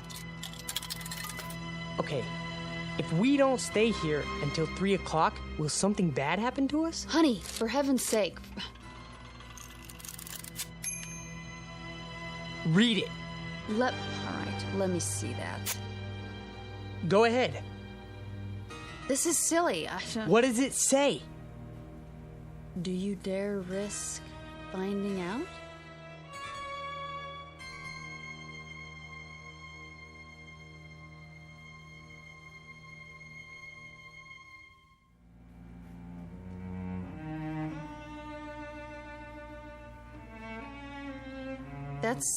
That's what it says. Do you realize what it means? Do you dare risk finding out? It doesn't mean anything. Can we go now? No, it's not 3 o'clock yet. I asked if we don't wait until 3, will something bad happen? And it said... That's exactly right. It. You're talking about a machine, Dawn. We're not talking about... Okay, let's order some ice cream. Are you stalling? No, of course not. But you said you wanted dessert, didn't you? Look, I think you're taking this a little too seriously. Taking what seriously? It's something to pass the time. Besides, it's hot out there, isn't it? I suppose some ice cream would taste good. Over here. Ready for your check? Not yet. 2 dishes of your best ice cream, please. 1 vanilla, 1 chocolate. Yes, sir. Now, we'll sit here and enjoy a cool dessert. Then we'll both feel better. Do you agree? If that's what you really want.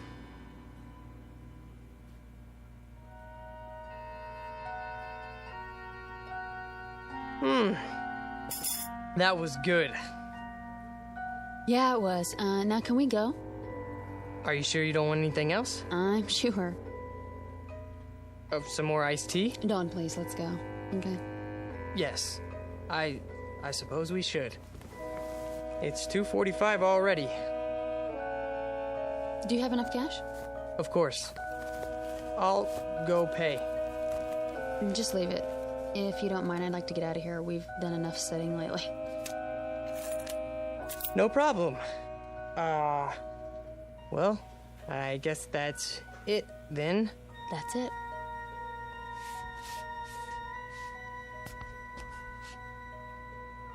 The money's on the table with the check. Well, thank you kindly. Now you come on back now.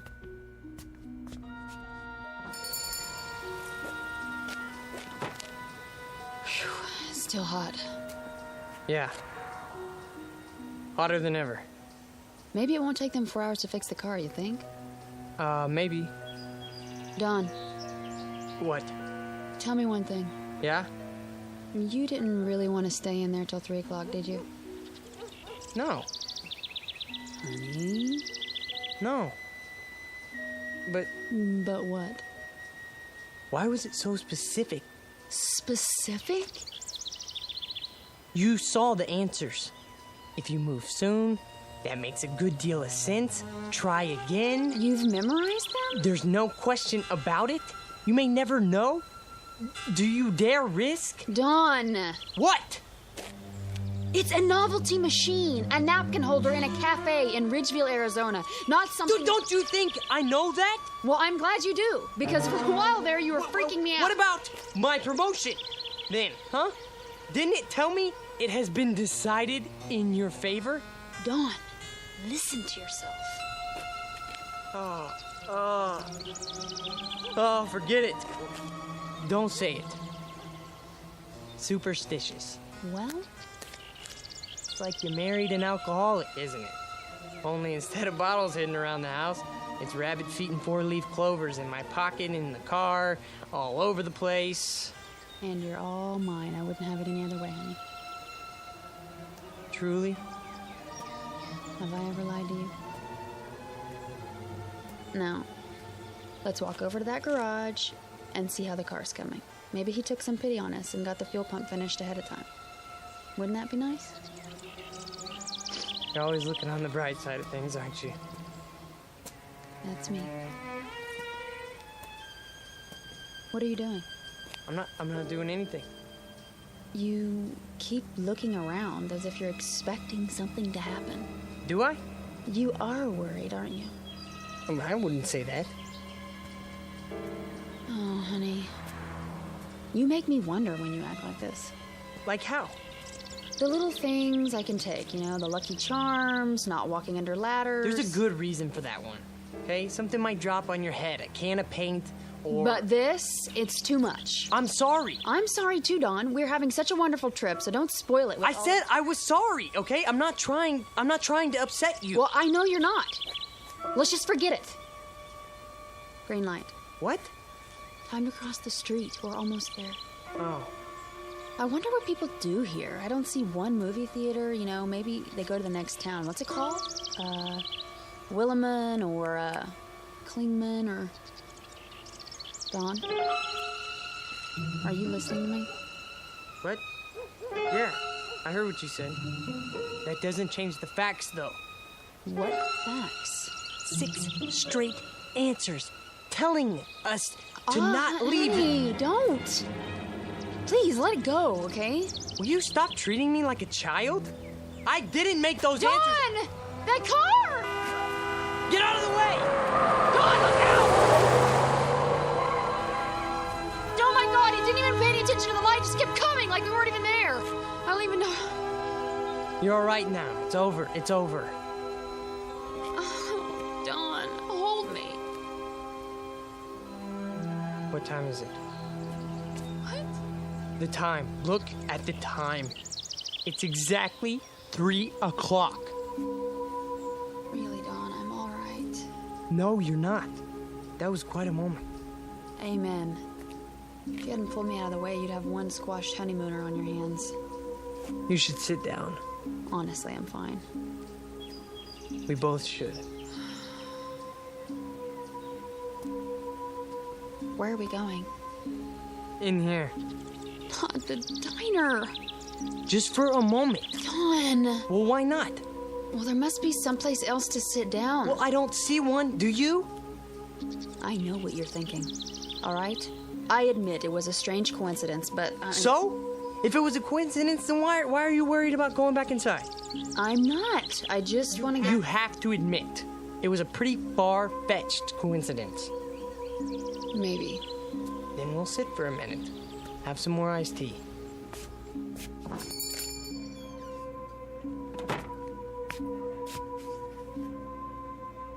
Well, hi, you two. Back already?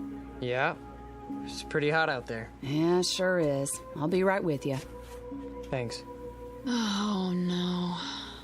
They're sitting in our booth, in front of our mystic seer. Yes, they are. Well, we'll just have to try another one. How about that booth?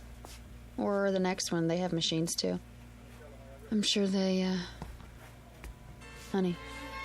What? Look at me. Do you honestly believe that gizmo over there can foretell the future? It foretold ours. How? Sit anywhere you like, folks. Thank you. Sit down, honey. Yes. All right, what'll it be? Just some iced tea. Honey? I don't care. Make that 2. Be right back. I asked you a question. It's a reasonable one. How? You want to know how? I don't know. But when that car almost hit us, it was 3 o'clock. That's exactly when the fortune... Dawn, you said 3 o'clock, not that machine. You decided to sit here until 2:45. You are the one... What did I do? What did I do? Oh, this is ridiculous. Ridiculous. What are you so upset about? You can't even consider the possibility that... Here you go. Great. Anything else for now? No. Wait, yes. Can you bring me some more change? What kind? A quarter's worth of pennies. Make it 2 quarters if you can spare it. Well, I can give you a roll. That would be great. Sure, just a minute. Dawn, what are you doing? What any logical mind would do. Before we do anything else, I'm gonna get the answers we need, and I'm gonna get them now.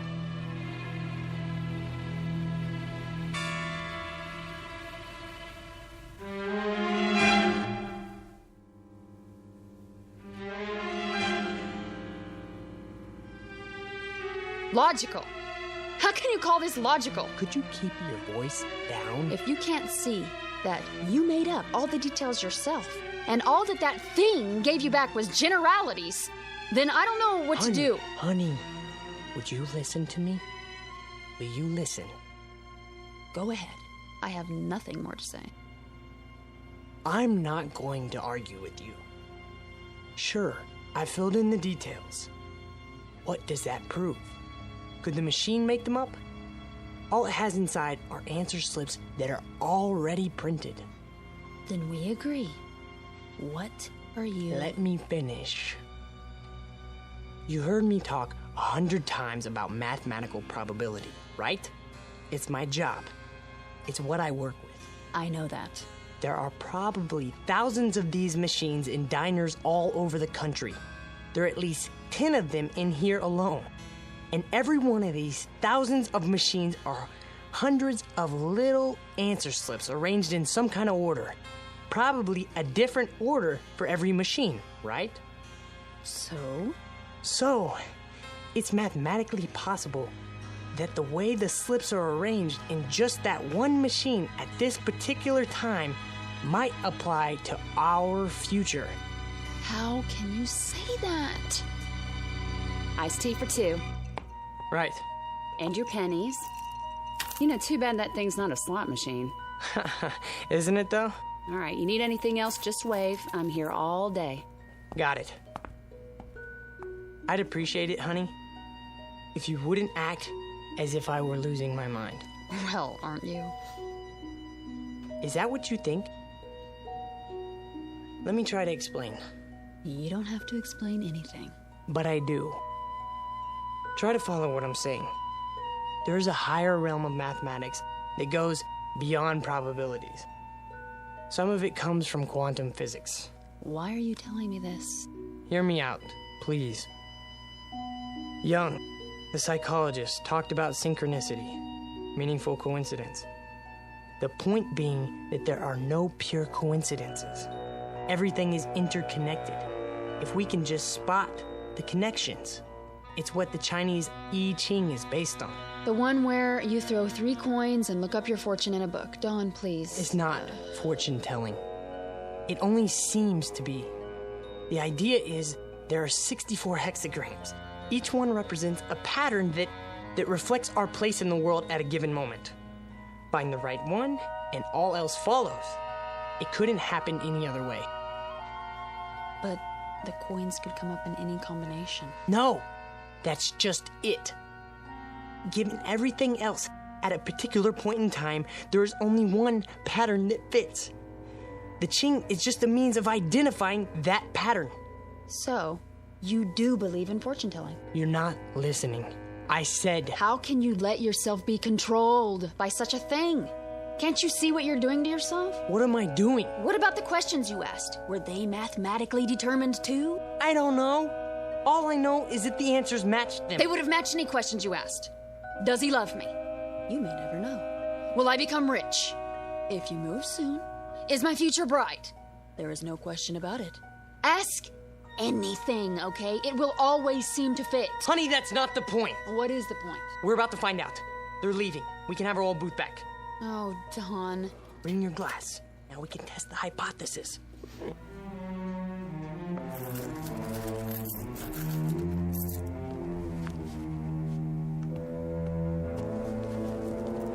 Here we go. First question. Did you know about that car almost hitting us?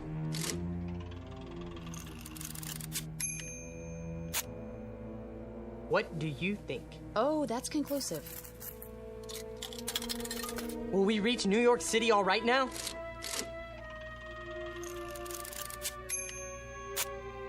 The chances are good. You see that? Very precise. What do you expect? Okay? A slip of paper should come out that says, "Hiya, Dauncey and Patsy, so how's by you?"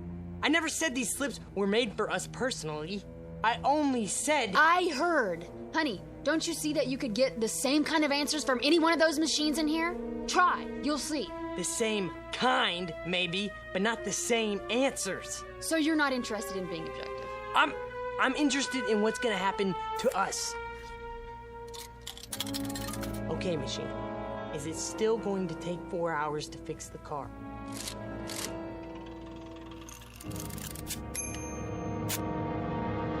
It has already been taken care of.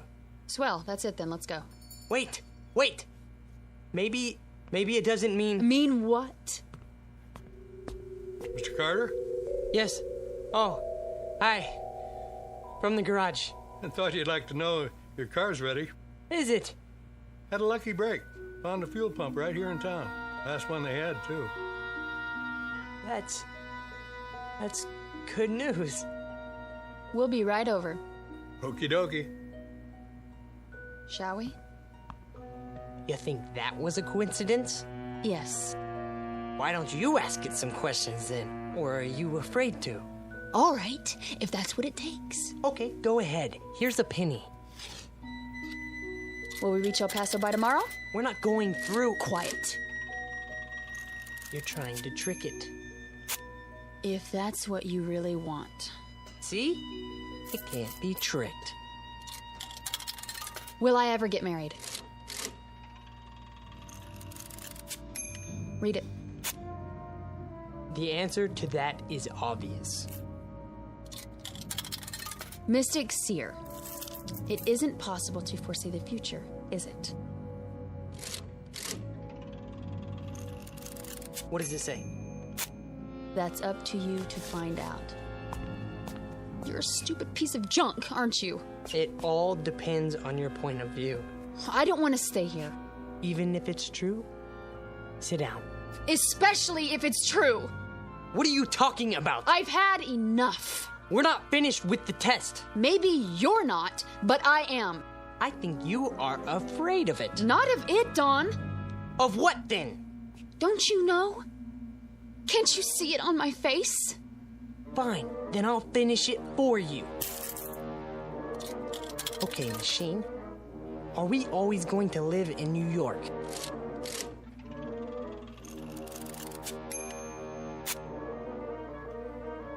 Are we always going to live in Los Angeles then?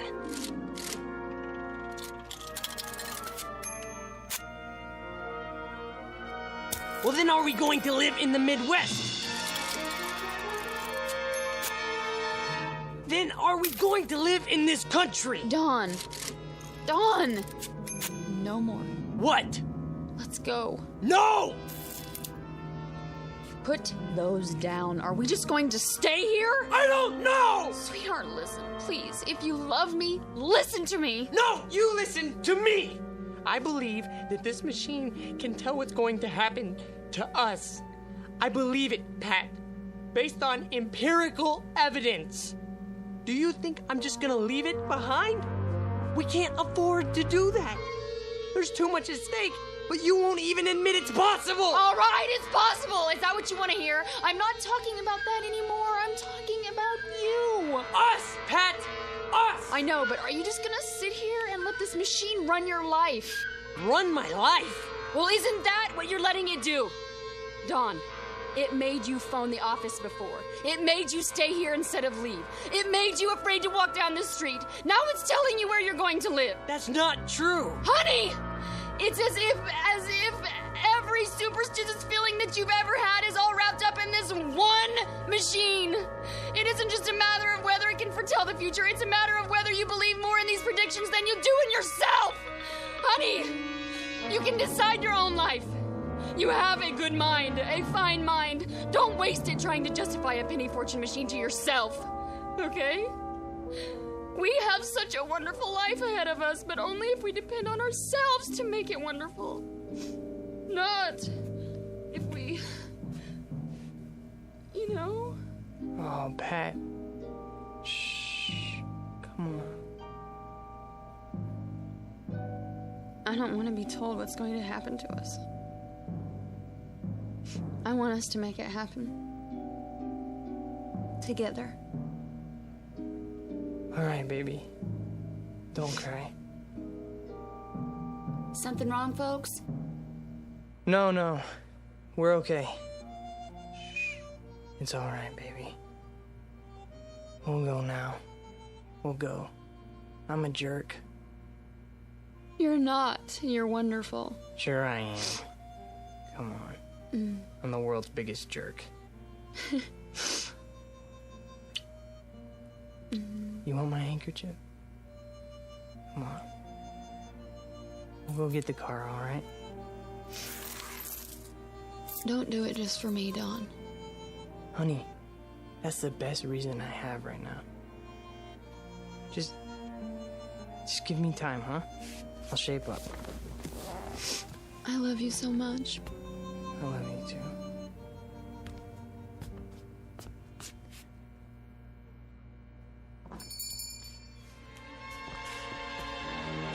There it is. No one's using it. Thank God. Sit anywhere you like, folks. Wow, it's you two. Can we sit here, please? As soon as I clean up. We don't care. Has to be this one. All right, suit yourself. Just water again? It doesn't matter. Do you have any more pennies? I think so, yes. Then go ahead. Can we ask some more questions now?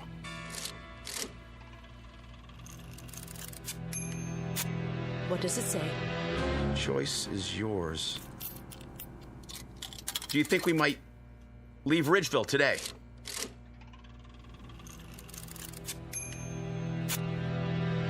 Let me see. Oh. Well, where are we going to get some money to live on?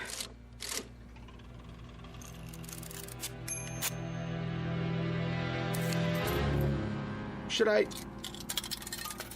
sell our car?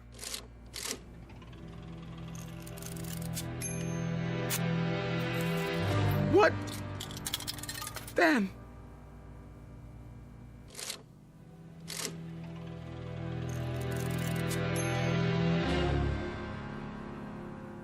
A delicate balance in the little town of Ridgeville, Arizona.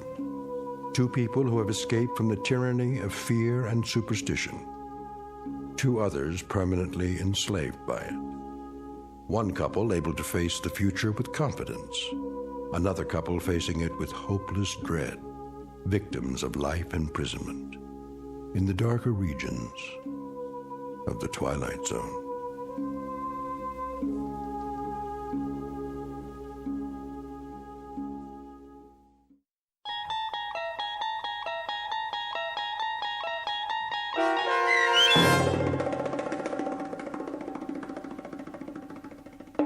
Nick of Time, starring Marshall Allman and Jamie Brown with Stacy Keach as your narrator, was adapted for radio by Dennis Etchison and written for The Twilight Zone by Richard Matheson.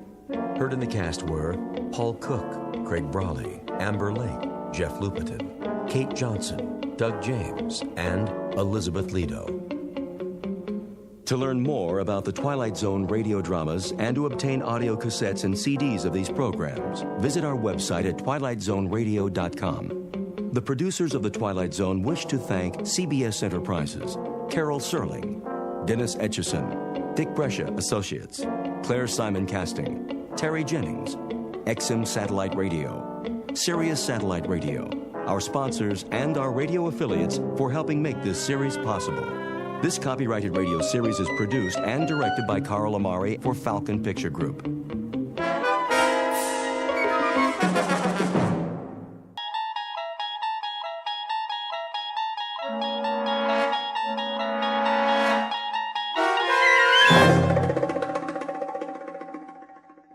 The Mighty Casey, starring Paul Dooley, with Stacy Keach as your narrator, was adapted for radio by Dennis Etchison and written for The Twilight Zone by Rod Serling. Heard in the cast were Christian Stolte, Joby Cerny, Jeff Lupetin, Alex Sopener, Kurt Nabig, Derek Purcell, Roger Mueller, Elizabeth Lido, Carl Amari, Jason Mallow, Doug James, and Vince Amari. This copyrighted radio series is produced and directed by Carl Amari for Falcon Picture Group. Doug James speaking.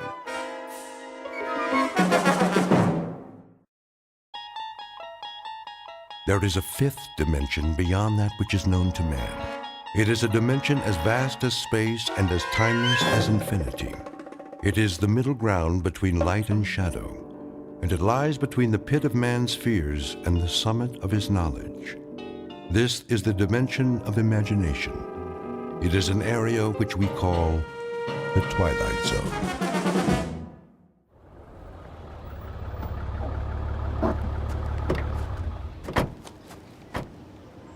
Okay, Pete, let's mark it off.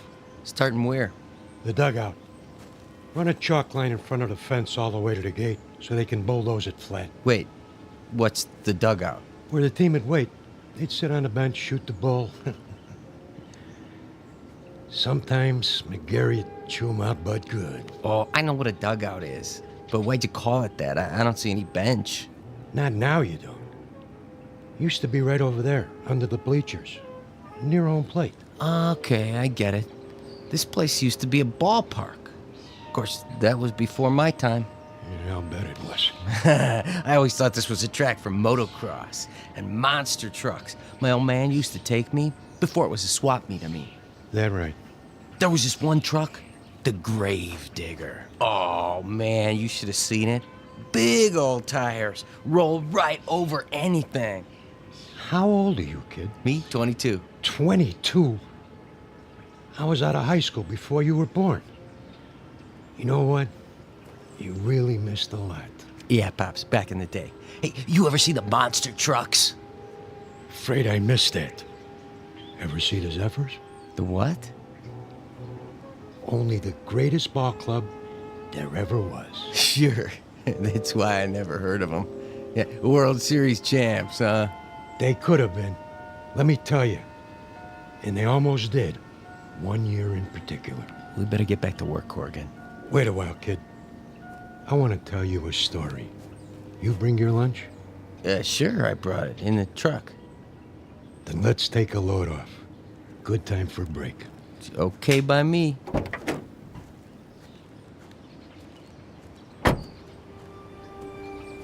We can sit over there in the pitcher's mound.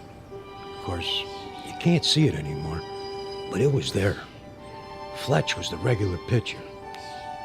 He was a nice guy, but he had an arm like an old lady. Then one day out of the blue. Oh, you're not going to believe this. Oh, one day what? Well, it was, must have been July. Yeah, that's it. Middle of the season, everybody was talking about the Giants, how good they look, what a lineup, blah, blah, blah. The Zephyrs were stuck in a toilet. Then one day McGarry, that was the manager, he called for open tryouts. Why not? Couldn't be any worse than what we had. And that was when he came along. Didn't look like much. But when he wound up, man, what an arm. Who? I'm getting to it. Better start at the beginning. It was a hot one that year. No rain, the sun beating down.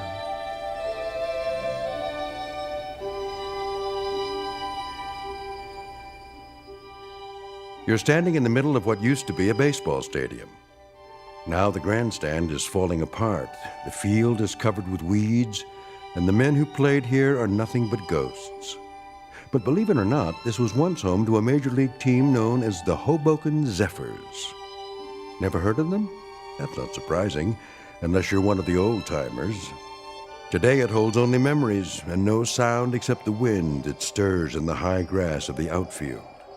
A wind that on occasion still carries a faint, eerie echo of the crowd that once sat in those bleachers.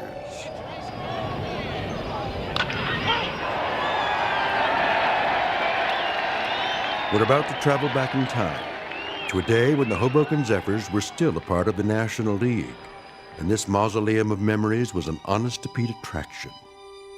But since it's strictly a story of make-believe, we must begin this way.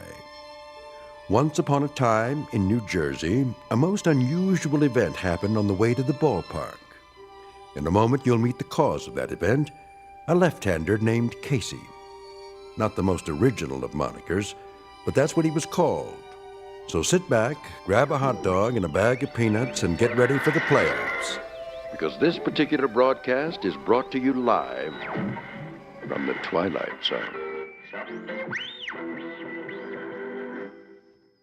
And now, The Twilight Zone and our story, The Mighty Casey, starring Paul Dooley, with Stacy Keach as your narrator. All right, new guys, let me see what you got. Give me 50 jumping jacks. Make it 100. Make it 100. Then take a lap around the field. 2 laps. You got it, McGarry. Of course, if we burn them out too fast... They better learn to hustle or they're out of here. Okay, Mouth, if you say so. Let me hear you count. 9, 10, 11, 12, 13, 14, 15. Morning, McGarry. Beasley. 4 great-looking boys, huh? The one with the black socks and the floor shimes brought a note from his mother. Who are you expecting, the All-Stars? Post a sign for open tryouts in a last-place club that happens to be 31 games out of first place, and this is what shows up. You never know, I guess. Might be some talent out there. Yeah, and you might be Yogi Berra. I can't make something out of nothing. You're the owner of the club. You gotta give me some ball players. Think you'd know what to do with them if I did? 20 games out of 4th place, and the only big average we've got is a manager with the widest mouth in the business. When the Zephyrs win 1 game, we gotta call it a streak. Buddy boy, when contract time comes around, you don't have to. Sure. You let me go. Who you gonna get? Now think of something. You can always manage the team yourself. One more time, Fletch. Ugh, trying to get it over the plate. You okay, Monkey? I must have slept funny on my arm last night. How's the team doing? Are you kidding? Last week, Fletch pitched 4 innings and only gave up 6 runs. That makes him our most valuable player of the month. Hey! Hey! Okay, let's see some sweat out there. New guys, take a lap. We gotta do it. Jeez, it just goes on forever and ever. I get it. Dugout. What? Who? Just a minute, I'll ask him. McGarry! Yeah? You want to look at a pitcher? You mean someone besides Fletcher? Now, why would I want to do that? Send him down. New boy? Gotta warn you, he's a lefty. Lefty, schmefty. If he's got one arm that works, he's for us. Hey, Monk. Yeah? Fletch can take it easy now. I got a new boy coming in. Catch a few for him? Yeah, sure, Mouth. Yeah, okay, Fletch. Go on, shower up. Check.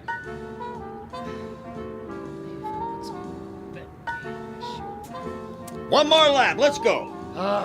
You got the lineup for tonight? I'm working on it. Who's the starting pitcher? I don't know yet. You don't know? Have to see how it goes.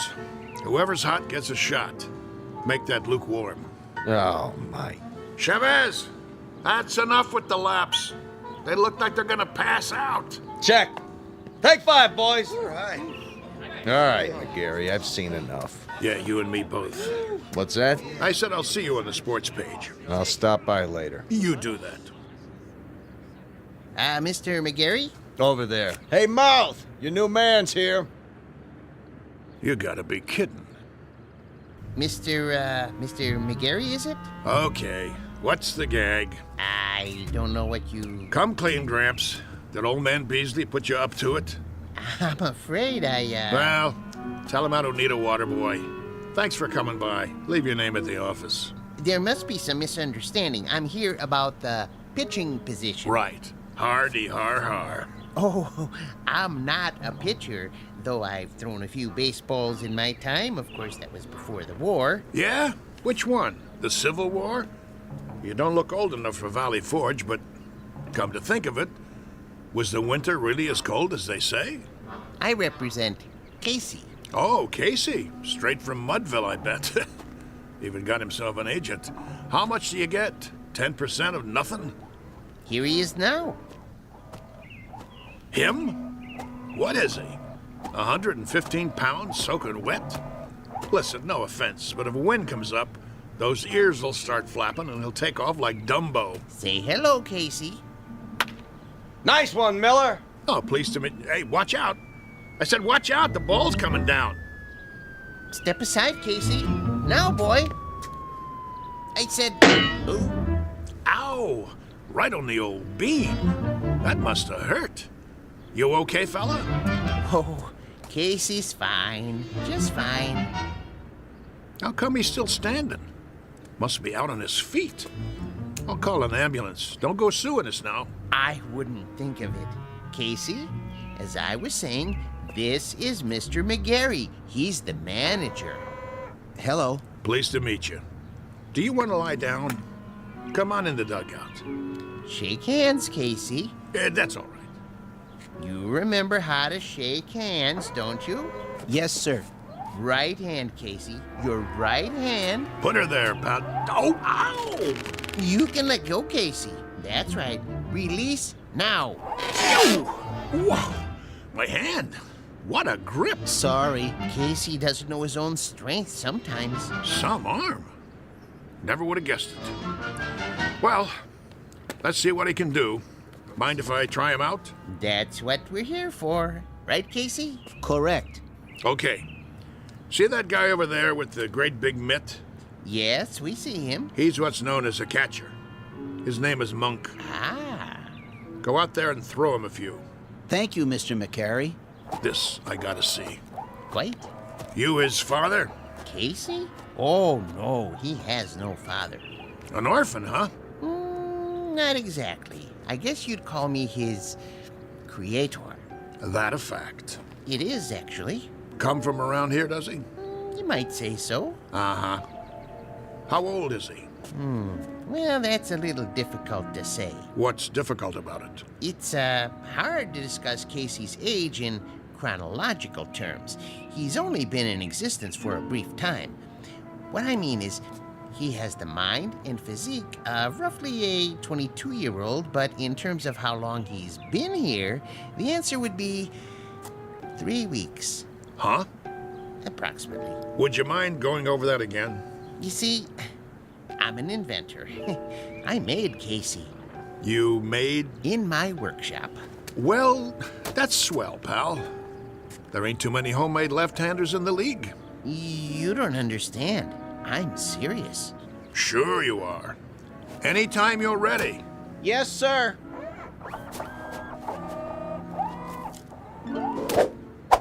Oh, jeez Louise. That's his fastball. Try a curve now, Casey.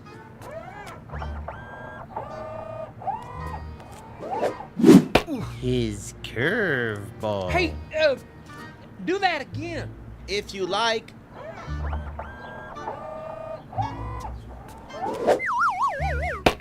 Hey! What was that?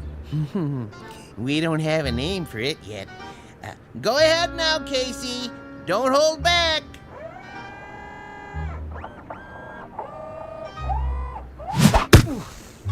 Oh, enough already. Something wrong? Wrong? What, you see him? That kid, he picks up where Feller left off. He's got a fastball almost went through my glove. And a curve, and a hook, and a knuckler, or whatever you want to call it. He got control like he uses radar. Oh, it's the best pitcher I ever caught in my life. Thanks, Monk. That's enough for today.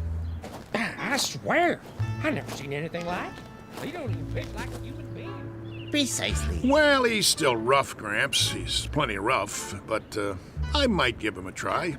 If he can do the same thing when there's a game on. Oh, he can do it. Consistency's not a problem. He's a robot, you know. Don't say that. Don't ever say the word R-O-B-O-T-T around here. We'll just keep that one between us, okay? Did you like my pitching, Mr. McGarry? You might have a little potential, Casey, like I told Mr. Stillman here. Professor. The Professor Stillman. You're awful rough around the edges, but I think maybe we could give you a shot. I like to help young ball players. Now you go on into the locker room and find a uniform that fits. He can wear a uniform, can he? Anything you like. Then go and change and come back, and we'll discuss a little contract. Just the three of us. That seems fair. Very kind of you, Mr. McGarry. Don't mention it. Go on now. Say thank you, Casey. Thank you, Casey. Thank you, sir. Come along. You're going to be a real baseball player now, just like I promised you. Isn't that wonderful? Yes. Wonderful.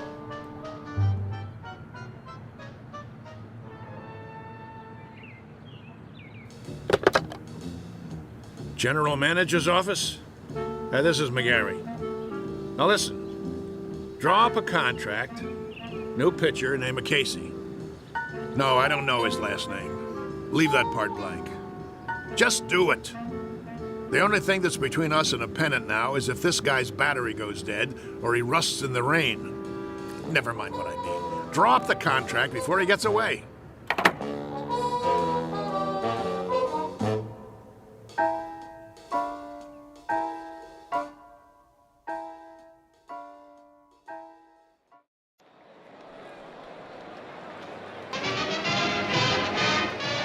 And ready in 3, 2...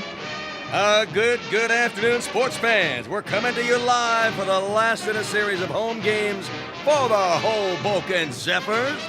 The Bullets are already on the field, warming up, but there's been a delay. The Zephyrs are still in the locker room.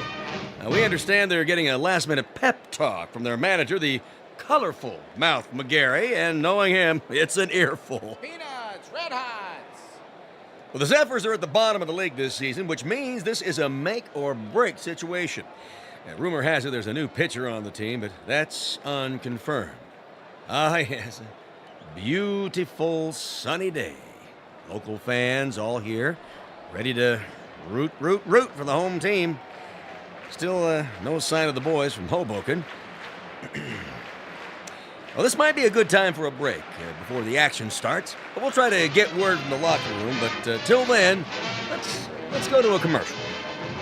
And you're on. 60 seconds. How much longer do I have to fill? Beats me. What's with these losers? Well, if I was on that team, I guess I wouldn't want to show my face either. 45 seconds. Beer here, get your ice cold beer. Somebody get me a beer. I'm dying out here. What am I supposed to do? Play tiddlywinks? It's going to be another slaughter anyway. Hey, ask him if he's got anything stronger than beer. You can always read him the stats. There are no stats. If this team was any lower, they'd get stuck in the grass. What am I doing here? Get me another gig. Little League. The weather. I don't care. Just get me out. 20 seconds. The Zephyrs are charging onto the field. No. The Zephyrs look hungry this afternoon. Yeah, sure. Who am I kidding? They're not going to show. The game's canceled. You'll see. 10 seconds to air. Oh, those bums. It's the same old story. Fletcher winds up, he throws, and he drops the ball on his foot. They should send out a bunch of chimpanzees. 5, 4, 3, 2. And welcome back, ladies and gentlemen, to more thrilling baseball action.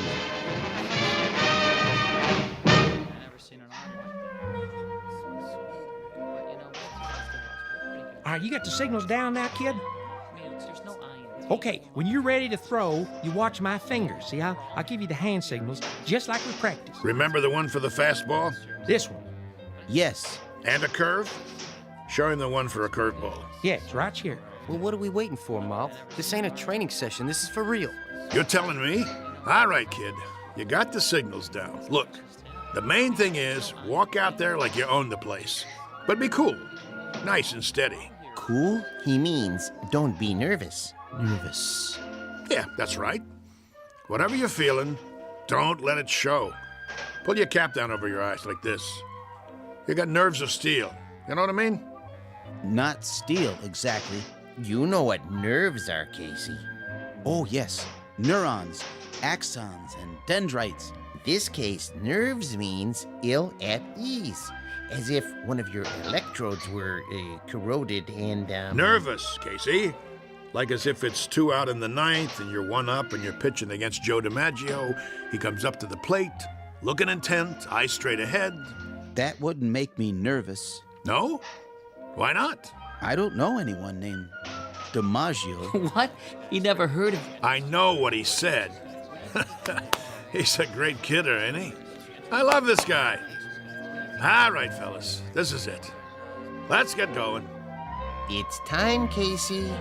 Yes, sir. Mr. McGarry? Yeah? Are you coming? Yeah. Yeah, I'm coming. Something the matter? I was just, thinking about the Giants. We're not playing the Giants today, are we? No, but I can't wait to knock them off. For that matter, I'd love to knock off the Phillies and the Cards, too. Or the Braves in Cincinnati. Or even the Hanksville Bullets. Them especially. Those bums beat us 11-0 in spring training. I think that will happen. Casey will come through for you, Mr. McGarry. Most definitely. You never told me. What have you got riding on this? What's your angle? With Casey? My interest is purely scientific. I know he's a Superman of sorts, but I need to have that proven under test conditions. You mean you can't guarantee he'll work? Oh, I have no doubts. Once I built a home economist to run my house. Marvelous cook. I gained 46 pounds before I had to, dismantle her. Now, with a model such as Casey, with his strength and accuracy, I knew he was destined to play baseball. And in order to prove my point, I had to have him pitch in competition. As an acid test, I settled on the absolute worst team I could find. Nothing personal. Nah, of course not. Very nice of you to think of us, Mr. Stillman. Professor Stillman. Professor, I really appreciate it. No kidding.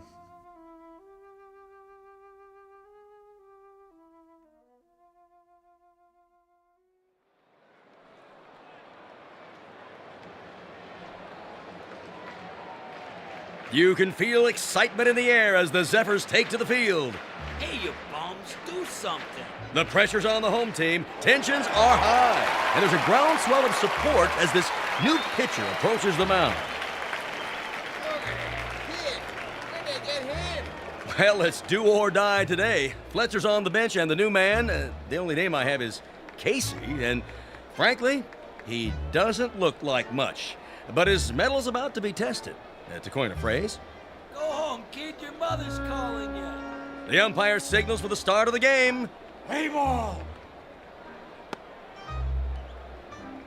The ball is whipped around the infield, and now the second baseman is hand-carrying it over to Casey. He rubs it off on his jersey and hands it to him.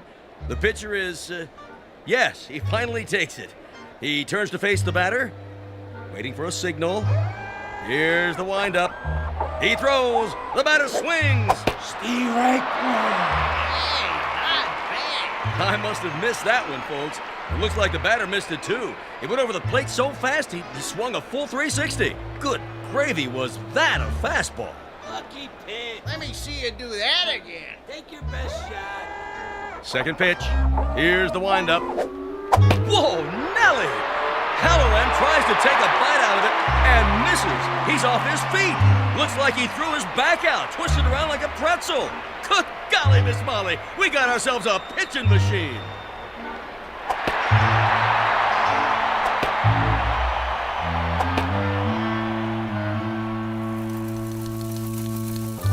In baseball news, here's a cutie for you. Seems there's a rookie in Hoboken who's pitched 3 straight shutouts. They said it couldn't be done, but with a blistering performance to sew up 9 in a row. In a stunning comeback, the Zephyrs zoom to 4th place in the National League as Casey gets ready for number 14. And that makes 3 more no-hitters for the mighty Casey. The Zephyrs are locked into 1st place. Questions in the news this morning about the mysterious Casey.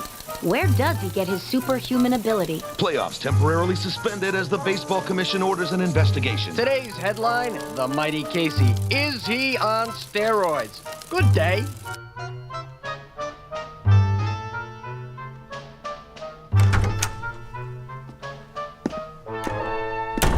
All right, Casey, just relax. What do you mean? He's relaxed. Let's get this over with, Doc. I'm going to sit down in front of you and strike your knee with this little rubber hammer. Why? It's a test, Casey. Nothing to get shook about. You mean shaken? Here we go. Casey, watch where you're kicking. Well, I'd say his reflexes are 100%. That it, Doctor? Not quite, Mr. Beasley. Just let me check his pulse and do a blood test. Oh, no. What's the matter? If Casey doesn't pass his physical, there goes the pennant. There goes the series. There goes my career. But why are you worried? He doesn't take anything illegal, does he? Absolutely not. You may rely on it. Then... there's something I haven't told you, Beasley. What? Now to take your pulse. Hey, Doc, you really need to do that? Oh, a mere formality. He seems to be in A1 shape. Absolute perfection, if I do say so. Quiet for a moment, gentlemen, while I listen through the stethoscope. Oh, boy. Here it comes. Breathe, please. Once more. What's wrong? Nothing. Not a thing. Everything sounds fine. It's just that... Out with it. What? This man doesn't have a pulse. No heartbeat either. Try again. I already have. This man isn't alive. He can't be. That's pretty funny, Doc. Okay, go ahead and draw your blood sample. We gotta get Casey cleared for the rest of the season. I'm afraid that won't be possible. Why don't you wait out in the hall, Stillman? You're starting to get on my nerves. Nerves make up the neurological system in the human body. When a small electrical charge passes from one to another... Enough already. Mr. McGarry, it'll have to come out now. There's no way to avoid it, Doctor. What's this all about, Mouth? Beasley, you ain't gonna like this, but see, I didn't have a choice. It was Casey or nothing. Are you trying to put something over on me? Ah, what a pitcher he was. The only ball player I ever had on the team who didn't eat nothing. Not even a hot dog.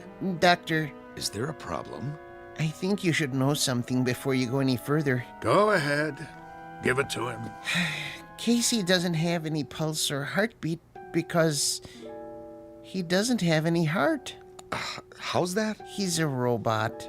A what? You heard the man. A robot, or if you prefer, an android made from lifelike materials to resemble a human being. Are you sure?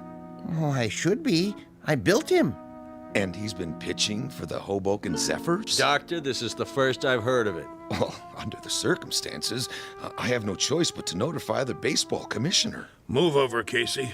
I don't feel so good. Doc, you got anything for a splitting headache?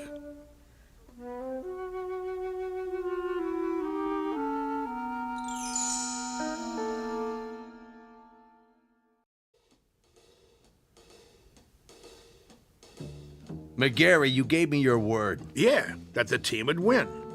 I didn't say nothing about... Yes, you did. You brought me Casey and I said I never seen anything like him. Did I lie? Not as such, but you can't run roughshod over the rules. I'm holding you in breach of contract. Me? What did I do? I got you a winner. Know how many tickets we sold? You never had such a season. All right. Knock it off, you two. I'm the commissioner, and I say he's suspended. That's final. On what grounds? He didn't take no illegal substances. He doesn't have to. Everything about him is illegal, from the top of his head to the cleats on his shoes. He's a machine. So? Article 6, Section 2 of the Baseball Code, I quote, "A team should consist of 9 men." End quote. Men, understand? Not robots, or vacuum cleaners, or mixmen. Commissioner, perhaps there's another way of looking at this. For all intents and purposes, he is human. Casey, would you mind saying a few words? Tell us about yourself. Where should I begin? At the beginning, of course. Yeah, where was he born? All men are born, not to assemble in a machine shop. Go ahead, Casey. What state? I was born in a state of ignorance. There you go. My point exactly. Well, he can talk, can't he? He talks as good as me.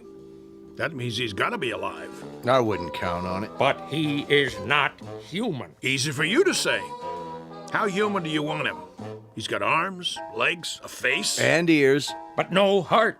He doesn't even own one. How can he be human without a heart? Beasley don't have a heart either. He owns 40% of the ball club. That's it, gentlemen. He doesn't have a heart. Ergo, he isn't human. And that's a violation of the baseball code. Therefore, he doesn't play. Mr. Commissioner, suppose this, just for the sake of argument. Supposing I gave him a heart. You gave him? Where will you get one? At the local parts store? Hear me out. If that essential is the only thing that renders him different from the norm, I could try an operation. I think I could do it. In fact, I'm sure I could. Supply him with a self-contained mechanical heart, that is. Now you're talking, Prof. How about that, huh? What do you say? Well, it would be very irregular. If he were to be given a heart, would medical science classify him as... what I mean is, could he then be called He had the doc fooled even without one. All right. With a heart, I'll give him a temporary okay until the league meeting in October. Then we'll have to take it up in session. The other teams will scream bloody murder. I can see DeRocher now. Then it's all settled. Casey gets a heart and accreditation as human, and the Zephyrs take it, Mouthy. With pleasure. Hoboken wins the pennant for the first time in 23 years.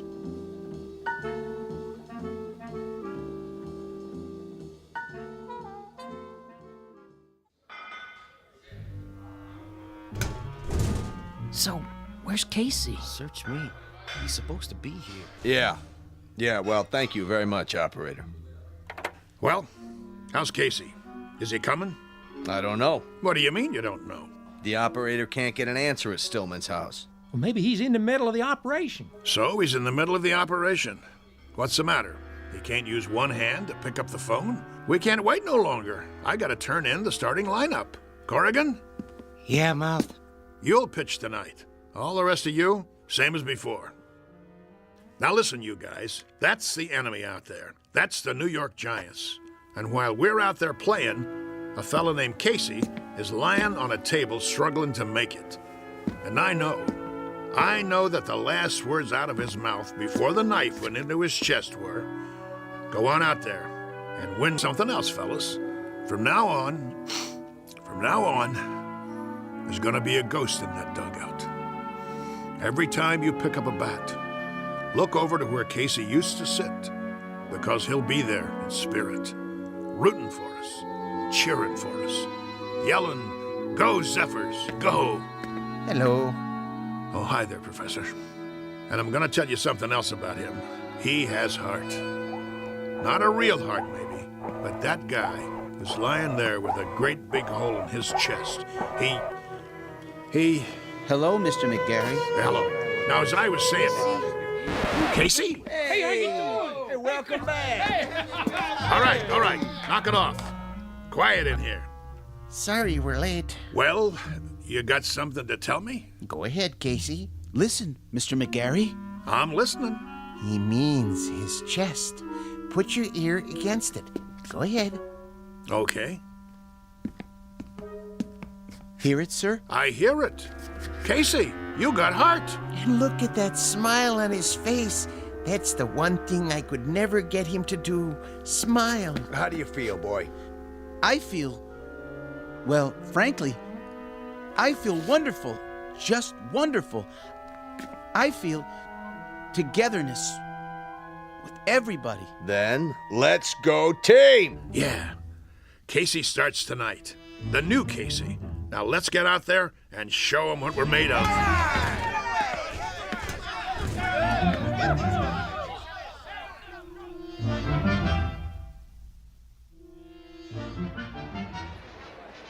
Here, get your red hot.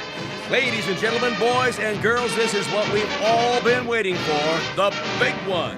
Oh, there's joy in Hoboken tonight, let me tell you. I wouldn't miss this one for the world. One of the greatest comeback streaks in history. Casey takes the pitcher's mound. The umpire signals the start of the game. Casey winds up. He throws.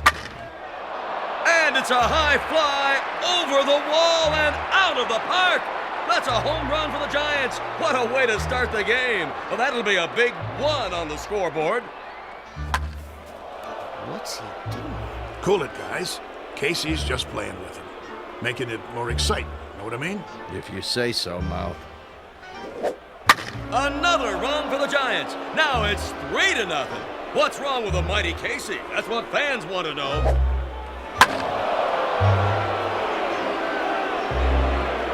And it's all over. A shutout for the Giants. Looks like Casey's streak is history.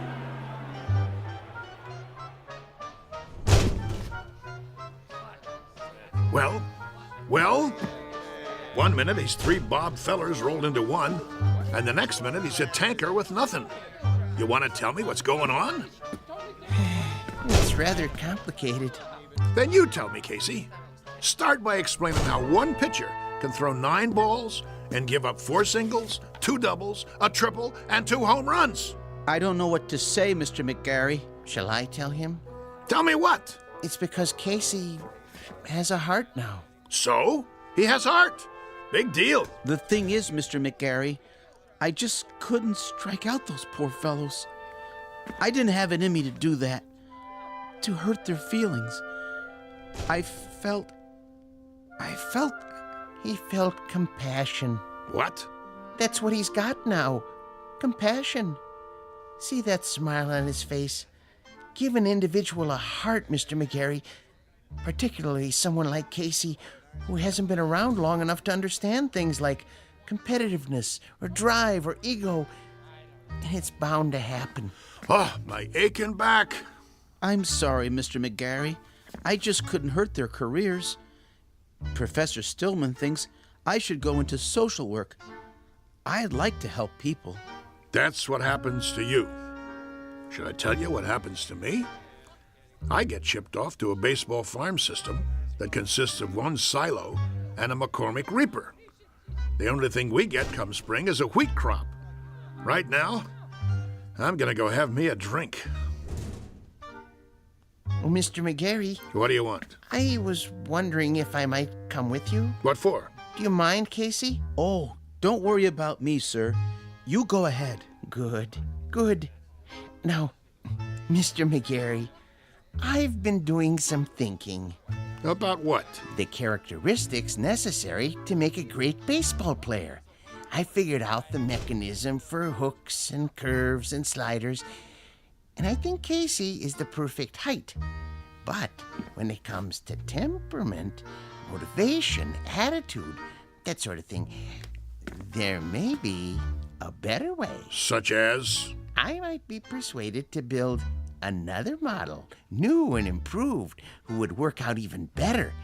I could have him ready, say, for next year's spring training? Who's gonna pay for it? Oh, I've got the funding, don't worry. But I thought if we could go over the plans together. What do you got in mind? Let me draw you a picture.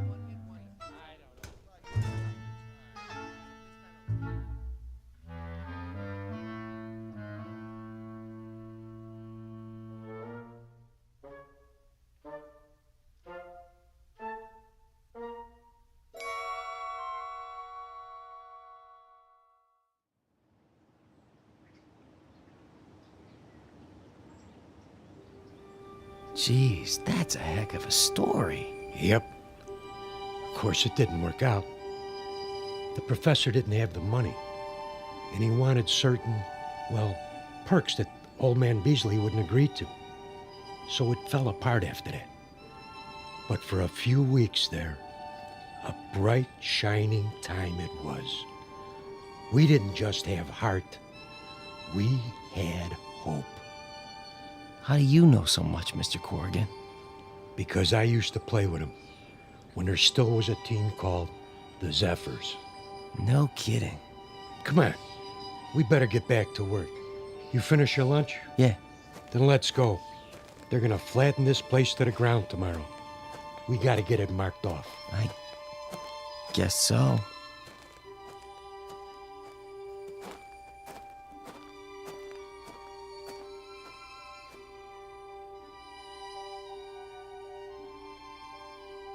Once upon a time, there was a Major League Baseball team called the Hoboken Zephyrs, who, during the last year of their existence, wound up in last place and shortly thereafter were consigned to oblivion. There is a rumor, unsubstantiated of course, that a manager named McGarry took some of them to the West Coast and wound up with a pennant and a World's Championship not long after. This newly revised team had a pretty fair lineup of pitchers with names like Drysdale, Koufax, and Sherry, or so the story goes. So if you're interested in where any of those now famous gentlemen really came from, here's a tip. Just check under B for baseball in the Twilight Zone.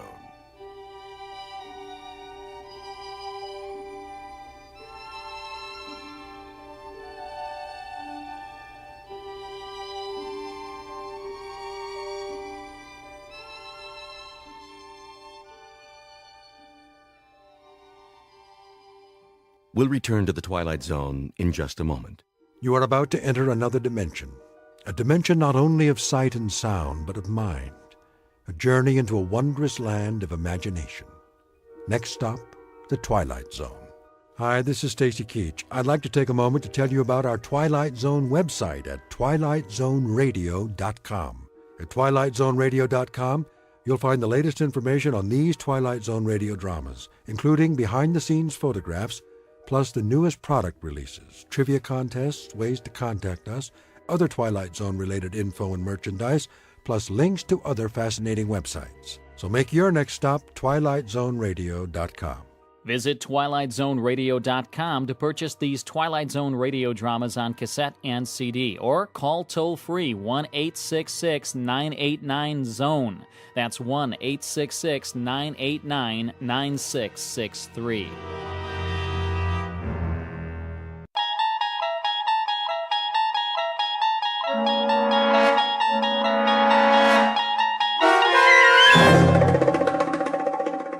He's Alive, starring Peter Mark Richmond and Marshall Allman, with Stacy Keach as your narrator, was adapted for radio by Dennis Etchison and written for The Twilight Zone by Rod Serling. Heard in the cast were Roger Mueller, Jason Bradley, Christian Stolte, Doug James, Jeff Lupetin, Amanda Amari, Elizabeth Lido, Vince Amari, Alex Sopner, Frenette Lebo, Carl Amari, Kurt Nabig, Peggy Roeder, and Jason Mallow. This copyrighted radio series is produced and directed by Carl Amari and Jason Mallow for Falcon Picture Group. Doug James speaking.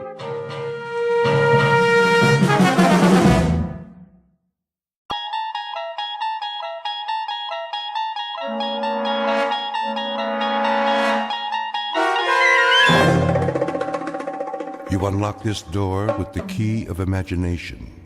Beyond it is another dimension, a dimension of sound, a dimension of sight, a dimension of mind. You're moving into a land of both shadow and substance, of things and ideas. You've just crossed over into the Twilight Zone.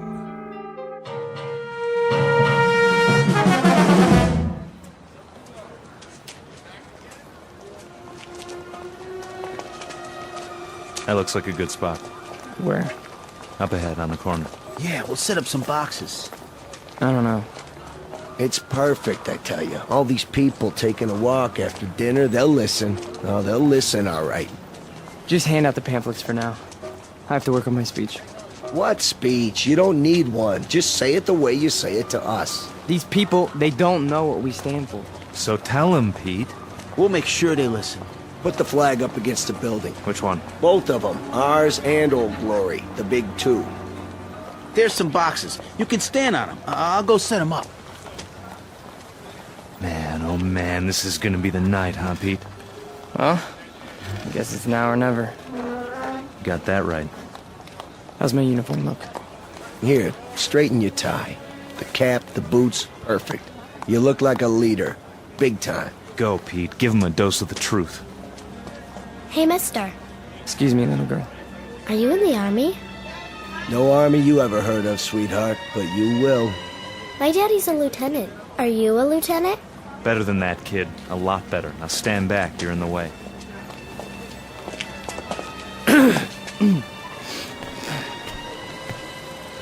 Good evening. Good evening, neighbors. I have something of great importance to tell you. If you'll all gather round. Neighbors? Who's neighbors? Yeah, we're not your neighbors. I never saw him around here. Yeah, me neither. Look at those crazy outfits they're wearing. Yeah, they look like real idiots. I bring you a message that you'll all want to hear. What are you selling? Vegetable choppers? Because I already bought one. Well, hear me out, folks. Hey, what's with the goopy flag?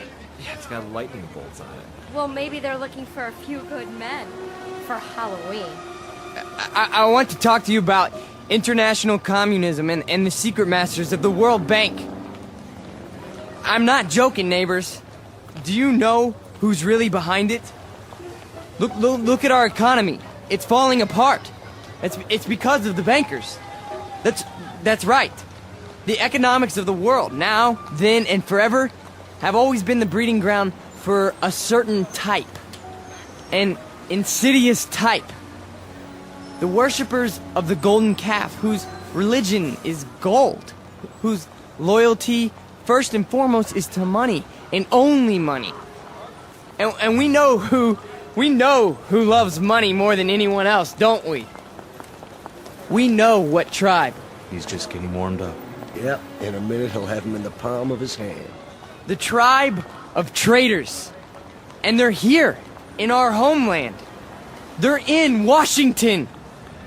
Those swine have captured the reins of government. Yeah, they're rotten apples, and I got an apple for you. Hey, knock it off, people. Yeah, show some respect. I'm talking about traitors. Listen. Boring. Ice cream. Get your ice cream. I want one. Come on, Angie. We'll both get one. Then we'll go home. Yeah, there's nothing happening here. No. Listen to this. What about foreigners? Huh? Foreigners. Take a look at the way that they're controlling us. The lines lead directly to Palestine and to the Vatican. Yeah, I've had about enough of this. Let's go. It's a conspiracy, I tell you. A conspiracy of men who aren't like us. Yellow men, brown men, black men. They come here and they infiltrate our economy. They're right here on our doorstep. If there's anybody sitting on your doorstep, buddy, it's the man in the white coat. Here, take a tomato with you. You think that's pretty funny, don't you? You think it's funny that your country can be sold out?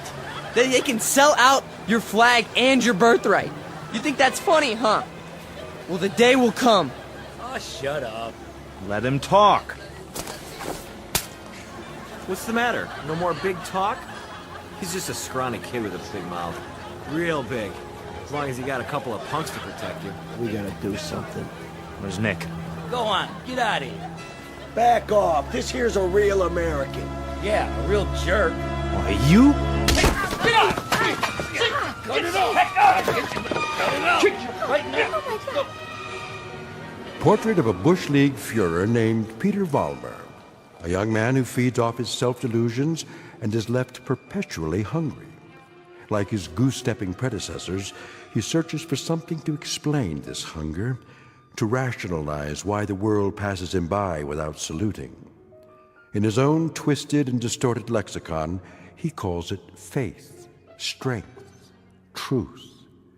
But the particular brand of truth he seeks can be found in any sewer. Peter Vollmer doesn't know it yet, but he is about to ply his trade on another corner, an intersection in a strange shadowland called the Twilight Zone. And now, the Twilight Zone and our story, He's Alive, starring Marshall Allman and Peter Mark Richmond, with Stacy Keach as your narrator.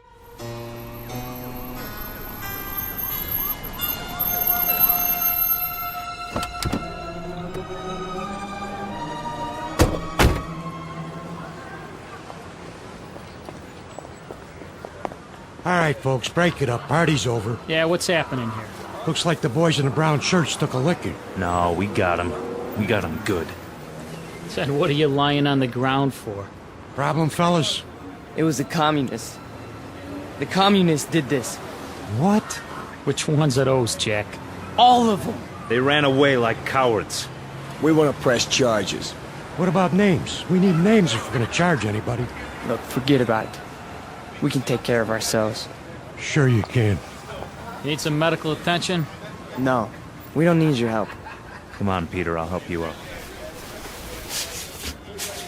Let's get out of here. Hey, Jack, you forgot your flag.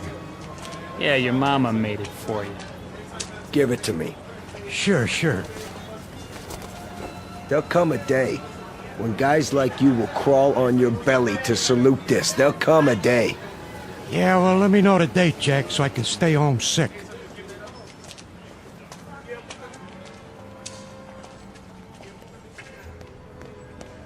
Hey, Pete!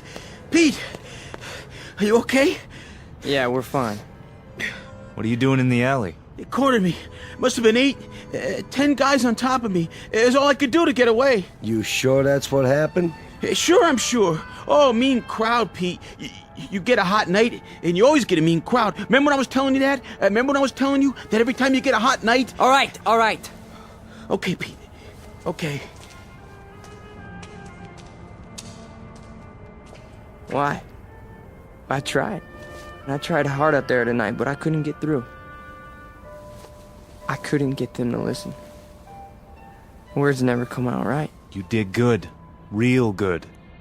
Someday they'll listen. They'll have to. They'll listen and they'll cheer. Someday they will, Pete. You'll see. Someday.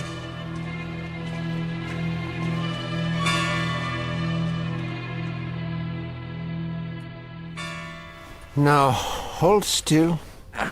It's only a cut, not a mortal wound. Wash your face when you get home and put some iodine on it. I think you will survive. Now, do you want a cup of coffee? I'd rather have a drink. A drink, is it? May I have a drink, Ernst? I have some wine. Will that do? Yes, please. Very well. You are a man now.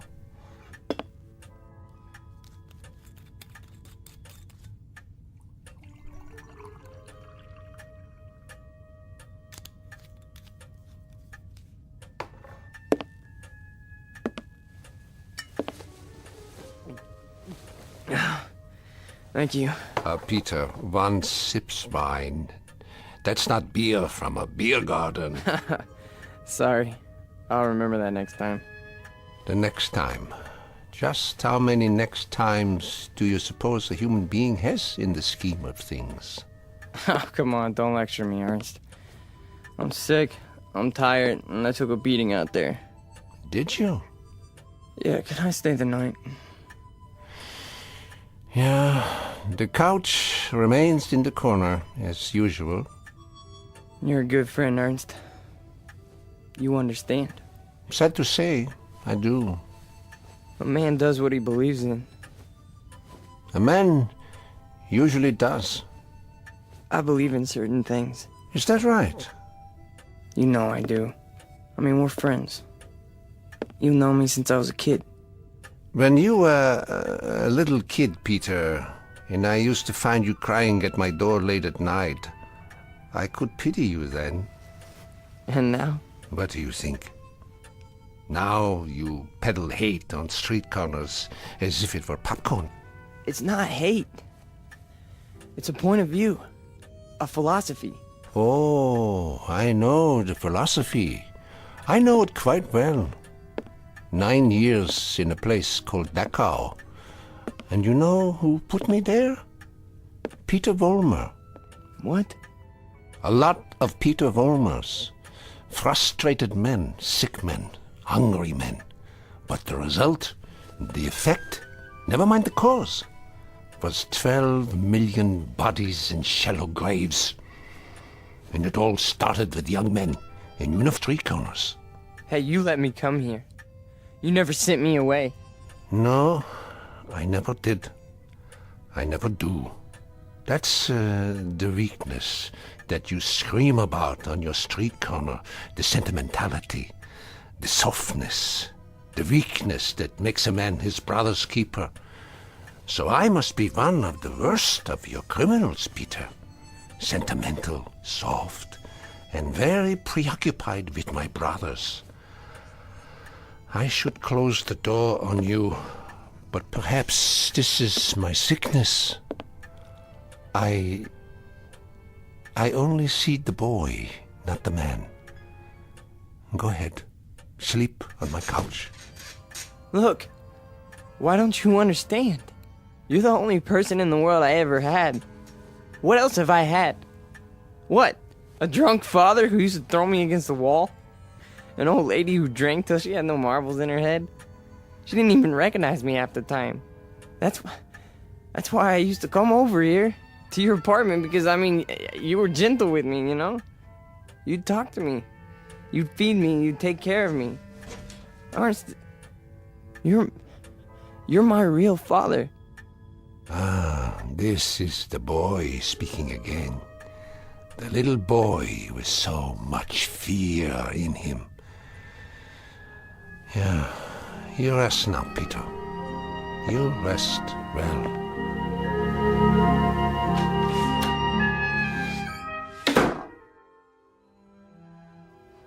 No.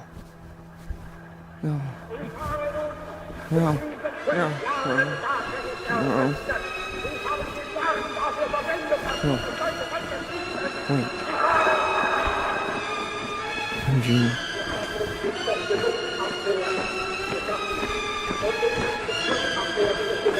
What? What? Peter! Who's that? Peter? Who's out there? Who is it? A friend, Mr. Vollmer. A friend? You have need of friends, yeah. Allies. Yeah, come downstairs, Mr. Vollmer. Come down and we'll talk, you and I.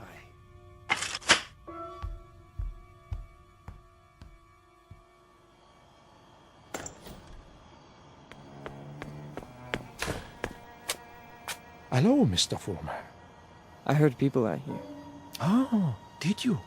And your voice. Well, a dream, perhaps, of better days to come. Who are you? Take a good look. Do you not recognize me? Surely you have seen my picture. Wait. That hair. With the mustache. No. It can't be. You died a long time ago. Did I? Or perhaps I only wanted people to think so. But you're a great man. I am aware of your opinion. How did you know where to find me? I simply followed your tears, Mr. Vollmer. You said you have something to talk about? I do. I do indeed.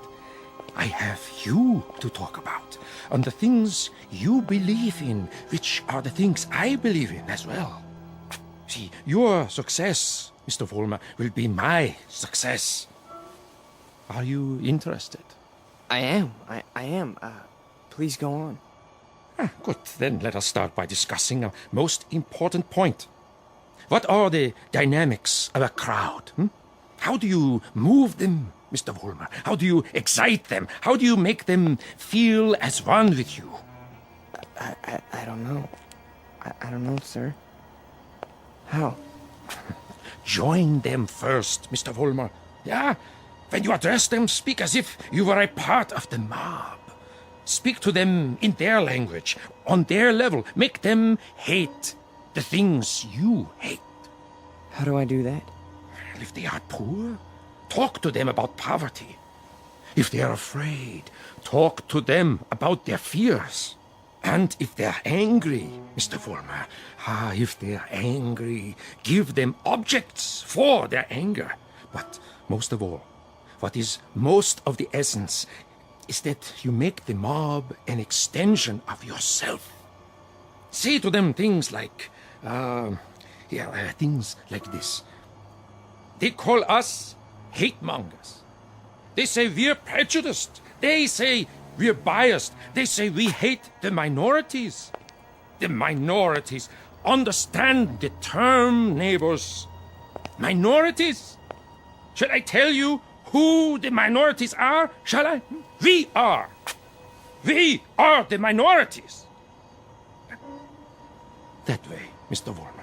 See, you started that way. I think I understand. That's right.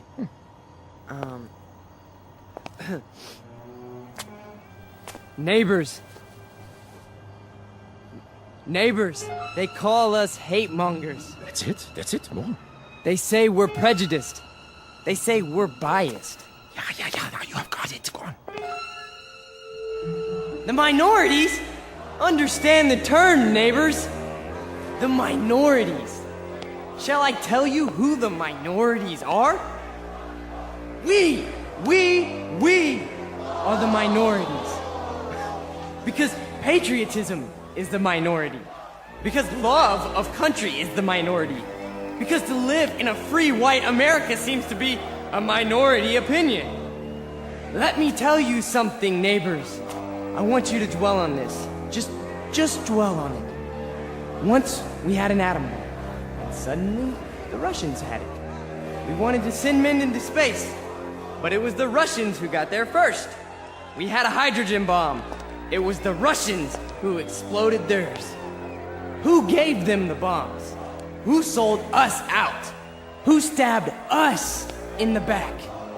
Well, if it's the minority opinion that we must survive, then we are the minority. And this minority will not stop until it's the majority. This minority will not give up the fight.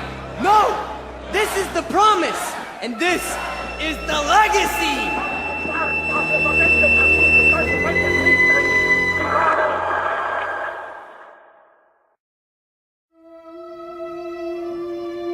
Look, I'm not gonna wait much longer, you understand? Gibbons, cool it. Pretty good crowd tonight, huh? Great crowd, and you were great, Pete. I mean it. Thanks, Stanley. They're finally responding. Responding? You had them right where you want them. Yeah. This here is my hall. You've been renting it all this time, but I ain't got the money yet.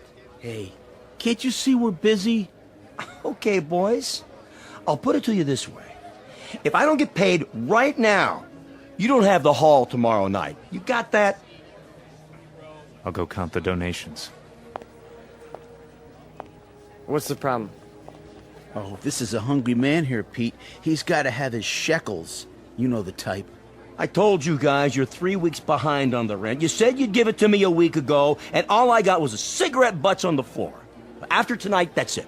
Excuse me. Am I to understand that you're going to lock us out of this meeting hall because of a couple weeks' lousy rent? Oh, you understand right. $600 due. $600 that ain't been received. We happen to be a young movement. We're still struggling. We need time to grow. I don't rent time. I just rent the hall. It's the money. Or you put up a soapbox in the street. A soapbox in the street? What do we do, Pete? We gotta do something. I don't see why we have to tiptoe around this guy. Why don't I just educate him? Look, Frank, I don't know. Why don't you just hold on a second? I can do it, guaranteed. Well, I know you can, Frank. Somebody left this for you, Pete. Who? Nobody saw him. Just left this envelope at the back door. Your name's on it.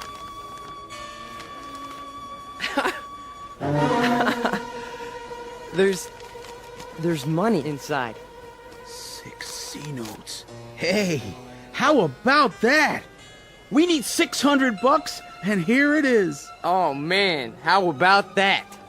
Hey, Gibbons, come and get it. Yeah, it's about time. You satisfied? Then don't bother us. All right. You're paid up through this week. Where'd the dough come from, Pete? You have any idea? We must have a secret supporter. I can see why. You were really something tonight. I can't even tell you how it sounded. You had him. You really had him. Hey, we're gonna make it. And now something tells me we're really gonna make it. You bet your life. You guys go on. I'll see you outside. Sure, Pete. Anything you say.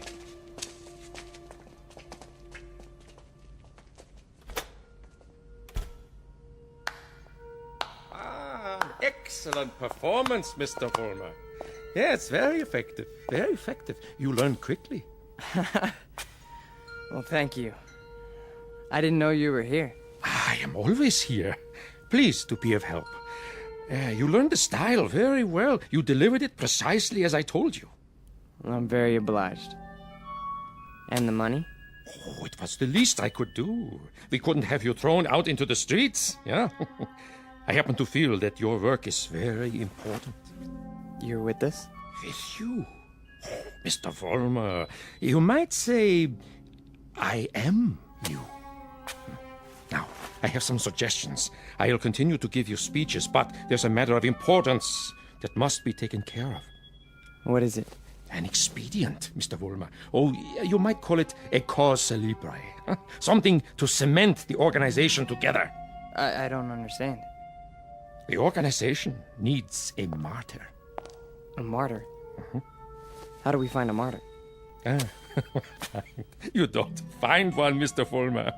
You choose one. You pick out the one of least value, and you make him a symbol. You wrap him in a flag, and you make his death work for you. Find a man, Mr. Vollmer, who has no worth while he's alive, but who can serve you when he's dead. Like who? Oh, surely there is such a one. Pete, they're waiting. Be right there, Nick. Okay. Thought I heard voices. You talking to somebody? No. I'm just practicing my next speech. Look, hey, tell Frank to come in here, would you? Right away. Alone.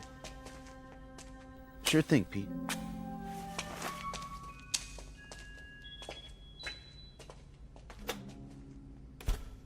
An excellent choice, Mr. Vollmer. The little fat one. Yeah.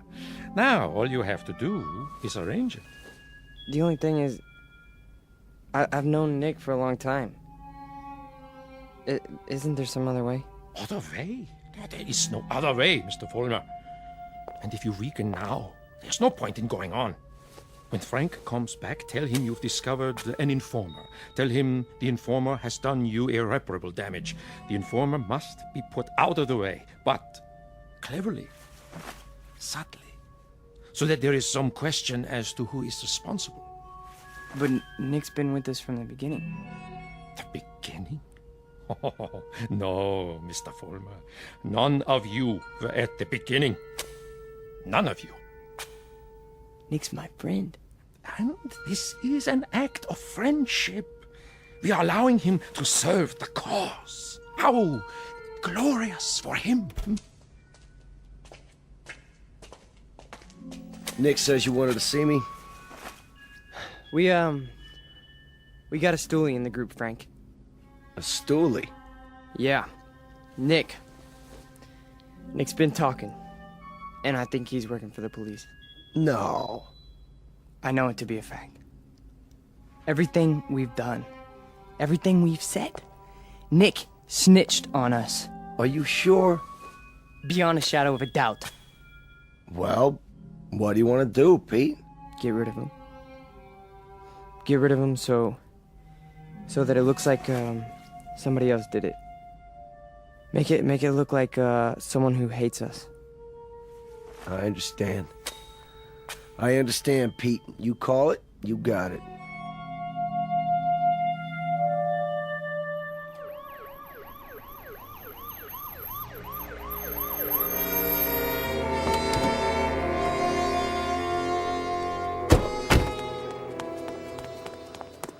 There you are, officers. Thank God.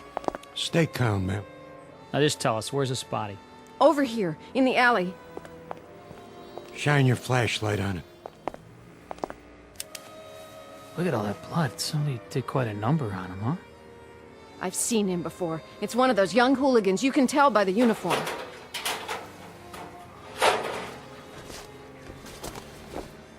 He's dead, all right. Call a meat wagon. What was this one's name? Wait a minute. There's a note pinned to his chest. What does it say? A good fascist. What do you suppose that means? One of their enemies must have put it there after he beat him to death. Yeah, but which enemy? There's a lot of them around here. Fewer and fewer every day.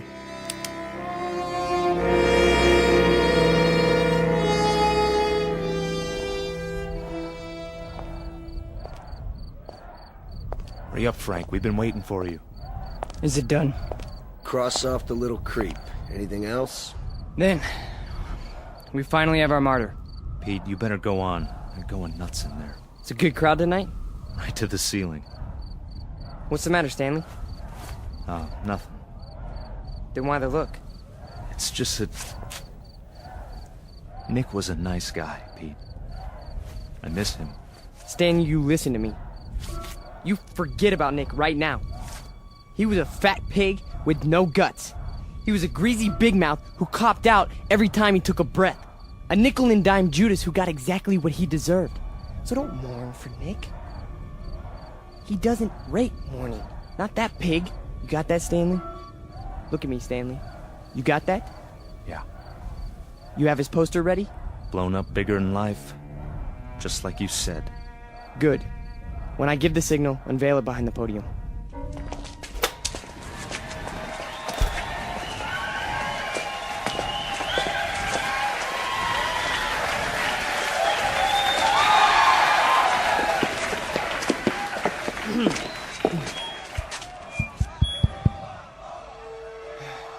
All right, everyone.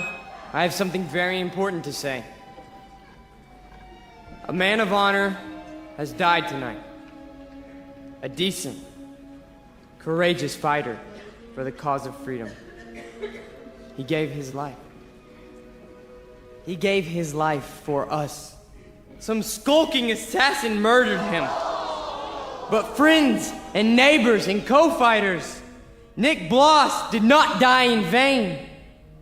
They stilled his great heart, but they could not stifle his memory. They could not obliterate his courage. They could not wipe away his honor. He lives, my friends. He lives in you, and he lives in me. He lives deep in the gut of any human being who believes that the United States of America should be free, should be untainted, should be free from the mongrels who try to enslave it. Now, Stanley, look at this portrait of Nick Bloss in his uniform. He wore it proudly. He died for it. And you and I, neighbors, we will live for it!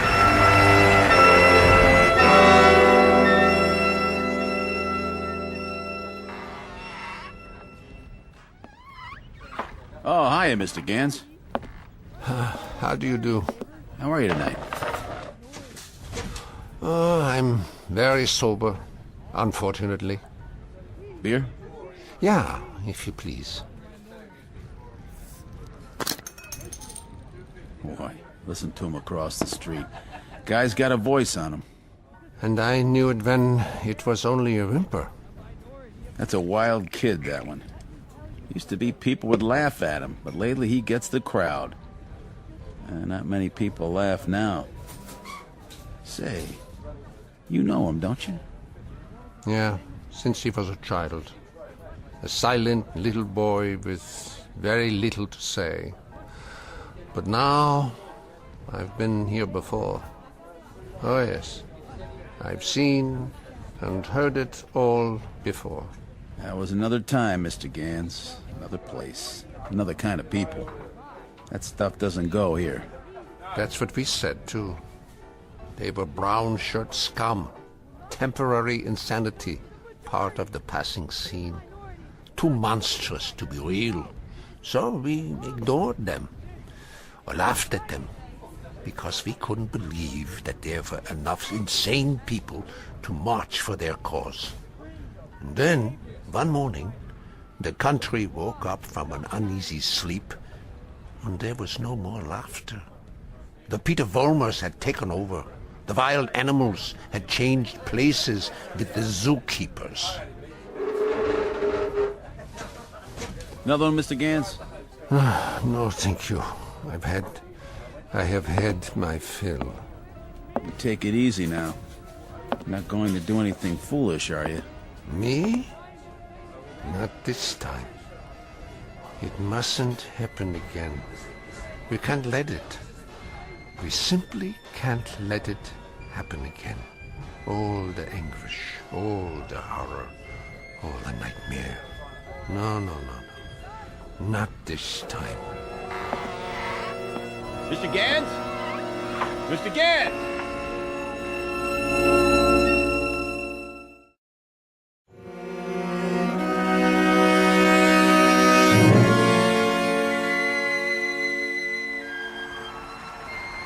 And so I tell you, my friends, we will take it to the streets.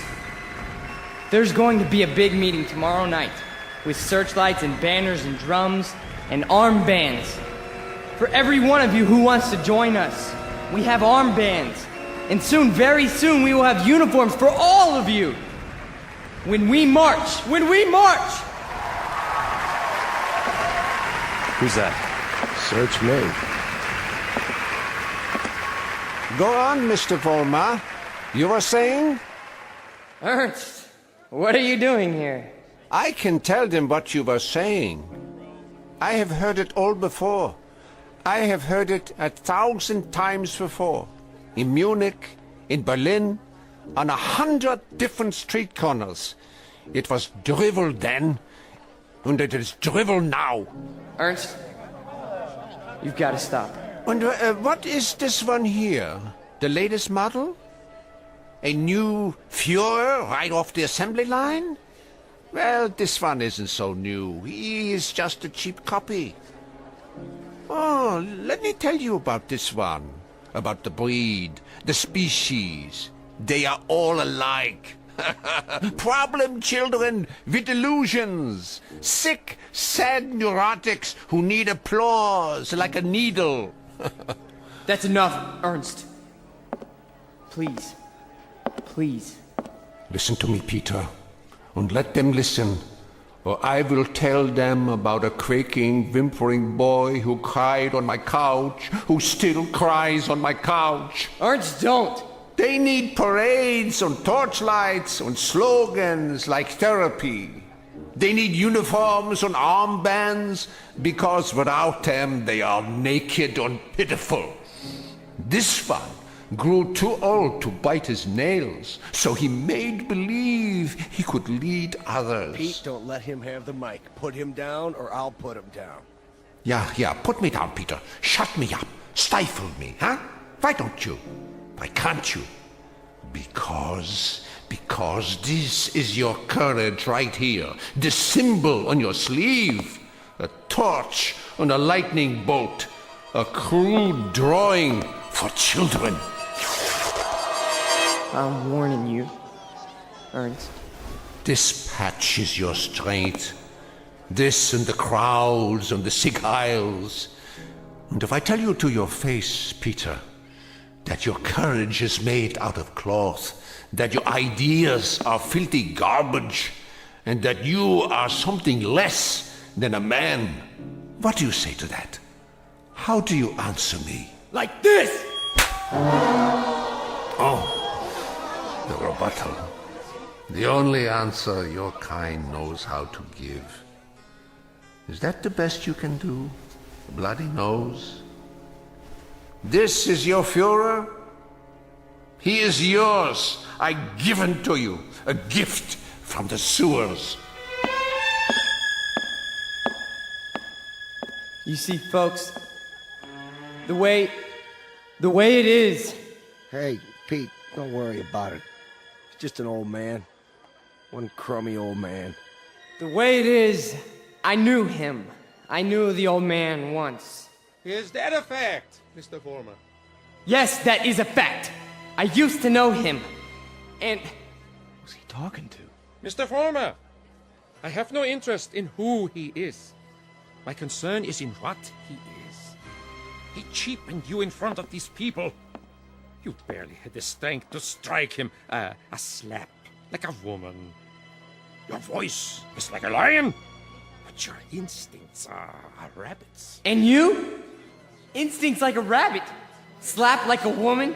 You stand in the darkness and plan the battles. But you're never there when they're fought. No. Why don't you come up here alongside me, huh? Why don't you let them see who you really are? Why don't you make a speech? Mr. Vollmer, I was making speeches before you knew how to read them. I was fighting battles when you were struggling to get out of a womb. I was taking over the world when your universe was a crib. And as for my standing in the darkness, Mr. Vollmer, I invented darkness. Then you take the stage. Go on. It's all yours. Pete, who were you talking to? Where are you going? You can't run out.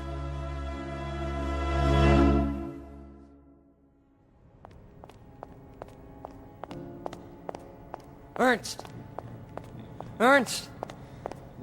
Where are you? Let me explain. You! Why?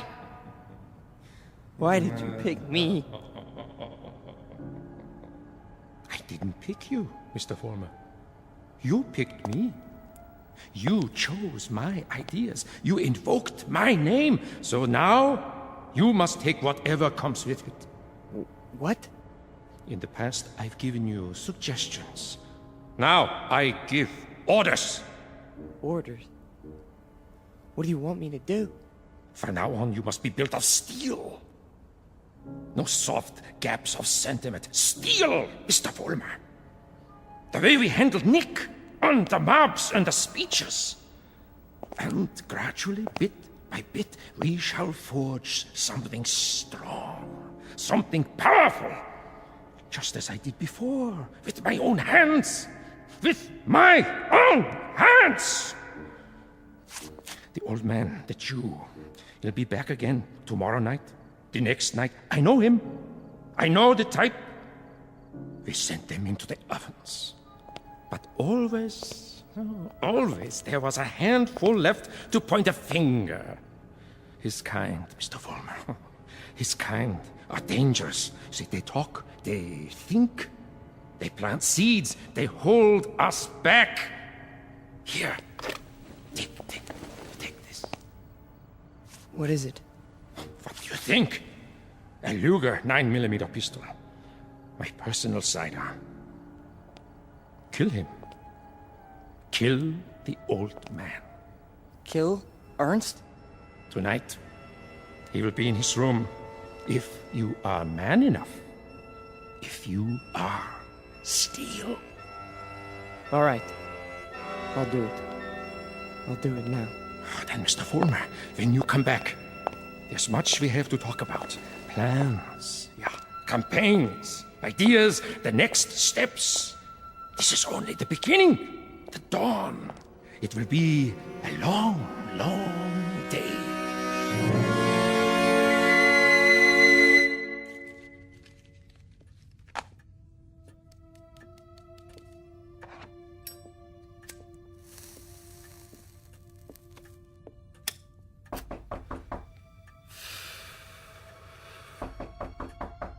Yeah?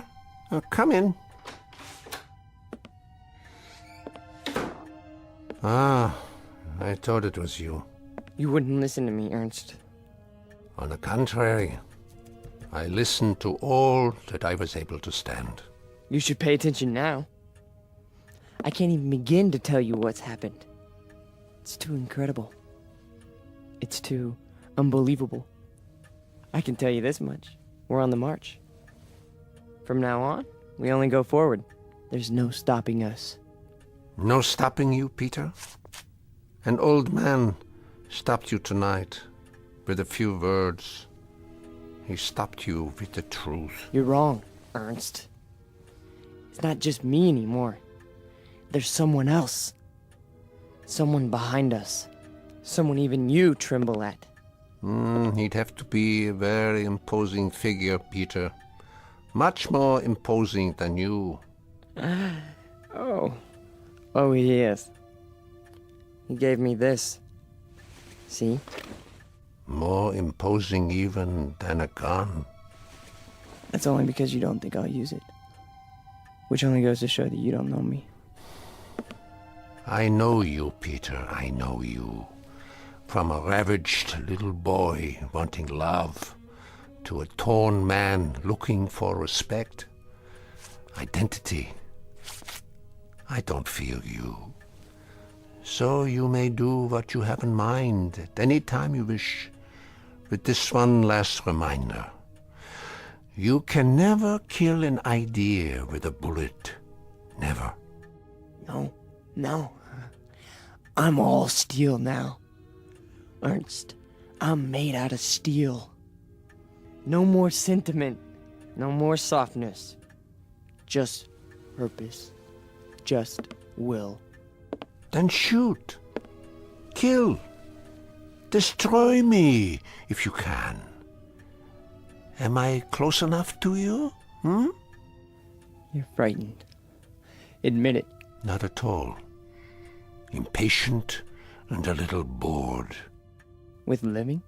With having to live in a time that produces people like you. Once, years ago, you made death inviting. You still do. So do me the goodness, Peter. Get it over with as quickly as possible.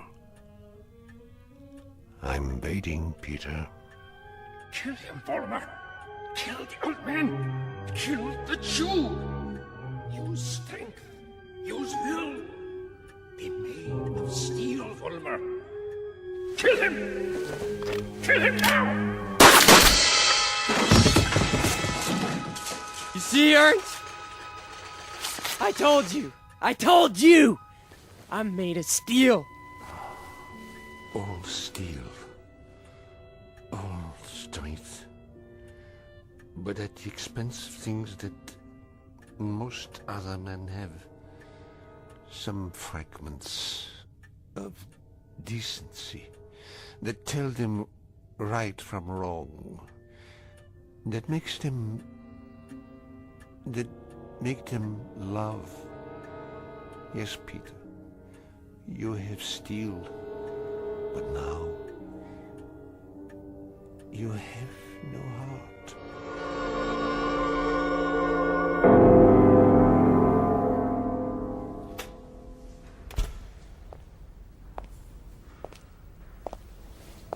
Where is everybody? Pete? We were just cleaning up. What happened to you? Nothing. Nothing happened to me. You tell them. You go out there and you tell them. But they've all gone home. Tell them I'm still in charge. I'm number one. You serve, I lead. Understand? You serve, I lead. Come on, Pete. Let's go. No, he picked me. Out of everybody, he picked me. What's wrong? Don't you believe me? He did. He picked me. So long, Pete. See ya. Don't you walk away from me! Frank! Frank!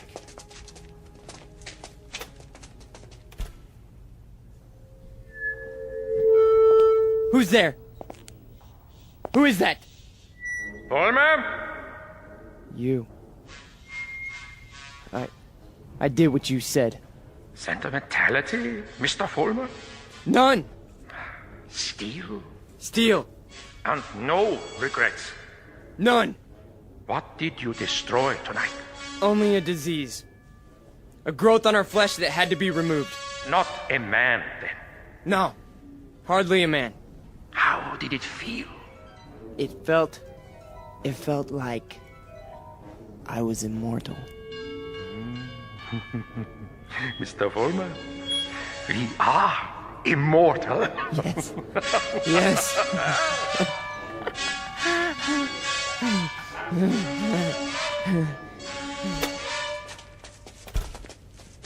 There he is. Don't move. What do you want? Peter Vollmer? Yes. We have a warrant for your arrest. That's impossible. The charge is conspiracy to commit murder. Your two friends are outside in cuffs. The victim's name was Nicholas Bloss. Get away from me. He's got a gun.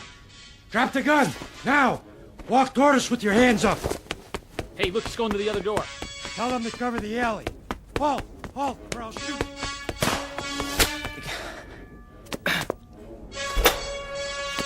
Hold it right there.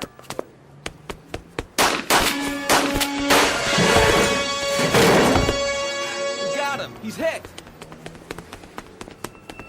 Call for an ambulance. You have the right to remain silent. Anything you say can and will be used against you. There's something very wrong.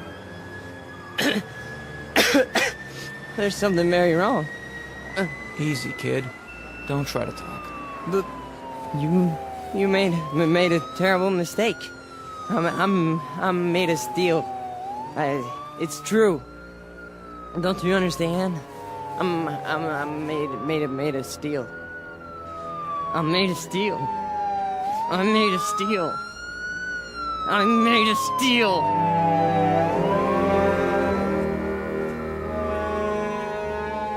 Where will he appear next? This phantom from another time, this resurrected ghost of an old nightmare. Chicago? Los Angeles? Miami, Florida, perhaps. Vincennes, Indiana. Syracuse, New York. Any place, every place where there's hate, where there's prejudice, where there's bigotry. Because he's alive. He's alive so long as these evils exist. Remember that when he comes to your town. Remember it when you hear his voice speaking through the mouths of others, no matter who they may be. Remember it when you hear a name called a minority slandered. Any blind, unreasoning attack on a people or any human being. He's alive. Because through these things, we keep him alive.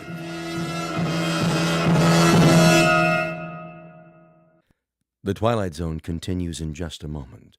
You are about to enter another dimension. A dimension not only of sight and sound, but of mind. A journey into a wondrous land of imagination. Next stop, the Twilight Zone. Hi, this is Stacy Keach. I'd like to take a moment to tell you about our Twilight Zone website at twilightzoneradio.com.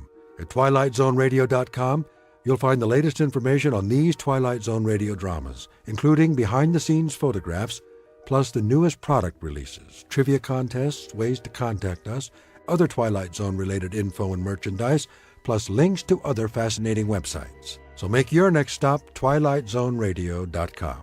Visit twilightzoneradio.com to purchase these Twilight Zone radio dramas on cassette and CD, or call toll-free 1-866-989-ZONE. That's 1-866-989-9663.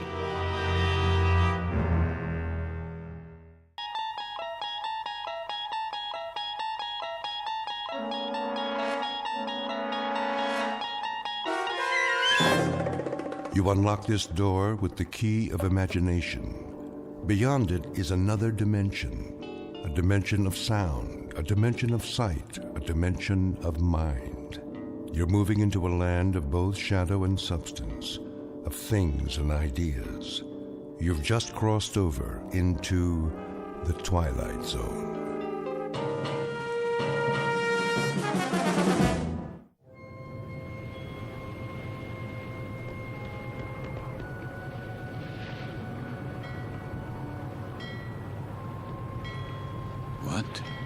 What is this place?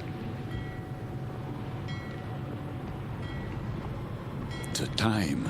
It must be late. Very late. Light in the salon! Let's black out down there! Who?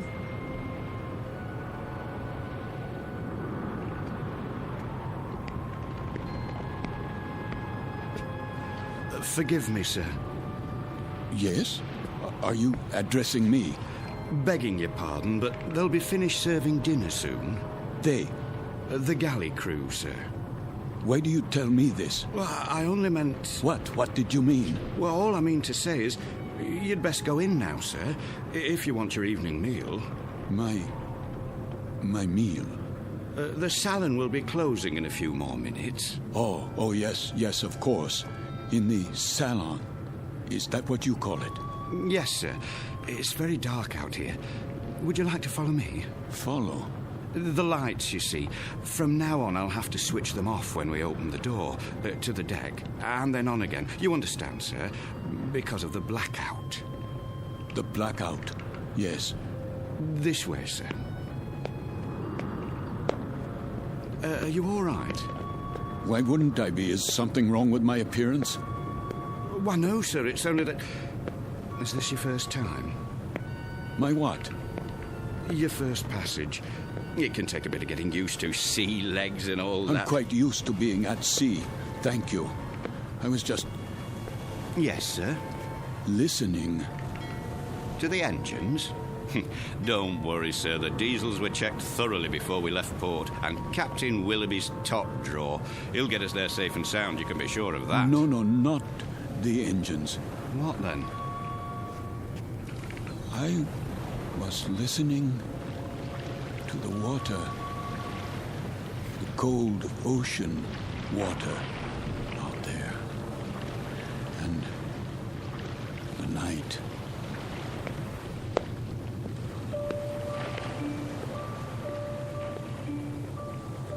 This is the deck of a small freighter, the SS Queen of Glasgow, located somewhere in the North Atlantic. Her registry, British. Gross tonnage, 5,000. Age, indeterminate. At this moment, she is 1 day out of Liverpool, her destination, New York. Duly recorded in this ship's log is the sailing time, course to destination, weather conditions, temperature, longitude, and latitude. But what is never recorded in such a log is the fear that washes over a deck like fog and ocean spray. Fear like the throbbing strokes of pistons from the engine's diesels, each one a heartbeat, parceling out every hour into breathless minutes of watching, waiting, and dreading. For the year is 1942, and this particular ship has lost her convoy. Now she must travel alone like an aged, blind thing groping through the unfriendly dark, stalked by the unseen periscopes of steel killers, enemy U-boats that also watch and wait. The Queen of Glasgow is therefore a frightened ship, and she carries with her a premonition of death. In a moment, her crew and passengers will find out just how real that premonition may be, when a course is set that leads them all into an area known as the Twilight Zone.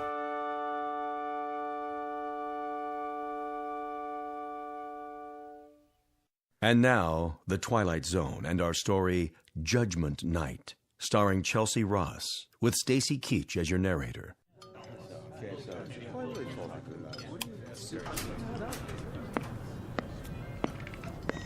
Why does he keep playing with the lights? Thought I'd gone blind for a second. My apologies for the momentary darkness. Wartime regulations, you know. Think nothing of it. Perfectly understandable. Wasn't it a lovely meal? Yes, indeed. Glad you enjoyed it, ladies and gentlemen. Something more, perhaps? Not for us, thank you, steward. We were just leaving. Come along, dear. Wait, Mommy, where's my doll? Why, here you are, little girl. You dropped it by your chair. Can you thank the nice man? Thank you. You wouldn't want to leave your dolly behind now, would you? Come along, Joanna. It's well past your bedtime. Yes, Daddy.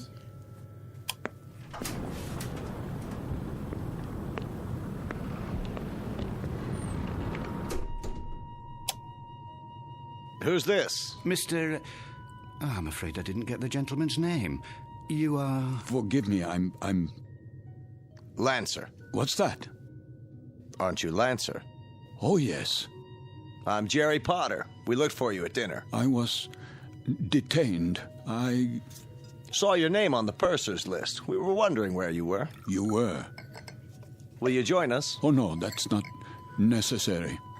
There are 3 other tables. 3 empty tables? I'm really not very hungry. Well, the captain wasn't able to join us tonight, so there's plenty of room. Come on over, I insist. Very well. Coffee, sir? Yes. Thank you. I believe I would like some coffee. Here's your seat, Mr. Lancer. The more the merrier, I always say. The coiner of phrases. We could do with a bit of merriment. Let me help you, sir. I'll get the coffee. Wait. Do I know you from somewhere? I don't think so, sir. But your face, I'm sure. It might well be. I've travelled this line for a number of years. Perhaps it was on another ship before the war. Before the war? Seems like a long time ago, doesn't it, sir? Are you quite certain about the food? What? The cook can still prepare something. No, I don't have much of an appetite.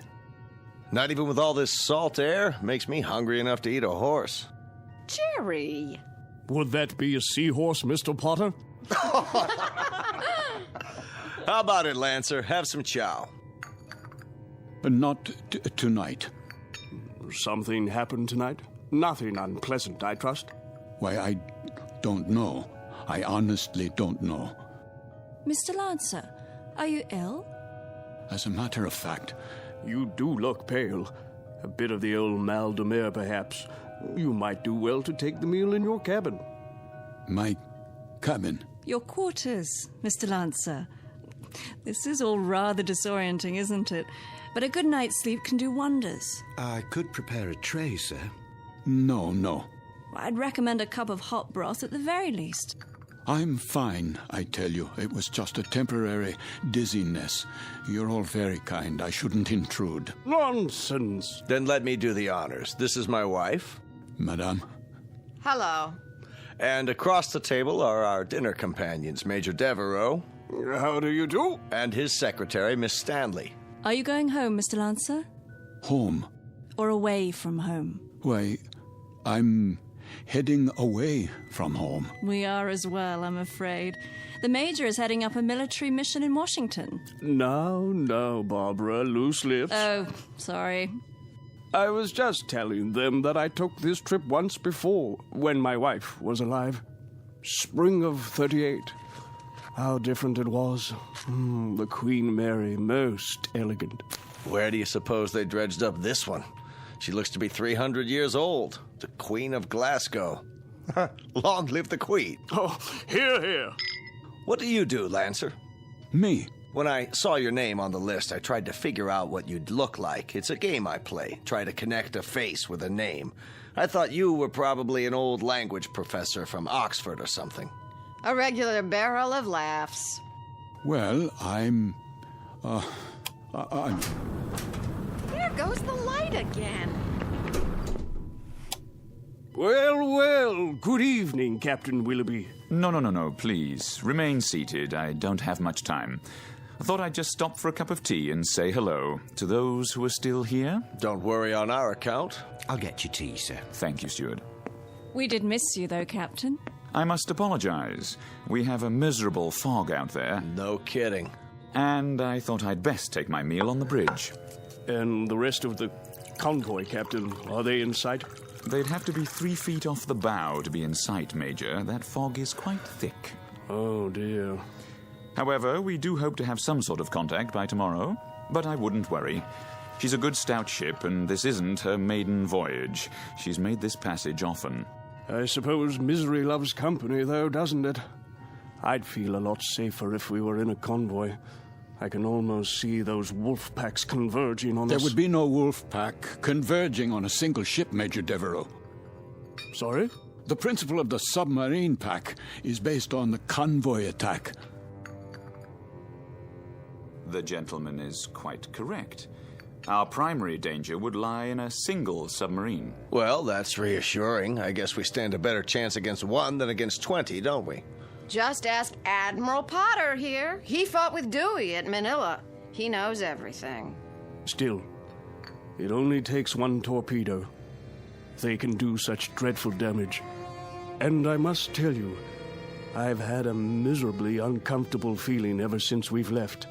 What kind of feeling? Of being followed. Isn't that something? I've had the same feeling.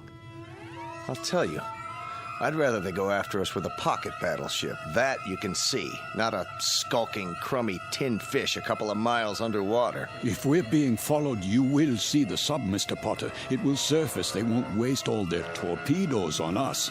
Not when they can sit back 1,000 yards and shell us with impunity and sink us at will. You forgive me.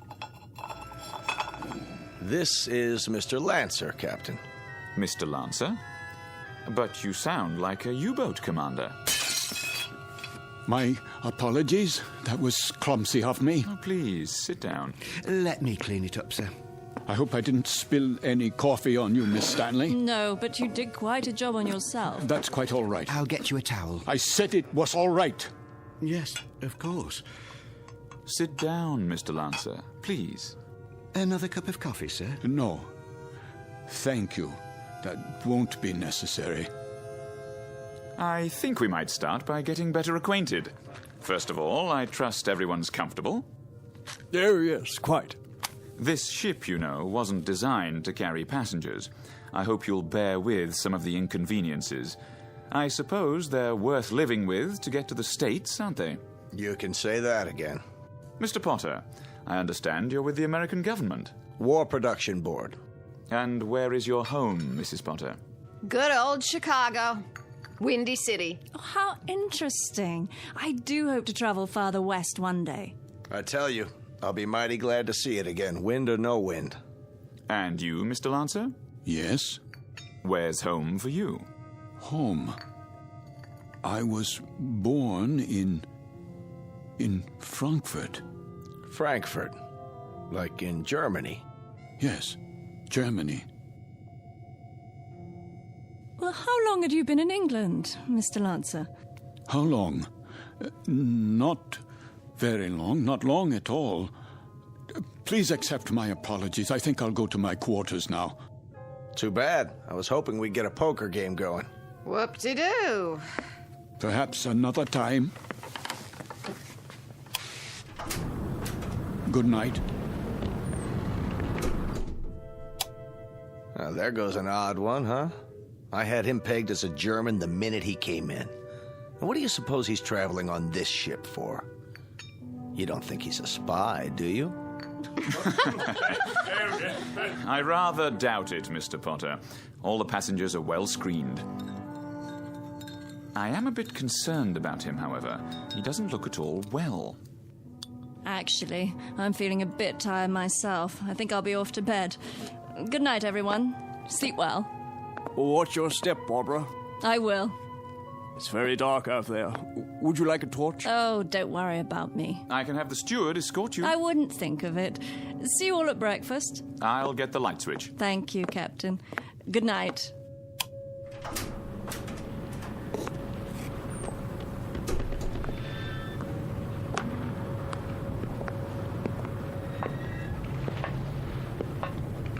Hello? Is someone there?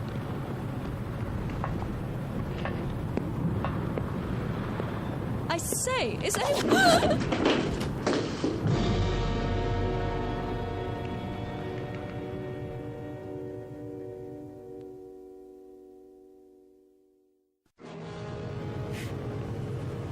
Who's there? Watch your step, Miss Stanley. Oh, Mr. Lancer. The stairs are quite slippery from the fog. So I see. I was afraid you'd lose your footing. Thank you for your help. The fog can be treacherous at sea. And it carries quite a chill, doesn't it? Yes. Yes, it does. It's best to stay off the deck at night. Why are you here, Mr. Lancer? What? I thought you'd be in your cabin. I'm still a bit unsettled. Not quite ready to sleep yet. Miss Stanley? Yes. May I ask a question? Please. Have we met before? I don't think so. Why? You'll forgive me, but you look so familiar. They all did, for that matter. Are you sure you're well, Mr. Lancer? Yes, I seem to be. It's just this feeling. What sort of feeling? Oh, it will sound crazy to you. Go on, please. Just that I'm doing things, saying things. That you've done before. How do you know that? I know the feeling. I've had it occasionally. Have you? Walking into a room and being able to swear that you've been there before. Even the conversations. They seem identical to ones you've had at some other time. Yes, but what other time and where? That's always the question, isn't it? And the people? Yes, and the people, too. Yes. That's extraordinary. What is? I don't recall. I don't seem to recall boarding this ship. Don't you? Or anything else for that matter. How I got here, or why I'm here. There was a film about that. Pardon? In the cinema, a few years ago. With Leslie Howard. Or was it that American? What's his name? Garfield. John Garfield.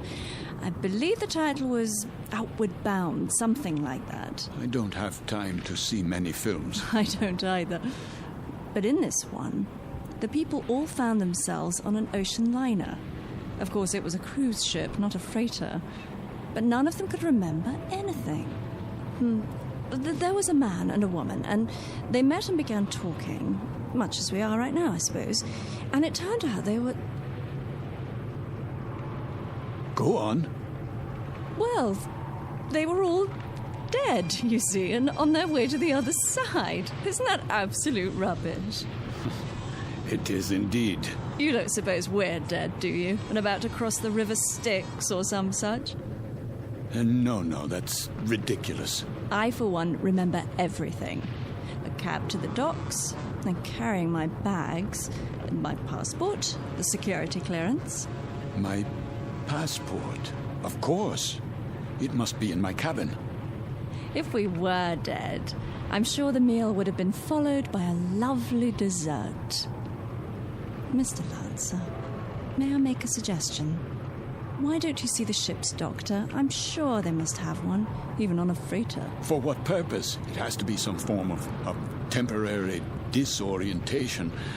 I was standing on deck, and it was as if I suddenly woke from a deep sleep.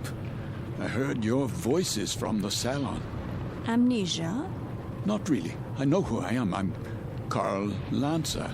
I was born in Frankfurt, Germany. I'm in the... In the what? In the... You were going to tell me. You were in the something or other. Was I? I don't remember now. Mr. Lancer, perhaps if you got some sleep, that might be all it takes. It wouldn't help. I don't think I could get to sleep. I feel as if this were a nightmare. I feel strange. I feel as if there were a disaster waiting out there, some doom that's about to happen. As if we were being stalked. I know we are. It's stalking us. Yes, there's a sub out there, a U-boat. I know it. I know it's out there. I know. Who's there? Mr. Lancer? Yes, I'm Lancer. Would you come with me, please? Where? The captain's compliments, sir. He wonders if you could join him in his quarters. For what purpose? He'd like a few words with you. Go on, Mr. Lancer. I'll see myself to my cabin. Sir, this way.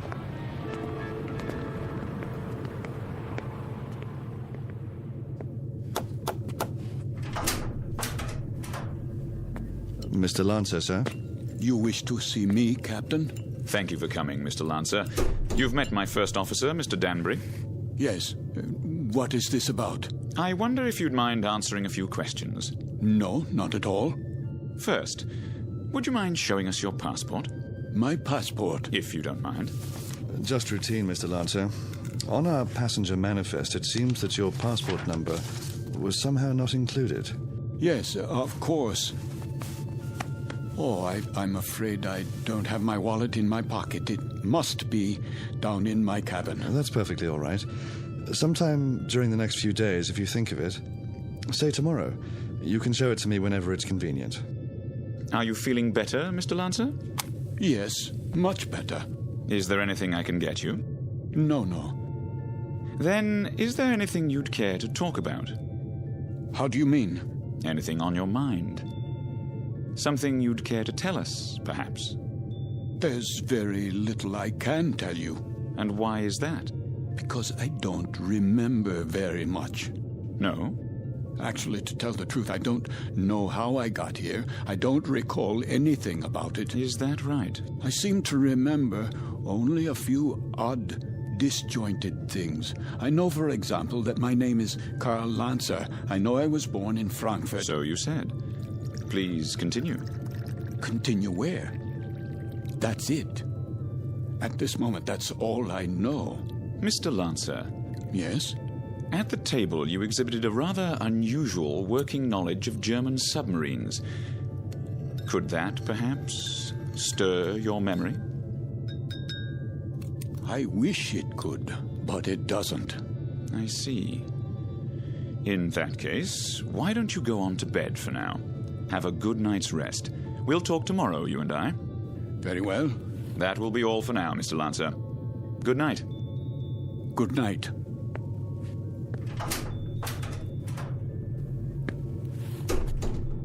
Most peculiar. I'd agree, sir. I'd say he bears watching. Then watching is what he'll get. I told you what he said at the table. What do you make of it? That's hard to say.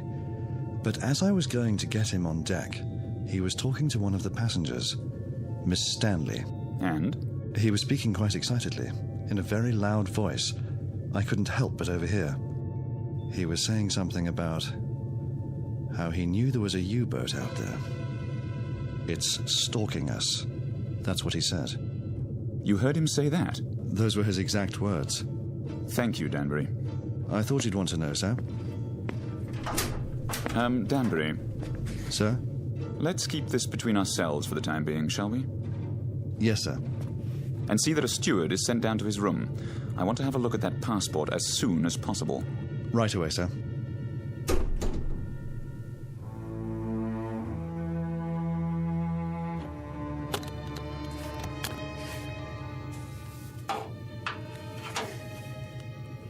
There you are, sir. All your clothing hung up, I believe that's it. Anything else I can help you with?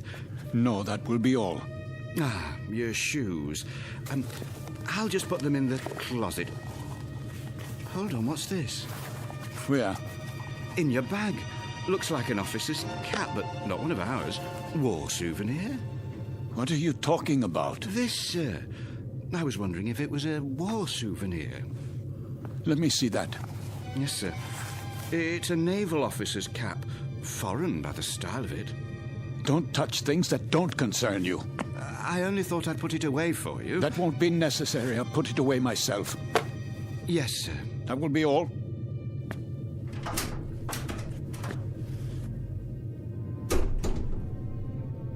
It is a German officer's hat. A submarine commander's. What does it say inside? It must have an identifying label. Yes, here. But this can't be. It says, Karl Lancer, Kapitan, Kriegsmarine.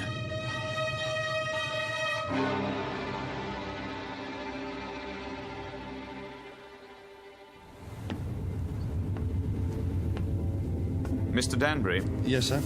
We've slowed down again. See if you can impress upon that very temperamental engineer the rather dire necessity for speed. Engine room. Engine room. McLeod, can we get any more revs?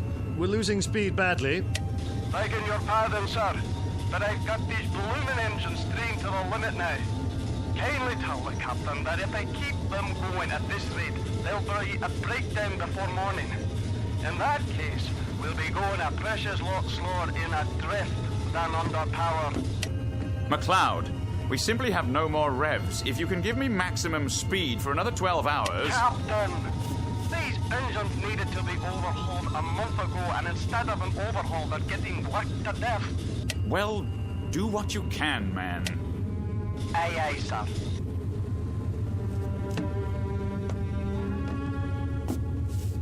What do you think, number one? Sir? Cheery predicament we have here. If we reduce speed and give those engines a break, we don't stand a chance. And if we keep them going at maximum, they'll break down inside of 2 hours. I don't know what to say, Captain.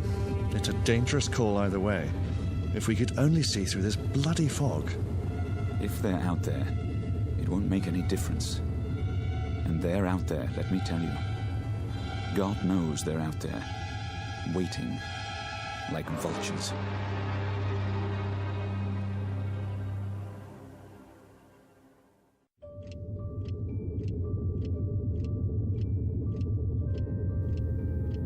Another drink, please.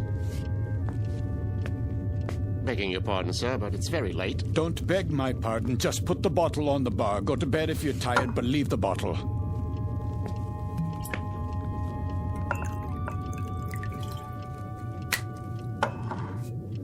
That doesn't sound right.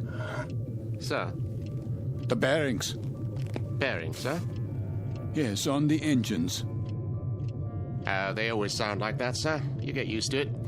You should hear McLeod on the subject. He's the engineer. Says the engines on this tab were originally designed for Lord Nelson. Is that clock accurate? Why, yes, sir. She's a real antique, that one. Captain Willoughby had her on the old Harcourt Bay. Keeps perfect time, she does. It says 5 minutes past 12 at 1:15. Not for a while yet. No, but at 1:15, something will happen at 1:15. Something, sir? What might that be? I don't know. I really don't know, except the hour and the minute, 1:15. It sticks in my mind. The tray for the bridge, please. Just being made up, sir. The cook will be done in a minute. Have a seat at the end of the bar. Been here long, has he? Sitting like that for 3 hours. One drink after another. Just sitting there drinking, wiping the sweat off his face and asking for more. And not getting drunk, mind you. That's 3/4 of a bottle gone. I'd swear it was lemonade. I've never seen the like.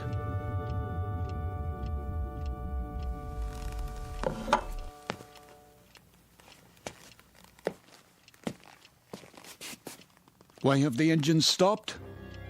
Probably just routine maintenance, sir. Don't give me that. They've broken down.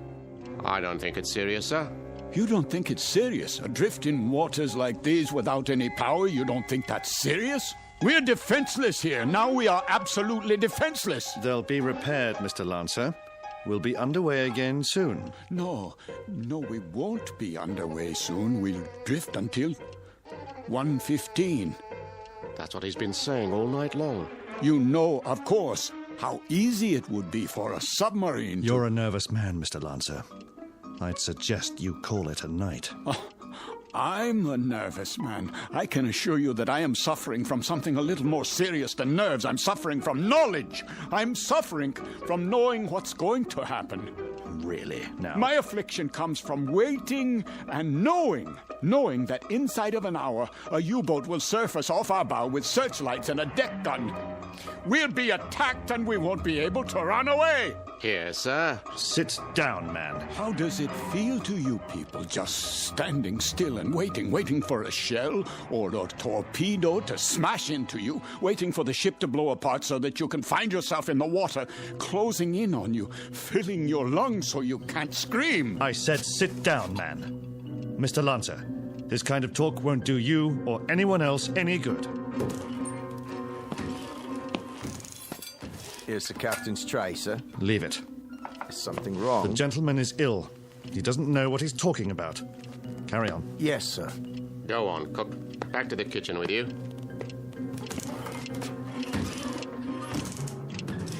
The U-boat's coming. We must get the engine started or abandon ship. That's what we must do. Yes, we must abandon ship. Do you hear me? Why has the clock stopped? Where did you go? Where have you all gone? Why have you left me alone like this? Where is everyone?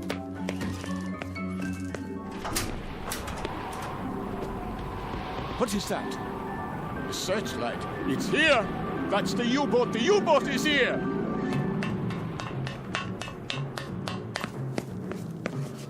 We've got to get out. Off the ship, everybody! There you are. All you passengers, out of your rooms. Listen to me. There's a U-boat. I just saw it. She's going to sink us. Can't you hear me? Why don't you move? Are you all out of your minds? What do I have to do? Do I have to grab you and carry you up on deck? Do I have to throw you bodily into the lifeboats? Do I have to knock you unconscious? They're gone. But where? Is the entire ship empty? Or have I gone mad? A life preserver, yes. SS Queen of Glasgow. Wait. I remember that name, Queen of Glasgow, Queen of Glasgow. Potter? Major Devereux! Miss Stanley, where are you? Captain, steward, we must abandon ship.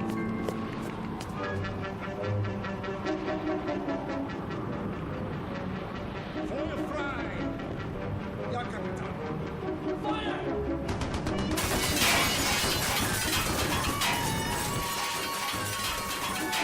They are shelling us. We're hit, I tell you. Miss Stanley, we must get out. The lifeboat. I can, Mr. Lancer. The roof's collapsed. The door won't open. Climb through the porthole, quickly. I'll try. Where are the lifeboats? Over here, Mr. Devereux. We'll have to climb down. Help us, please, my wife. I'm coming, Mr. Potter.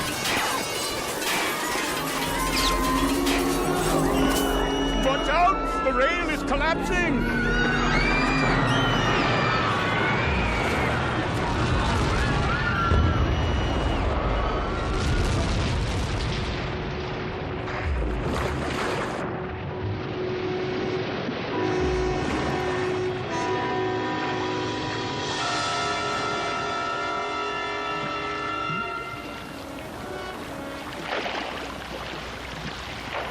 Family, the little girl. Where? The doll. Here, I have it. Who could do such a thing? Who? Who?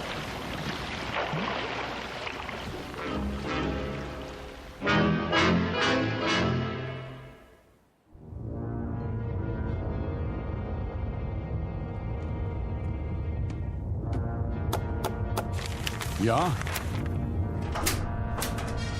Not much to show, Captain Lancer. That's all. Very little wreckage floated to the surface. Only this life preserver. There were no survivors. Then I'd say that's a good catch tonight, wouldn't you? Very good catch. It says SS Queen of Glasgow. Ah, a 5,000-tonner. Isn't that what the registry reads? Yes, sir. Cheer up, Lieutenant. Hand me the coffee. Well, pour it. If you wish, sir. You have nerves, Mueller. Not really, sir.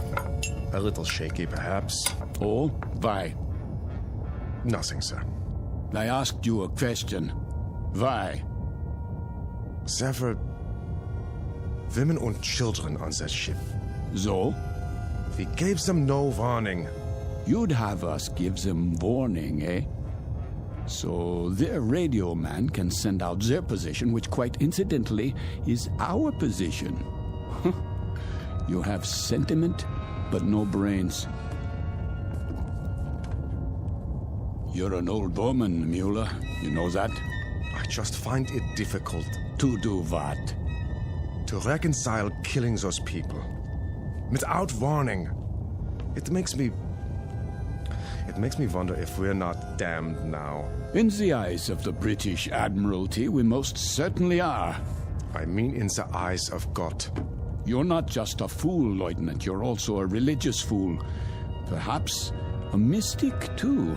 And if we are damned, what will happen? I've had dreams about it. Maybe people like us have a special kind of hell waiting. Maybe to be damned is to have a fate like the people on that ship. To have to suffer as they suffered and die as they died. You are a mystic, Lieutenant. We'd ride the ghost of that ship every night for eternity. Every night, Herr Kapitän. For eternity. What are you talking about? They could die only once. Just once. But we can die 100 million times. Every night. Ride the ghost of that ship. Every night. Every night.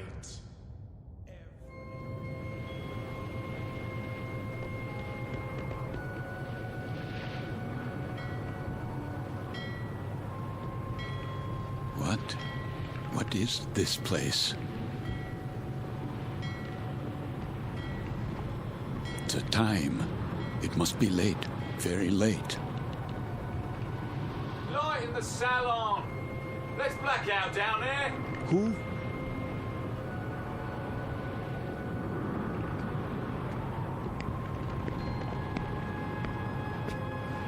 Forgive me, sir. Yes? Are you addressing me? Begging your pardon, but they'll be finished serving dinner soon. They? The galley crew, sir. Why do you tell me this? I only meant... What? What did you mean? All I mean to say is, you'd best go in now, sir, if you want your evening meal. My meal? The salon will be closing in a few more minutes. Oh, yes, of course. In the salon. Is that what you call it? Yes, sir. It's very dark out here. Would you like to follow me? Follow? The lights, you see. From now on, I'll have to switch them off when we open the door, to the deck, and then on again. You understand, sir? Because of the blackout. The blackout? Yes. This way, sir. Are you all right? Why wouldn't I be? Is something wrong with my appearance? Why, no, sir. It's only that... Is this your first time? My what? Your first passage. It can take a bit of getting used to. Sea legs and all that. I'm quite used to being at sea. Thank you. I was just... A special kind of hell-waiting. Maybe to be damned is to have a fate like the people on that ship. To have to suffer as they suffered and die as they died. We'd ride the ghost of that ship every night for eternity. For eternity. For eternity. For eternity. Yes, sir? Just listening. To the engines? No, not the engines. I was listening to the water. The cold ocean water out there. And the night.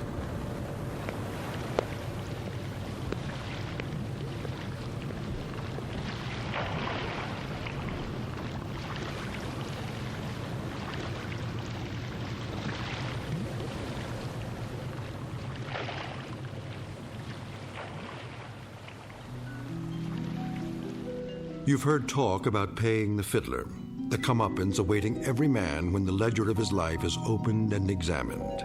The credits and debits added up, a tally made, and then the reward or the penalty paid. In the case of Karl Lancer, former Capitan and U-boat commander, Navy of the Third Reich, this is the penalty. This is the justice meted out. This is Judgment Night in the Twilight Zone. More from the Twilight Zone after this. You are about to enter another dimension. A dimension not only of sight and sound, but of mind. A journey into a wondrous land of imagination. Next stop, the Twilight Zone. Hi, this is Stacy Keach. I'd like to take a moment to tell you about our Twilight Zone website at twilightzoneradio.com. At twilightzoneradio.com, you'll find the latest information on these Twilight Zone radio dramas, including behind-the-scenes photographs, plus the newest product releases, trivia contests, ways to contact us, other Twilight Zone-related info and merchandise, plus links to other fascinating websites. So make your next stop twilightzoneradio.com. Visit twilightzoneradio.com to purchase these Twilight Zone radio dramas on cassette and CD, or call toll-free 1-866-989-ZONE. That's 1-866-989-9663.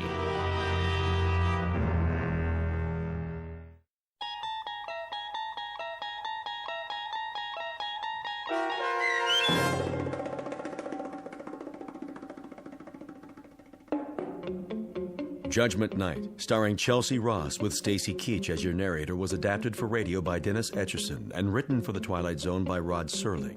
Heard in the cast were Nick Sands, Damian Arnold, Richard Shavzin, James Houghton, Sarah Wellington, Christian Stolte, Fernette Lebo, Doug James, Martin Astrop, Anna Rose Benson, and David Darlow.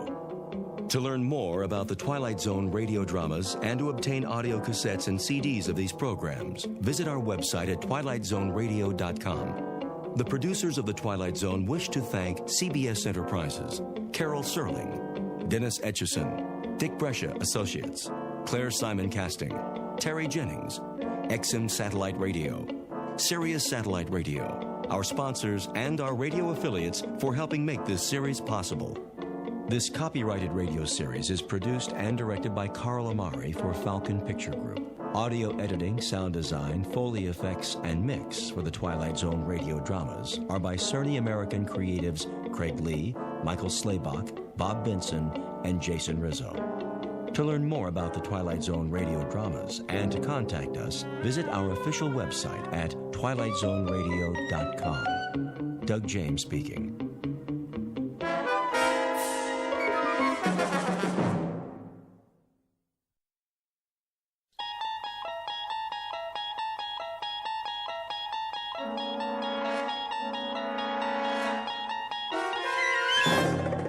You unlock this door with the key of imagination. Beyond it is another dimension, a dimension of sound, a dimension of sight, a dimension of mind. You're moving into a land of both shadow and substance, of things and ideas. You've just crossed over into the Twilight Zone.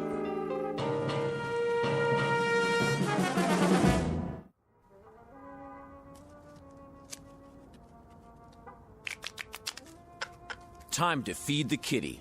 I've been feeding it all night. Yeah, that baby's hungry.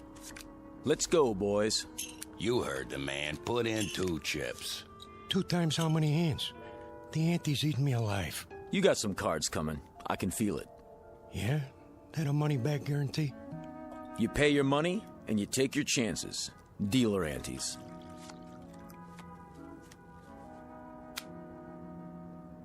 Let's go, Johnny.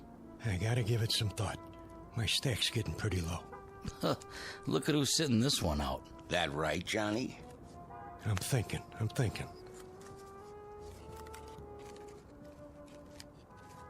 I know one thing. Takes money to win money. Yeah. Listen to the man. Are you in or out? Give me 1 minute, all right? Take it easy, John. Hey, you don't look so good. Maybe you should kick back, watch some TV. Hey, hold on. I came here to play cards. Hand me that remote. Say, what are you... Just give it to me. The old fire hall is... There. You gonna let one lousy player hang up the game? Don't worry about it. Johnny here needs some time out. You know the old saying. What's that?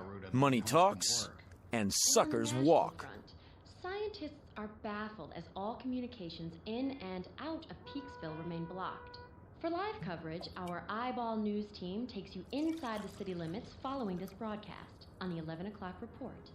And that's a wrap of today's news. I say deal them. All right, boys, here we go. Down the derby. Okay already. I'm all in. You ain't even looked at your cards. What's the difference? 1 more hand and I'm out. Sure, Johnny, maybe you'll double up. I got a good feeling this time. Me too.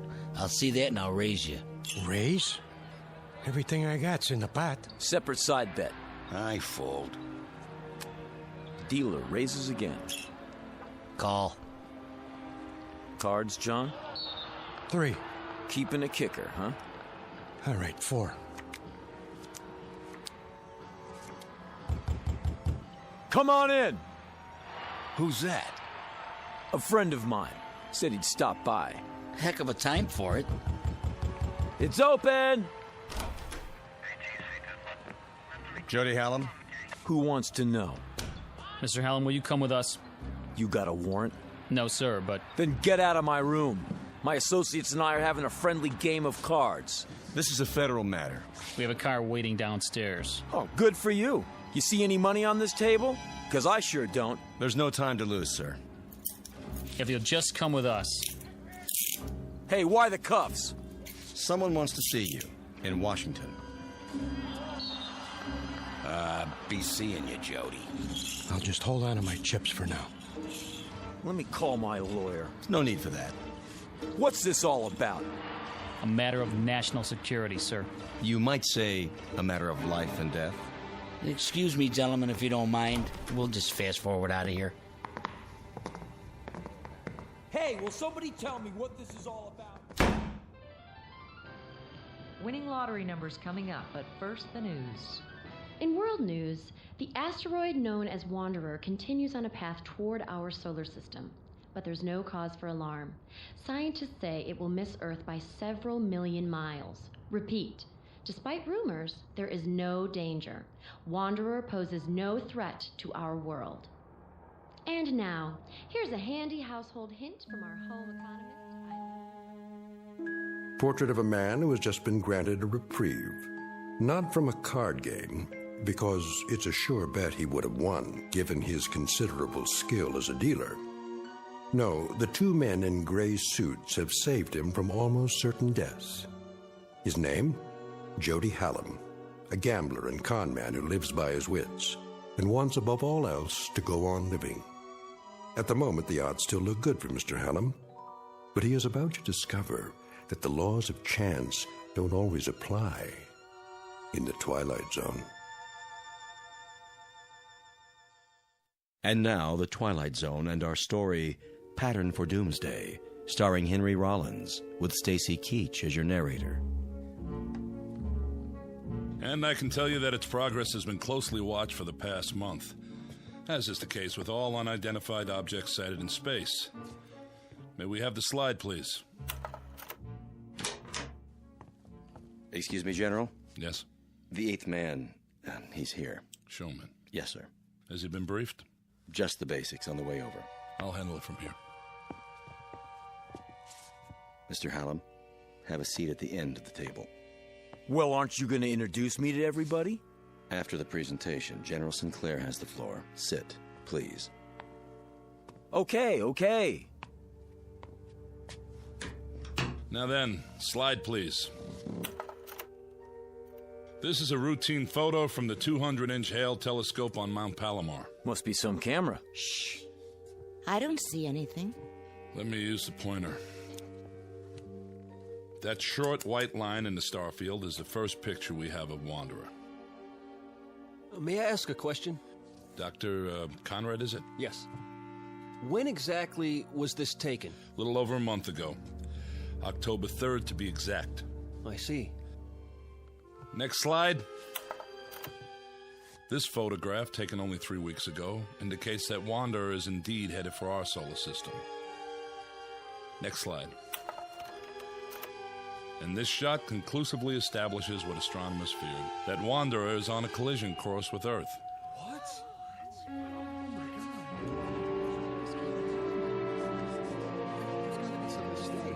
Next.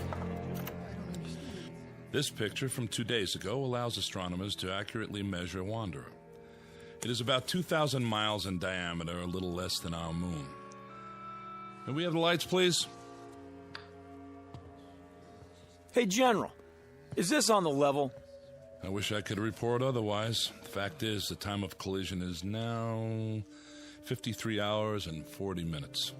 Couldn't we blast it with an H-bomb or something? I saw that in a movie one time. Efforts are underway to destroy or deflect the asteroid, but unfortunately there isn't much hope for success. General, if, as you say, astronomers have known about it for some time, why is it that the public hasn't been told the truth? To begin evacuating the cities, for example. To avoid panic. Virtually all heads of state are in agreement. And the damage is projected to be so widespread that there's no longer any point. But what about us? Why were we dragged here if this thing's gonna hit in a couple of days? And I thought I was washed up. Now I find out the whole world's done for. What do you expect us to do, General? Most of us are ordinary citizens. Mr. President. Please remain seated. Have you finished your briefing? I have, sir. I wanted to meet you all personally. It's a great service you're about to perform for your country and for the world. I don't like the sound of that. He's not as tall as he looks on TV. Please, hold your questions. That's all right, General. They're about as confused as the rest of us. I'll get to the point. Out of the entire population, you 8 people are among a very few to be made aware of the situation. Let me tell you why. I can handle that part if you like, Mr. President. No, they deserve to hear it from me. I'm the one who signed the order. It's taken 10 years for the United States to build its first nuclear-powered spaceship. the Varuna 1. It was intended for the exploration of space. That ship now stands on a launching pad in New Mexico, ready for its first and last mission, that of transporting human life to a new planet, to grow and multiply. To put it simply, you have been selected to represent the future of the human race. Then we're really in trouble. You can say that again. Is he serious? That's crazy. Why us? Know that in you rests the heritage of all humanity. Our prayers go with you. Good luck and Godspeed. We're really grateful. Thank you, sir. Are you the psychologist? Dr. Russell Conrad, Denver, Colorado. I'd like to shake all of your hands. Francie Blaze, Los Angeles. I entertain. Pleased to meet you. Jody Hallam, Mr. President. I'm from Chicago. I guess you could say I'm a speculator. I see. Regina Walsh, Kansas City, Missouri. I'm a singer. Or I was. Is that right? Dee Clark, Spokane, Washington, bacteriologist. How do you do? Philip Jewell, New York City. Mr. President, I'm not sure I approve of all this. I don't understand. You're Dr. Jewell? Yes. I've read several of your books on philosophy. Thank you. But about what's happening here... General Sinclair will fill you in on the details, Doctor. Lily Wong, San Francisco. I am an artist. Hello. Harvey Winterroth, Traverse City, Michigan, and just an auto mechanic. Don't say that. You all have very valuable skills, chosen to complement each other. Believe me, the hopes and aspirations of the world go with each and every one of you. Try to bear that in mind. And now, goodbye, and good luck. Thank you for taking the time, sir.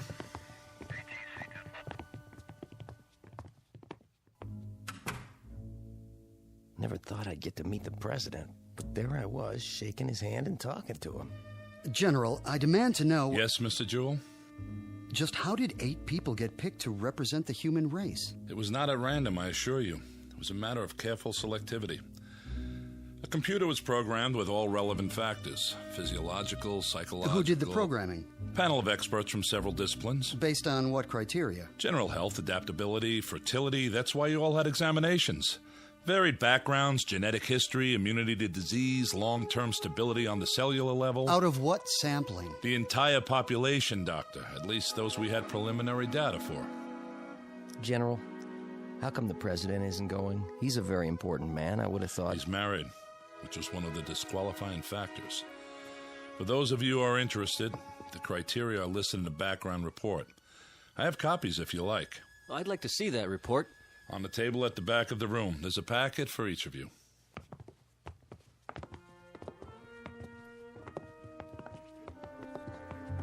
Look at me. What a mess. I better fix my face. You look fine. Don't kid me. We're not here because of our looks, that's for sure. Must be because we're in such good shape. Yeah, you're a regular bodybuilder. I'm serious. Other kids got the measles, but not me. I was always lucky that way. Goody for you. Oh, maybe not 100%. But when I lost, it was because someone else was dealing. Man, I sure wised up in a hurry. A dealer, huh? I can spot one a mile away. Fingers always twitching. Just keep them to yourself. Hey now, baby, I never done anything crooked with these fingers. I know. You just help the cards along. The suckers get greedy, that's all. So they get restless and overplay. Is that my fault? Can I help it if they want to make it all in one night? I ask you, who's the smart one, me or them? You heard what the general said about brains. We'll see how you make out where we're going. Listen, Jody Hallam always makes out. You remember that. Just don't try any magic fingers on me. Ha! Don't flatter yourself. Come on, I want to get the lowdown on this game.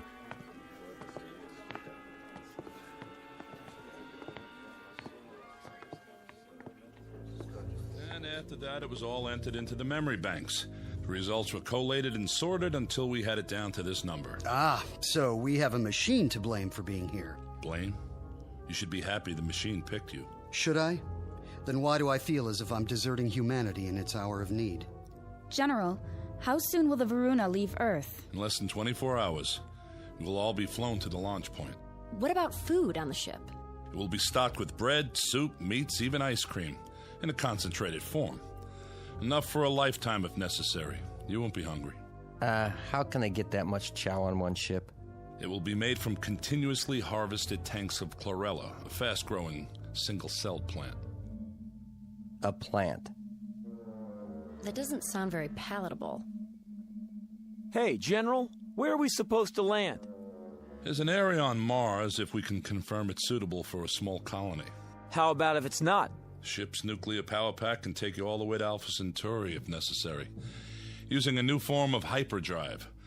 That's the nearest star system with habitable planets. Maybe there'll be people there like us.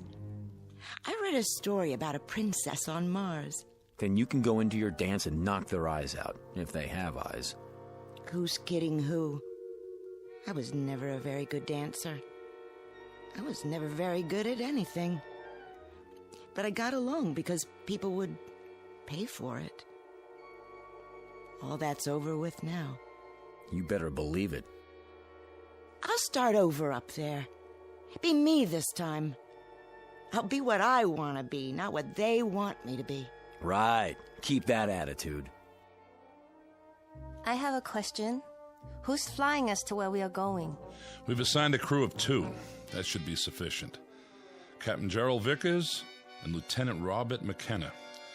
You will meet them when... excuse me. Sinclair? Yes. Right away. Limousine is downstairs, ready to take you to the airport. No calls for us? To say our goodbyes? I'm sorry, Doctor. We can't risk breaching security. Now, if you'll all come with me, please. You have a great adventure ahead of you. Perhaps the greatest in the history of mankind. Oh, wow. This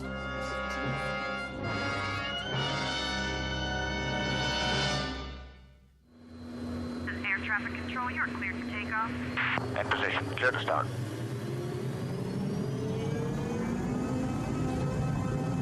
Main smooth. Nose job back in front.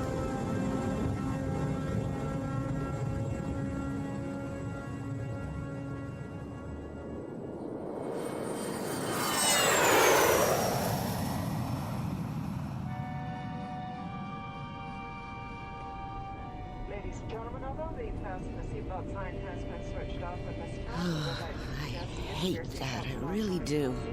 Hate what? When airplanes take off. Oh, don't worry about it. The odds are on our side. Are you serious? This crate could fall out of the sky at any time. Relax. You got more chance of being hit by a car. Yeah, sure. I mean it. You see the giant seal? What? There ain't no animals. Are there? The seal of the United States of America. This is some kind of official plane. They're not going to take any chances. What if we get hijacked? Now you're really dreaming. We got searched. Nobody could bring a gun in here. Oh, yeah? What about them? Who? The guys up front.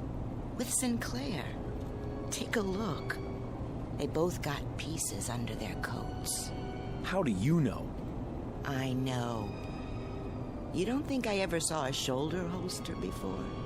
Well, if they got him, it must be okay. Secret Service or something. A lot of good they can do us now. Easy, baby. Easy. Ladies and gentlemen, in a few moments we shall be landing. Thank you.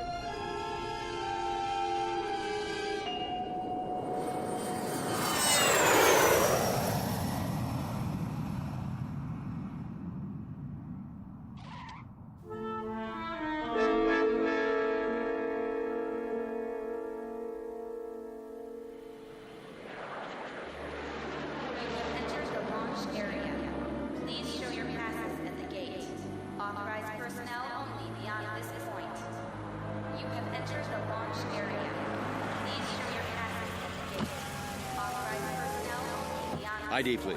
General Sinclair and Company to operations. Oh, right, General. Operations is the first building, straight ahead. I know where operations is, son.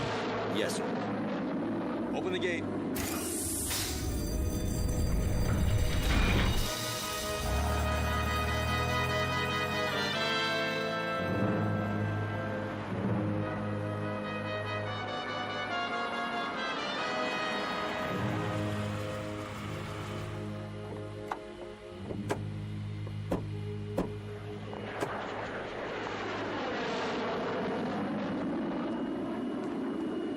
Here we are.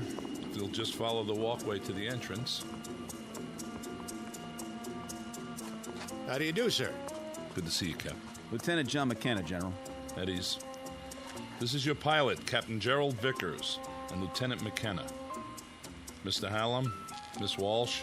Welcome. Hiya. Captain, huh? Miss Blaze, Dr. Conrad. Hello. Miss Clark, Dr. Jewell, Miss Wong, Mr. Winteroth. Hi. Nice to meet you. You're the pilot? I'll do my best. I sure hope you know what you're doing. Well, there she is. Where? Out in the field. Take a good look. That ship's gonna be home for a long time. It's beautiful. Wow, some design. A little small, isn't it? Not really, Miss Blaze. It's a very efficient design. Just enough room for 8 passengers. 8? Don't you mean... I'll go over the details in a few minutes. For now, they're expecting us inside. If you'll follow me...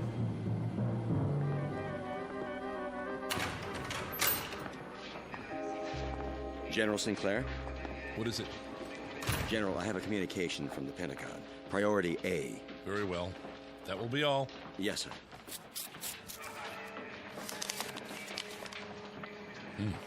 What is it? Don't tell me. The flight's overbooked. You might as well know. The nuclear missiles we sent up from 3 countries to intercept Wanderer have made contact. All detonated on impact. They hit Wanderer? And? Well, don't keep us in suspense. There was no appreciable deviation. The asteroid is still on course. What does that mean in plain English? It means that there's no last great hope for Earth. I would say then that this group is our hope. Captain Vickers. Yes, Doctor. Something you said a moment ago. What was that? Well, you said there was only room for 8 people aboard the ship. That's right. Does that include you and Lieutenant McKenna? I'll answer all your questions at the final briefing. But... This way, please.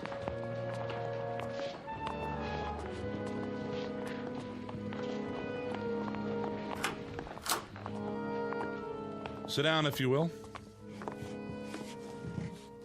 How many more hours do we have? When are you going to feed us? I'm a little queasy myself. In about an hour. We're on a tight schedule.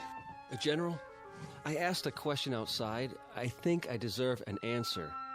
We're 8 people. The captain and the lieutenant make 10. But if the ship will only hold 8... I have an announcement in that regard. When this group was organized by presidential order, 2 reserves were included. Who? You mean we're not all going? Why didn't you tell us the truth? What are they arguing about? They got an angle. I knew it. There was no way of telling if you were all alive and well, or even if you could be located once the selection was made. The reserves were a way of preparing for any contingency. As it turns out, one that didn't occur. So who are the reserves? They were not specified. What? Then we don't know if we're on the list or not? In that case, I volunteer to stay behind. I'm afraid I can't accept your offer, Doctor. I'll give up my place. I have friends who are going to die. I'd rather spend my last hours with them. I sympathize with you, Miss Wong, but I can't accept your offer either. Then how... It was provided that in a case like this, the matter would be decided by chance. Leave it to me, General. Don't make me laugh. It just so happens I have a deck of cards with me. We'll cut for it. High cards go. Mr. Hallam. You want to be fair, don't you? This is the only way. Never fails. Aces and kings, sure winners. After that... I can't let you do this. Deuces and trays on the low end. Got it? Everybody, come up one by one and... We are not using cards, Mr. Hallam. I'm in command here. Then how? We flip a coin? Sometimes the old ways are best. We'll draw straws. Whatever you say, General. Makes it simpler. Watch me. I'm tearing out matches. I'll make 2 of them short. Sit down, Mr. Hallam. No matches? Well, in that case... I said sit down. All right. Just trying to help. Captain Vickers has prepared the straws, or their equivalent. Captain? Yes, sir. I have 8 pencils here. They've already been measured, so there can be no mistake. Who's first? Miss Blaze? Why me? The order won't make a difference. Go ahead, Captain. Anyone at all. If you say so. Here goes. Just take one of the ends and pull it out of my hand. This looks like a good one. I'll go next. Now, Dr. Jewell. Followed by Miss Wong. Mr. Winterroth from Michigan. Miss Clark. Miss Walsh. And Mr. Hallam. There. That does it. Everybody hold them up. The short ones are Miss Clark and Mr. Hallam. You 2 will not be going with us. Hey, wait a minute. Sit down, Mr. Hallam. I was the last man on the totem pole. I didn't have a choice. Someone had to be last. Sure.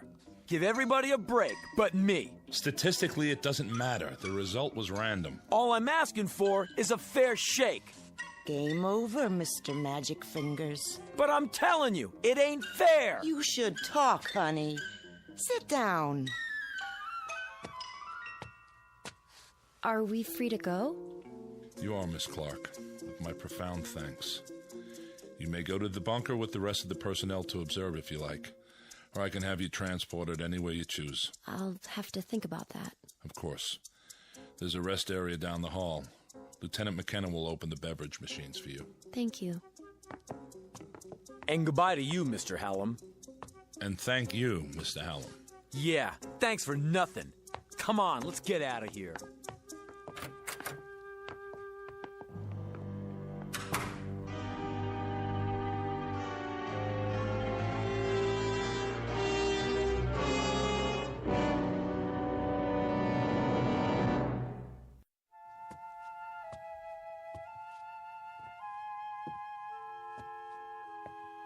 Why don't you sit down? You're making me nervous. Yeah. Miss Clark's right. Would you like a cup of coffee? I'd like a shot of scotch if you want to know the truth. Cream and sugar? Black. Do you have family, Lieutenant? Yes, ma'am. I mean, miss. Back in Austin. Oh. Are you going there to be with them? I sure hope so, if there's time. It's a terrible thing, I suppose. The little tragedies. We have time to absorb them. But something like this, it's too vast to comprehend. I know what you mean. Cut the chatter. What is this, a funeral? You might call it that. Well, I tell you one thing. The game isn't over till it's over. You never know what's going to happen at the finish. This isn't a horse race, Mr. Hallam. We'll see about that. Give me the coffee, will you? Of course. Yeah, tastes like mud. If you'd rather have a soft drink. Forget it. Sorry you didn't care for it. Yeah, sure. Where do you come off so high and mighty? Uniform, shine on your shoes. You know something? Underneath, you're just like the rest of us. Scared out of your gourd. I'd better see how the general's coming along. Will you sit down? It won't be much longer. Then you'll be back with your own kind. I don't see why you're so anxious to go home. One of them in there could have a heart attack or something. And then what would we do? Draw straws again to see which one of us goes? Sure, why not? At least try to face reality and make peace with it. Listen, if they let me do it my way, you think I'd be sitting out here? Oh, you mean you'd have fixed the cards? Lady, when your life is on the line, you try anything. Even if it means pain or misfortune for others? If that's the way the chips fall. You amaze me. I thought I'd seen all kinds. You ain't never seen Jody Hallam before. Thank God for small favors. I would say, Mr. Hallam, that you're nothing special on the evolutionary scale. More along the lines of a throwback. I mean, you've hardly advanced beyond your one-celled progenitors. Say, is that a wisecrack? I've seen your kind under microscopes. Bacteria don't have a conscience either. Oh, but they do? In there? How do you know Vickers didn't fix it the way the General wanted? Don't be absurd. It was impartial, and we lost. I'm ready to leave whenever they let me. Go ahead, give up. That's what you learned in your school. But where I come from, it's a different story.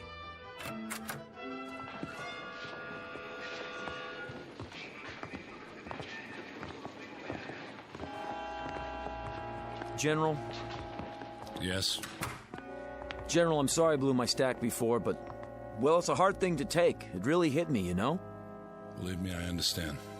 Everybody all set? They've had their final instructions. Everything worked out, huh? No hitches? Ladies and gentlemen, you'd better get ready for the pre-launch. Look, do you think it would be all right if I see him to the ship? Wish everybody good luck and everything? I don't see why not. That doesn't sound like you, wishing everybody but yourself good luck. No? Why the change of heart? Can't win them all. You ought to know that. That's not what you told me before. Well, that's what I'm telling you now. Miss Blaze? Yeah. I mean, yes, sir. We're going to the ship now. Follow me. Sure thing.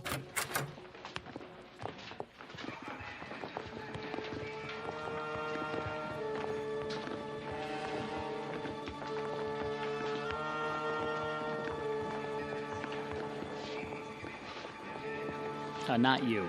General Sinclair said it was okay. Only flight personnel on the field. I know.